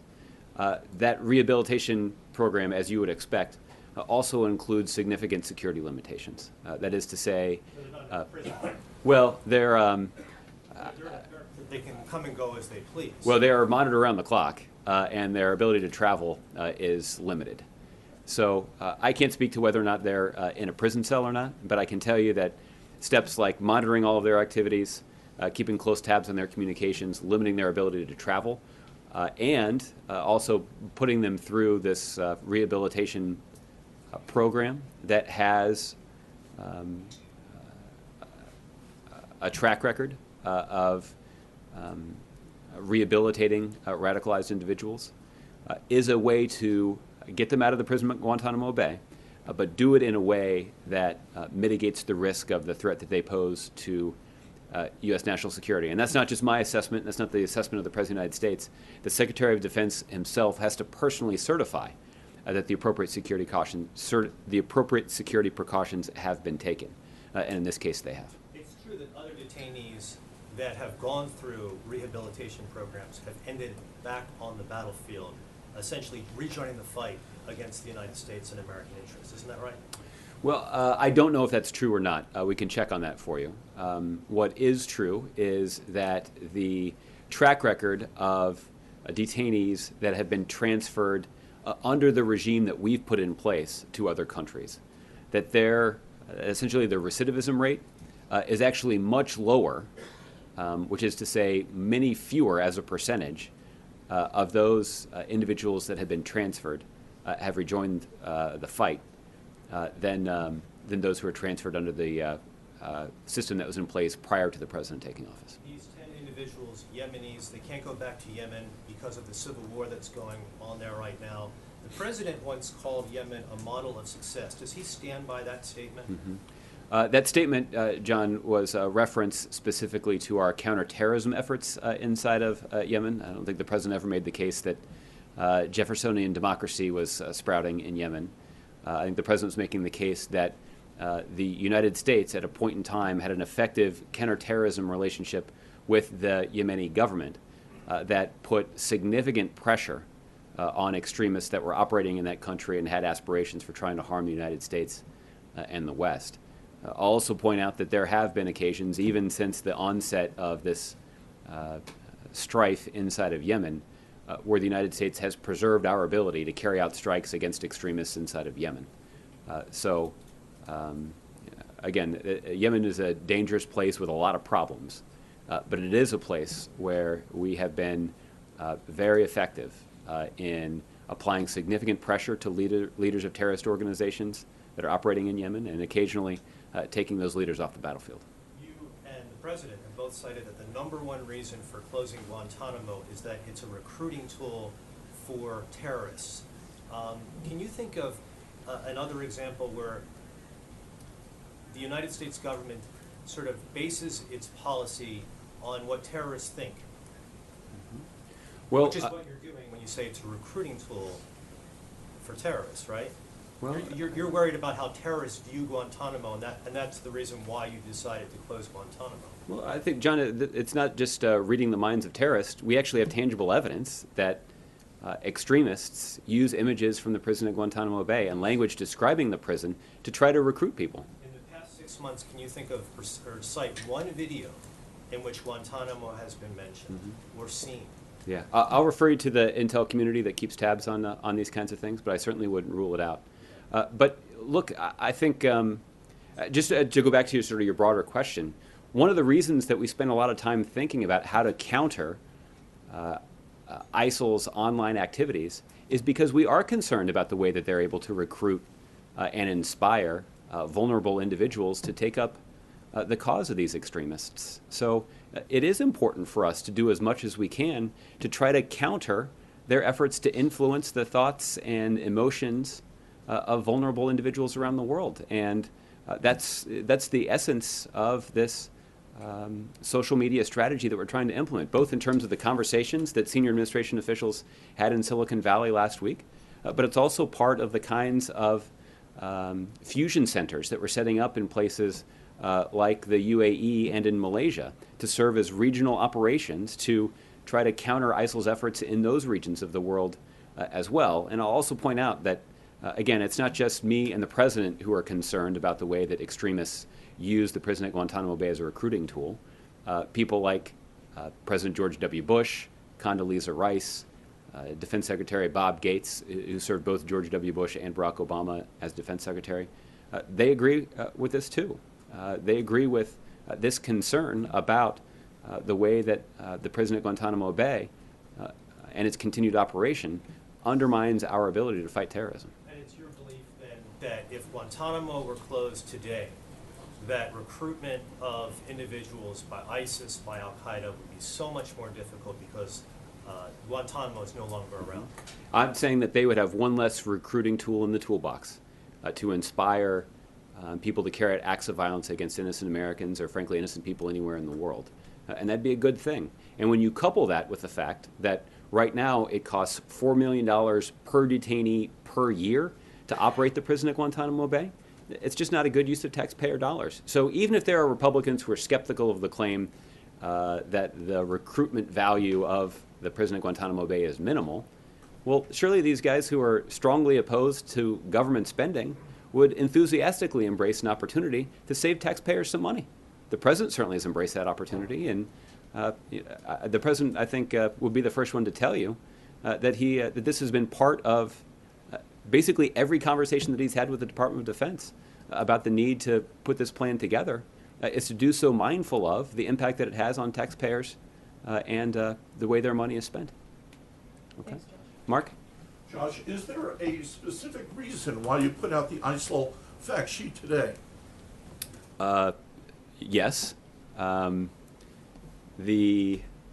I'll just be blunt with you. It's Friday. This is a document that we had planned to release in the context of the State of the Union address. And because there was so much interagency and international coordination involved in putting it together, the deadline slipped a little bit, so we got it out today. Speaking of the State of the Union address, I've got a leftover question. Okay. Was the White House aware that Senate President Pro Tem Orrin Hatch didn't attend the speech so that he could be the designated survivor in the case of a catastrophe? Even though you guys said that DHS Secretary Jay Johnson was in that role. Yeah. We were aware of that. It's my understanding that this is actually something that Congress has done more than once since 9/11. And again, that's a decision that they make. But because he's President Pro Tem of the Senate, he would not only be able to take over Congress, he's ahead of Jay Johnson in the statutory line of succession for president. Yeah, that's true. So he would, be in a dual role there. That's true. Well, was the White House ready to accept him in that role in the line of succession? Well, again, I think the White House was hopeful that this is an eventuality that would not occur. So. But you were aware of it? I think Senator Hatch would even be in that category. So Well, does it mean that by designating Jay Johnson it was duplicative? Well, I think that these kinds of actions are always taken out of an abundance of caution, obviously. You'd have to, ask my colleagues in Congress about Senator Hatch's decision to not attend the State of the Union address. I don't have any information about whether or not Senator Hatch just stayed home or went back to Utah or was in an undisclosed location. Yeah. But look, we take all of the necessary contingency steps, even the ones that are taken solely out of an abundance of caution, to ensure that the United States government, even in the event of the unthinkable, needs to persist. And so that's why we took the steps with Secretary Johnson this year that we have in previous years. And it's my understanding that even when Democrats were in charge of the Senate, that this is something they periodically did as well. Okay? Susan. One follow-up on a Gabriel question. Okay. How long, quickly, and I have another question. How long are these released, these detainees that were released, how long are they staying in Oman? And how long is the rehabilitation center? And why is that so opaque to the American public? Why is this process? Why don't I know, for instance, who I follow this pretty closely? Well, the Department of Defense did put out a news release on this, so we can certainly get you the paperwork that describes the circumstances of their transfer in more detail. So it is something that we have made public. I don't have the news release in front of me, and it's been a couple days since I looked at it in terms of the. So I don't know off the top of my head whether or not there was a description of the amount of time that that they would be in this rehabilitation program, but we can check on that for you. And I guess let me say one other thing. In some cases, there are actually diplomatic sensitivities with the other countries in terms of making public the circumstances of them taking on these individuals. So sometimes I think as you would anticipate, there are some complicated diplomacy that goes into these transfers. And so sometimes there's a little less transparency than there otherwise would be in deference to, frankly, the sacrifice that our partners and allies are making in taking on these individuals. To the President's his State of the Union regrets, his statements about his regrets about the partisan rancor in Washington and how he hasn't been able to deal with it, haven't been able to bridge that divide. I had spoken to Representative Murphy last week about his mental health bill. This is a bill that he's been working on for years, since the Sandy Hook shootings. And he said he has tried repeatedly to contact the White House about this and to engage the White House Legislative Affairs Office, the President himself. And he said he hasn't had his phone calls returned. This is something that he really wants to work with the White House on. Seems like he said he was sort of blindsided by the mental health money that you all released last week in your gun initiatives. Isn't this an example of something where it was an obvious place where you could work together? Why wasn't that groundwork done from the White House to Capitol Hill? And can you foresee that happening in the future with Tim Murphy and others on mental health issues?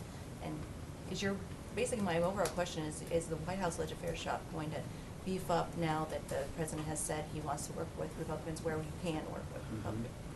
Well, Susan, I can't speak to all of the conversations between the White House and Congressman Murphy's office. Based on the fact that you're asking your question today, I think it's a pretty high likelihood his office will get a phone call today. I think in general, we are interested in working with Congress on trying to expand mental health care to Americans all across the country. I've spoken with varying proportions of frustration and disappointment about the fact that Republicans profess a sincere interest in mental health care expansion, while at the same time voting dozens of times to actually repeal the legislation that has done more to expand mental health care than any other legislation that's passed in decades. That's the Affordable Care Act. There are millions of Americans that have been able to get access to mental health care services as a result of Medicaid expansion, for example, that they didn't previously have. But yet Republicans are dogged in their attempt to try to repeal that legislation. So I think there is reason for us to be skeptical generally of Republicans' interest in this particular area. I am skeptical of their sincerity about this, but they have an opportunity to prove us wrong. And like I said, I'm confident that Congressman Murphy's office will get a call today.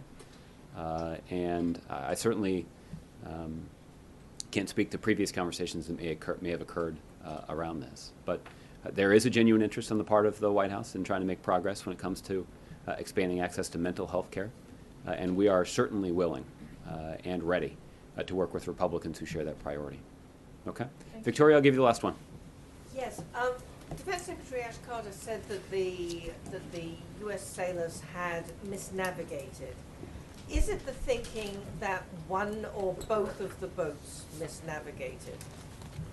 Well, the circumstances that led them to end up in Iranian territorial waters is something that's still under investigation. So obviously the Secretary of Defense has access to more information about that ongoing investigation than I do.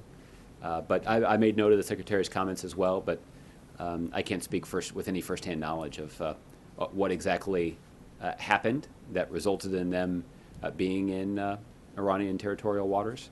But that's certainly something the Department of Defense is looking at. The area where they were is known for espionage by many different countries. Mm-hmm. Can you assure us that they were not engaged in spying? Well, again, for details about what operation they were pursuing, I'd refer you to the Department of Defense. I don't have any firsthand knowledge of what their operation was. Okay? Let's do the week ahead. On Monday, the President and First Lady will participate in a community service project in the Washington, D.C. area to celebrate the life and legacy of Martin Luther King, Jr. There will be travel pool coverage of that community service project. On Tuesday, the President will welcome Prime Minister Turnbull of Australia to the White House. It will be the Prime Minister's first trip to Washington since taking office. The leaders will hold a bilateral meeting and a working lunch, during which they will highlight the extraordinary breadth of the U.S.-Australian alliance and discuss a range of bilateral, regional, and global issues, including our cooperation in Iraq and in Syria, our trade relationship, the successful conclusion of negotiations of the Trans-Pacific Partnership Trade Agreement, and other developments in Asia and the Pacific. Australia has made substantial contributions when it comes to our counter-ISIL campaign. There are Australian military pilots that have flown with American military pilots in the skies over Iraq and Syria, taking strikes against ISIL. And we know that Australia has also made a substantial contribution to the training, advising, and assist effort that's underway in Iraq. So we're obviously deeply appreciative of what the Australians have done to further our coalition's efforts, and I'm confident that'll be part of the discussion between the two leaders. On Wednesday, the President will travel to Detroit, Michigan, to experience firsthand the remarkable progress made by the city, its people and neighborhoods, and the American auto industry. While in Detroit, the President will visit the 2016 North American International Auto Show to highlight the more than 640,000 new auto industry jobs that were created since the auto rescue and the record auto sales in the United States in 2015. Additional details about the President's travel to Michigan will be made available either over the weekend or at the beginning of next week. On Thursday, the President will deliver remarks and host a reception for the nation's mayors here at the White House. The President will spend the mayors will spend the evening at the White House interacting with cabinet members and senior White House officials to expand the partnerships between I am so cities excited and the federal to government. interrupt this And then next Friday, Josh Earnest video to bring you some live breaking news. It's a Stand with Rand event. We don't get a lot of Rand Paul events, and that disturbs me. It makes me unhappy. Oh wait, I'm getting a lot. Oh no. Take our country back. I'm getting Deb's events, but I'm bringing you Rand Paul. He was excluded yesterday from the GOP debate, and I thought that was pretty lousy. So we're going to go to Rand, and then there's another event. Oh, it's a Carly Fiorina event. I'll record that for later. Let's go to Rand Live, though. Oh, it's a little fuzzy. Ooh.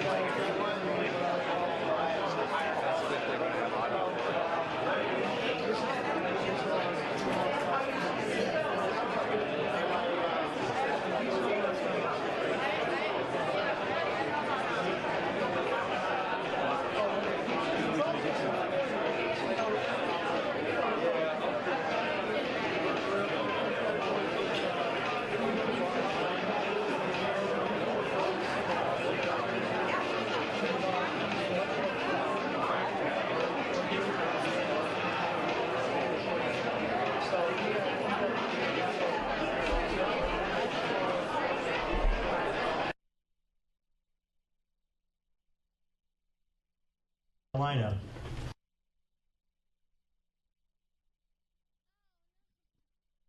Oh no, it must not be. What's going on? What is this? What is this? What's going on? Precisely and concisely where he stands. Oh. All right, I don't know what's happening here. So apparently that's not live. It's not awkward at all. No, it's not awkward. Not embarrassing. Just send me something and I don't know what it is. That's fine. It's okay. Nothing says I trust my news reporter like me telling you something's live and then us discovering together that it is not a live event, that it's pre-recorded. We are in it together. We are in this together. It's a beautiful ride. It's a beautiful ride. Hey, Carly Fiorina is live though. So let's go check out Carly. I think it's live. I'm like 99.9% sure it's live. It looks live. It's looking live. As many of you do, that America is exceptional, not because of government, but because of her people. And to the extent government enables and creates an environment where people can realize their possibilities, we will continue to be a great and exceptional nation. But we are not on the right track. Carly will speak to you about that in ways that I think will be compelling to you. And if you conclude, as I have, and my wife Betty, who's my dinner date for tonight, and she's here helping out as well for Carly. Hi, Betty.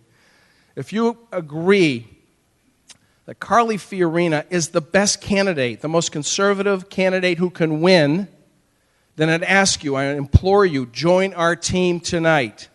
This is the red zone of the presidential primary, to borrow a football phrase. Everybody's hopefully going to root for the Patriots Saturday, tomorrow. But we're in the red zone here. That means people are starting to make their minds up, as a lot of you are going to do, hopefully tonight. And that also means this is the time to talk to friends, neighbors, business associates, at the supermarket. Somebody's standing in line behind you, just turn around and say, who are you voting for president? Start the conversation there.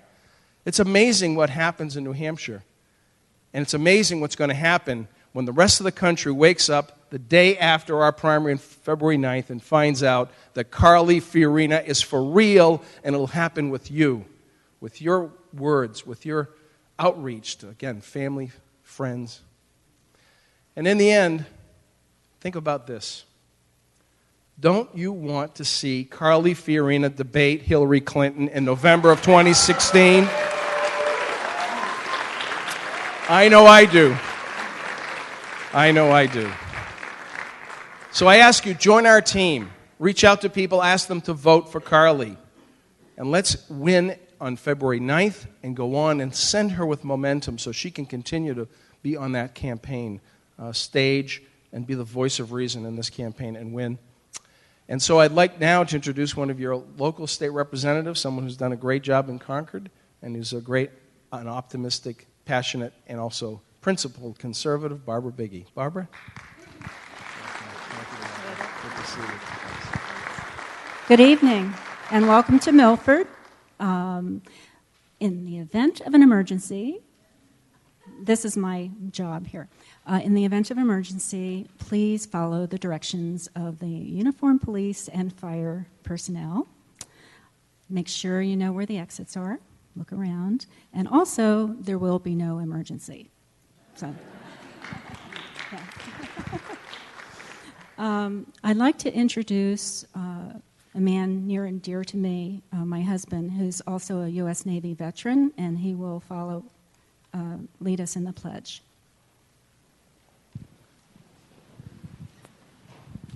Thank you all. Please stand and welcome to Milford. I pledge allegiance to the flag of the United States of America and to the republic for which it stands, one nation, under God, indivisible, with liberty and justice for all. Thank you, Mark. Mark is also the chairman of the Milford Republican Committee. Also, we have a student from Milford High School, Skylar Curtis, who will sing the national anthem for us. Skylar?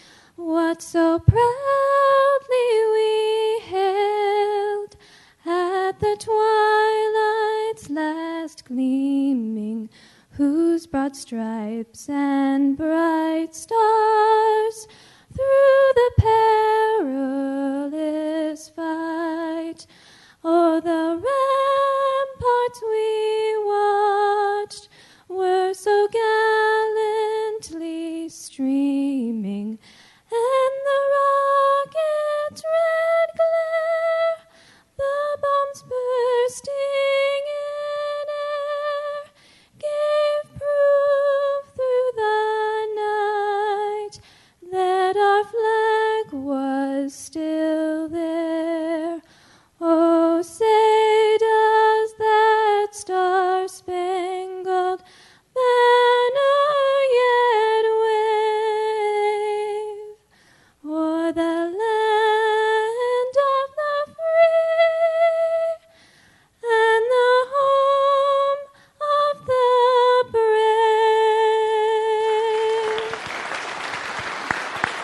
Fantastic, Skylar. Thank you very much. That's beautiful. Skylar Curtis. Carly is running for president because she believes what our founders believed. Ours was intended to be a citizen government. She believes it's time for us to take back our country from a political class that has far too long let problems fester as our government continues to grow more incompetent. Carly is a tested leader. She has battled breast cancer and buried a child. She started out as a secretary at a small real estate business and became leader in technology, business, and charity. As anyone who has watched the debates knows, she is also an outspoken and committed conservative with a record of running two problems, challenging the status quo and delivering results. As she has said before, she may not be your dream candidate yet, but she is Hillary's worst nightmare in 2016. Carly Fiorina is my choice for president because she has earned respect in many facets of life, including foreign experiences, both with corporate and charitable work. She's successful, knowledgeable in government and business. Here she is, the next president of the United States, Carly Fiorina.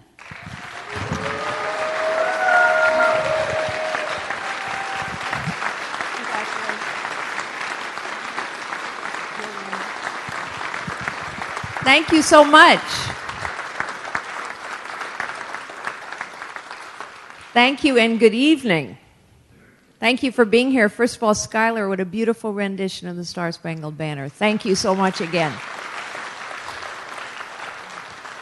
And I am really so grateful to Barbara, to Ovid, to all of my early supporters, Marilinda, who I understand trained you in technology. You know, it's okay to take your phones out and tweet and do all the rest, but I'm so grateful to Marilinda, Ovid, Barbara, others who stepped up early to support me.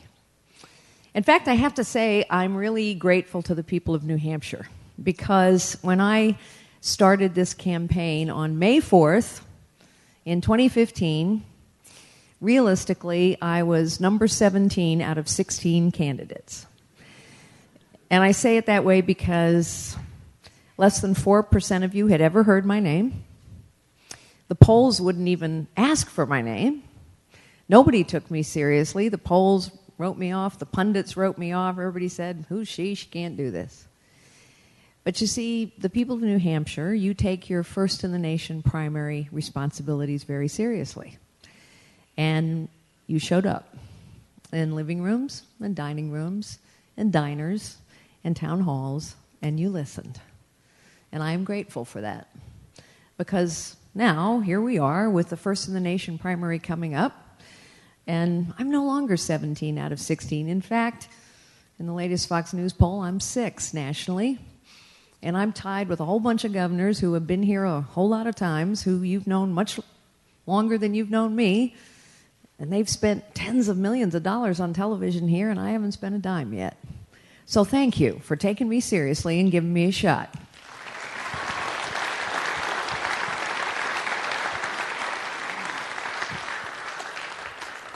You know, the pundits are going to continue to talk about this election, and the polls are going to come and go and rise and fall. And the Republican establishment kind of wants to winnow the field as fast as possible. That doesn't serve your interests. The media wants to decide who you listen to and who gets on what stage. And they want to have a show. And that doesn't always serve your interests either. And the last time I looked, a lot of people thought that maybe New Hampshire shouldn't have a first-in-the-nation primary status anymore. But I've learned, yes, boo, you can boo. Come on, let's boo. But the last time I looked, it is this state's responsibility. It is your responsibility to vet candidates and winnow the field, and I leave myself in your hands. Because you do a darn good job as far as I've observed.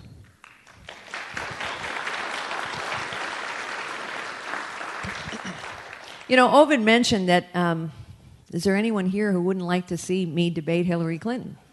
You would. It's okay. You can admit it.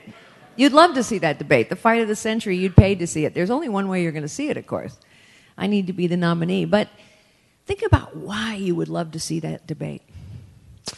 Because, you know, number one of the things I can say to Hillary is, you know what, Hillary, I'm a girl too. I'm a grandma too. So maybe we should talk about the issues here.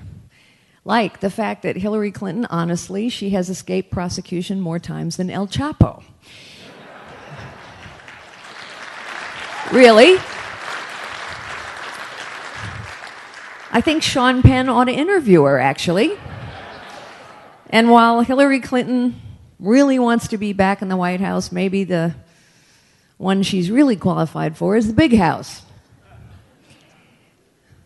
Nevertheless, Hillary Clinton has raked in more money than any other candidate in a presidential election so far. So there are lots of people betting on Hillary Clinton.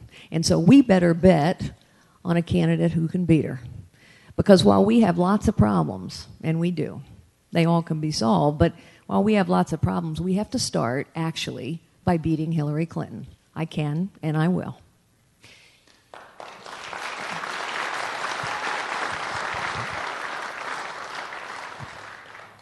Of course, politics has gotten to be something of a sport. It certainly gets covered like a sport, doesn't it? You know, who's up, who's down. The problem is politics isn't a game anymore. It's really serious. Because politics and politicians and the policies they pursue impact every single one of our lives. I said that I was grateful to the people of New Hampshire for taking me seriously. Let me tell you another reason why I'm grateful to all of you. Because it was here in New Hampshire, at the seacoast actually in this case, but it was here in New Hampshire that I first started seriously thinking that perhaps I had the kind of leadership that the nation needed now, and started considering running for president. It happened at a Rotary Club lunch. I was giving a speech at a Rotary Club at the seacoast, and before I gave the speech, a man sat down next to me at lunch. We were eating, you know, as you do at a Rotary Club before the speeches begin, and this man says to me, you know, in a not very polite tone, I must say, you know, I don't think I'm going to agree with you on anything. I said, really? Why? He said, well, I'm a Democrat. You're a Republican. I said, well, why don't you give a listen and tell me what you think at the end? I didn't talk about politics. I talked about possibilities. I talked about this as a nation of limitless possibilities. I talked about the reality that every single human being is endowed with tremendous potential, that human potential actually is the only resource we need to solve every problem, and that this has always been a place of more possibilities for more people from more places than anywhere else on earth. At the end of my speech, this gentleman comes up to me and he says two things. Amen. And then he said this, you know, Carly, we don't think of ourselves as a nation of limitless possibility anymore. And that really hit me, because we don't. And when we don't think of ourselves as a nation of limitless possibility anymore, we are losing the core of who we are. We still are a nation of limitless possibility, but we have figured out, the vast majority of Americans have figured out that it ain't working anymore, that something has gone desperately wrong. And here's what we have figured out isn't working anymore. 75% of us now know that the federal government is corrupt. So what does that tell you when 75% of the American people think the federal government is corrupt? That's who? Republicans, Democrats, independents, young, old, men, women, it's everybody. And by corrupt, what people mean is the government picks winners and losers. It wastes money. It doesn't do its job. And that is clearly true. And 80% of the American people now think we have a professional political class of both parties that cares more about the protection of its own power, position, and privilege than getting anything done. I don't know how many of you watched the second debate, but here's what I saw. I saw a food fight between people, and it was all about their power, their position. I didn't see the American people mentioned very many times in that debate, and I didn't see many solutions offered, and I didn't see much leadership, honestly. I saw a cage match. That doesn't solve our problems. One of the things that I said at the end of the last debate is that all of my life, despite the fact that I have been blessed with enormous opportunity and people who took me seriously, despite the fact that I know, having lived and worked and traveled all over the world, I know that it is only in this nation that a young woman can start out like I did, typing, filing, answering the phones for a 9-person real estate firm in the middle of a deep recession, go on one day to become the chief executive of what we turned into the largest technology company in the world and run for the presidency of the United States. That is only possible in this great nation.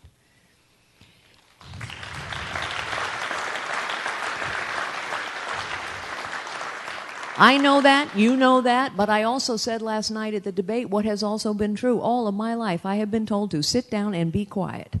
Settle. Settle. Don't challenge the system, accept the system. And I think the American people are being told to sit down, be quiet, settle, and don't challenge the system. And I do not think we can be quiet and settle anymore.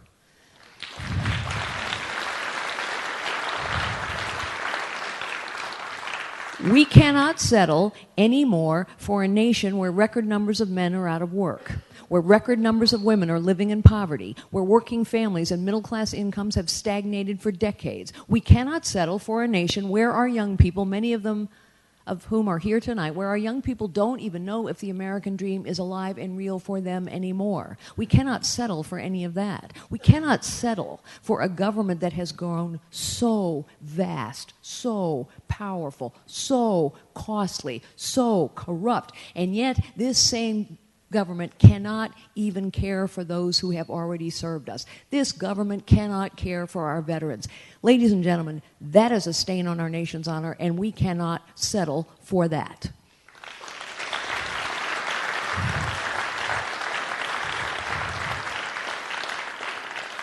We can't settle for the fact that the government keeps saying and politicians keep saying year after year, election after election, we're going to secure the border. We haven't.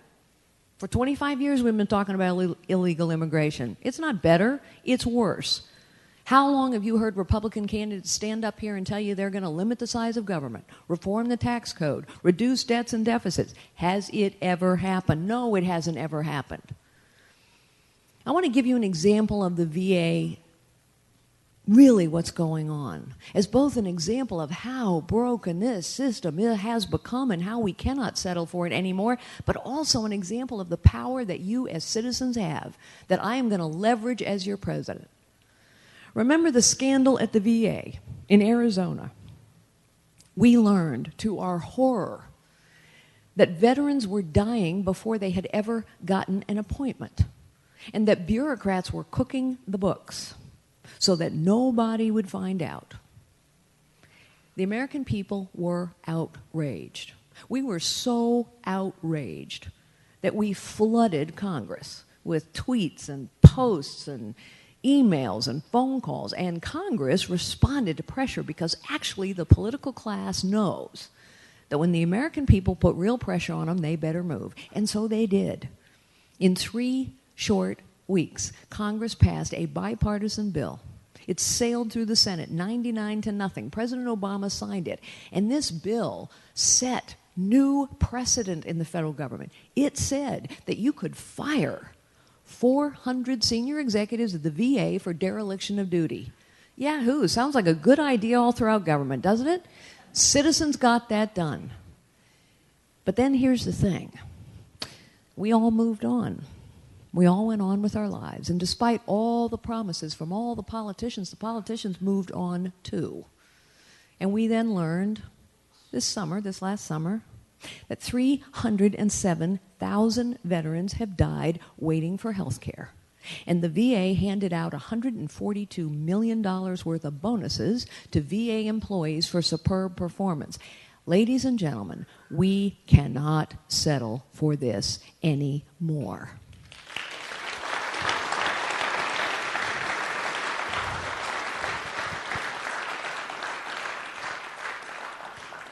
And that is why I'm running for president. Because you see, I think we have come to a time. I think we have come to a perilous and pivotal point in our nation's history where we as citizens must remember who we are. And we must remember what this nation was intended to be. We were intended to be a citizen government. We were never intended to have a professional political class. We were never intended to have a federal government that just gets bigger and bigger and bigger and bigger for 50 years under Republicans and Democrats alike. Citizens, I am running for the presidency of the United States because I think it is time. It is time to take our future back. It is time to take our government back. It is time to take our politics back. Citizens, it is time. We must take our country back.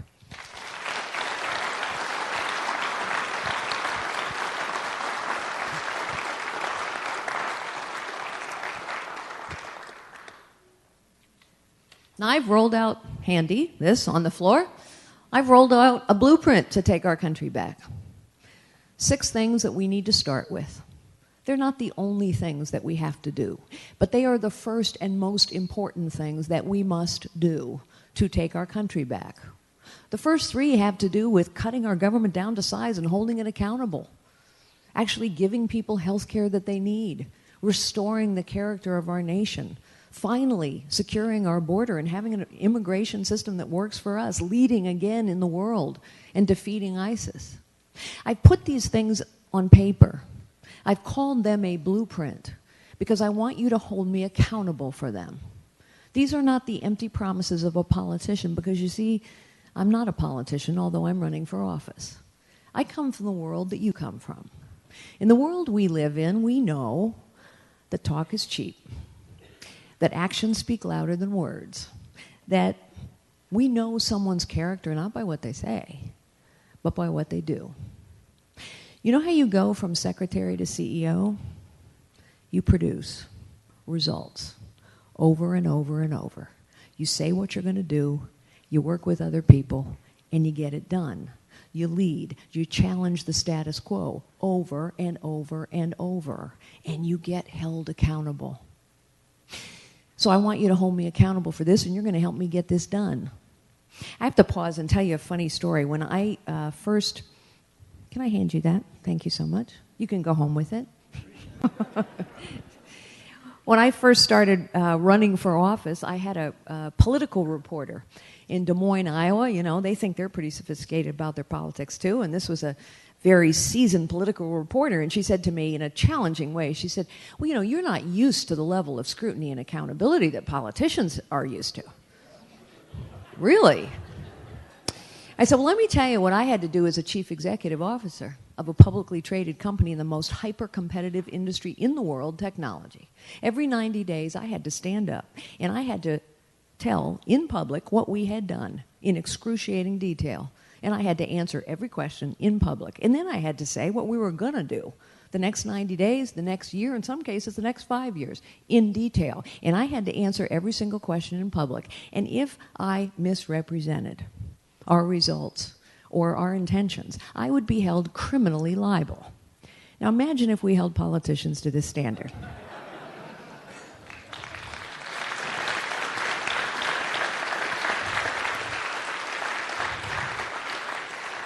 So hold me accountable. Hold me accountable for getting this done, and you are going to help me get this done. And let me give you a very simple example, then I'm going to stop and take your questions.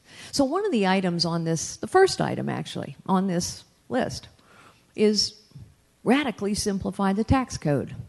You know, my dad, many years ago, my dad was a law professor. He taught tax law. That's why I briefly tried law school. I hated it. I quit. I had the presence of mind to quit before the first exam. But in any event, my dad was a tax professor, and he wrote 2 books on taxes, and I would try and read them because I loved my dad. And I never could get through them. I'd say, Daddy, it's so boring. I mean, why do you love tax law? And I'll never forget, he said to me, Carly, the tax code is how government exercises power. And that is correct. That's what it is. And today, we have a 73,000-page tax code. Nobody understands it. I talked to a bunch of tax attorneys today. They don't understand it. I don't know how many accountants are in the room, if any, but I've talked to accountants. They don't understand it either. 60% of the American people now need professional help to give the government your money. What's wrong with that picture? My husband and I are, we're fortunate. We can hire an accountant. Every year, the accountant turns back our tax returns. Honestly, I close my eyes, I sign, I pray. I don't have a clue, and neither do you. But here's the deal. With a 73, they're taking too much of your money. You know that if you're late giving the government your money, you get charged interest. But if they're late giving you your money back, do you get anything? No. Why are we settling for this? Here's the other thing you know. When you have a 73,000-page tax code, who does that advantage? I'll tell you, yes, the government. I'll tell you who else it advantages. When I was the CEO of Hewlett-Packard, I could hire armies of accountants, lawyers, lobbyists to make all that complexity work pretty well for us. But that 9-person real estate firm cannot. And so we are crushing small businesses and people who don't have a lot of power. And we are lifting up the big and the powerful. See, this is the thing. When government gets big, powerful, complicated, corrupt, the big and the powerful do pretty well. And the small and the powerless get crushed. It is called crony capitalism, and it has been going on for a very long time under Republicans and Democrats alike, and it starts with the tax code. So we got to change it. Now, my plan on this blueprint is we're going to have to go to a 3-page tax code. 3 pages. Yeah, exactly. Common sense. The way you get that done, you lower every rate, you close every loophole, you get rid of all this complexity. Of course, the political class has said to me, you can't get that done. Actually, we can. There is a 20-year-old plan for a 3-page tax code. It's been around for 20 years. It's passed muster. Brilliant people wrote it. Why do you think it's never been acted on? Think about all the oxes that are going to get gored. Think about all the entangled interests in that 73,000-page tax code. So nobody wants to touch it. You know how I'm going to get it done? I'm going to ask you, Marilyn, to talk to you about your smartphones. I'm going to ask you every week. I'm going to go into the Oval Office every single week on every single one of these things. I'm going to go into the Oval Office. I'm going to ask you to take out your smartphones or your smart device of choice. If you have a flip phone, you might think about upgrading. And I'm going to say, do you agree with me it's time to finally enact that 20-year-old 3-page tax code? Press 1 for yes, 2 for no. See, there's an app for citizen government, ladies and gentlemen.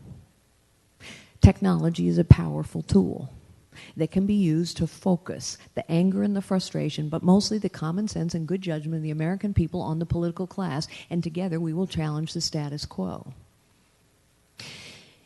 Politicians are not bad people. Bureaucrats in government are not bad people. But what happens to people who are in a system for too long? They become part of the system. It's a little bit like the difference between a manager and a leader. You know what a manager is? It's not a bad person, but a manager doesn't challenge the system. A manager accepts the system. A manager operates within the system. A manager sometimes takes advantage of the system. A leader is altogether different. A leader challenges the system. And it's only by challenging the status quo that you solve festering problems. That's true in any system. One of my great heroes is Margaret Thatcher.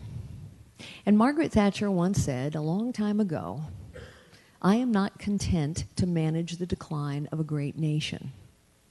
Well, ladies and gentlemen, I think we as citizens have been standing by while the decline of this great nation has been managed for way too long. I am prepared with your votes, with your prayers, with your support, I am prepared to stand with you and lead the resurgence of this great nation.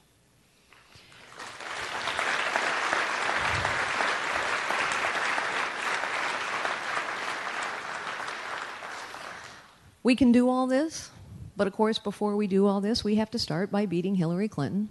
So we'll go back all the way to the beginning. We're not going to beat Hillary Clinton with someone who routinely insults women and everyone else, who divides our party and who will divide the nation. We're not going to beat Hillary Clinton with somebody who isn't tough enough to land a punch, and you know who I'm talking about. We're not going to beat Hillary Clinton with people who've never made an executive decision in their lives and are going to have to learn really fast on the job in the Oval Office. We've tried that once. It doesn't work very well. We're going to have to beat Hillary Clinton with someone who can hold her accountable. And then we need a president of the United States who is actually prepared to do this job on day one, who understands how the economy works, because we got to get it going and growing again, who understands the world and how it works.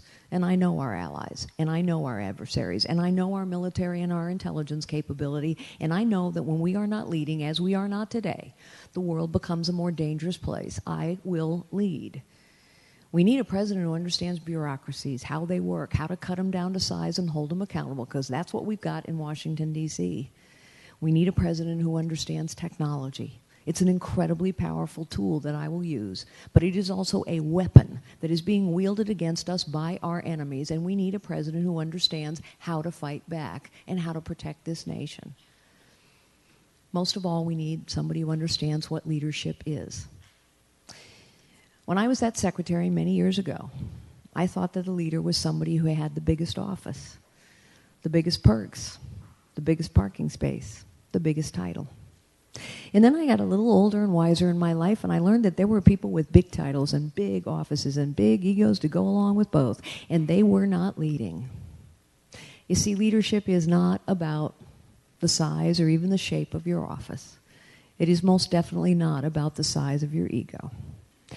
Leadership is first and foremost service. The highest calling of a leader is to unlock potential in others. I believe my highest calling is to restore citizen government to this nation. So citizens, I have never sat down and been quiet, and you can no longer sit down and be quiet either. So stand with me. Fight with me. Join me. Support me. Vote for me. Citizens, it is time. It is time to take our future back. It is time to take our politics back. It is time to take our government back. Citizens, it is time to take our country back.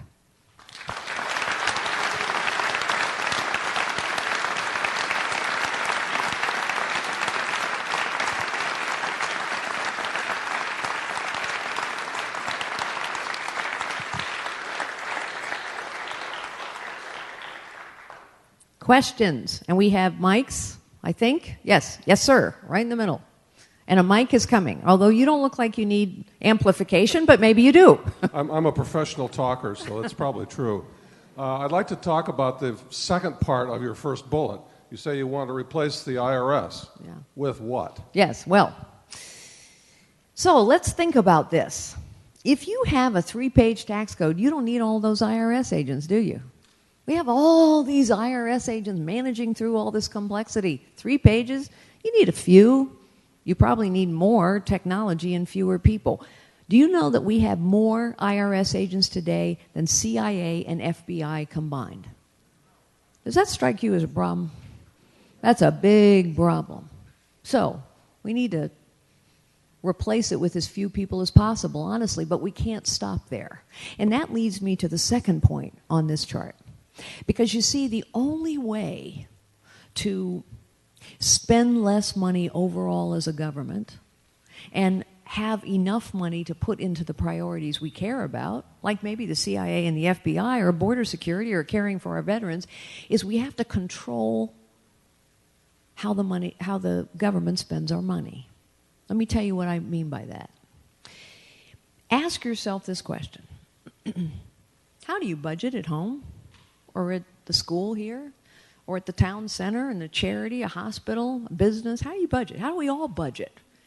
The way we all budget is the same way. We examine every dollar. We can move any dollar. We can cut any dollar. That's how we budget. It is not how the government budgets. In fact, ask yourself another question. How is it possible that the government spends more money each and every year? Under Democrats and Republicans alike, we've been spending more money each and every year, and yet the government never has enough money. Every time we ask them to do something important, care for our veterans, we need more money. Secure the border, we need more money. Answer your taxpayer questions on tax day. Remember that? They needed more money. How is that possible? I'll tell you why. Because we don't control the money. The government controls the money. The way the government budgets, and has for a very long time, is once you're handed money, you own it. You don't give it back. You're never asked to reduce it. In fact, all the things we talk about in Washington, we're not reducing spending, we're reducing the rate of increase in spending. Because you see, in an appropriations hearing, the only thing that ever gets talked about, we don't talk about how you're spending the money. We're not talking about whether you need less money. No, we're talking about how much more money you need. The way you budget, the way we budget, a fancy word for that is zero-based budgeting. It means you start over every single year, and you examine every single dollar. That's what we all do. Government doesn't. So the second item on this list is zero-based budgeting. Because if we can't control our money, if we can't move any dollar, cut any dollar, demand justification for every single dollar, we're never going to get control of this government. Zero-based budgeting might surprise you to know that there is a bill sitting on the floor of the U.S. House for zero-based budgeting. It's all ready to go. Nobody will put it forward to get voted on. Why do you suppose that is? A lot of oxes getting gored, huh? So nobody votes. So get those smartphones out. Do you think we need to go to zero-based budgeting so that when we replace the IRS with a lot fewer people and a lot more technology, we can actually use some of that money to do some good? Press 1 for yes, 2 for no.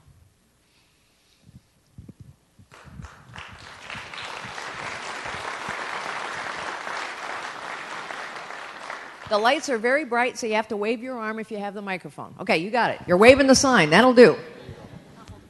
As a former service member and currently work in the defense industry, I'd like to understand your position on and your vision for our military.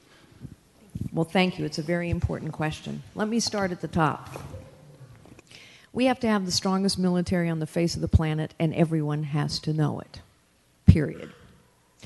That starts with a couple things. It starts with serving for those who have already, caring for those who have already served us. That's why we have to serve and care for our veterans, because they've served and cared for us. And unless we do, we're not going to have the strongest military on the face of the planet. The second piece of this, we actually know the kinds of investments that are necessary. We know the number of brigades we need. We know the number of battalions we need. We know the number of naval ships we need. And I put them all on my website, carlyforpresident.com. There's pretty universal agreement in what we actually need to have the strongest military on the face of the planet and respond adequately to all the many threats. We need to invest in the nuclear triad. We need to do all these things. Third, it's also true. That's why zero-based budgeting is important. We got to have the money to do these things, because the first and most important responsibility of the federal government is to protect this nation. And the federal government, we, the President of the United States, the Commander-in-Chief, I, cannot protect this nation if our military capability is deteriorating instead of strengthening, because it's a dangerous world. However, it is also true, having advised two secretaries of defense, it is also true, and you know this, living in the defense industry, it is also true that there is a lot of opportunity to do better in the Department of Defense. In the Department of Defense, they talk about something called the tooth-to-tail ratio. Tooth, tip of the spear, fighting men and women, technology, armaments, materiel, tail, bureaucracy. And the tooth-to-tail ratios are as bad as they've ever been right now. So it doesn't mean just throwing money at something. It means investing in the tooth and reforming the tail. We also must have a military that is listened to, valued, supported. One of the first things that I will do as Commander-in-Chief is bring back the warrior class, the greatest warriors of our generation, many of whom were retired early because they gave this administration advice that this administration didn't want to listen to. I will promise you, as Commander-in-Chief, I will listen to, I will value, I will support, I will respect our fighting men and women, so help me God.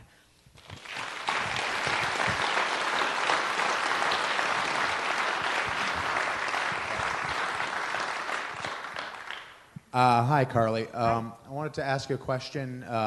My friend, he's working 80 hours a week now. He's a single father right now. And he's working above the current minimum wage, $13 at one job and $10 an hour at the other one.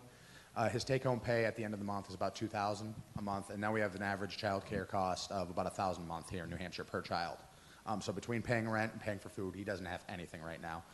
My question for you, within your plan, do you have anything to raise the minimum wage or perhaps do something about getting more affordable child care inside New Hampshire and the rest of the country?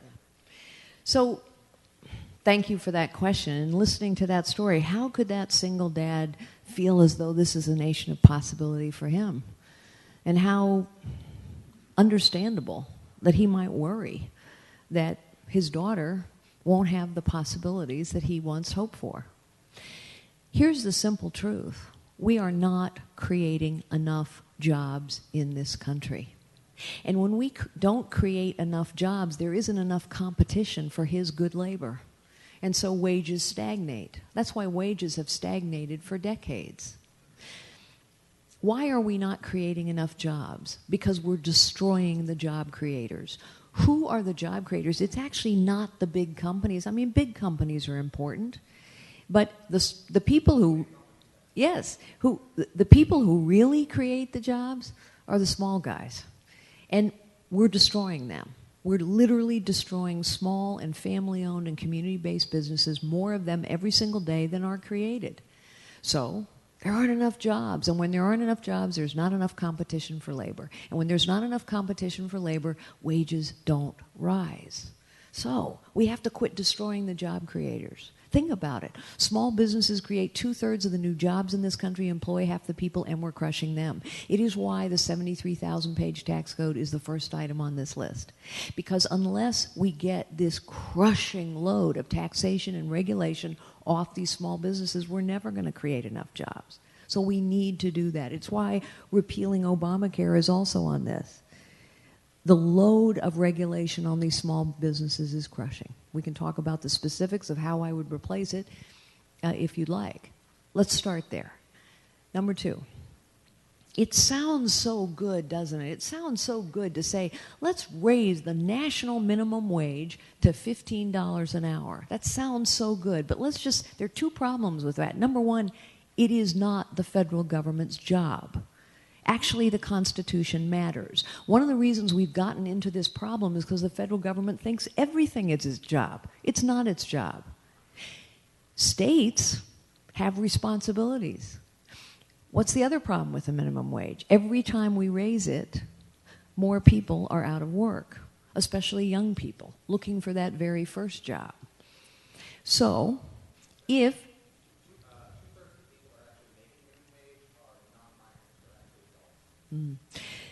and we're making it harder and harder for them to move up in the ranks. So, for example, there are a lot of companies that hire people at minimum wage at an entry-level salary, but the data is clear, they do hire less of them. So then people have less opportunity to grow up. However, also it's true that, wow, the cost of living in New York City is a lot different than the cost of living in Baton Rouge, Louisiana.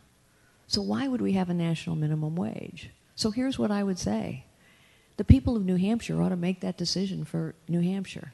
The people of Louisiana ought to make that decision for the people of Louisiana. That isn't the federal government's job. The federal government's job is to create the environment where as many jobs as possible can be created. And that means we got to lift the load of this government off of the job creators.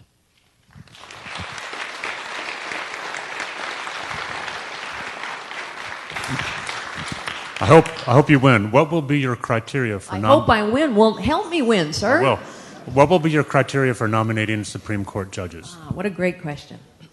So it's a great question because think about the awesome responsibility that the commander-in-chief has. The President of the United States, this next President of the United States, will probably have the opportunity to nominate at least 2 and perhaps possibly as many as 4 Supreme Court justices. And as we have seen, the Supreme Court has awesome power in this nation. So we better pick the right people. We have also seen that people have been nominated to the Supreme Court that turned out to be quite different from what we thought they were. We thought they were conservatives. It turns out they weren't at all. So I have to go back to answer your question. I have to go back and talk about my dad just for a moment. I learned conservatism from my dad. I told you he was a tax professor. But when he would come home from work at night, I would sit at his knees and watch him watch the news. Not because I cared about the news, but because I adored my dad. And I would watch him yell at Walter Cronkite. Some of you are too young to know who Walter Cronkite was, but in any event, I would ask him why. He would explain. And the next morning I would get up and watch him read the New York Times and yell at the paper. I would ask why. He would explain. Eventually, my dad was appointed to the Ninth Circuit Court of Appeals, the most liberal court in the land. My dad was a real conservative. And I watched him withstand pressure from other judges, pressure from the city of San Francisco in which he lived, not exactly a conservative bastion, pressure from all kinds of sources not to change his principles. And he didn't. And so I watched him write dissenting opinion after dissenting opinion after dissenting opinion. And he used to take great pride in the fact that when the Supreme Court overturned the Ninth Circuit, which they frequently did, frequently they would point to his dissenting opinions. Now, why do I tell you that story? Because the people that I will nominate, first, I'm going to take the time to get to know them. I'm not going to pass it off to some general counsel. If you go back and look at how a lot of these mistakes were made, a president didn't really spend much time at it. They kind of handed it off, got to meet somebody for an hour right before they walked them out in front of the cameras. You don't get to know somebody that way. And what I'm going to be looking for when I spend a lot of time with my potential nominees is not that they espouse the right conservative principles. It's not even just that they've written the right things. It's that they have a track record of standing up to pressure. Because you see, to be a conservative, you got to be willing to stick to your principles. So, I'm going to get to know and nominate people, men and women, like my dad.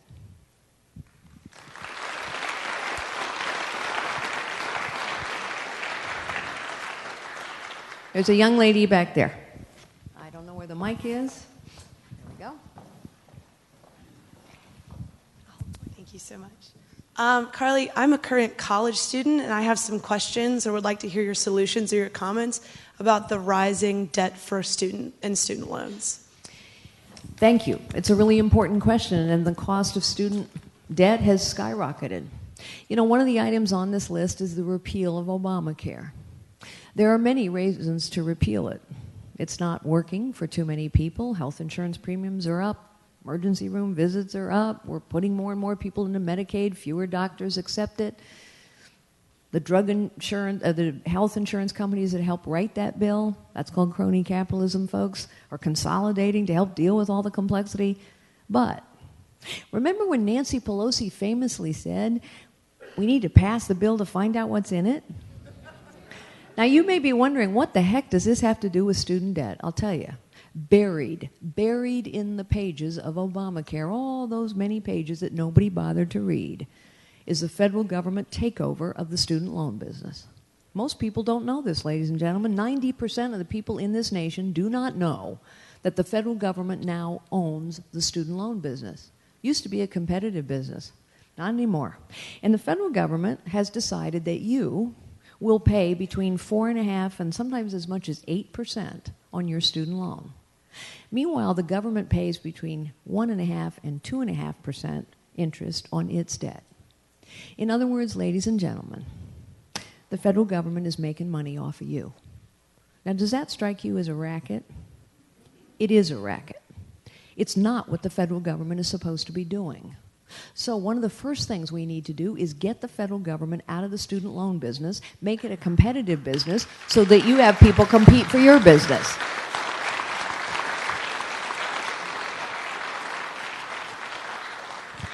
The federal government interferes in your college education a lot of other ways too, by the way. They've rolled out for decades rules about accreditation. You have to be a certain kind of college in order to have a student loan apply. And they don't really much like for-profit universities, and they don't really much like technology-driven learning, even though it's really effective. They kind of favor 4-year college degrees accredited by the federal government.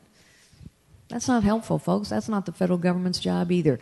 You need as many choices as possible to get the education that you need, and you need as many choices as well about how to finance that education.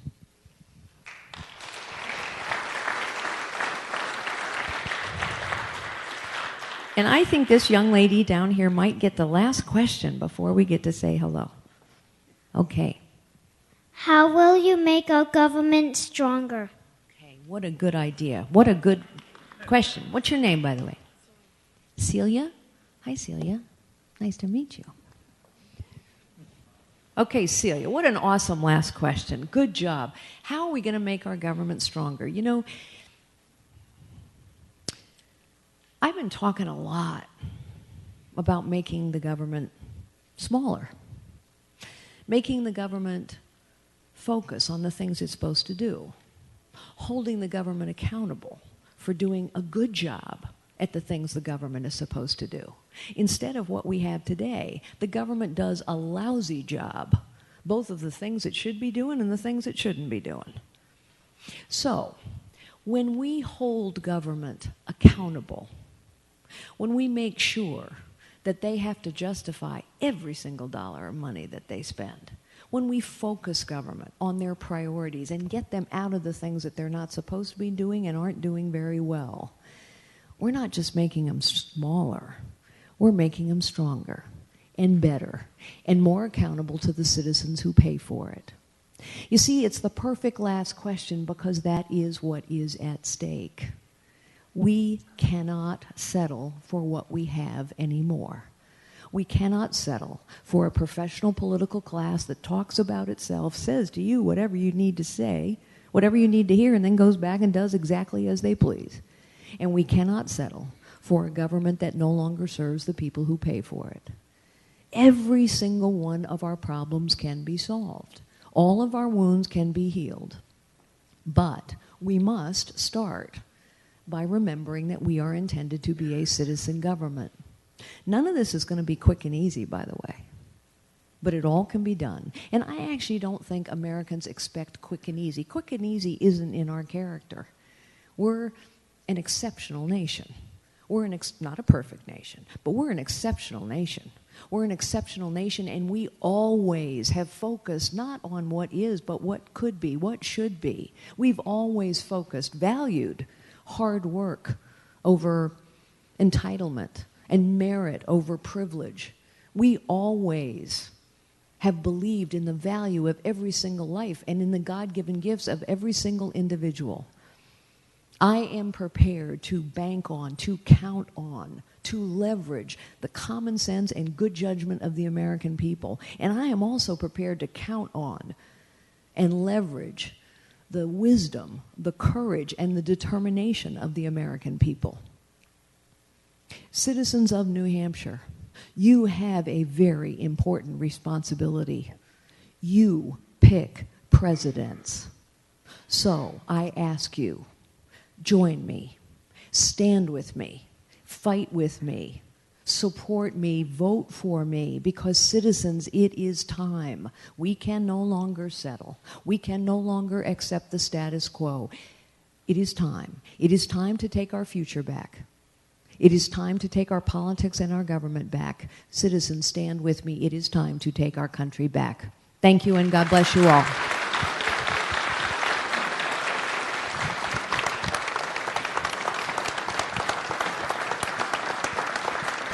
All right, everybody, we are going to be now shifting gears to a Rand Paul town hall rally. Well, who do you think pays more taxes, a retail store or a church? Using that logic in California, where a lot of bad ideas start, they have actually condemned churches and taken them and given them to a real estate or to a retailer on the proposition that the retailer will pay more in taxes. This relative idea of property is something that Trump embraces. He says he loves the Kelo decision. Why does he love it? Because his business, his personal business, was predicated upon taking people's property. Eminent domain is how he built his casinos. He works in the cities, he shows up, and he takes people's houses.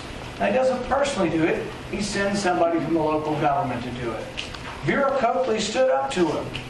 She had lived in her house for 30 years, and she fought him, and she beat him in court. That's something, to beat Donald Trump in court.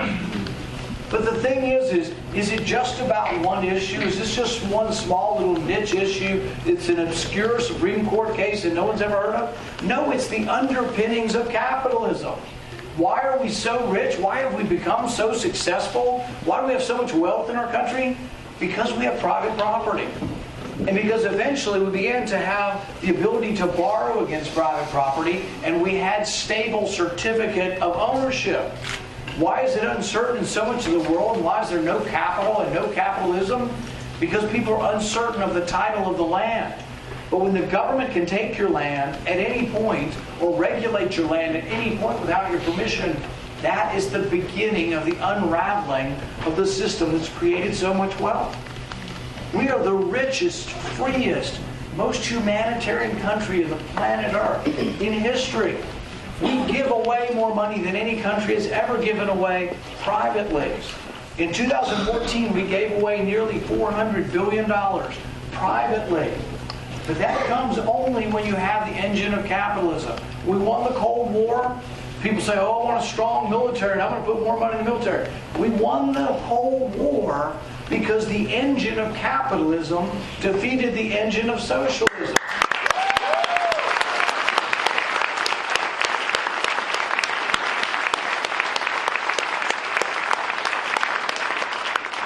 We have two phenomena going on. On the one hand, we've got Trump, who just wants you to give him power. He's smart, he's rich, he'll fix stuff. But on the other hand, we have a socialist poised to win Democrat primaries. Socialism is an anathema. It's the opposite of freedom. Socialism implies force. You cannot have socialism without a gun. And they say, oh, no. Bernie's for democratic socialism. If the majority votes for slavery, it's still slavery. All right, if the majority votes to take away your property, it's still slavery. Socialism requires force. Socialism says the government's in charge of picking who can make stuff, who can sell stuff.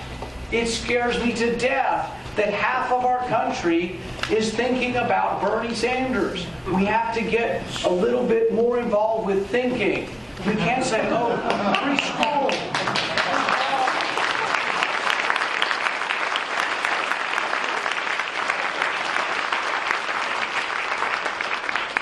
As we move forward and try to make our decision here, some will say, well, it's over. Look at the polls. Why even bother? The polls show Trump way ahead. Why even bother?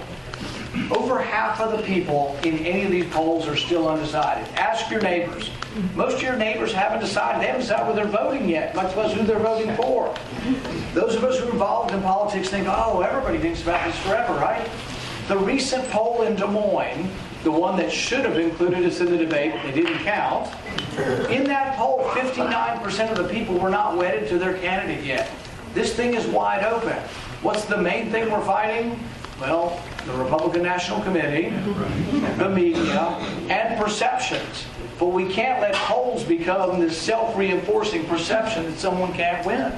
We can win. When I was in my headquarters tonight, and I see some of them here today, the young people filling up our campaign headquarters and making the phone calls on their break, on their spare time, not for any money, but because they want to.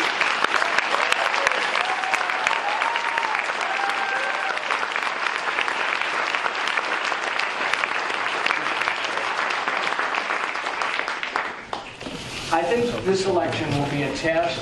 It's a test of whether we can see beyond the superficial, whether we can truly remember what made us great, and continue to have that freedom. But it has to be that we have to understand at a deeper level what made us great and what our founding fathers thought about when they were creating our government. They wanted government to be restrained. It wasn't about restraining the people. The Constitution was about restraining the government. They worried, they obsessed about too much power gravitating to the executive. They worried about us having a monarchy. They hated the idea of monarchy. They hated the idea of so much power going to one person. But if I were to say what's the worst thing President Obama's done, that's what's going on. It's the collapse of the separation of powers.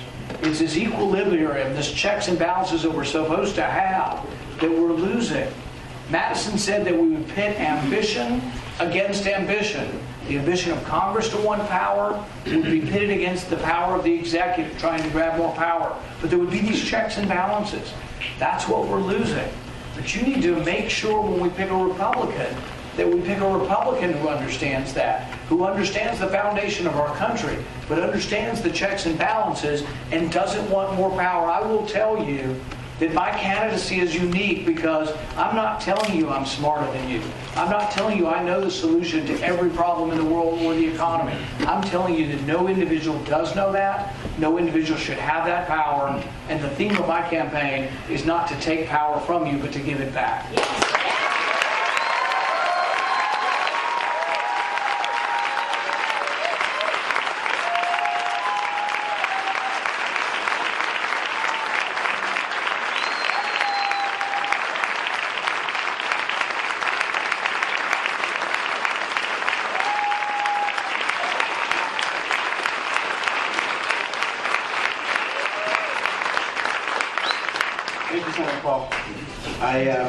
I want to interrupt just real quickly because I have a little blue card right here. And this little blue card represents your help. If you can help, we'd like you to fill out this little blue card and volunteer. Can I do a quick little illustration? I thought we were going to do the hay. No. I love The Lord of the Rings. I'm a junkie. I'll watch it over and over and over again because I see the forces of evil coming and the situation is dire. But a man, an elf... Are you calling me an elf? A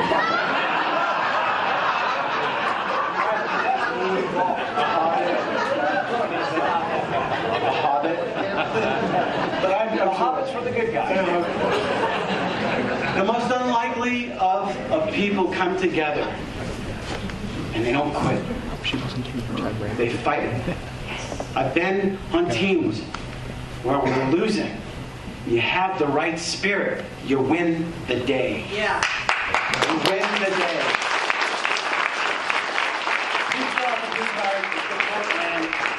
And God bless you for everything that you're doing. Thanks. In a second, but the whole Hobbit thing, I have to tell a quick story.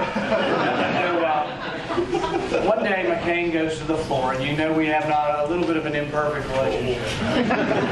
So he goes to the floor and he's reading something off about those Tea Party people that come up here and they're a bunch of hobbits. And so the reporter asked me, "What do you think of that?" And I said, "Well, I'd rather be a hobbit than a troll."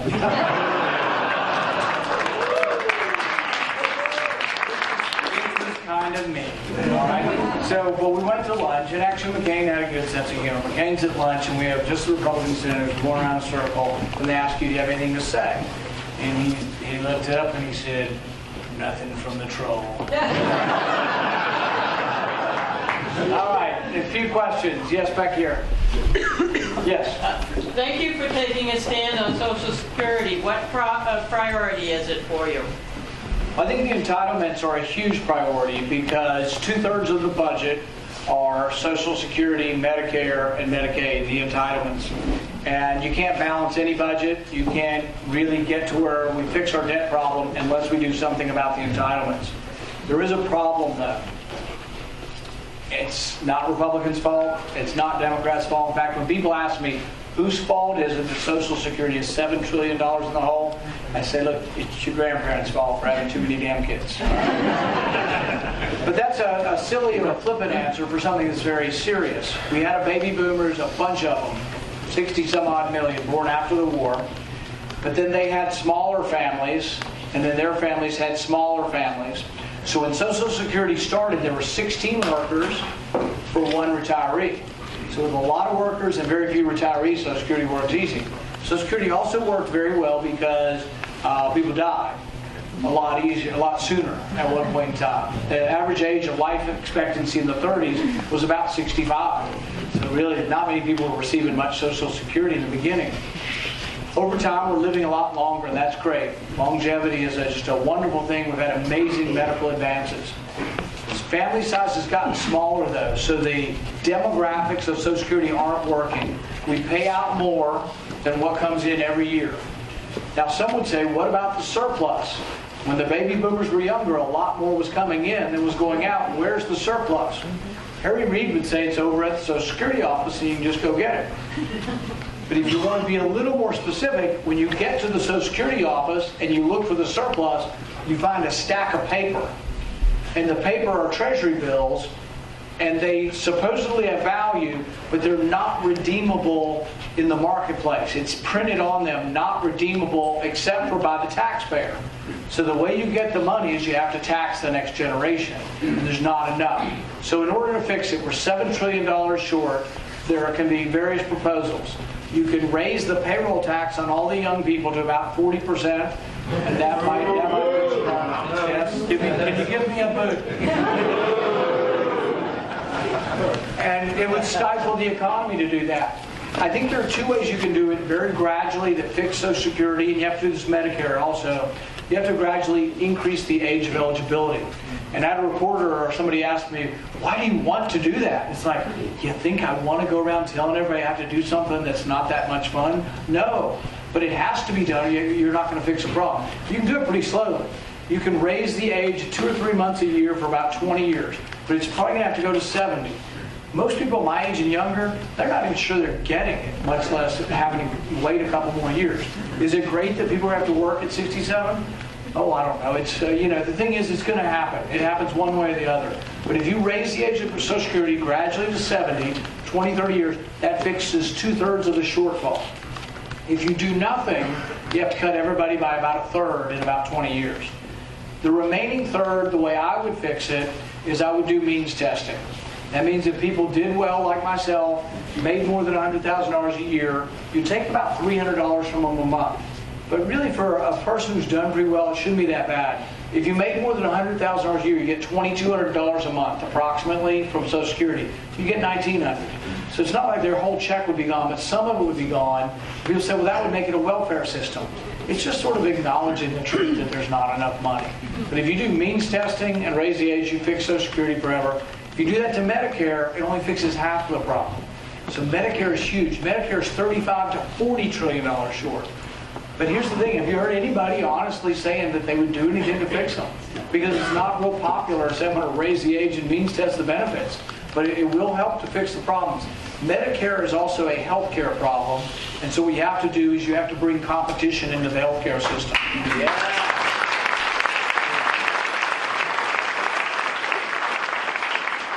Thank you, Senator. My name is Bill Boyd. I'm a town councilor in Merrimack.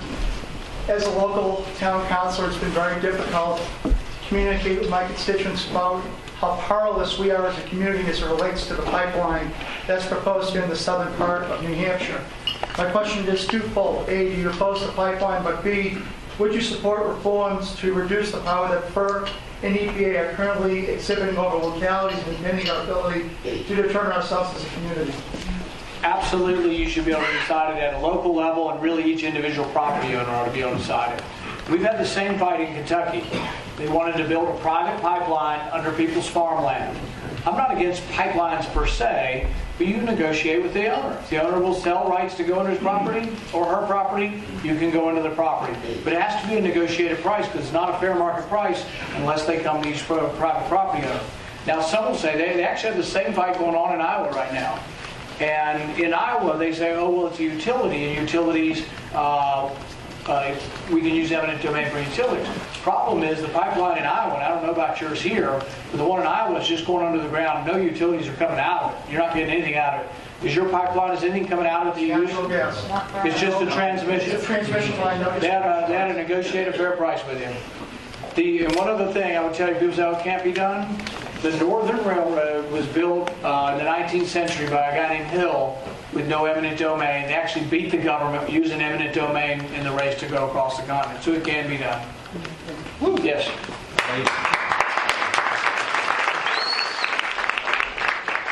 I sat through last night's debate, and we did miss you not being there. But unless I fell asleep somewhere, nobody brought up the issue of North Korea and nuclear weapons, and I'd like to throw that out to you. What do we do about that? Because that's just going to become more and more of a problem. Right.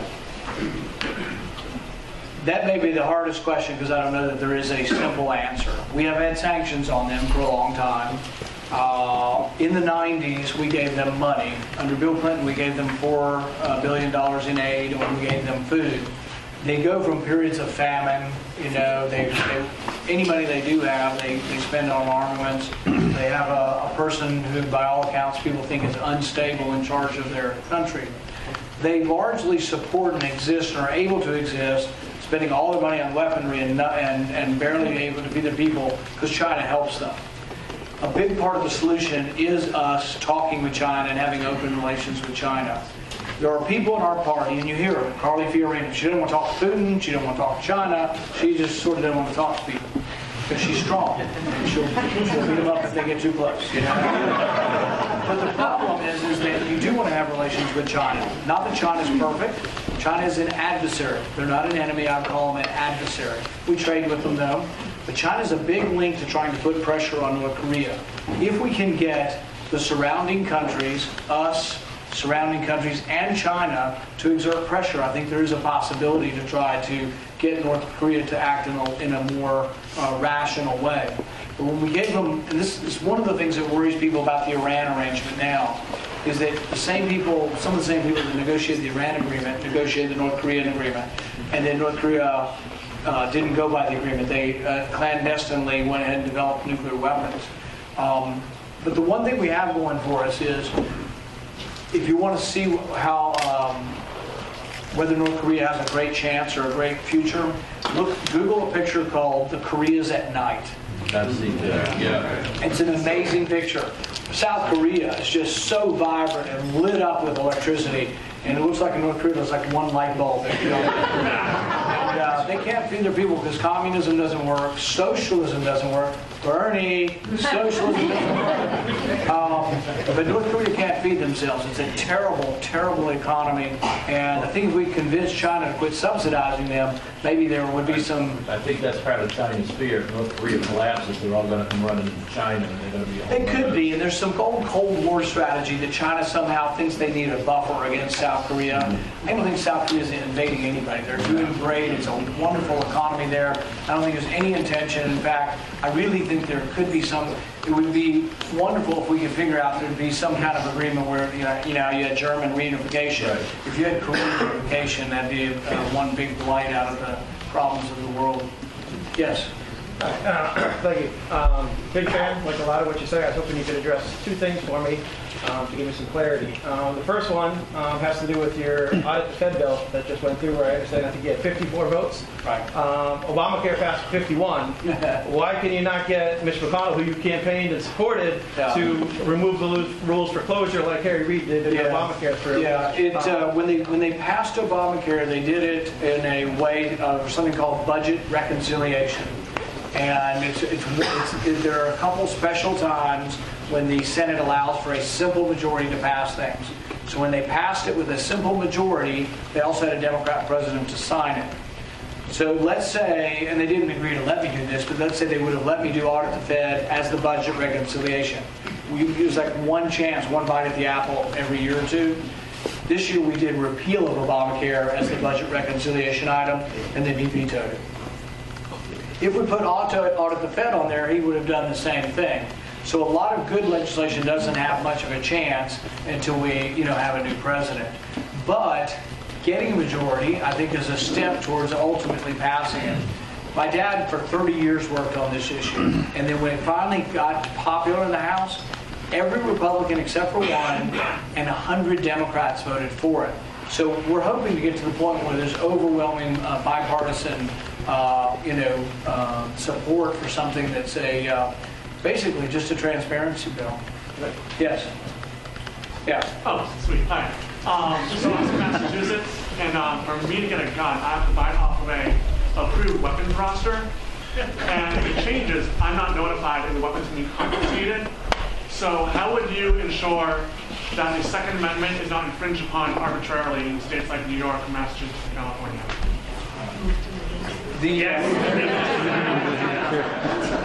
I didn't hear that, but I'm assuming it was moved to New Hampshire.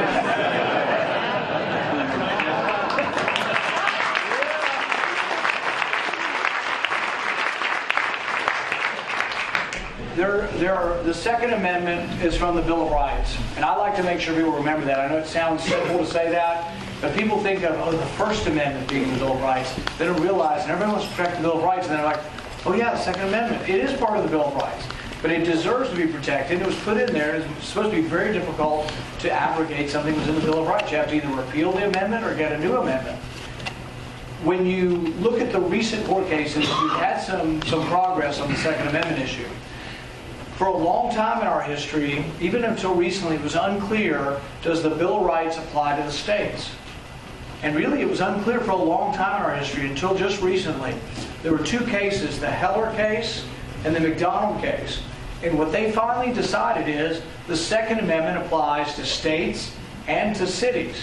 So if in Massachusetts they pass a law that abrogates or interferes or lessens the Second Amendment, it can be struck down as unconstitutional. And that's what the court has done.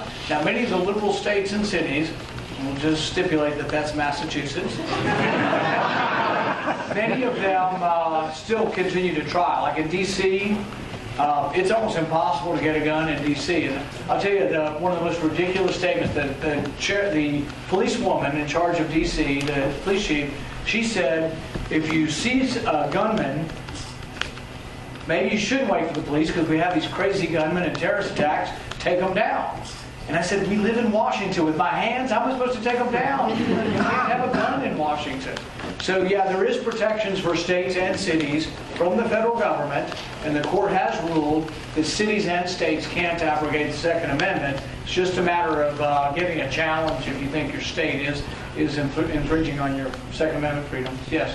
Senator Paul, we have 4 Supreme Court justices that are roughly 80 years old or older, so it's very likely that the next president will have to appoint some Supreme Court justices.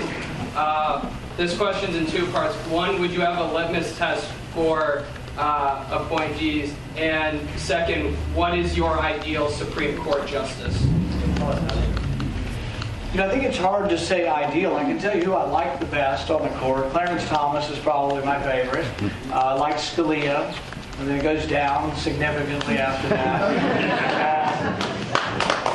It is really, really important, and it's sometimes hard unless you really, truly believe in a presidential candidate and know enough about them to believe that, you know, what is their level of sincerity with regard to the Constitution, who they will pick.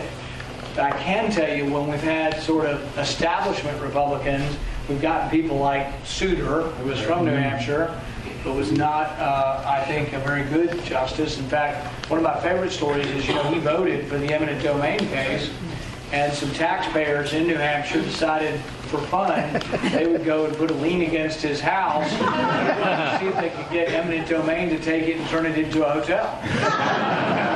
Using the exact logic from the ridiculous case that he signed on to.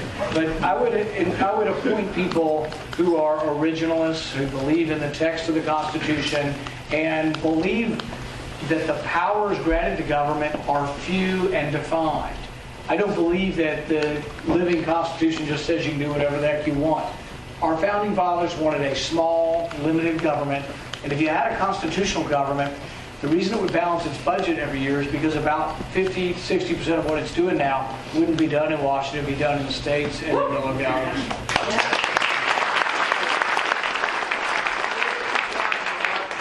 Say again? Before we get too far from out of the Fed, do you suspect that a reason why some politicians don't want to do it is for fear of causing the secrets to cause a global depression, possibly?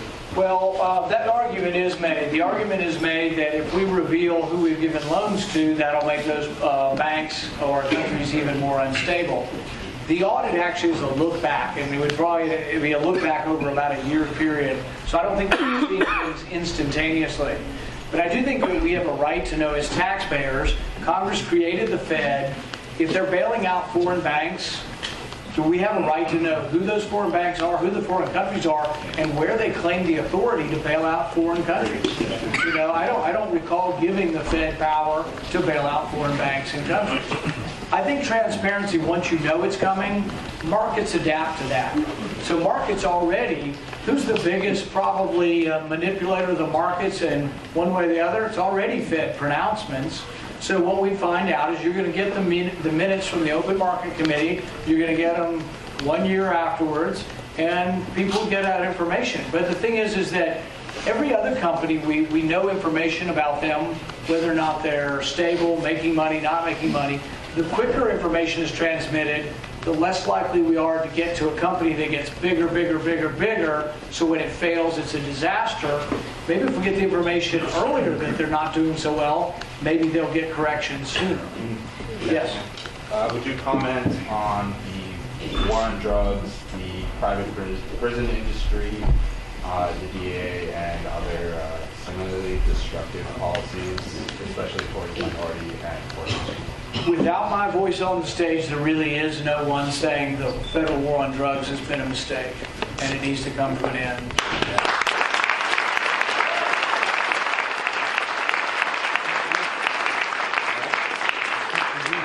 Without me on the stage, there's no one to say that the federal war on drugs has had a disproportionate impact on poor people, on African Americans, and on Hispanics in our country.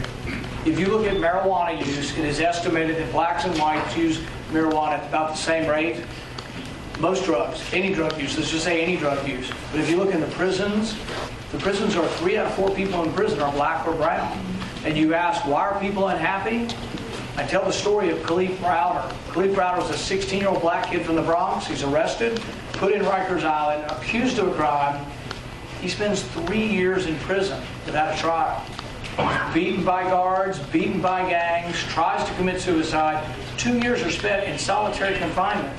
He finally gets out, he tries again to commit suicide, and then just about 6 months ago he did, and unfortunately he died. But the thing is, ask his parents, ask the people who went to high school with him, if they think the criminal justice system is treating him and his family fairly.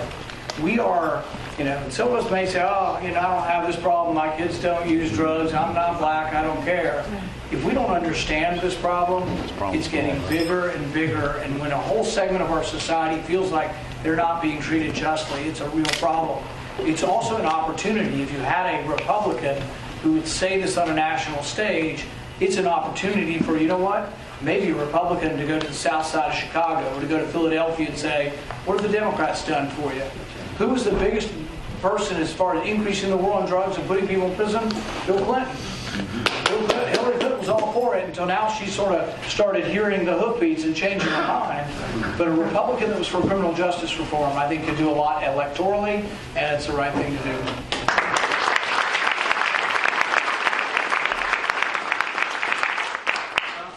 Being African Americans, I know I don't really trust the Republican Party.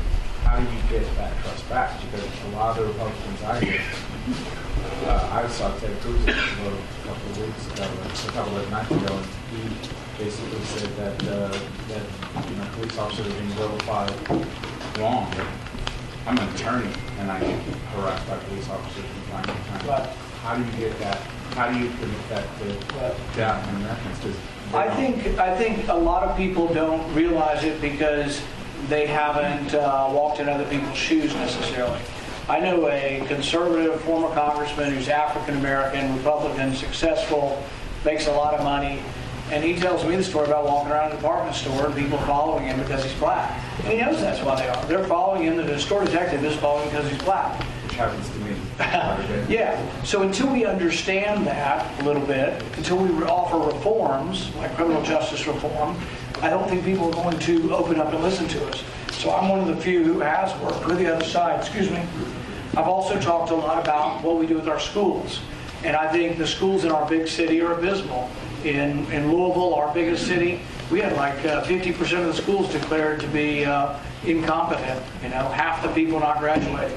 I'm for school choice. I let people go to whatever school they wanted to, take their money and go to another school. I also have proposed something called economic freedom zones, which would say for the problems we have in our cities, we've tried extending government grants. Why don't we try offering to the businesses that are already there a significant, if not massive, reduction in taxes and incentives for new people to bring their business into the community by saying, look, for 10 years we're going to make the income tax 5%, both personally and corporate, to encourage you to come into our community. There'd be some hiring requirements, kind of like the enterprise zones, but enterprise zones never worked, I thought, not because it was a bad idea, but they weren't significant enough to encourage either business to thrive or people to move in. But those are three ideas I have that I think are different than some that might encourage people to look at the party. I think that we need to be the party. Somehow the other side co-opted the word justice. I think we should be the party of justice, and a lot of it is criminal justice. But I think it's also about economic opportunity, and I think economic opportunity comes from something that's different than just saying, oh, we're going to have after-school basketball or something that really isn't going to create jobs in a community or anything permanent. So I think there is an opening for us.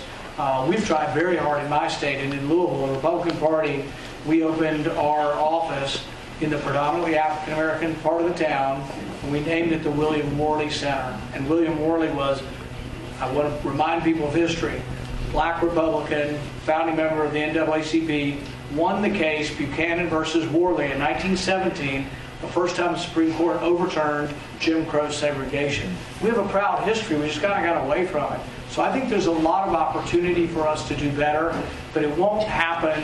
Right now we have people who are trying to polarize us more. The Trumps and the others just with the anger. I think they're going to polarize it more. I want a candidate who will go to the south side of Chicago, not with a different message, with the same message, but a message of opportunity that says, look, I just have a different plan. We are as sincere as the Democrats, but you know what? The war on poverty hasn't really worked. Why don't we talk about what I would do instead? I think there are great inroads that we could make.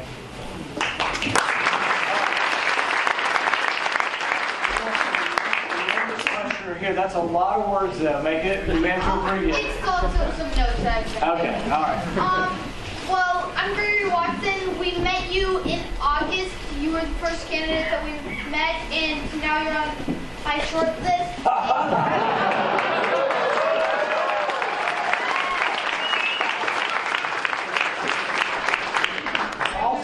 All 16, but you're still undecided. My goodness, I didn't wow you the first time. I read that you support the usage of fossil fuel, want to downsize the EPA, you oppose fossil fuel and wind power. Can you explain why you oppose helping the environment?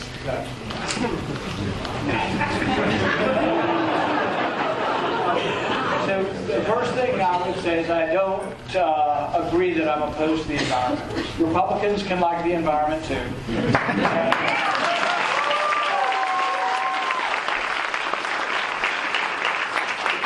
Talk to people here, you'll find people who are hunters, hikers, outdoorsmen. So I don't think it's fair to say one party likes the environment, the other doesn't.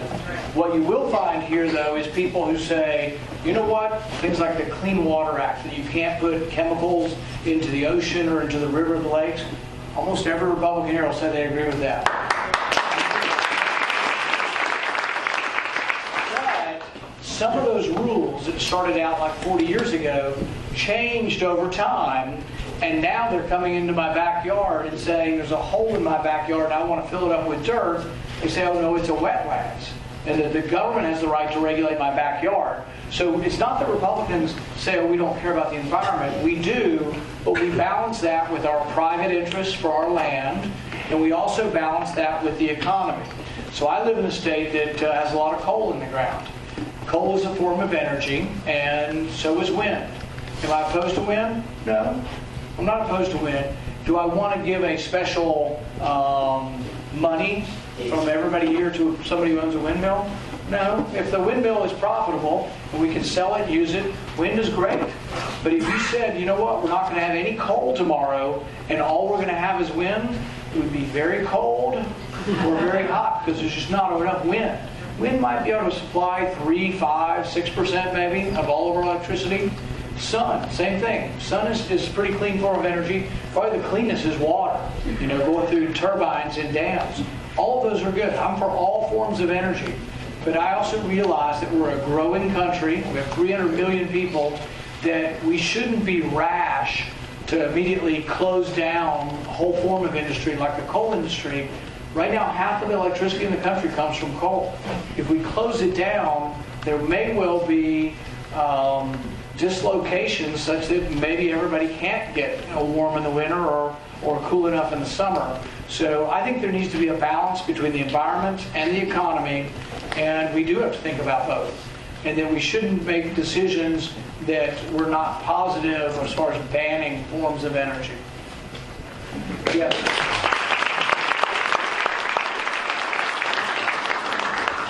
Hi. Muslim Americans like myself have been really scared by this election, with Trump and his, let's say, tirades. And even on the Democratic side, people like General Clark calling for Muslim internment camps.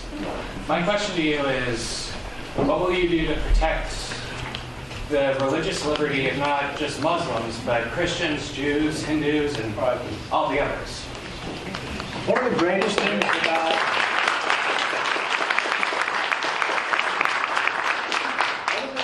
things about our country and the way we write our laws is that if for some reason you have and it hadn't always been this way, we've had problems where we treated people differently, but the way it's supposed to work in our country and our heartfelt intention is that if anybody is arrested or goes before any court in the land, that your religion has absolutely nothing to do with the facts.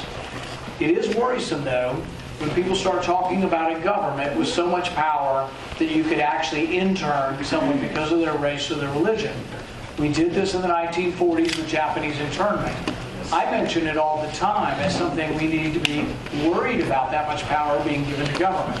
So it gets back to how much power you want government to have. I don't want government to have the power to detain people without a trial. The right to a trial is an incredibly important check and balance on tyranny. We passed something, though, that President Obama signed called indefinite detention. It passed about 2 or 3 years ago, maybe 4 years ago now. Under that bill, an American citizen could be detained forever without a trial. And I had this altercation, once again, I don't want to be too specific, but with the Senator McCain. And I said, you would detain somebody and send them to Guantanamo Bay forever without a trial? And he said, yeah, if they're dangerous. And I thought to myself, well, doesn't that beg the question? Who gets to decide who's dangerous and who's not? And I thought of another instance when people jump to a conclusion. Richard Jewell, everybody thought was the Olympic bomber about 15 years ago now. Within minutes of the bombing, everybody said he did it because he fit the profile, he wore glasses, I see some of you. He had a backpack, he was an introvert, and he tried to help people. I don't know why that fits the pattern. But the media all said he did it. Every television said he was guilty within a week, within hours. What I think of is they finally got it right. They had to pay him money. But I imagine if Richard Jewell had been a black man in the South in 1920, what would have happened to him? That is the true danger. We got beyond a lot of that with race in our country, but there's always the lurking danger of that with either race or religion, where people aren't going to be treated fairly. One of the checks and balances, a jury trial by your peers. But if you allow people to be indefinitely detained, that is an incredible power. And President Obama knew it was bad when he signed it, but what he said was, this is a horrendous power and I promise never to use it. That misunderstands government because you're not, if you're truly worried about government power, it's not you you're worried about, it's the next guy you're worried about.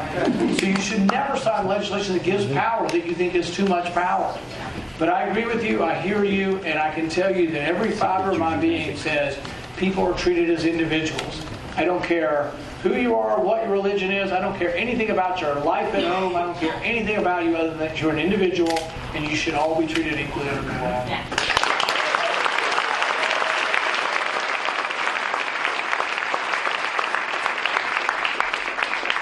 Senator Paul, I know everyone here is a big fan of competition in the marketplace, but it seems that it's not always government that restricts competition. Sometimes it can be the largest companies like Walmart, like Time Warner, Bank of America. Do you support any forms of antitrust law to try to bring back competition to the free market?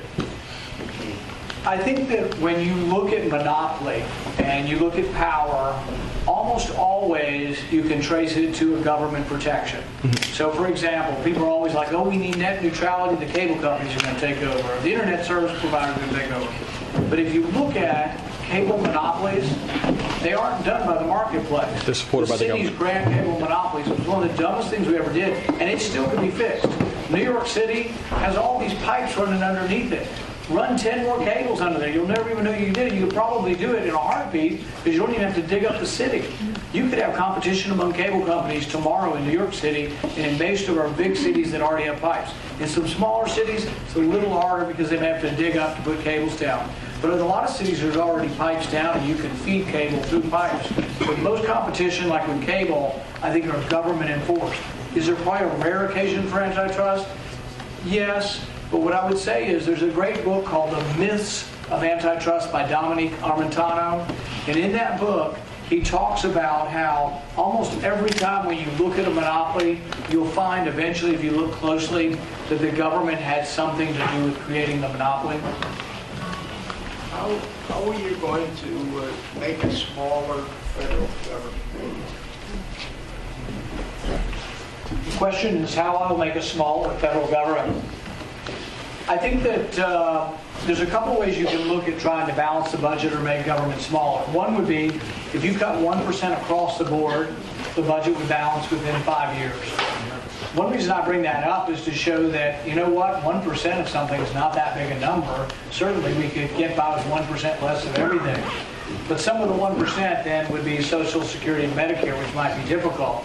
So let's say you didn't want to do 1% of Social Security and Medicare, but you wanted to cut maybe more of other things.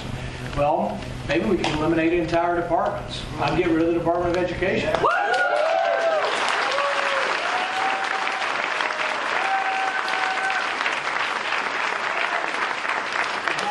That's just for starters. I don't think there's really much need for a Department of Energy. They pass out a bunch of subsidies to people. Remember that subsidies to Solyndra? Yep. $534 million. That's the 20th richest man in the country. He's a billionaire. Right. Why in the world would we be giving a taxpayer-funded loan to a billionaire? Department of Energy could be gone. You wouldn't know it. Department of Education. Department of Commerce is mostly corporate welfare. Let's get rid of it. Department of Interior, HUD, I'd make them state and local level agencies. And one of the best reasons for why you don't want your federal government to do much, and you'd rather have it at your state government level, is that the state government doesn't have a printing press. Right. And so they are bound to figure out priorities. They have to because they just can't get the money from out of thin air. And the federal government would keep getting further and further into debt. So if you did send things back to the states, you'd have a much better chance of having people actually have to make decisions on when to spend it. I think my voice is good for two more right here. If you were to take a snapshot today, it's probably Donald and Hillary. If that's our choice next November, who would you vote for?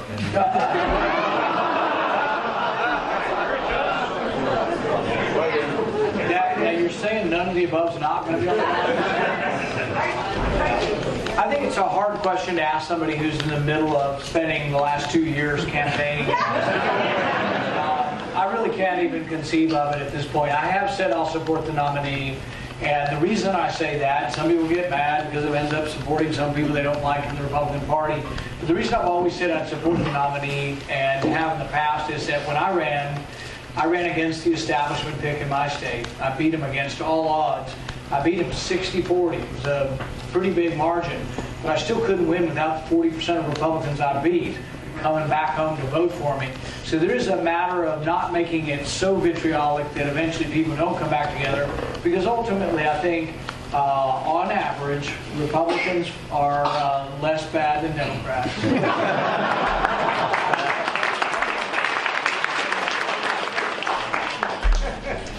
My question is regarding Sharia law and its foothold that it's taken across some of our states. What is your position on eradicating it from our court system? You know, the idea is about whether or not we could have Sharia law in our country. I don't see any way we could really ever get that because, you know, if you obey the Constitution, we don't have religions.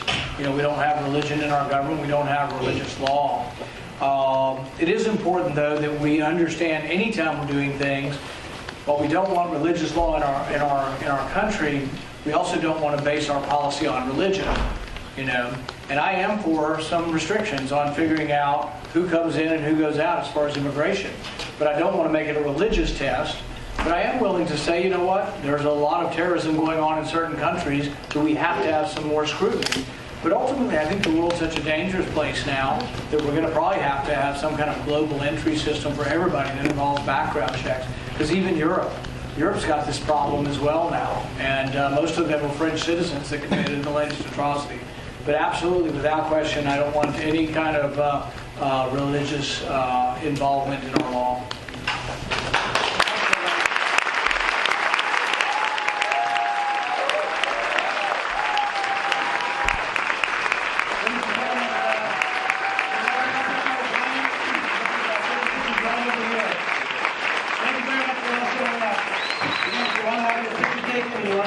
With Grandpa, you have to take a picture with him.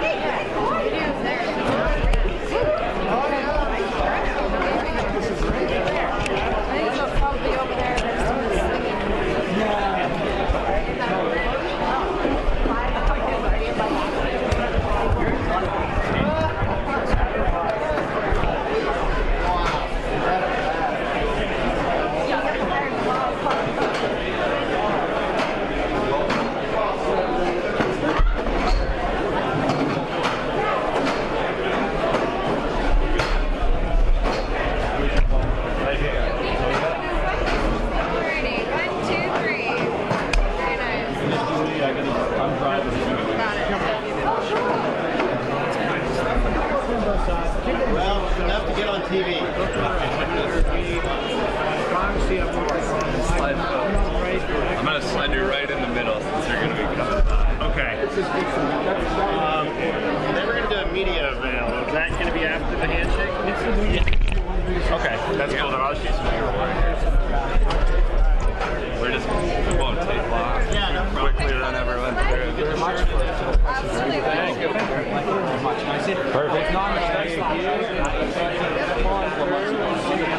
Eric said to make sure I came. Crash, the recession, kept us from going into recession, saved the automobile industry, made enormous strides in many areas, but after the Republicans won the House in 2010, he couldn't put the rest of his economic plan into place.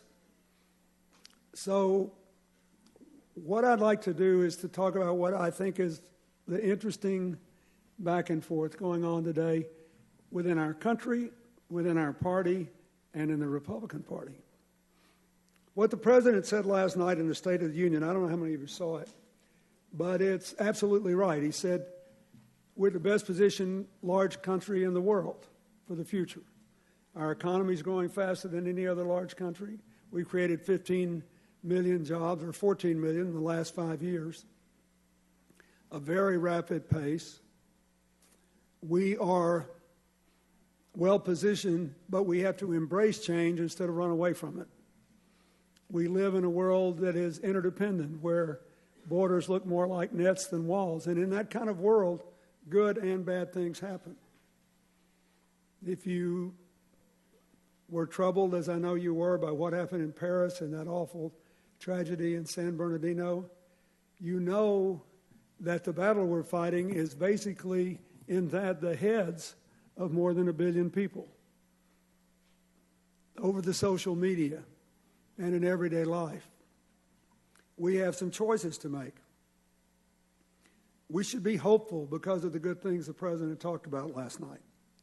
But hope is also tempered by a fair amount of anxiety, because 84% of the American people are still making, after inflation, the same or less than they were on the day of the financial crash.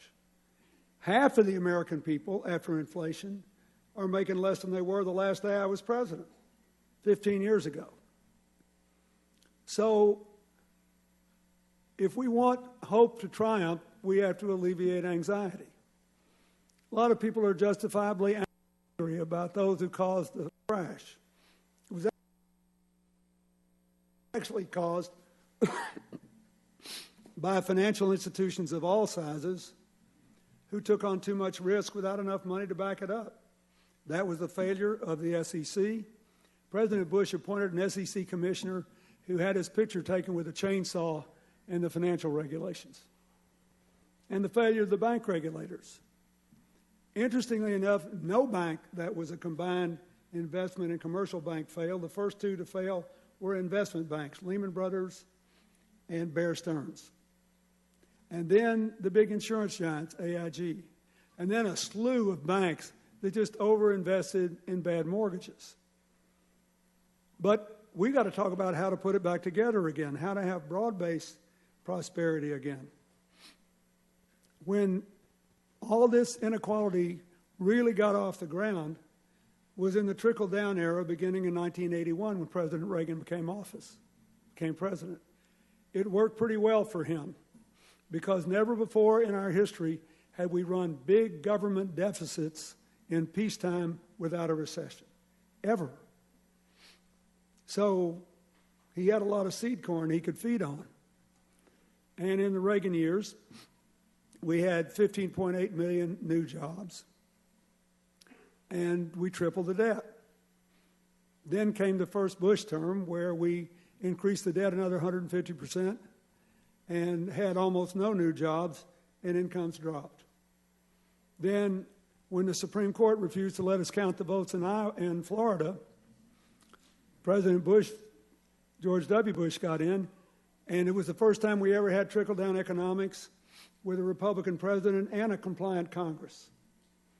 So we doubled the debt again, created almost no jobs, and incomes went down. Before the crash, all the growth in this economy was in housing, consumer spending, and finance. With housing, as we found, there's a limit to how many mortgages you can write to people who can't pay them.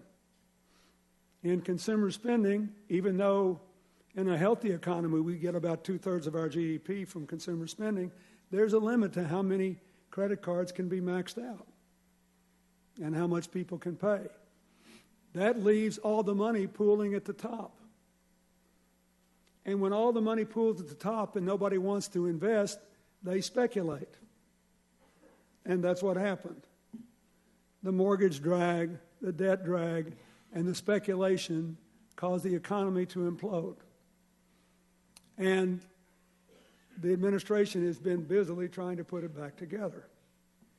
So the first question in this election is, what economic policy is most likely to return us to broad-based prosperity? The second question of the election is, what social policies are more likely to bring us together when it looks like every day we're breaking up into communities of resentment? If you saw the movies, or the films, of the shootings in Chicago and by the Sheriff's Department in Los Angeles, you understand why the Black Lives Matter movement had some juice.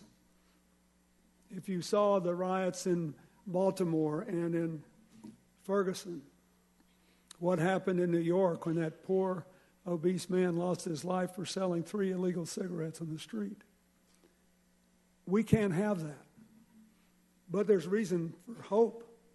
When all these things were going on, there was a tiny article in the paper. That's a great thing about being retired. I spend 2 hours a day studying what's going on. So I found this tiny article in the paper that a person of color, I can't remember whether it was an African American or Hispanic, was killed by a police officer in Los Angeles. And there was never another article. No demonstration, no riot, no complaint. Why? Because after the Rodney King shootings and all the trouble in '92, the Los Angeles Police Department established community councils in every neighborhood. Whenever someone is hurt, the police meet with the neighborhood leaders and the victims' families, and everybody wants to come, and they agree first on what happened. And then they try to agree on what to do about it, and whether the killing was justified or not, all of that. So there was no riot, no demonstration. We have to do that again. If you look at how heroically the police performed in San Bernardino, you see what can happen when it works the way it should. I also think we have to fight the tendency to demonize people of any particular ethnic group or religion. About 4 days after the San Bernardino massacre, I was reading the New York Daily News, and there was a little article in the news, not in any other newspaper. And I noticed there was a picture of a counter, looked like a countertop with a bullet hole in it. So I read the article. Here's the story. 2 robbers came into one of these convenience stores where you just pick up stuff in the middle of New York, in the middle of the day. They both had pistols. One of them stood and faced the door. One of them faced the guy behind the cash register, pointed a gun at him, and told him to empty the register and give him the money. The man behind the register was a Yemeni immigrant who's been here since 2002. All the time trying to bring his wife and 4 children with him. All the time spending what money he could earn back home. He's terrified. He opens the cash register. He gets the money in his hand. He looks at the money, looks at them, and said, "You know, I've only had this job for a year. This is not my money, and it's certainly not yours." And he reaches out and slaps the gun hand of the guy pointing the gun at him. The gun goes off and barely misses him and buries the bullet I saw in the picture in the counter. Thank God the robbers were not fools. They realized they had just shot a gun in downtown New York in broad daylight. So they ran away. He immediately went next door, borrowed the phone, called the police, went back, put the money up, waited for the police. He made his report. By then his boss had showed up, and he was so grateful to him that he gave him the afternoon off. He went home to his little apartment, and he pulled out his prayer rug, and he got down on his knees, and he thanked his God for saving his life and prayed that finally his children, now 15, 17, 19, and 21, and his wife would be able to join him in America. He is far more representative of Muslims in America than those people in San Bernardino. And we need their help to deal with this. So,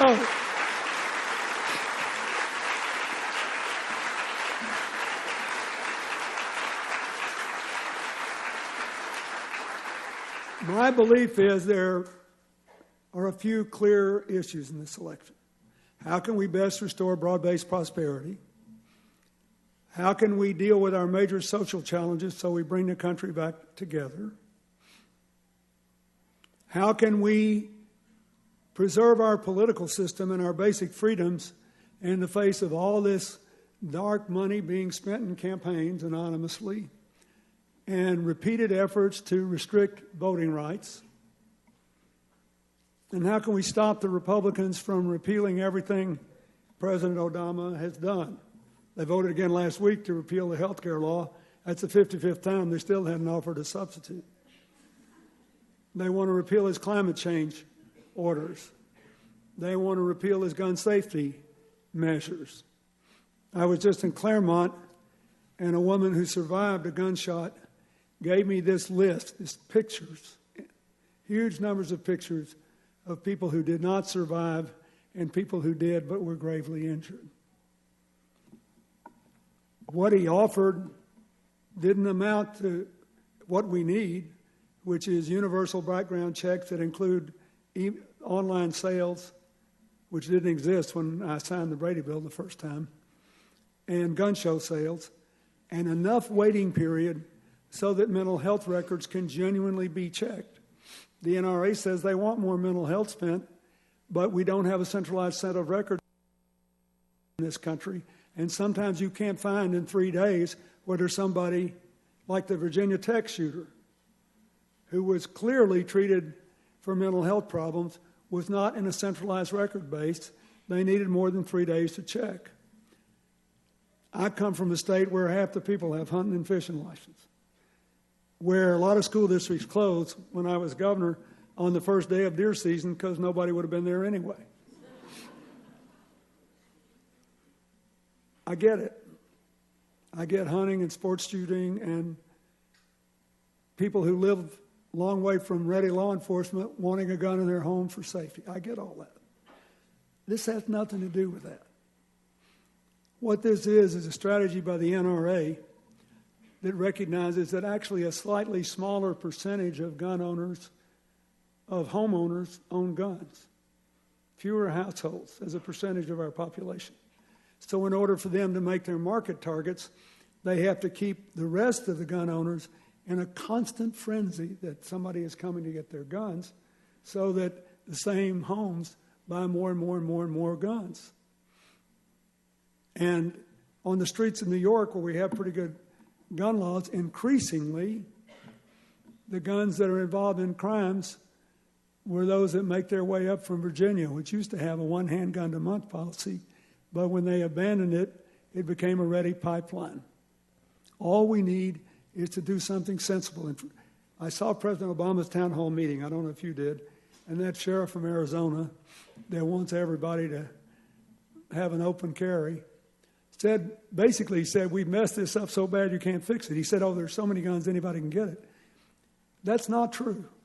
After I signed the Brady Bill, 700,000 felons, fugitives, and stalkers did not get guns who tried to get it. Will it save every life? No. Will it save some? You bet. We don't abandon the speed limits or the seatbelt laws or the child restraint seats because some people still die in car wrecks every year, and far fewer died than did when I was your age. So these things are important. We can't let these gains be reversed. So I'll start with the politics. The most important thing to remember is the next President of the United States will get between 1 and 3 appointments to the United States Supreme Court. And we dare not allow somebody in there after their outrageous voting rights decision, the outrageous decision in Citizens United, and they have now agreed to hear a case about whether they should dilute the one-person, one-vote rule, which has been the law in this country since 1964, so as to give even more advantages to the party of the 5 Republican judges that normally vote that way. It's breathtaking. The stakes are high. So I'm for Hillary for the following reasons. I think she's got the best economic policy. Let's talk about that. I think her policy is more likely to produce more investment, more jobs, more businesses, and rising incomes. She wants to raise the minimum wage and also give big incentives to companies to engage in profit sharing. If you look at the mass market company, or the market basket company, if you look at Nucor Steel, a non-union company, where they have weekly bonuses, supplements for every child, every spouse, and every worker to go to college, a no layoff policy. Companies that treat their workers well are more profitable over the long run. This is important. I think that it's really important to make it possible for more women to enter the workforce. It would add to the growth of the country.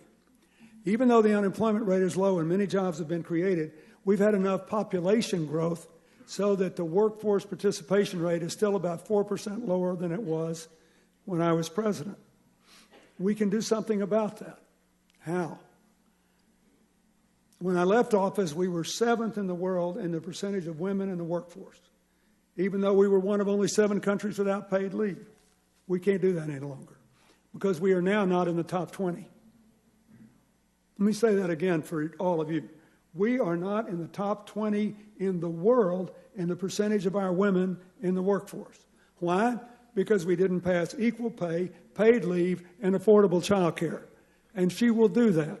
It's a moral strategy, but it's an economic strategy. And it will dramatically improve the economic fortunes of America.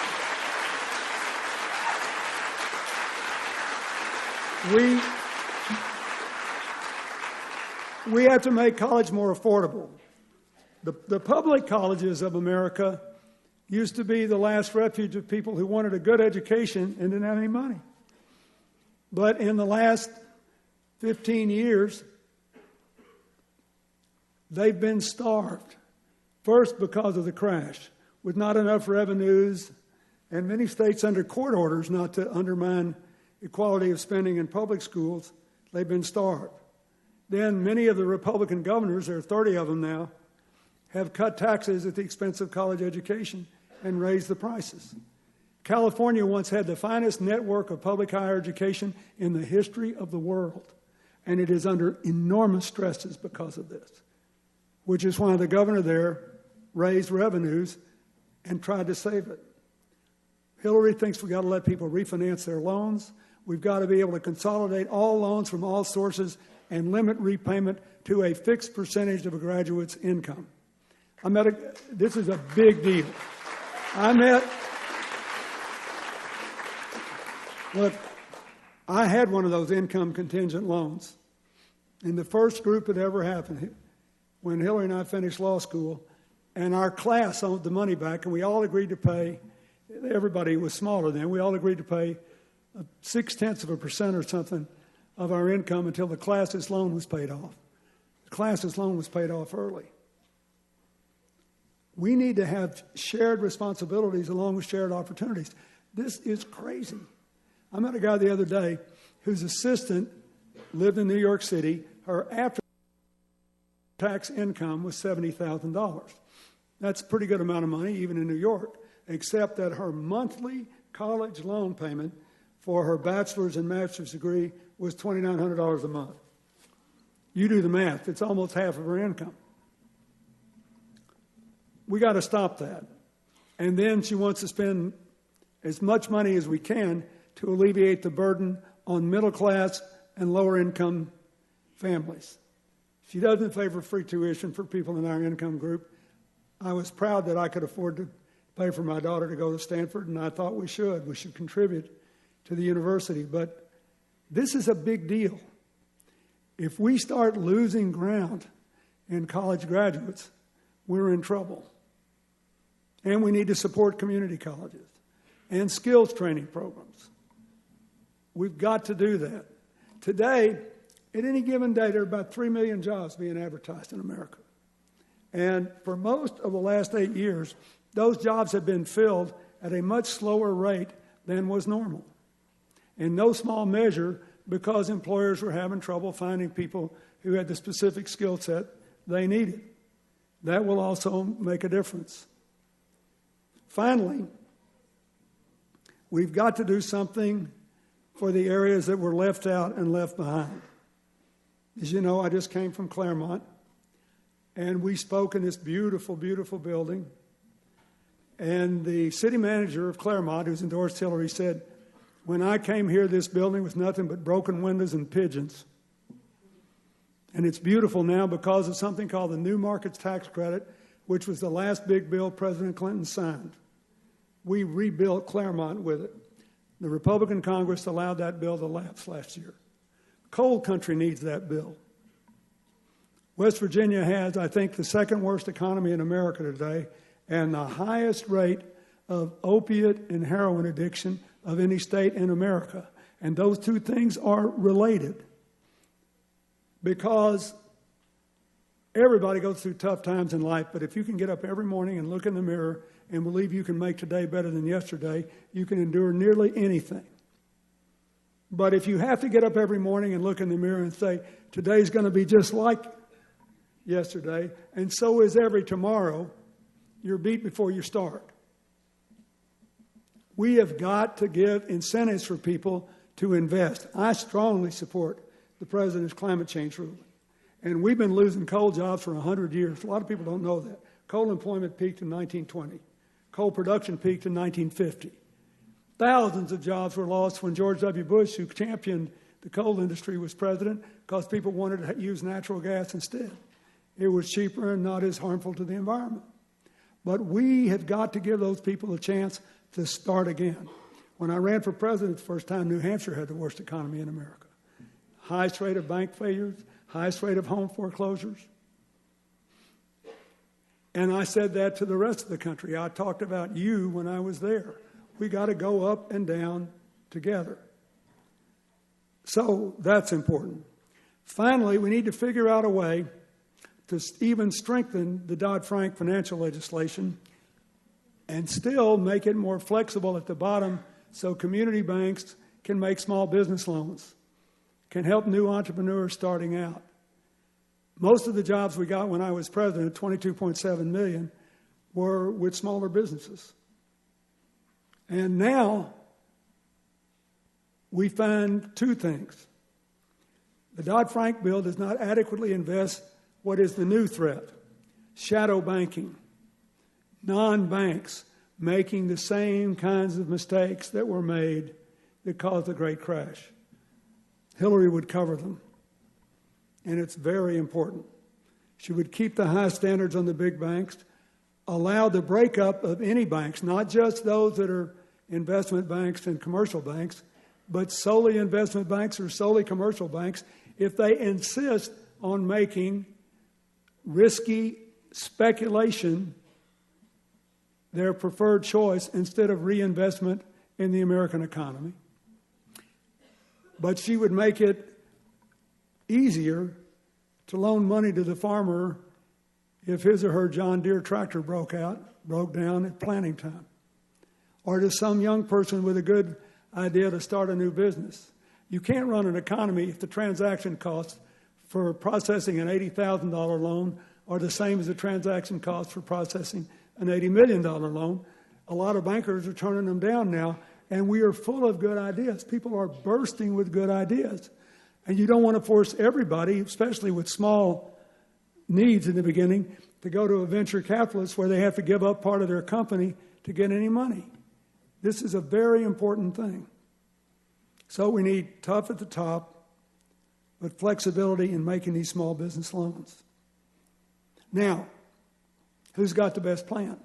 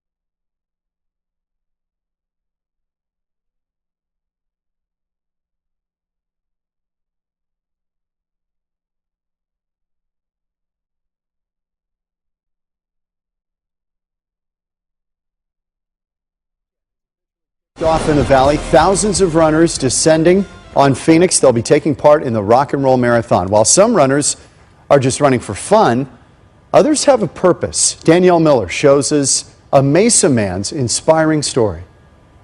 This will be the runner's 6th full marathon, and all of the other 5 that he's done have never had a theme. But this year, he's going to be running with 25 extra pounds on his body, and it's all for good reason. 58-year-old Steve Jersa deciding to take a new approach to this year's race. This time around, he's supporting the local chapter of COPS, or Concerns of Police Survivors. I think it's just an incredible cause to have, and it's one that I want to shoulder and pack around with me. To honor local law enforcement and those who have lost their lives in the line of duty, Jersa will be running the entire course with this protective vest and backpack, all weighing about 25 pounds, representing the extra weight officers carry around daily. So they're wearing this their entire shift, day in, day out. I'm only doing this for one day. It's a 26.2 mile run, but I'm done at the end of the day. This comes off. I don't have to do it the next day.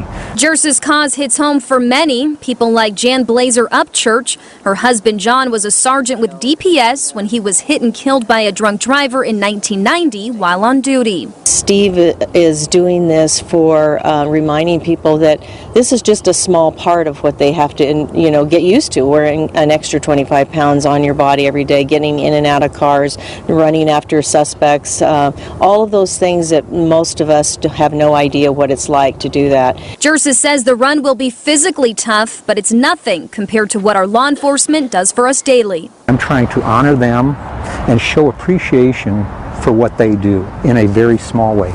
Steve is hoping to finish this marathon in about 4 hours, but he says with all of the extra weight, it's probably going to take him about 5. But what he says is that the time is not important. What he's focused on is spreading a positive message that everybody out there should support your local law enforcement.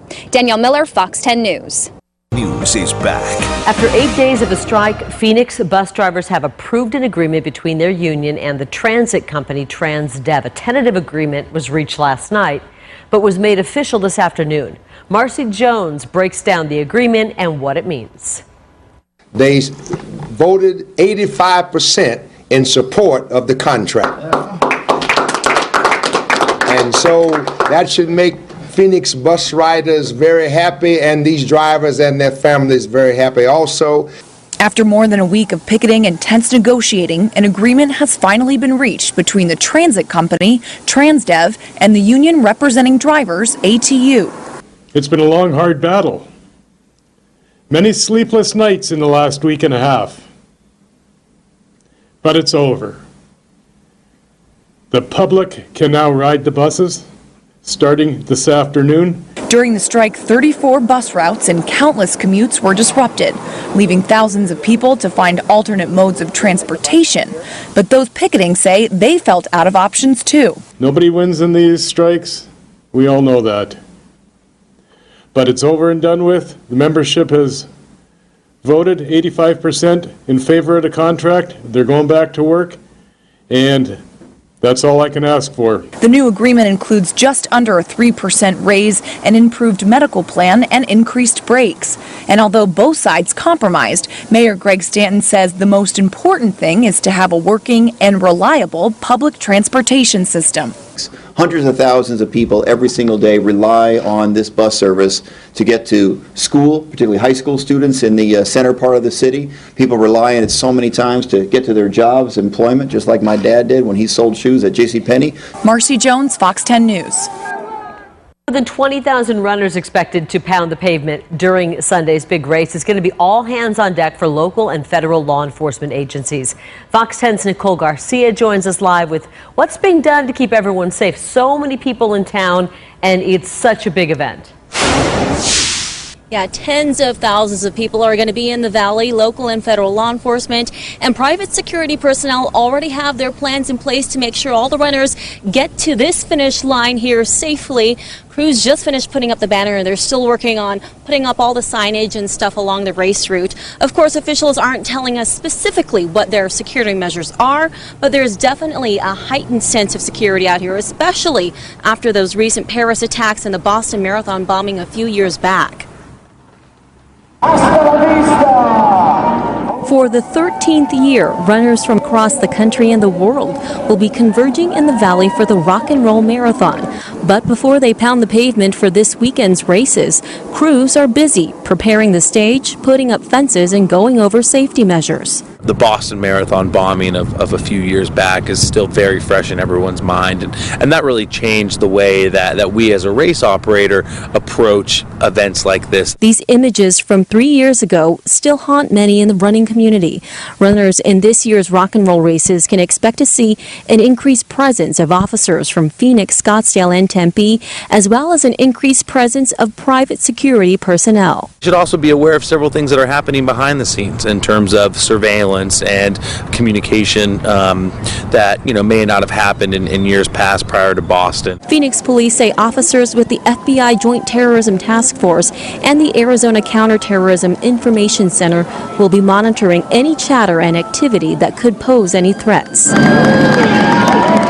While it's impossible to secure 26.2 miles of roadway, officials say every measure is being taken. Things like where we place porta-johns on the course and, where the access points for security personnel or emergency vehicles, all of those things were recently analyzed and shifted and moved around, again, to provide the safest experience possible for those 20,000 runners on Sunday. Now, the 5K and the Kids Rock races, those happen tomorrow, and the big marathon kicks off Sunday morning. The starting line in downtown Phoenix. Runners will go through Phoenix, through Scottsdale, and end here at Tempe Beach Park in Tempe. Reporting live, I'm Nicole Garcia, Fox 10 News. For the first time in years, the state of Arizona has an enviable problem. We have a budget surplus of more than $200 million. The question is, what do you do with that extra money? Where should it go? Where should it be spent? Today, Governor Doug Ducey releasing his budget plan, his blueprint for what to do. Jessica Flores live at the state capitol tonight with the details. What's the plan, Jess? Hey, John, well, right now the budget does not include any tax cuts, but Ducey's budget does increase funding for some critical programs and agencies, though his critics say it doesn't go quite far enough for them. Now, let's take a look at some of the specifics. Governor Doug Ducey calls for $106 million more for K-12 education. He also is calling for a total of $9.5 billion budget for the fiscal year 2017, $8 million in new funding for universities, and about $134 million increase for child safety. However, the governor did not restore the Kids Care, an insurance program for low-income kids. And of course, a big point of contention is a prison budget. That's money for more prison beds. Over the next 2 years, the governor wants $32 million for an additional 2,000 private prison beds. And of course, Democrats are saying that money should be going to education. Take a listen. We have an opportunity to invest in our kids, and he hasn't done that. He's chose to invest in prisons and other things that at least my constituents want to see us invest in our schools. And the governor's budget also includes $30 million for his newly created Border Strike Force. That's the organization that's going to combat drug trafficking along the border. He also is including $1.6 million for Maricopa County Community Correction Center, and that's something that both sides of the aisle seem to agree on. It's a center where paroled inmates can go and get things like transitional housing, some program support, and that's something that I've heard from both sides that they do agree on, some drug support and transitional services for those paroled inmates. Now, of course, the budget will go to both the House and the Senate for a vote, and if it is approved, then Governor Doug Ducey would have to sign it. Reporting live at the state capitol, I'm Jessica Flores, Fox 10 News.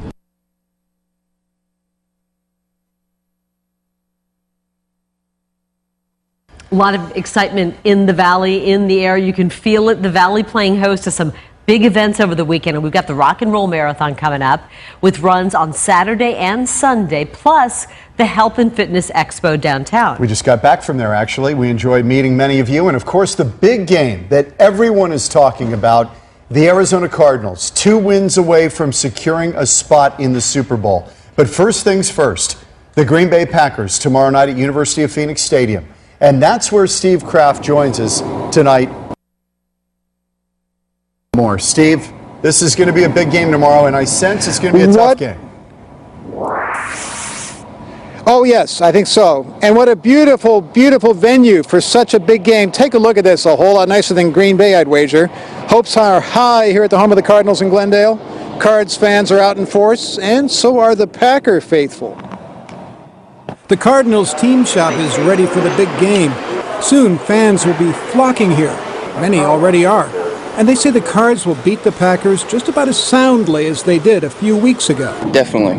They're going to crush them. Ooh, trash talking here. They're going to crush the Packers. Give me a score. A score?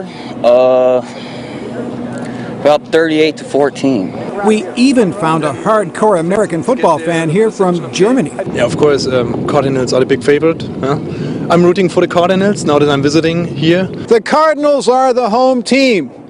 Behind me is the team shop. I think most of the fans tomorrow in the stadium are going to be Cardinals fans, but we're sure running into a lot of Packers people.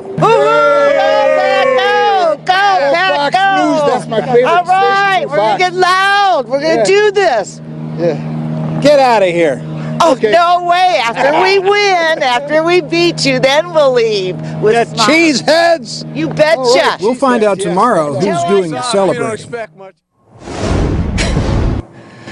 Yeah, there's a lot of trash talking. I've been doing some of it, I have to admit. But everybody is doing it with a smile. Reporting live from Glendale, Steve Kraft, Fox 10 News. Thanks, Steve. The mayors of Phoenix and Green Bay have put together a friendly wager on tomorrow night's game. If the Cardinals win, the mayor of Green Bay will send cheese curds and Wisconsin Pride brats to Phoenix. Oh, that sounds great. Now, if the Cardinals lose, Mayor Greg Stanton will send Carolina's famous tortillas, chorizo, and beans to Green Bay. Great famous Mexican establishment here in town. The losing mayor will also have to wear the winning team's T-shirt at a charity event. So the Cardinals play in Glendale, but their headquarters and practice facility is in Tempe. And today, Troy Hayden got an exclusive behind-the-scenes look at where and how the team trains, and he joins us live. Hopefully they didn't share any trade secrets that would No, there were some chalkboards we stayed away from while we were in there. But Team President Michael Bidwell invited us in, showed us some of the brand new equipment they have there and facilities. They're at least partly responsible for the great season the Cardinals are having. They invested millions of dollars over the past offseason. The weight room you see here was expanded. There's also a brand new huge dining room area. They have their own chef cooking meals. And there's the dining room, as you can see, and the kitchen's right off to the right part of the screen, but the players get to eat there in this dining room with meals prepared for them, healthy meals. Also, this huge training area to deal with injuries when the players are hurt. Also, some interesting technology to help players heal from those injuries. Look at this piece. This is something new we've got. This is a submersed treadmill. If they can get in there, the buoyancy takes a lot of weight off the joints. They can continue to do their cardio, not lose muscle when they're recovering, and also help them recover more quickly. So that's just a small fraction of our tour today. So I'll take you on the whole tour coming up tonight on Fox 10 News at 9 and 10 o'clock. Reporting live, Troy Hayden, Fox 10 News. Your exclusive AccuWeather forecast with Dave Muncy on Fox 10 News. Well, hi everybody. Let's take a look out and see what's going on. You can see just a little layer of the inversion in there today. That's the stuff that gets trapped in when you have a cool morning and then it warms up a little bit in the afternoon. But what happens, this air warms up before this air does, and the cooler, heavier stuff gets trapped at the bottom. You saw it was 60 degrees. We do have a couple of fronts that are pushing across the state at this time. Take a look at this one. It's just going to brush across the northern portion of the state.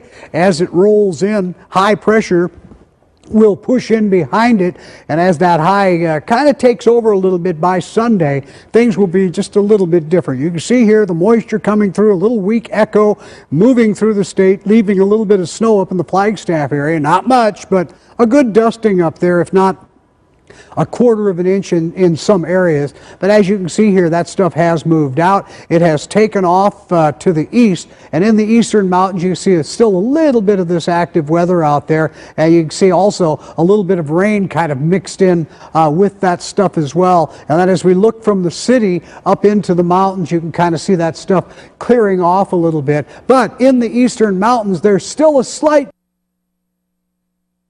chance of just a little bit of snow, not much up there, but a little tad here and there that they're calling for. Right now in Glendale, 59 degrees, in the Fountain Hills area, 55 degrees, at Apache Junction, 54 degrees, and in Mesa, it's 48 degrees. So take a look now at what we have for the highs on the day. We go to 60 degrees for the high, 34 degrees in Show Low, 31 in Flagstaff, and we get into the mid-60s at Gila Bend. It was in the 70s at Yuma today. We take you to 6 o'clock on Friday, 55 degrees. Temperature will be dropping from there. We're going to end up once again in the low 40s overnight. That's not too bad. I mean, these temperatures have been down in the 30s here not too recently. We're forecasting the high tomorrow to be about 61 degrees. We're looking at 49 at Payson, 43 at Flagstaff, 57 in Safford, 71 in Yuma. This is your day, 60 on the high, 43 on the low.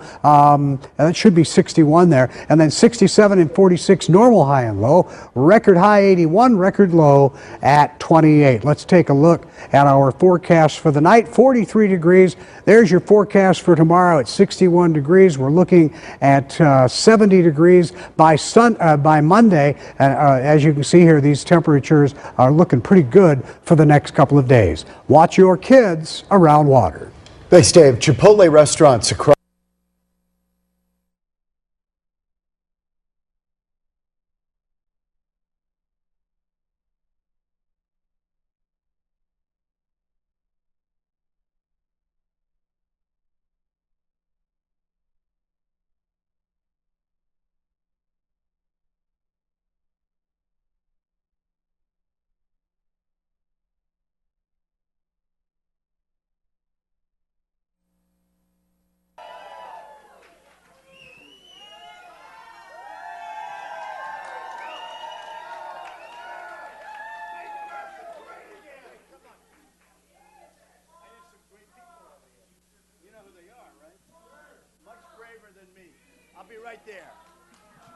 I love you, folks.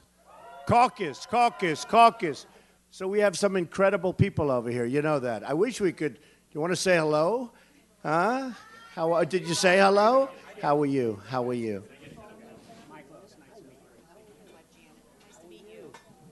Is this Sean? This is Sean. Sean is a good-looking guy. Hi, Sean. Yeah, come on. Do you want to say hello to the crowd? He doesn't want to okay, speak, but he did want to come. Okay. He said, if maybe you want watch him out us. here. We watch, yeah. Yeah, he We'll watch. Yeah, he just Sean, wants it's so to good. watch. How are you? How are you? Dad. Pop. Hi, Dad. How are you? Hi, Mom. How are you? He's so fantastic. You're going to come out? Come on out. He's a Polk County deputy. Good shot by him. Yep. Terrible. Welcome to part of the job. You got a lot of guts. And this is his family. These are my daughters, Morgan and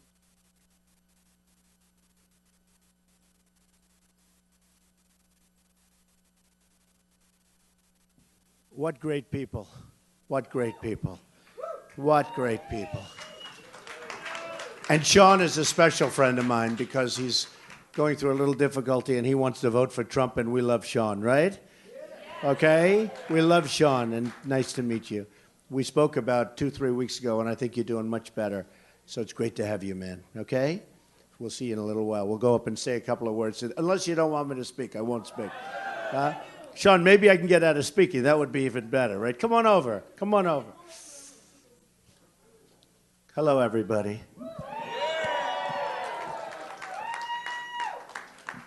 Great to be here. You know, this was supposed to be just a small little gathering. They said maybe 30, 40 people that are friends of ours. And look what happens all the time. I said, are we making a speech? What are we doing? But it's so good to see Sean, and it's so good to see the rest of you. And we have to caucus. Before we forget, we have to caucus. We have to get out. Otherwise, it all doesn't mean anything. So last night we had the debate. Did everybody see the debate? I think so, right? Yeah, we've been really treated nicely. Even the pundits last night were treating me nicely. You know, I've won every poll and every debate, but the pundits sometimes don't go along with the poll. Now the pundits are sort of getting it.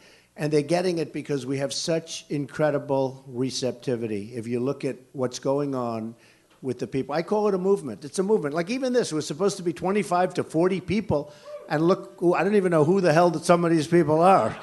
I'm trying to figure it out. But it's just been incredible. And no matter what subject we talk about, whether it's illegal immigration, and we'll take care of that situation, we're going to make it tough. You just can't come in. Whether it's our vets who are treated so badly, frankly, the illegal immigrants are treated in many cases better than our veterans. It's true. You go to some places like California with the driver's licenses and the this and the that, our vets don't get treated as well. And we're going to change so many things, so many things. We're going to make our country great again. And I actually start saying over the last couple of weeks, we're going to make our country greater, potentially greater than ever before. We have such potential. We have such incredible potential. And so last night we'll talk, and I may take a few questions. Should we do a few questions today? So think. Can I do that? I think I can do that, right? We'll just shout them out. But last night was very interesting. We went up, and you never know what's going to happen. You know, it's a lot of people, a lot of live television stuff. And I thought it was really interesting. I thought a couple of the folks did well. I think a couple of them did very poorly, actually. A couple did very, very poorly. But a couple did really nicely. And I really enjoyed it. You know, I've never done the debating stuff before. These politicians, they're all talk, no action. They talk and talk and talk, and nothing ever happens. They say, we're going to fix the VA. Look, there's a guy. We're going to fix the VA. And they've talked, for years I've been hearing, we're going to fix the VA. Nothing ever happens. It's a disaster. In fact, it came out 2 weeks ago. It's worse than ever before because that's a politician. Wait till you see what I do. Remember the Woolman rink in Central Park? You know, they couldn't, went years and years they couldn't do it. I knocked it up in 4 months, and to this day, that must have been 30 years ago, and nothing changes. And that's what I do. And we fix things. We make things better. We make things better. And our country has to be made better. I mean, our country is, we're losing on trade. We're losing with the military. I mean, we can't beat ISIS. Can you imagine General Douglas MacArthur or General George Patton saying, oh, we're having a hard time with ISIS? They'd wipe that thing clean in 2 days. And I watched one of the generals on television. You know, we have all these generals, they go on television. My generals aren't going to be on television. Because you know what? The enemy learns from them. You know, you say one little thing and they say, oh, he said that, now we're prepared. I just imagine George Patton sitting down being interviewed by a reporter saying exactly what he's going to do. Well, yes, we're going to attack him here. Remember Obama a few weeks ago, he said, we're sending 50 men and 50 people. So now the enemy is waiting for those 50 people. They're there, there's a target on their back. Instead of keeping your mouth shut and just doing it properly, right? You know, no, it's unbelievable. Or how about we shouldn't have been in Iraq? It was a mistake. I was against it many years ago, and I was strongly against it. Headlines. Trump was, I don't even know why they quoted me, but I had headlines. Trump, because you were going to destabilize the Middle East. Okay. So they made the mistake. It was a terrible mistake. Now what happens? You have to get out. Obama, and he gives the date that we're leaving. He says, we're going to be gone in, what was it, 18 months? Gives an exact date. So the enemy said, wow, this is great. They pulled back. I couldn't believe it. I thought it might be camouflage of some form. We pull back, right? And the enemy goes back, doesn't work too hard. Why? They don't want to be killed, even though you hear they want to be killed. Believe me, they don't want to be killed. So they pull back, we leave, and it's a mess. It's a mess. So you got to keep your little ideas to yourself. And we will do something so special with the military. When CNN did a recent poll, and it was a big one, not only forget about the fact that I'm winning every poll. We're winning now every single poll, and we're winning in Iowa. We're winning in Iowa. And I really want to win Iowa.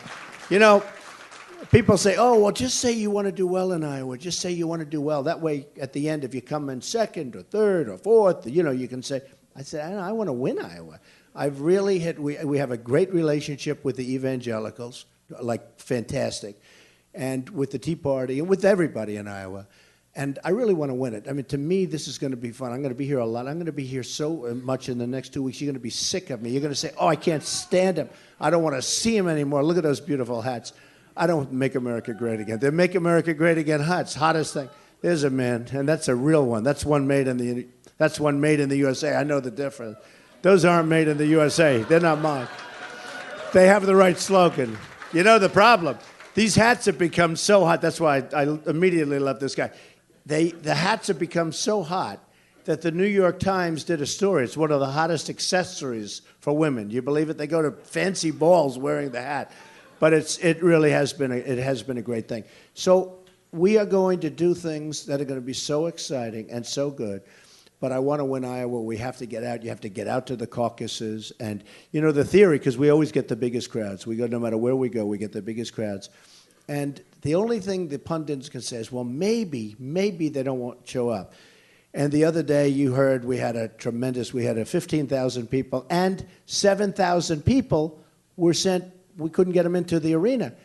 And the pundits are saying, well, but maybe they won't show up to vote. And maybe they won't show up to vote. I don't know, maybe they won't. But it seems crazy because some of those people were waiting on line for 7 hours in the cold. I don't even know how you do it.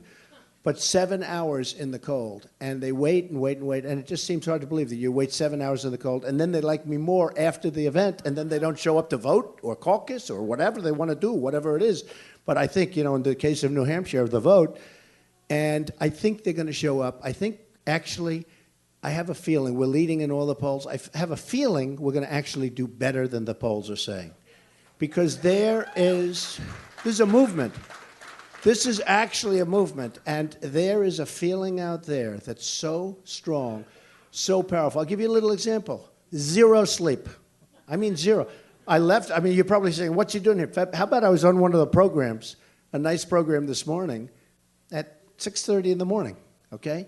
So they said, oh, you got here early. Yeah, we got here. We got to do what you have to do, but 0 sleep. There's a movement, and you're the same. I mean, we're workers. There's a movement going on that's amazing. It's this movement. And, you know, in the old days, they called it the silent majority. It's not the silent majority. It's the noisy majority. We're tired of stupidity. We're tired of losing $500 billion a year to China. We have a trade deficit with China of $500 billion a year. That's not going to happen with me. I love China. I do great with China. They rent buildings of mine. I have the biggest bank in the world as a Chinese bank. They pay me rent. They're in my building in New York, one of my buildings. And frankly, it's all great. I sell condos to the people of China. They can't believe what they get away with, okay? They tell me, they're friends of mine. They say, we can't believe it. We can't believe it. In other words, they can't believe how stupid our leaders are. I don't hold that against China. I think they're great. I mean, if we could have a $500 billion surplus with China, I'd love that. That would be great. But that wouldn't happen, because if that ever happened, if it started getting a little out of control, boom, they'd slice it off. We do this on a yearly basis. For years, we lose hundreds of billions of dollars. I'm not talking about millions. I'm talking about billions. We can't do it. So we're going to change it around. I have the greatest business. You know, we have the greatest business people in the world. Carl Icahn, many others have endorsed me. And I get him involved. I'll say, Carl, do you ever hear of Carl Icahn, great business? Carl, watch over China trade. He'll do it. He doesn't want money. He'll do it because he loves the country and because it's fun for him, okay? Believe me, just go and do your thing. We're going to come out just fine. That's what happens. I mean, we use political hacks to negotiate some of the biggest deals in the world. Political hacks. Look at the deal with Iran. It's a disgrace. It's a disgrace. $150 billion we're giving them. Then they capture these sailors, these wonderful young sailors. I don't blame them. But they capture these kids and they have them on their knee in the begging position, hands up, guns to their head, and humiliation for our country. And then they release the pictures, and then they have one of the guys saying, I apologize, and he didn't know that, you know, I mean, they might have asked him to say it. They might have told him to say it. Nobody even knows that. It's too early to tell. But it's humiliation.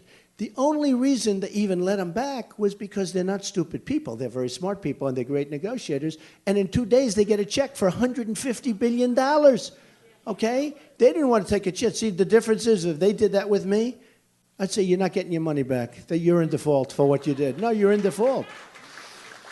The only thing I don't like, here's the only thing I don't like, is that if I win, I will go and I will say, the money is gone, folks, because that $150 billion is gone. And I can't get it back once it's gone. Well, maybe you can, but there's a different way. But once it's gone, it's gone. And what a shame.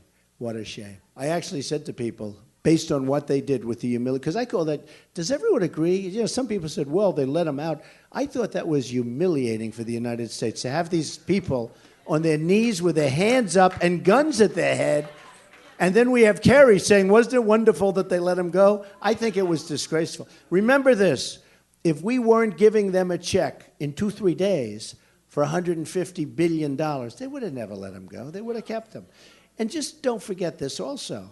They have 4 hostages, okay? And we have right now we have a minister, a pastor, we have a writer from the Washington Post. We have a lot of people right now that, you know, and nobody even mentions them. We're now talking about the sailors. They gave them back. I thought it was horrible. I thought the whole scene was horrible. And I think that the pictures released by Iran, I thought it was horrible. It was a slap in the face. And then our people don't even know it was bad. But they have 4 other people that should have come back as part of that deal, as bad as that deal was. But they should have said, hey, before we give you anything, you have to let our prisoners back. And if they said, no, you take a walk, and they'll call back in 2 minutes, and they're going to come back and they'll give you the prisoner. We never asked. We didn't ask because they said they didn't want to complicate the deal. This is the kind of people we have. So we're not going to do that. We don't want to be the stupid people anymore. We're not going to be the stupid people anymore. Because right now we're the stupid people. We have the dumbest people leading our nation. They are leading us into the worst positions. And you just look at what's happening. So our military is weak. I'm in the real estate business. All the time I get listings for, for bases, Army bases, I say, how many do we have? They're closing up bases all over the place. We have to have a really strong military. And I'm going to make our military so strong and so powerful and so big in the sense of big, but positive big, that nobody's going to mess with us again. Nobody is going to mess with us. And you know, in a lot of ways, it's the cheapest thing we can do. Because right now, nobody has any faith in us. They don't have any, our allies don't, our allies, first of all, we don't have too many allies. The allies we have take advantage of us, okay, for the most part. But let's talk one other thing, and then we'll take a couple of questions. So we spend all this money, and we're wasting tremendous money, and you saw the budget, and that's going to add another $2 trillion based on everything that we can say. But when you look at the fact that we protect nations that are making a fortune, South Korea, they're wonderful people. I have partnerships. I have all sorts of deals with them. They're great. But they're rich. They're very rich. They make the ships. They make all of your television sets. I order 4,000 televisions. I order them from South Korea. Unfortunately, we don't make television sets. Remember, we used to have Zenith, and we used to have GE, and we used to have all these. We don't have any. It's all made in South Korea, except for Sony, which is made in Japan, and they've lost their way a little bit. That's not as good. But frankly, Sony, I don't know what happened to Sony. We'll have to figure that out. But in all fairness, Japan is doing great. You look at Komatsu tractors. They're really doing a big job on the Caterpillar, and to a certain extent, John Deere. Do you know I'm one of John Deere's biggest customers? I've spent millions and millions of dollars to John Deere, and it's a great company. But it's hard when they're competing against phony devaluations of currency, and that's what's happening, and our politicians do nothing to stop it. So, in the end, we're going to change it all. We're going to make it so smart. We're going to get rid of the deficits. We're going to make, when we protect somebody, it's okay. But if we're protecting Saudi Arabia, they were making $1 billion. Now it's less because the oil's down, but they're still making plenty. They were making $1 billion a day. We protect these people for peanuts, for nothing, for nothing. We end up leasing land. We pay for the lease to have a base. We pay, and we're protecting them. Those days are over. Those days are over. We'll help the good people, but they have to help us too. We're like a debtor nation. When we owe 19, now it's going to be $21 trillion because of the deal that was just made by the Republicans. It's almost like, we know where the Democrats are coming from, but the people we send to go and fight Obamacare and all, right? They let us down. I don't know what happens. They go to Washington, all of a sudden their hand goes up. I approve it. It's amazing. I don't know. They get down there. Something happens to them. It's a different water or something. But you send them down. They're ready to go. They're tough. They're going to stop. Then all of a sudden, what happened? And I guess they don't want to leave. Maybe they feel they're going to stay better. But something happens. It won't happen with me. That's why I'm not taking funds from anybody. Nobody's giving me money. Self-funding. Self-funding. So when I have to do something, I don't have to worry about a lobbyist. I don't have to worry about special interests. I do what's right for the people. So that's what's going to happen. Any questions? Go ahead. Go ahead. I lost my son 2 years ago to a heroin overdose. Wow, that's terrible. He was 24 years old when I learned that their elected president, what he could put in place to tackle the ongoing heroin epidemic. And you're from Iowa? I'm from Owego, New York. Okay. Well, they have a tremendous problem in New Hampshire with the heroin. Unbelievable. It's always the first question I get. And they have a problem all over. And it comes through the border. We're going to build a wall, number one. We're going to build a wall. It's going to be a real wall because that stuff is pouring across. And we're going to have a real wall. People are going to come into the country, but they're going to come in legally, and we're going to stop that drug traffic. Because the heroin is really tough, because they say once you get hooked, it's really tough. In all fairness to your son, it's a tough thing. Some very, very strong people have not been able to get off it. So we have to work with people to get off it. And the biggest thing we can do in honor of your son, actually, and the people that did have problems, big problems, we have to be able to stop it, because once you just relax, okay? Yeah, it's a tough deal. Come on. That's a tough deal. What we have to do is we have to make sure that they don't get hooked, because it's a tough thing. And I know what you went through. And he's a great father. I can see it. And your son is proud of you. Your son is proud of you. It's tough stuff. It's tough stuff. And it could be stopped. And the best way, the best way to stop it is up front before it happens. Because once they start taking it, they say it's brutal. Yes, sir. Well, it's something that a lot of people want, and we're going to probably look at that. But a lot of people want that. We're going to look at a lot of things. We're going to run things right. Yeah, we're going to look at a lot of things. You're right. A lot of people are talking about that. Yes, sir.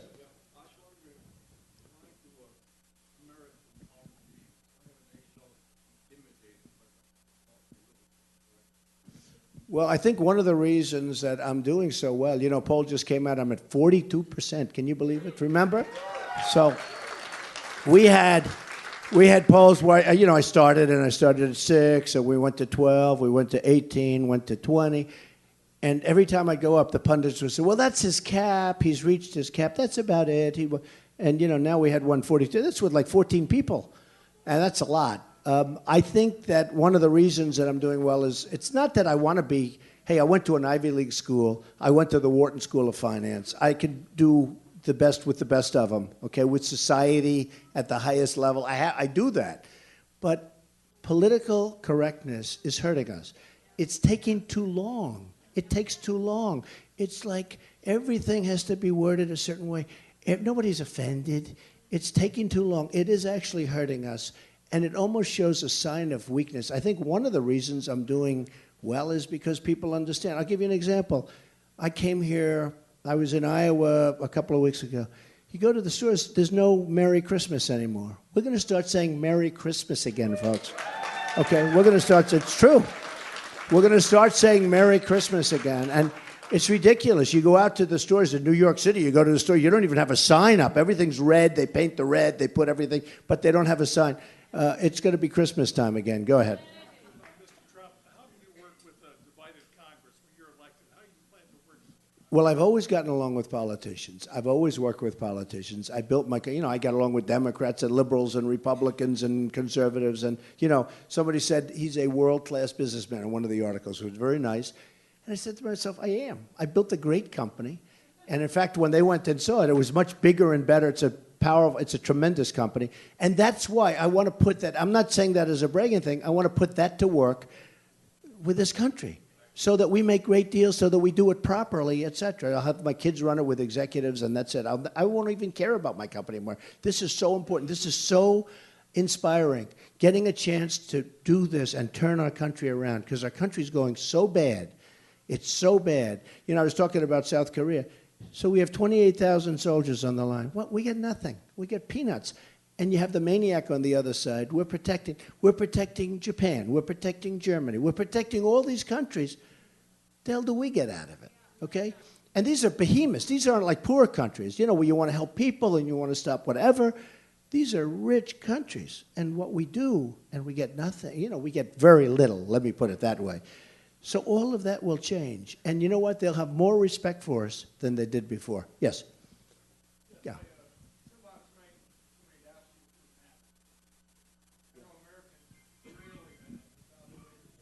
Did you like the answer I gave? Yeah. That's cool. Yeah, they use the word angry. Same thing. Close enough, right? Mad might mean crazy. Mad might mean crazy. But you know what? It's a great thing. And Nikki, who's a very good person, She said there's an angry segment, and I was supposed to say, I guess, and Obama said it in his speech. He was talking about me, that there are people that are angry. And rather than say, oh, I'm not angry, I am angry. I am angry. I'm angry at stupidity. I'm angry at incompetence. I'm angry when China's making $500 billion a year and sucking our jobs and sucking our money out of our country, and we don't do anything about it. I'm not angry at China. I'm angry at our politicians. I'm angry. I'm angry when people pour across the border and they're told, let them come in. I'm angry when somebody has a baby and we're supposed to take care of the baby for 85 years because that baby happened to be born, the anchor baby thing. I'm angry about a lot of things. And I won't be angry for long because once we straighten it out, I'm a very happy person. Okay?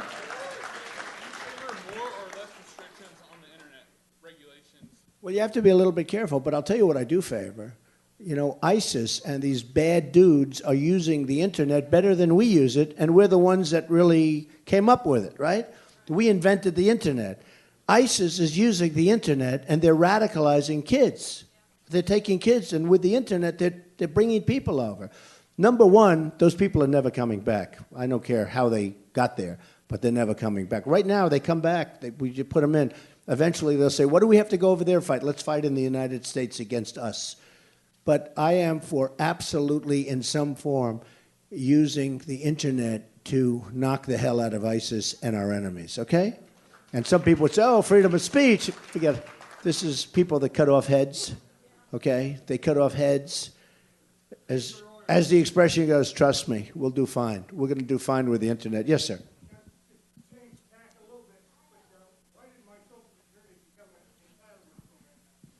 Well, it's true, and Social Security is really being hit by some people where they want to cut it. And you've been paying in there for a long time, right? And when we bring back our jobs, my tax policy where your taxes are going down by tremendous numbers, both business and personal. We're the highest tax nation in the world, and the taxes are going down, big league.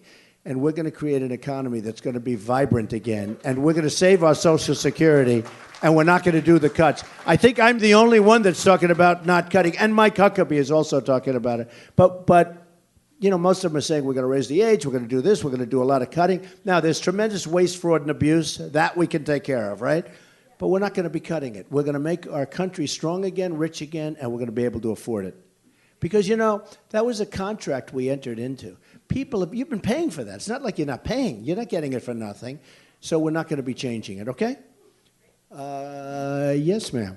How can you help college students swimming in debt from college loans? It's such an incredible... I get that question more. I can't believe it took so many questions before I got it. The college debt. It's an incredible problem. What happens is they borrow money from the government. Now the colleges sort of raise because the colleges see all this money. I'm telling you, and I'm not even blaming it. It's almost like a natural business instinct. So what happens is they have all these students. They're borrowing money. They get the money fairly easy, but they have to pay it back. But the colleges now start all of a sudden raising. I'm going to look into it very seriously because you look at the way that's going up. And what happens is they're basically getting money from the government to increase everything, and the cost of running these colleges has gotten out of control. They've gone up so much proportionately, so we're going to be working on that very hard. We're going to be working on that. A lot of people ask me, I get so many questions from students, and the biggest problem is you get out and we don't have a job. Because the jobs, the jobs are all crummy jobs. I don't know if you saw the phony job report that came out the other day. So it's around 5. But what they don't say is the jobs are bad. They're bad jobs. You look at all the part-time stuff, but they're bad jobs. They're not good jobs because the good jobs are fleeing. And the other thing is people that look for a job, that give up looking, and you stop looking for the job. Now you go back, statistically, they consider you employed. And I'll tell you something, when I have 35,000 people coming to a rally and 20 and all of these thousands and thousands of people, honestly, if there was a real 5% or 4% unemployment, I wouldn't have these crowds. There are people who want jobs. And the worst are the college kids. They come in, they work hard, they borrow money, they get out of college, they can't get a job. You going to be able to get a job? I hope so. You better. If you don't, you'll see my people, okay? If you don't, you and Sean, okay? You and Sean are going to work for Trump, okay, Sean? As soon as he gets better, he's going to be with me. Okay, question. Go ahead.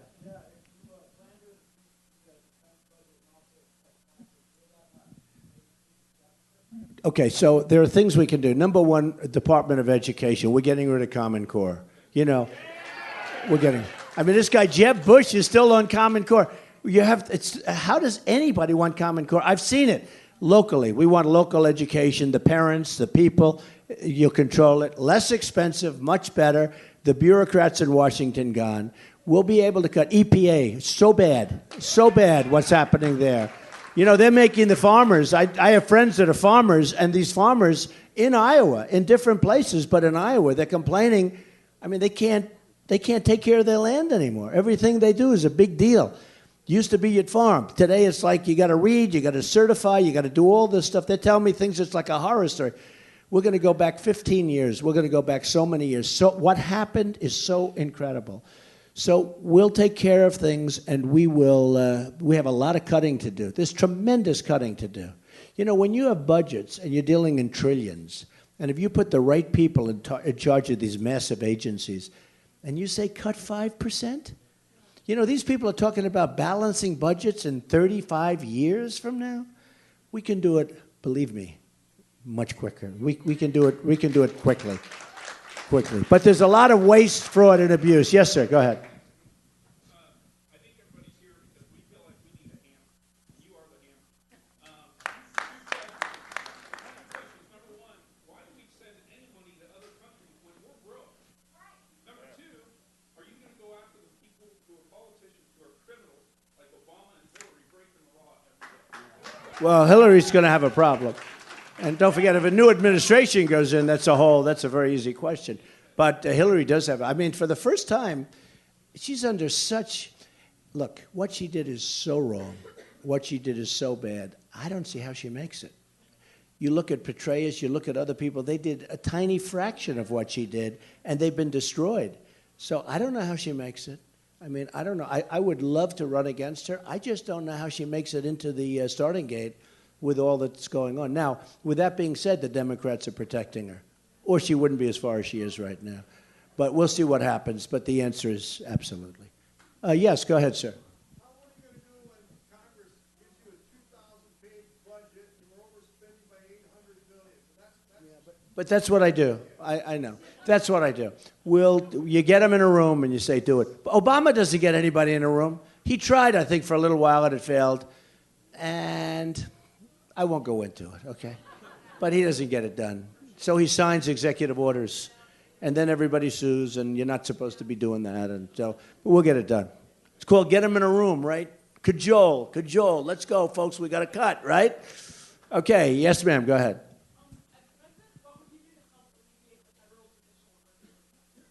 The judicial emergency, meaning more judges? Oh, well, yeah, that's easy. I hope he doesn't appoint too many, actually, because I'd rather appoint mine. You know, we got some judges that are, and one of them that was appointed by Bush, as you know, Justice Roberts, approved Obamacare twice. We could have had Obamacare knocked out twice, and by every standard, what he did was wrong. And one of the other judges practically won't even speak to him again. It's very interesting. What he did was wrong. And we have Obamacare. So I'd almost rather have not too many judges appointed. Let's wait. We can wait for another year. Let's appoint some really good judges. Yes, sir, in the back.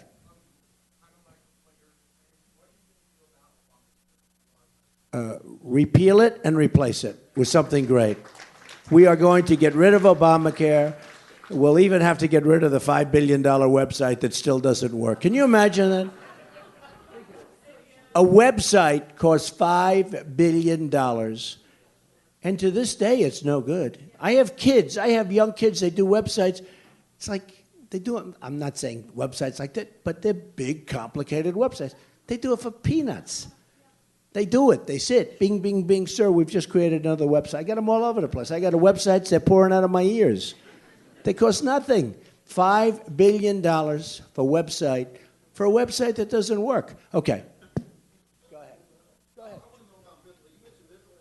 Yeah, mental health is a big thing because we're going to save the Second Amendment. The Second Amendment cannot be touched. And frankly, mental health is such a big thing because it is a mental health thing. Go ahead.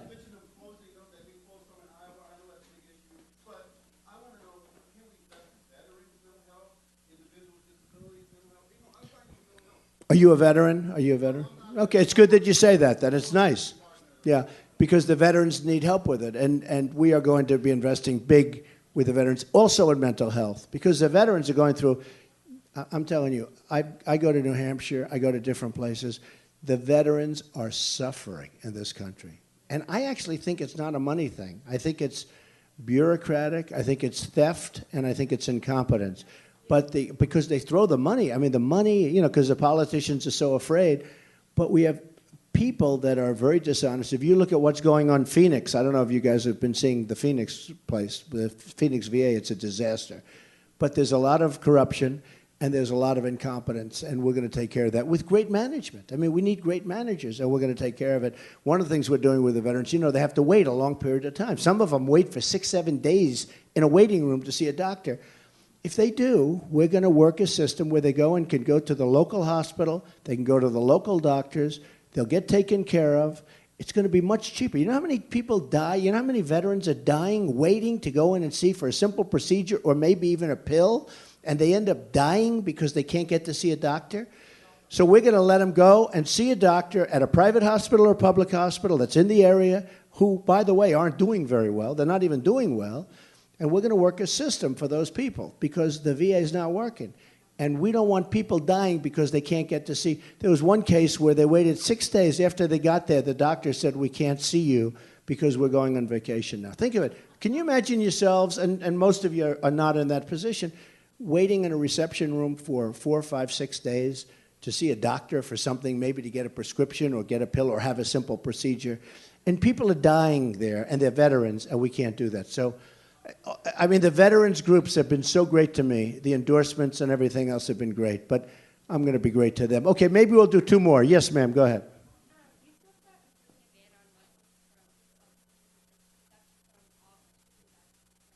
Well, we have to be careful. Look, there's something going on, the Muslims, and there's something going on, okay? Something going on. We've got to figure out what it is. And I propose that, yes, and on a temporary basis. But when you have the killings in California, you have all this stuff. You have planes flying into the World Trade Center. You have the killings in Paris, where they walk in and they just shoot all these innocent people, who, by the way, Paris has the toughest gun laws probably in the world. You can't have a gun unless you're a crook, in which case, or a criminal, you can have a gun. You just walk in with a gun.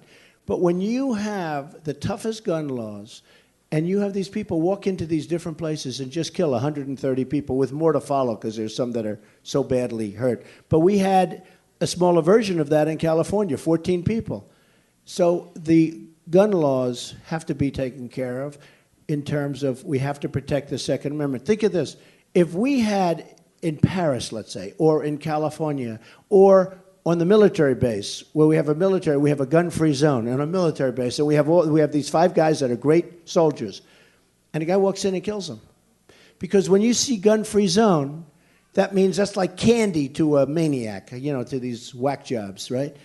And we have to call them that because that's what they are. We can't call them the leaders and this. The way the press, these guys build them up so big, but they're like bad.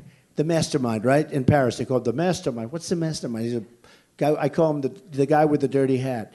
So what we're going to do is we're going to be smart. We're going to be vigilant. We have to watch. We have to see what's happening. So important. We have to see what's happening. And there's something going on. In California, they had pipe bombs. They had all sorts of stuff all over the apartment. People knew it. Nobody reported them. In other words, that was a disaster waiting to happen.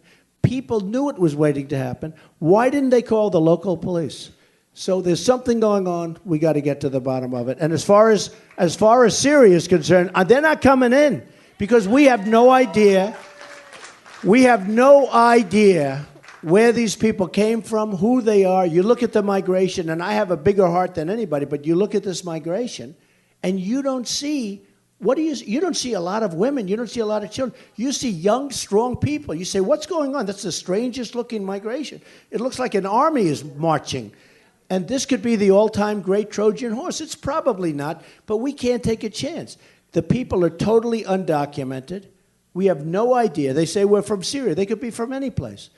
And there's no way of telling. They have no documents whatsoever. We have enough problems. Our country has enough problems. So that's it. Well, folks, I love you all. Get out and caucus. Go with Trump. You'll be very happy. And thank you very much. I love you. I love you. Thank you. You take care of yourself. Take care of yourself, okay? It's very cool. I'll bet he was a great boy. Thank you, man.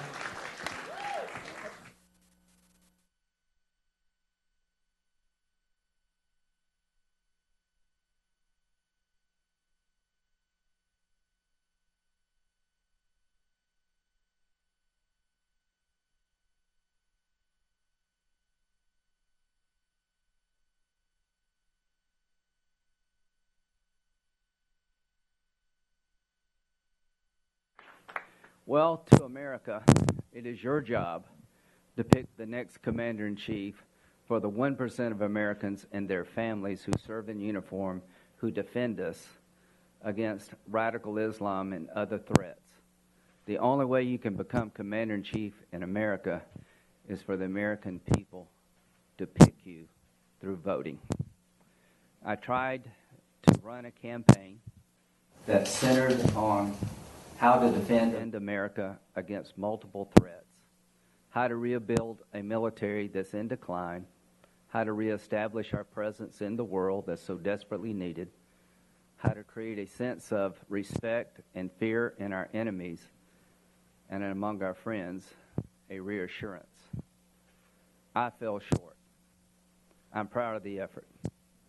Now I am a citizen, having to cast my vote as to who I want to be commander-in-chief for that 1% fighting force.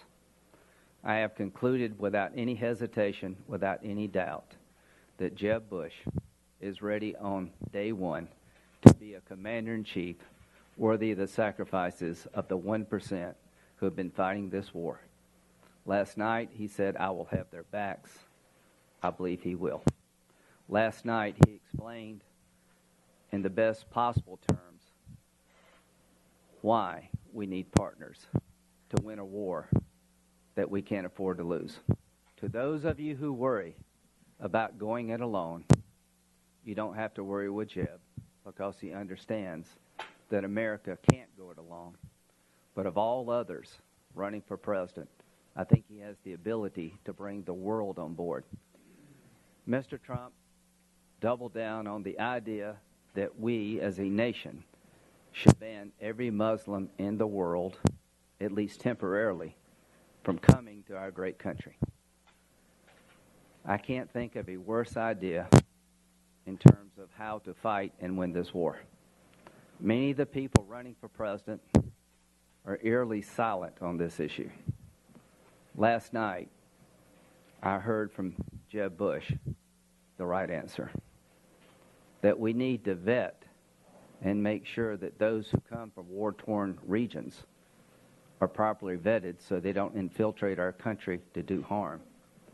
But we cannot and should not declare war on a religion, because when you do, you make it almost impossible to form the partnerships that are so desperately needed to protect our country.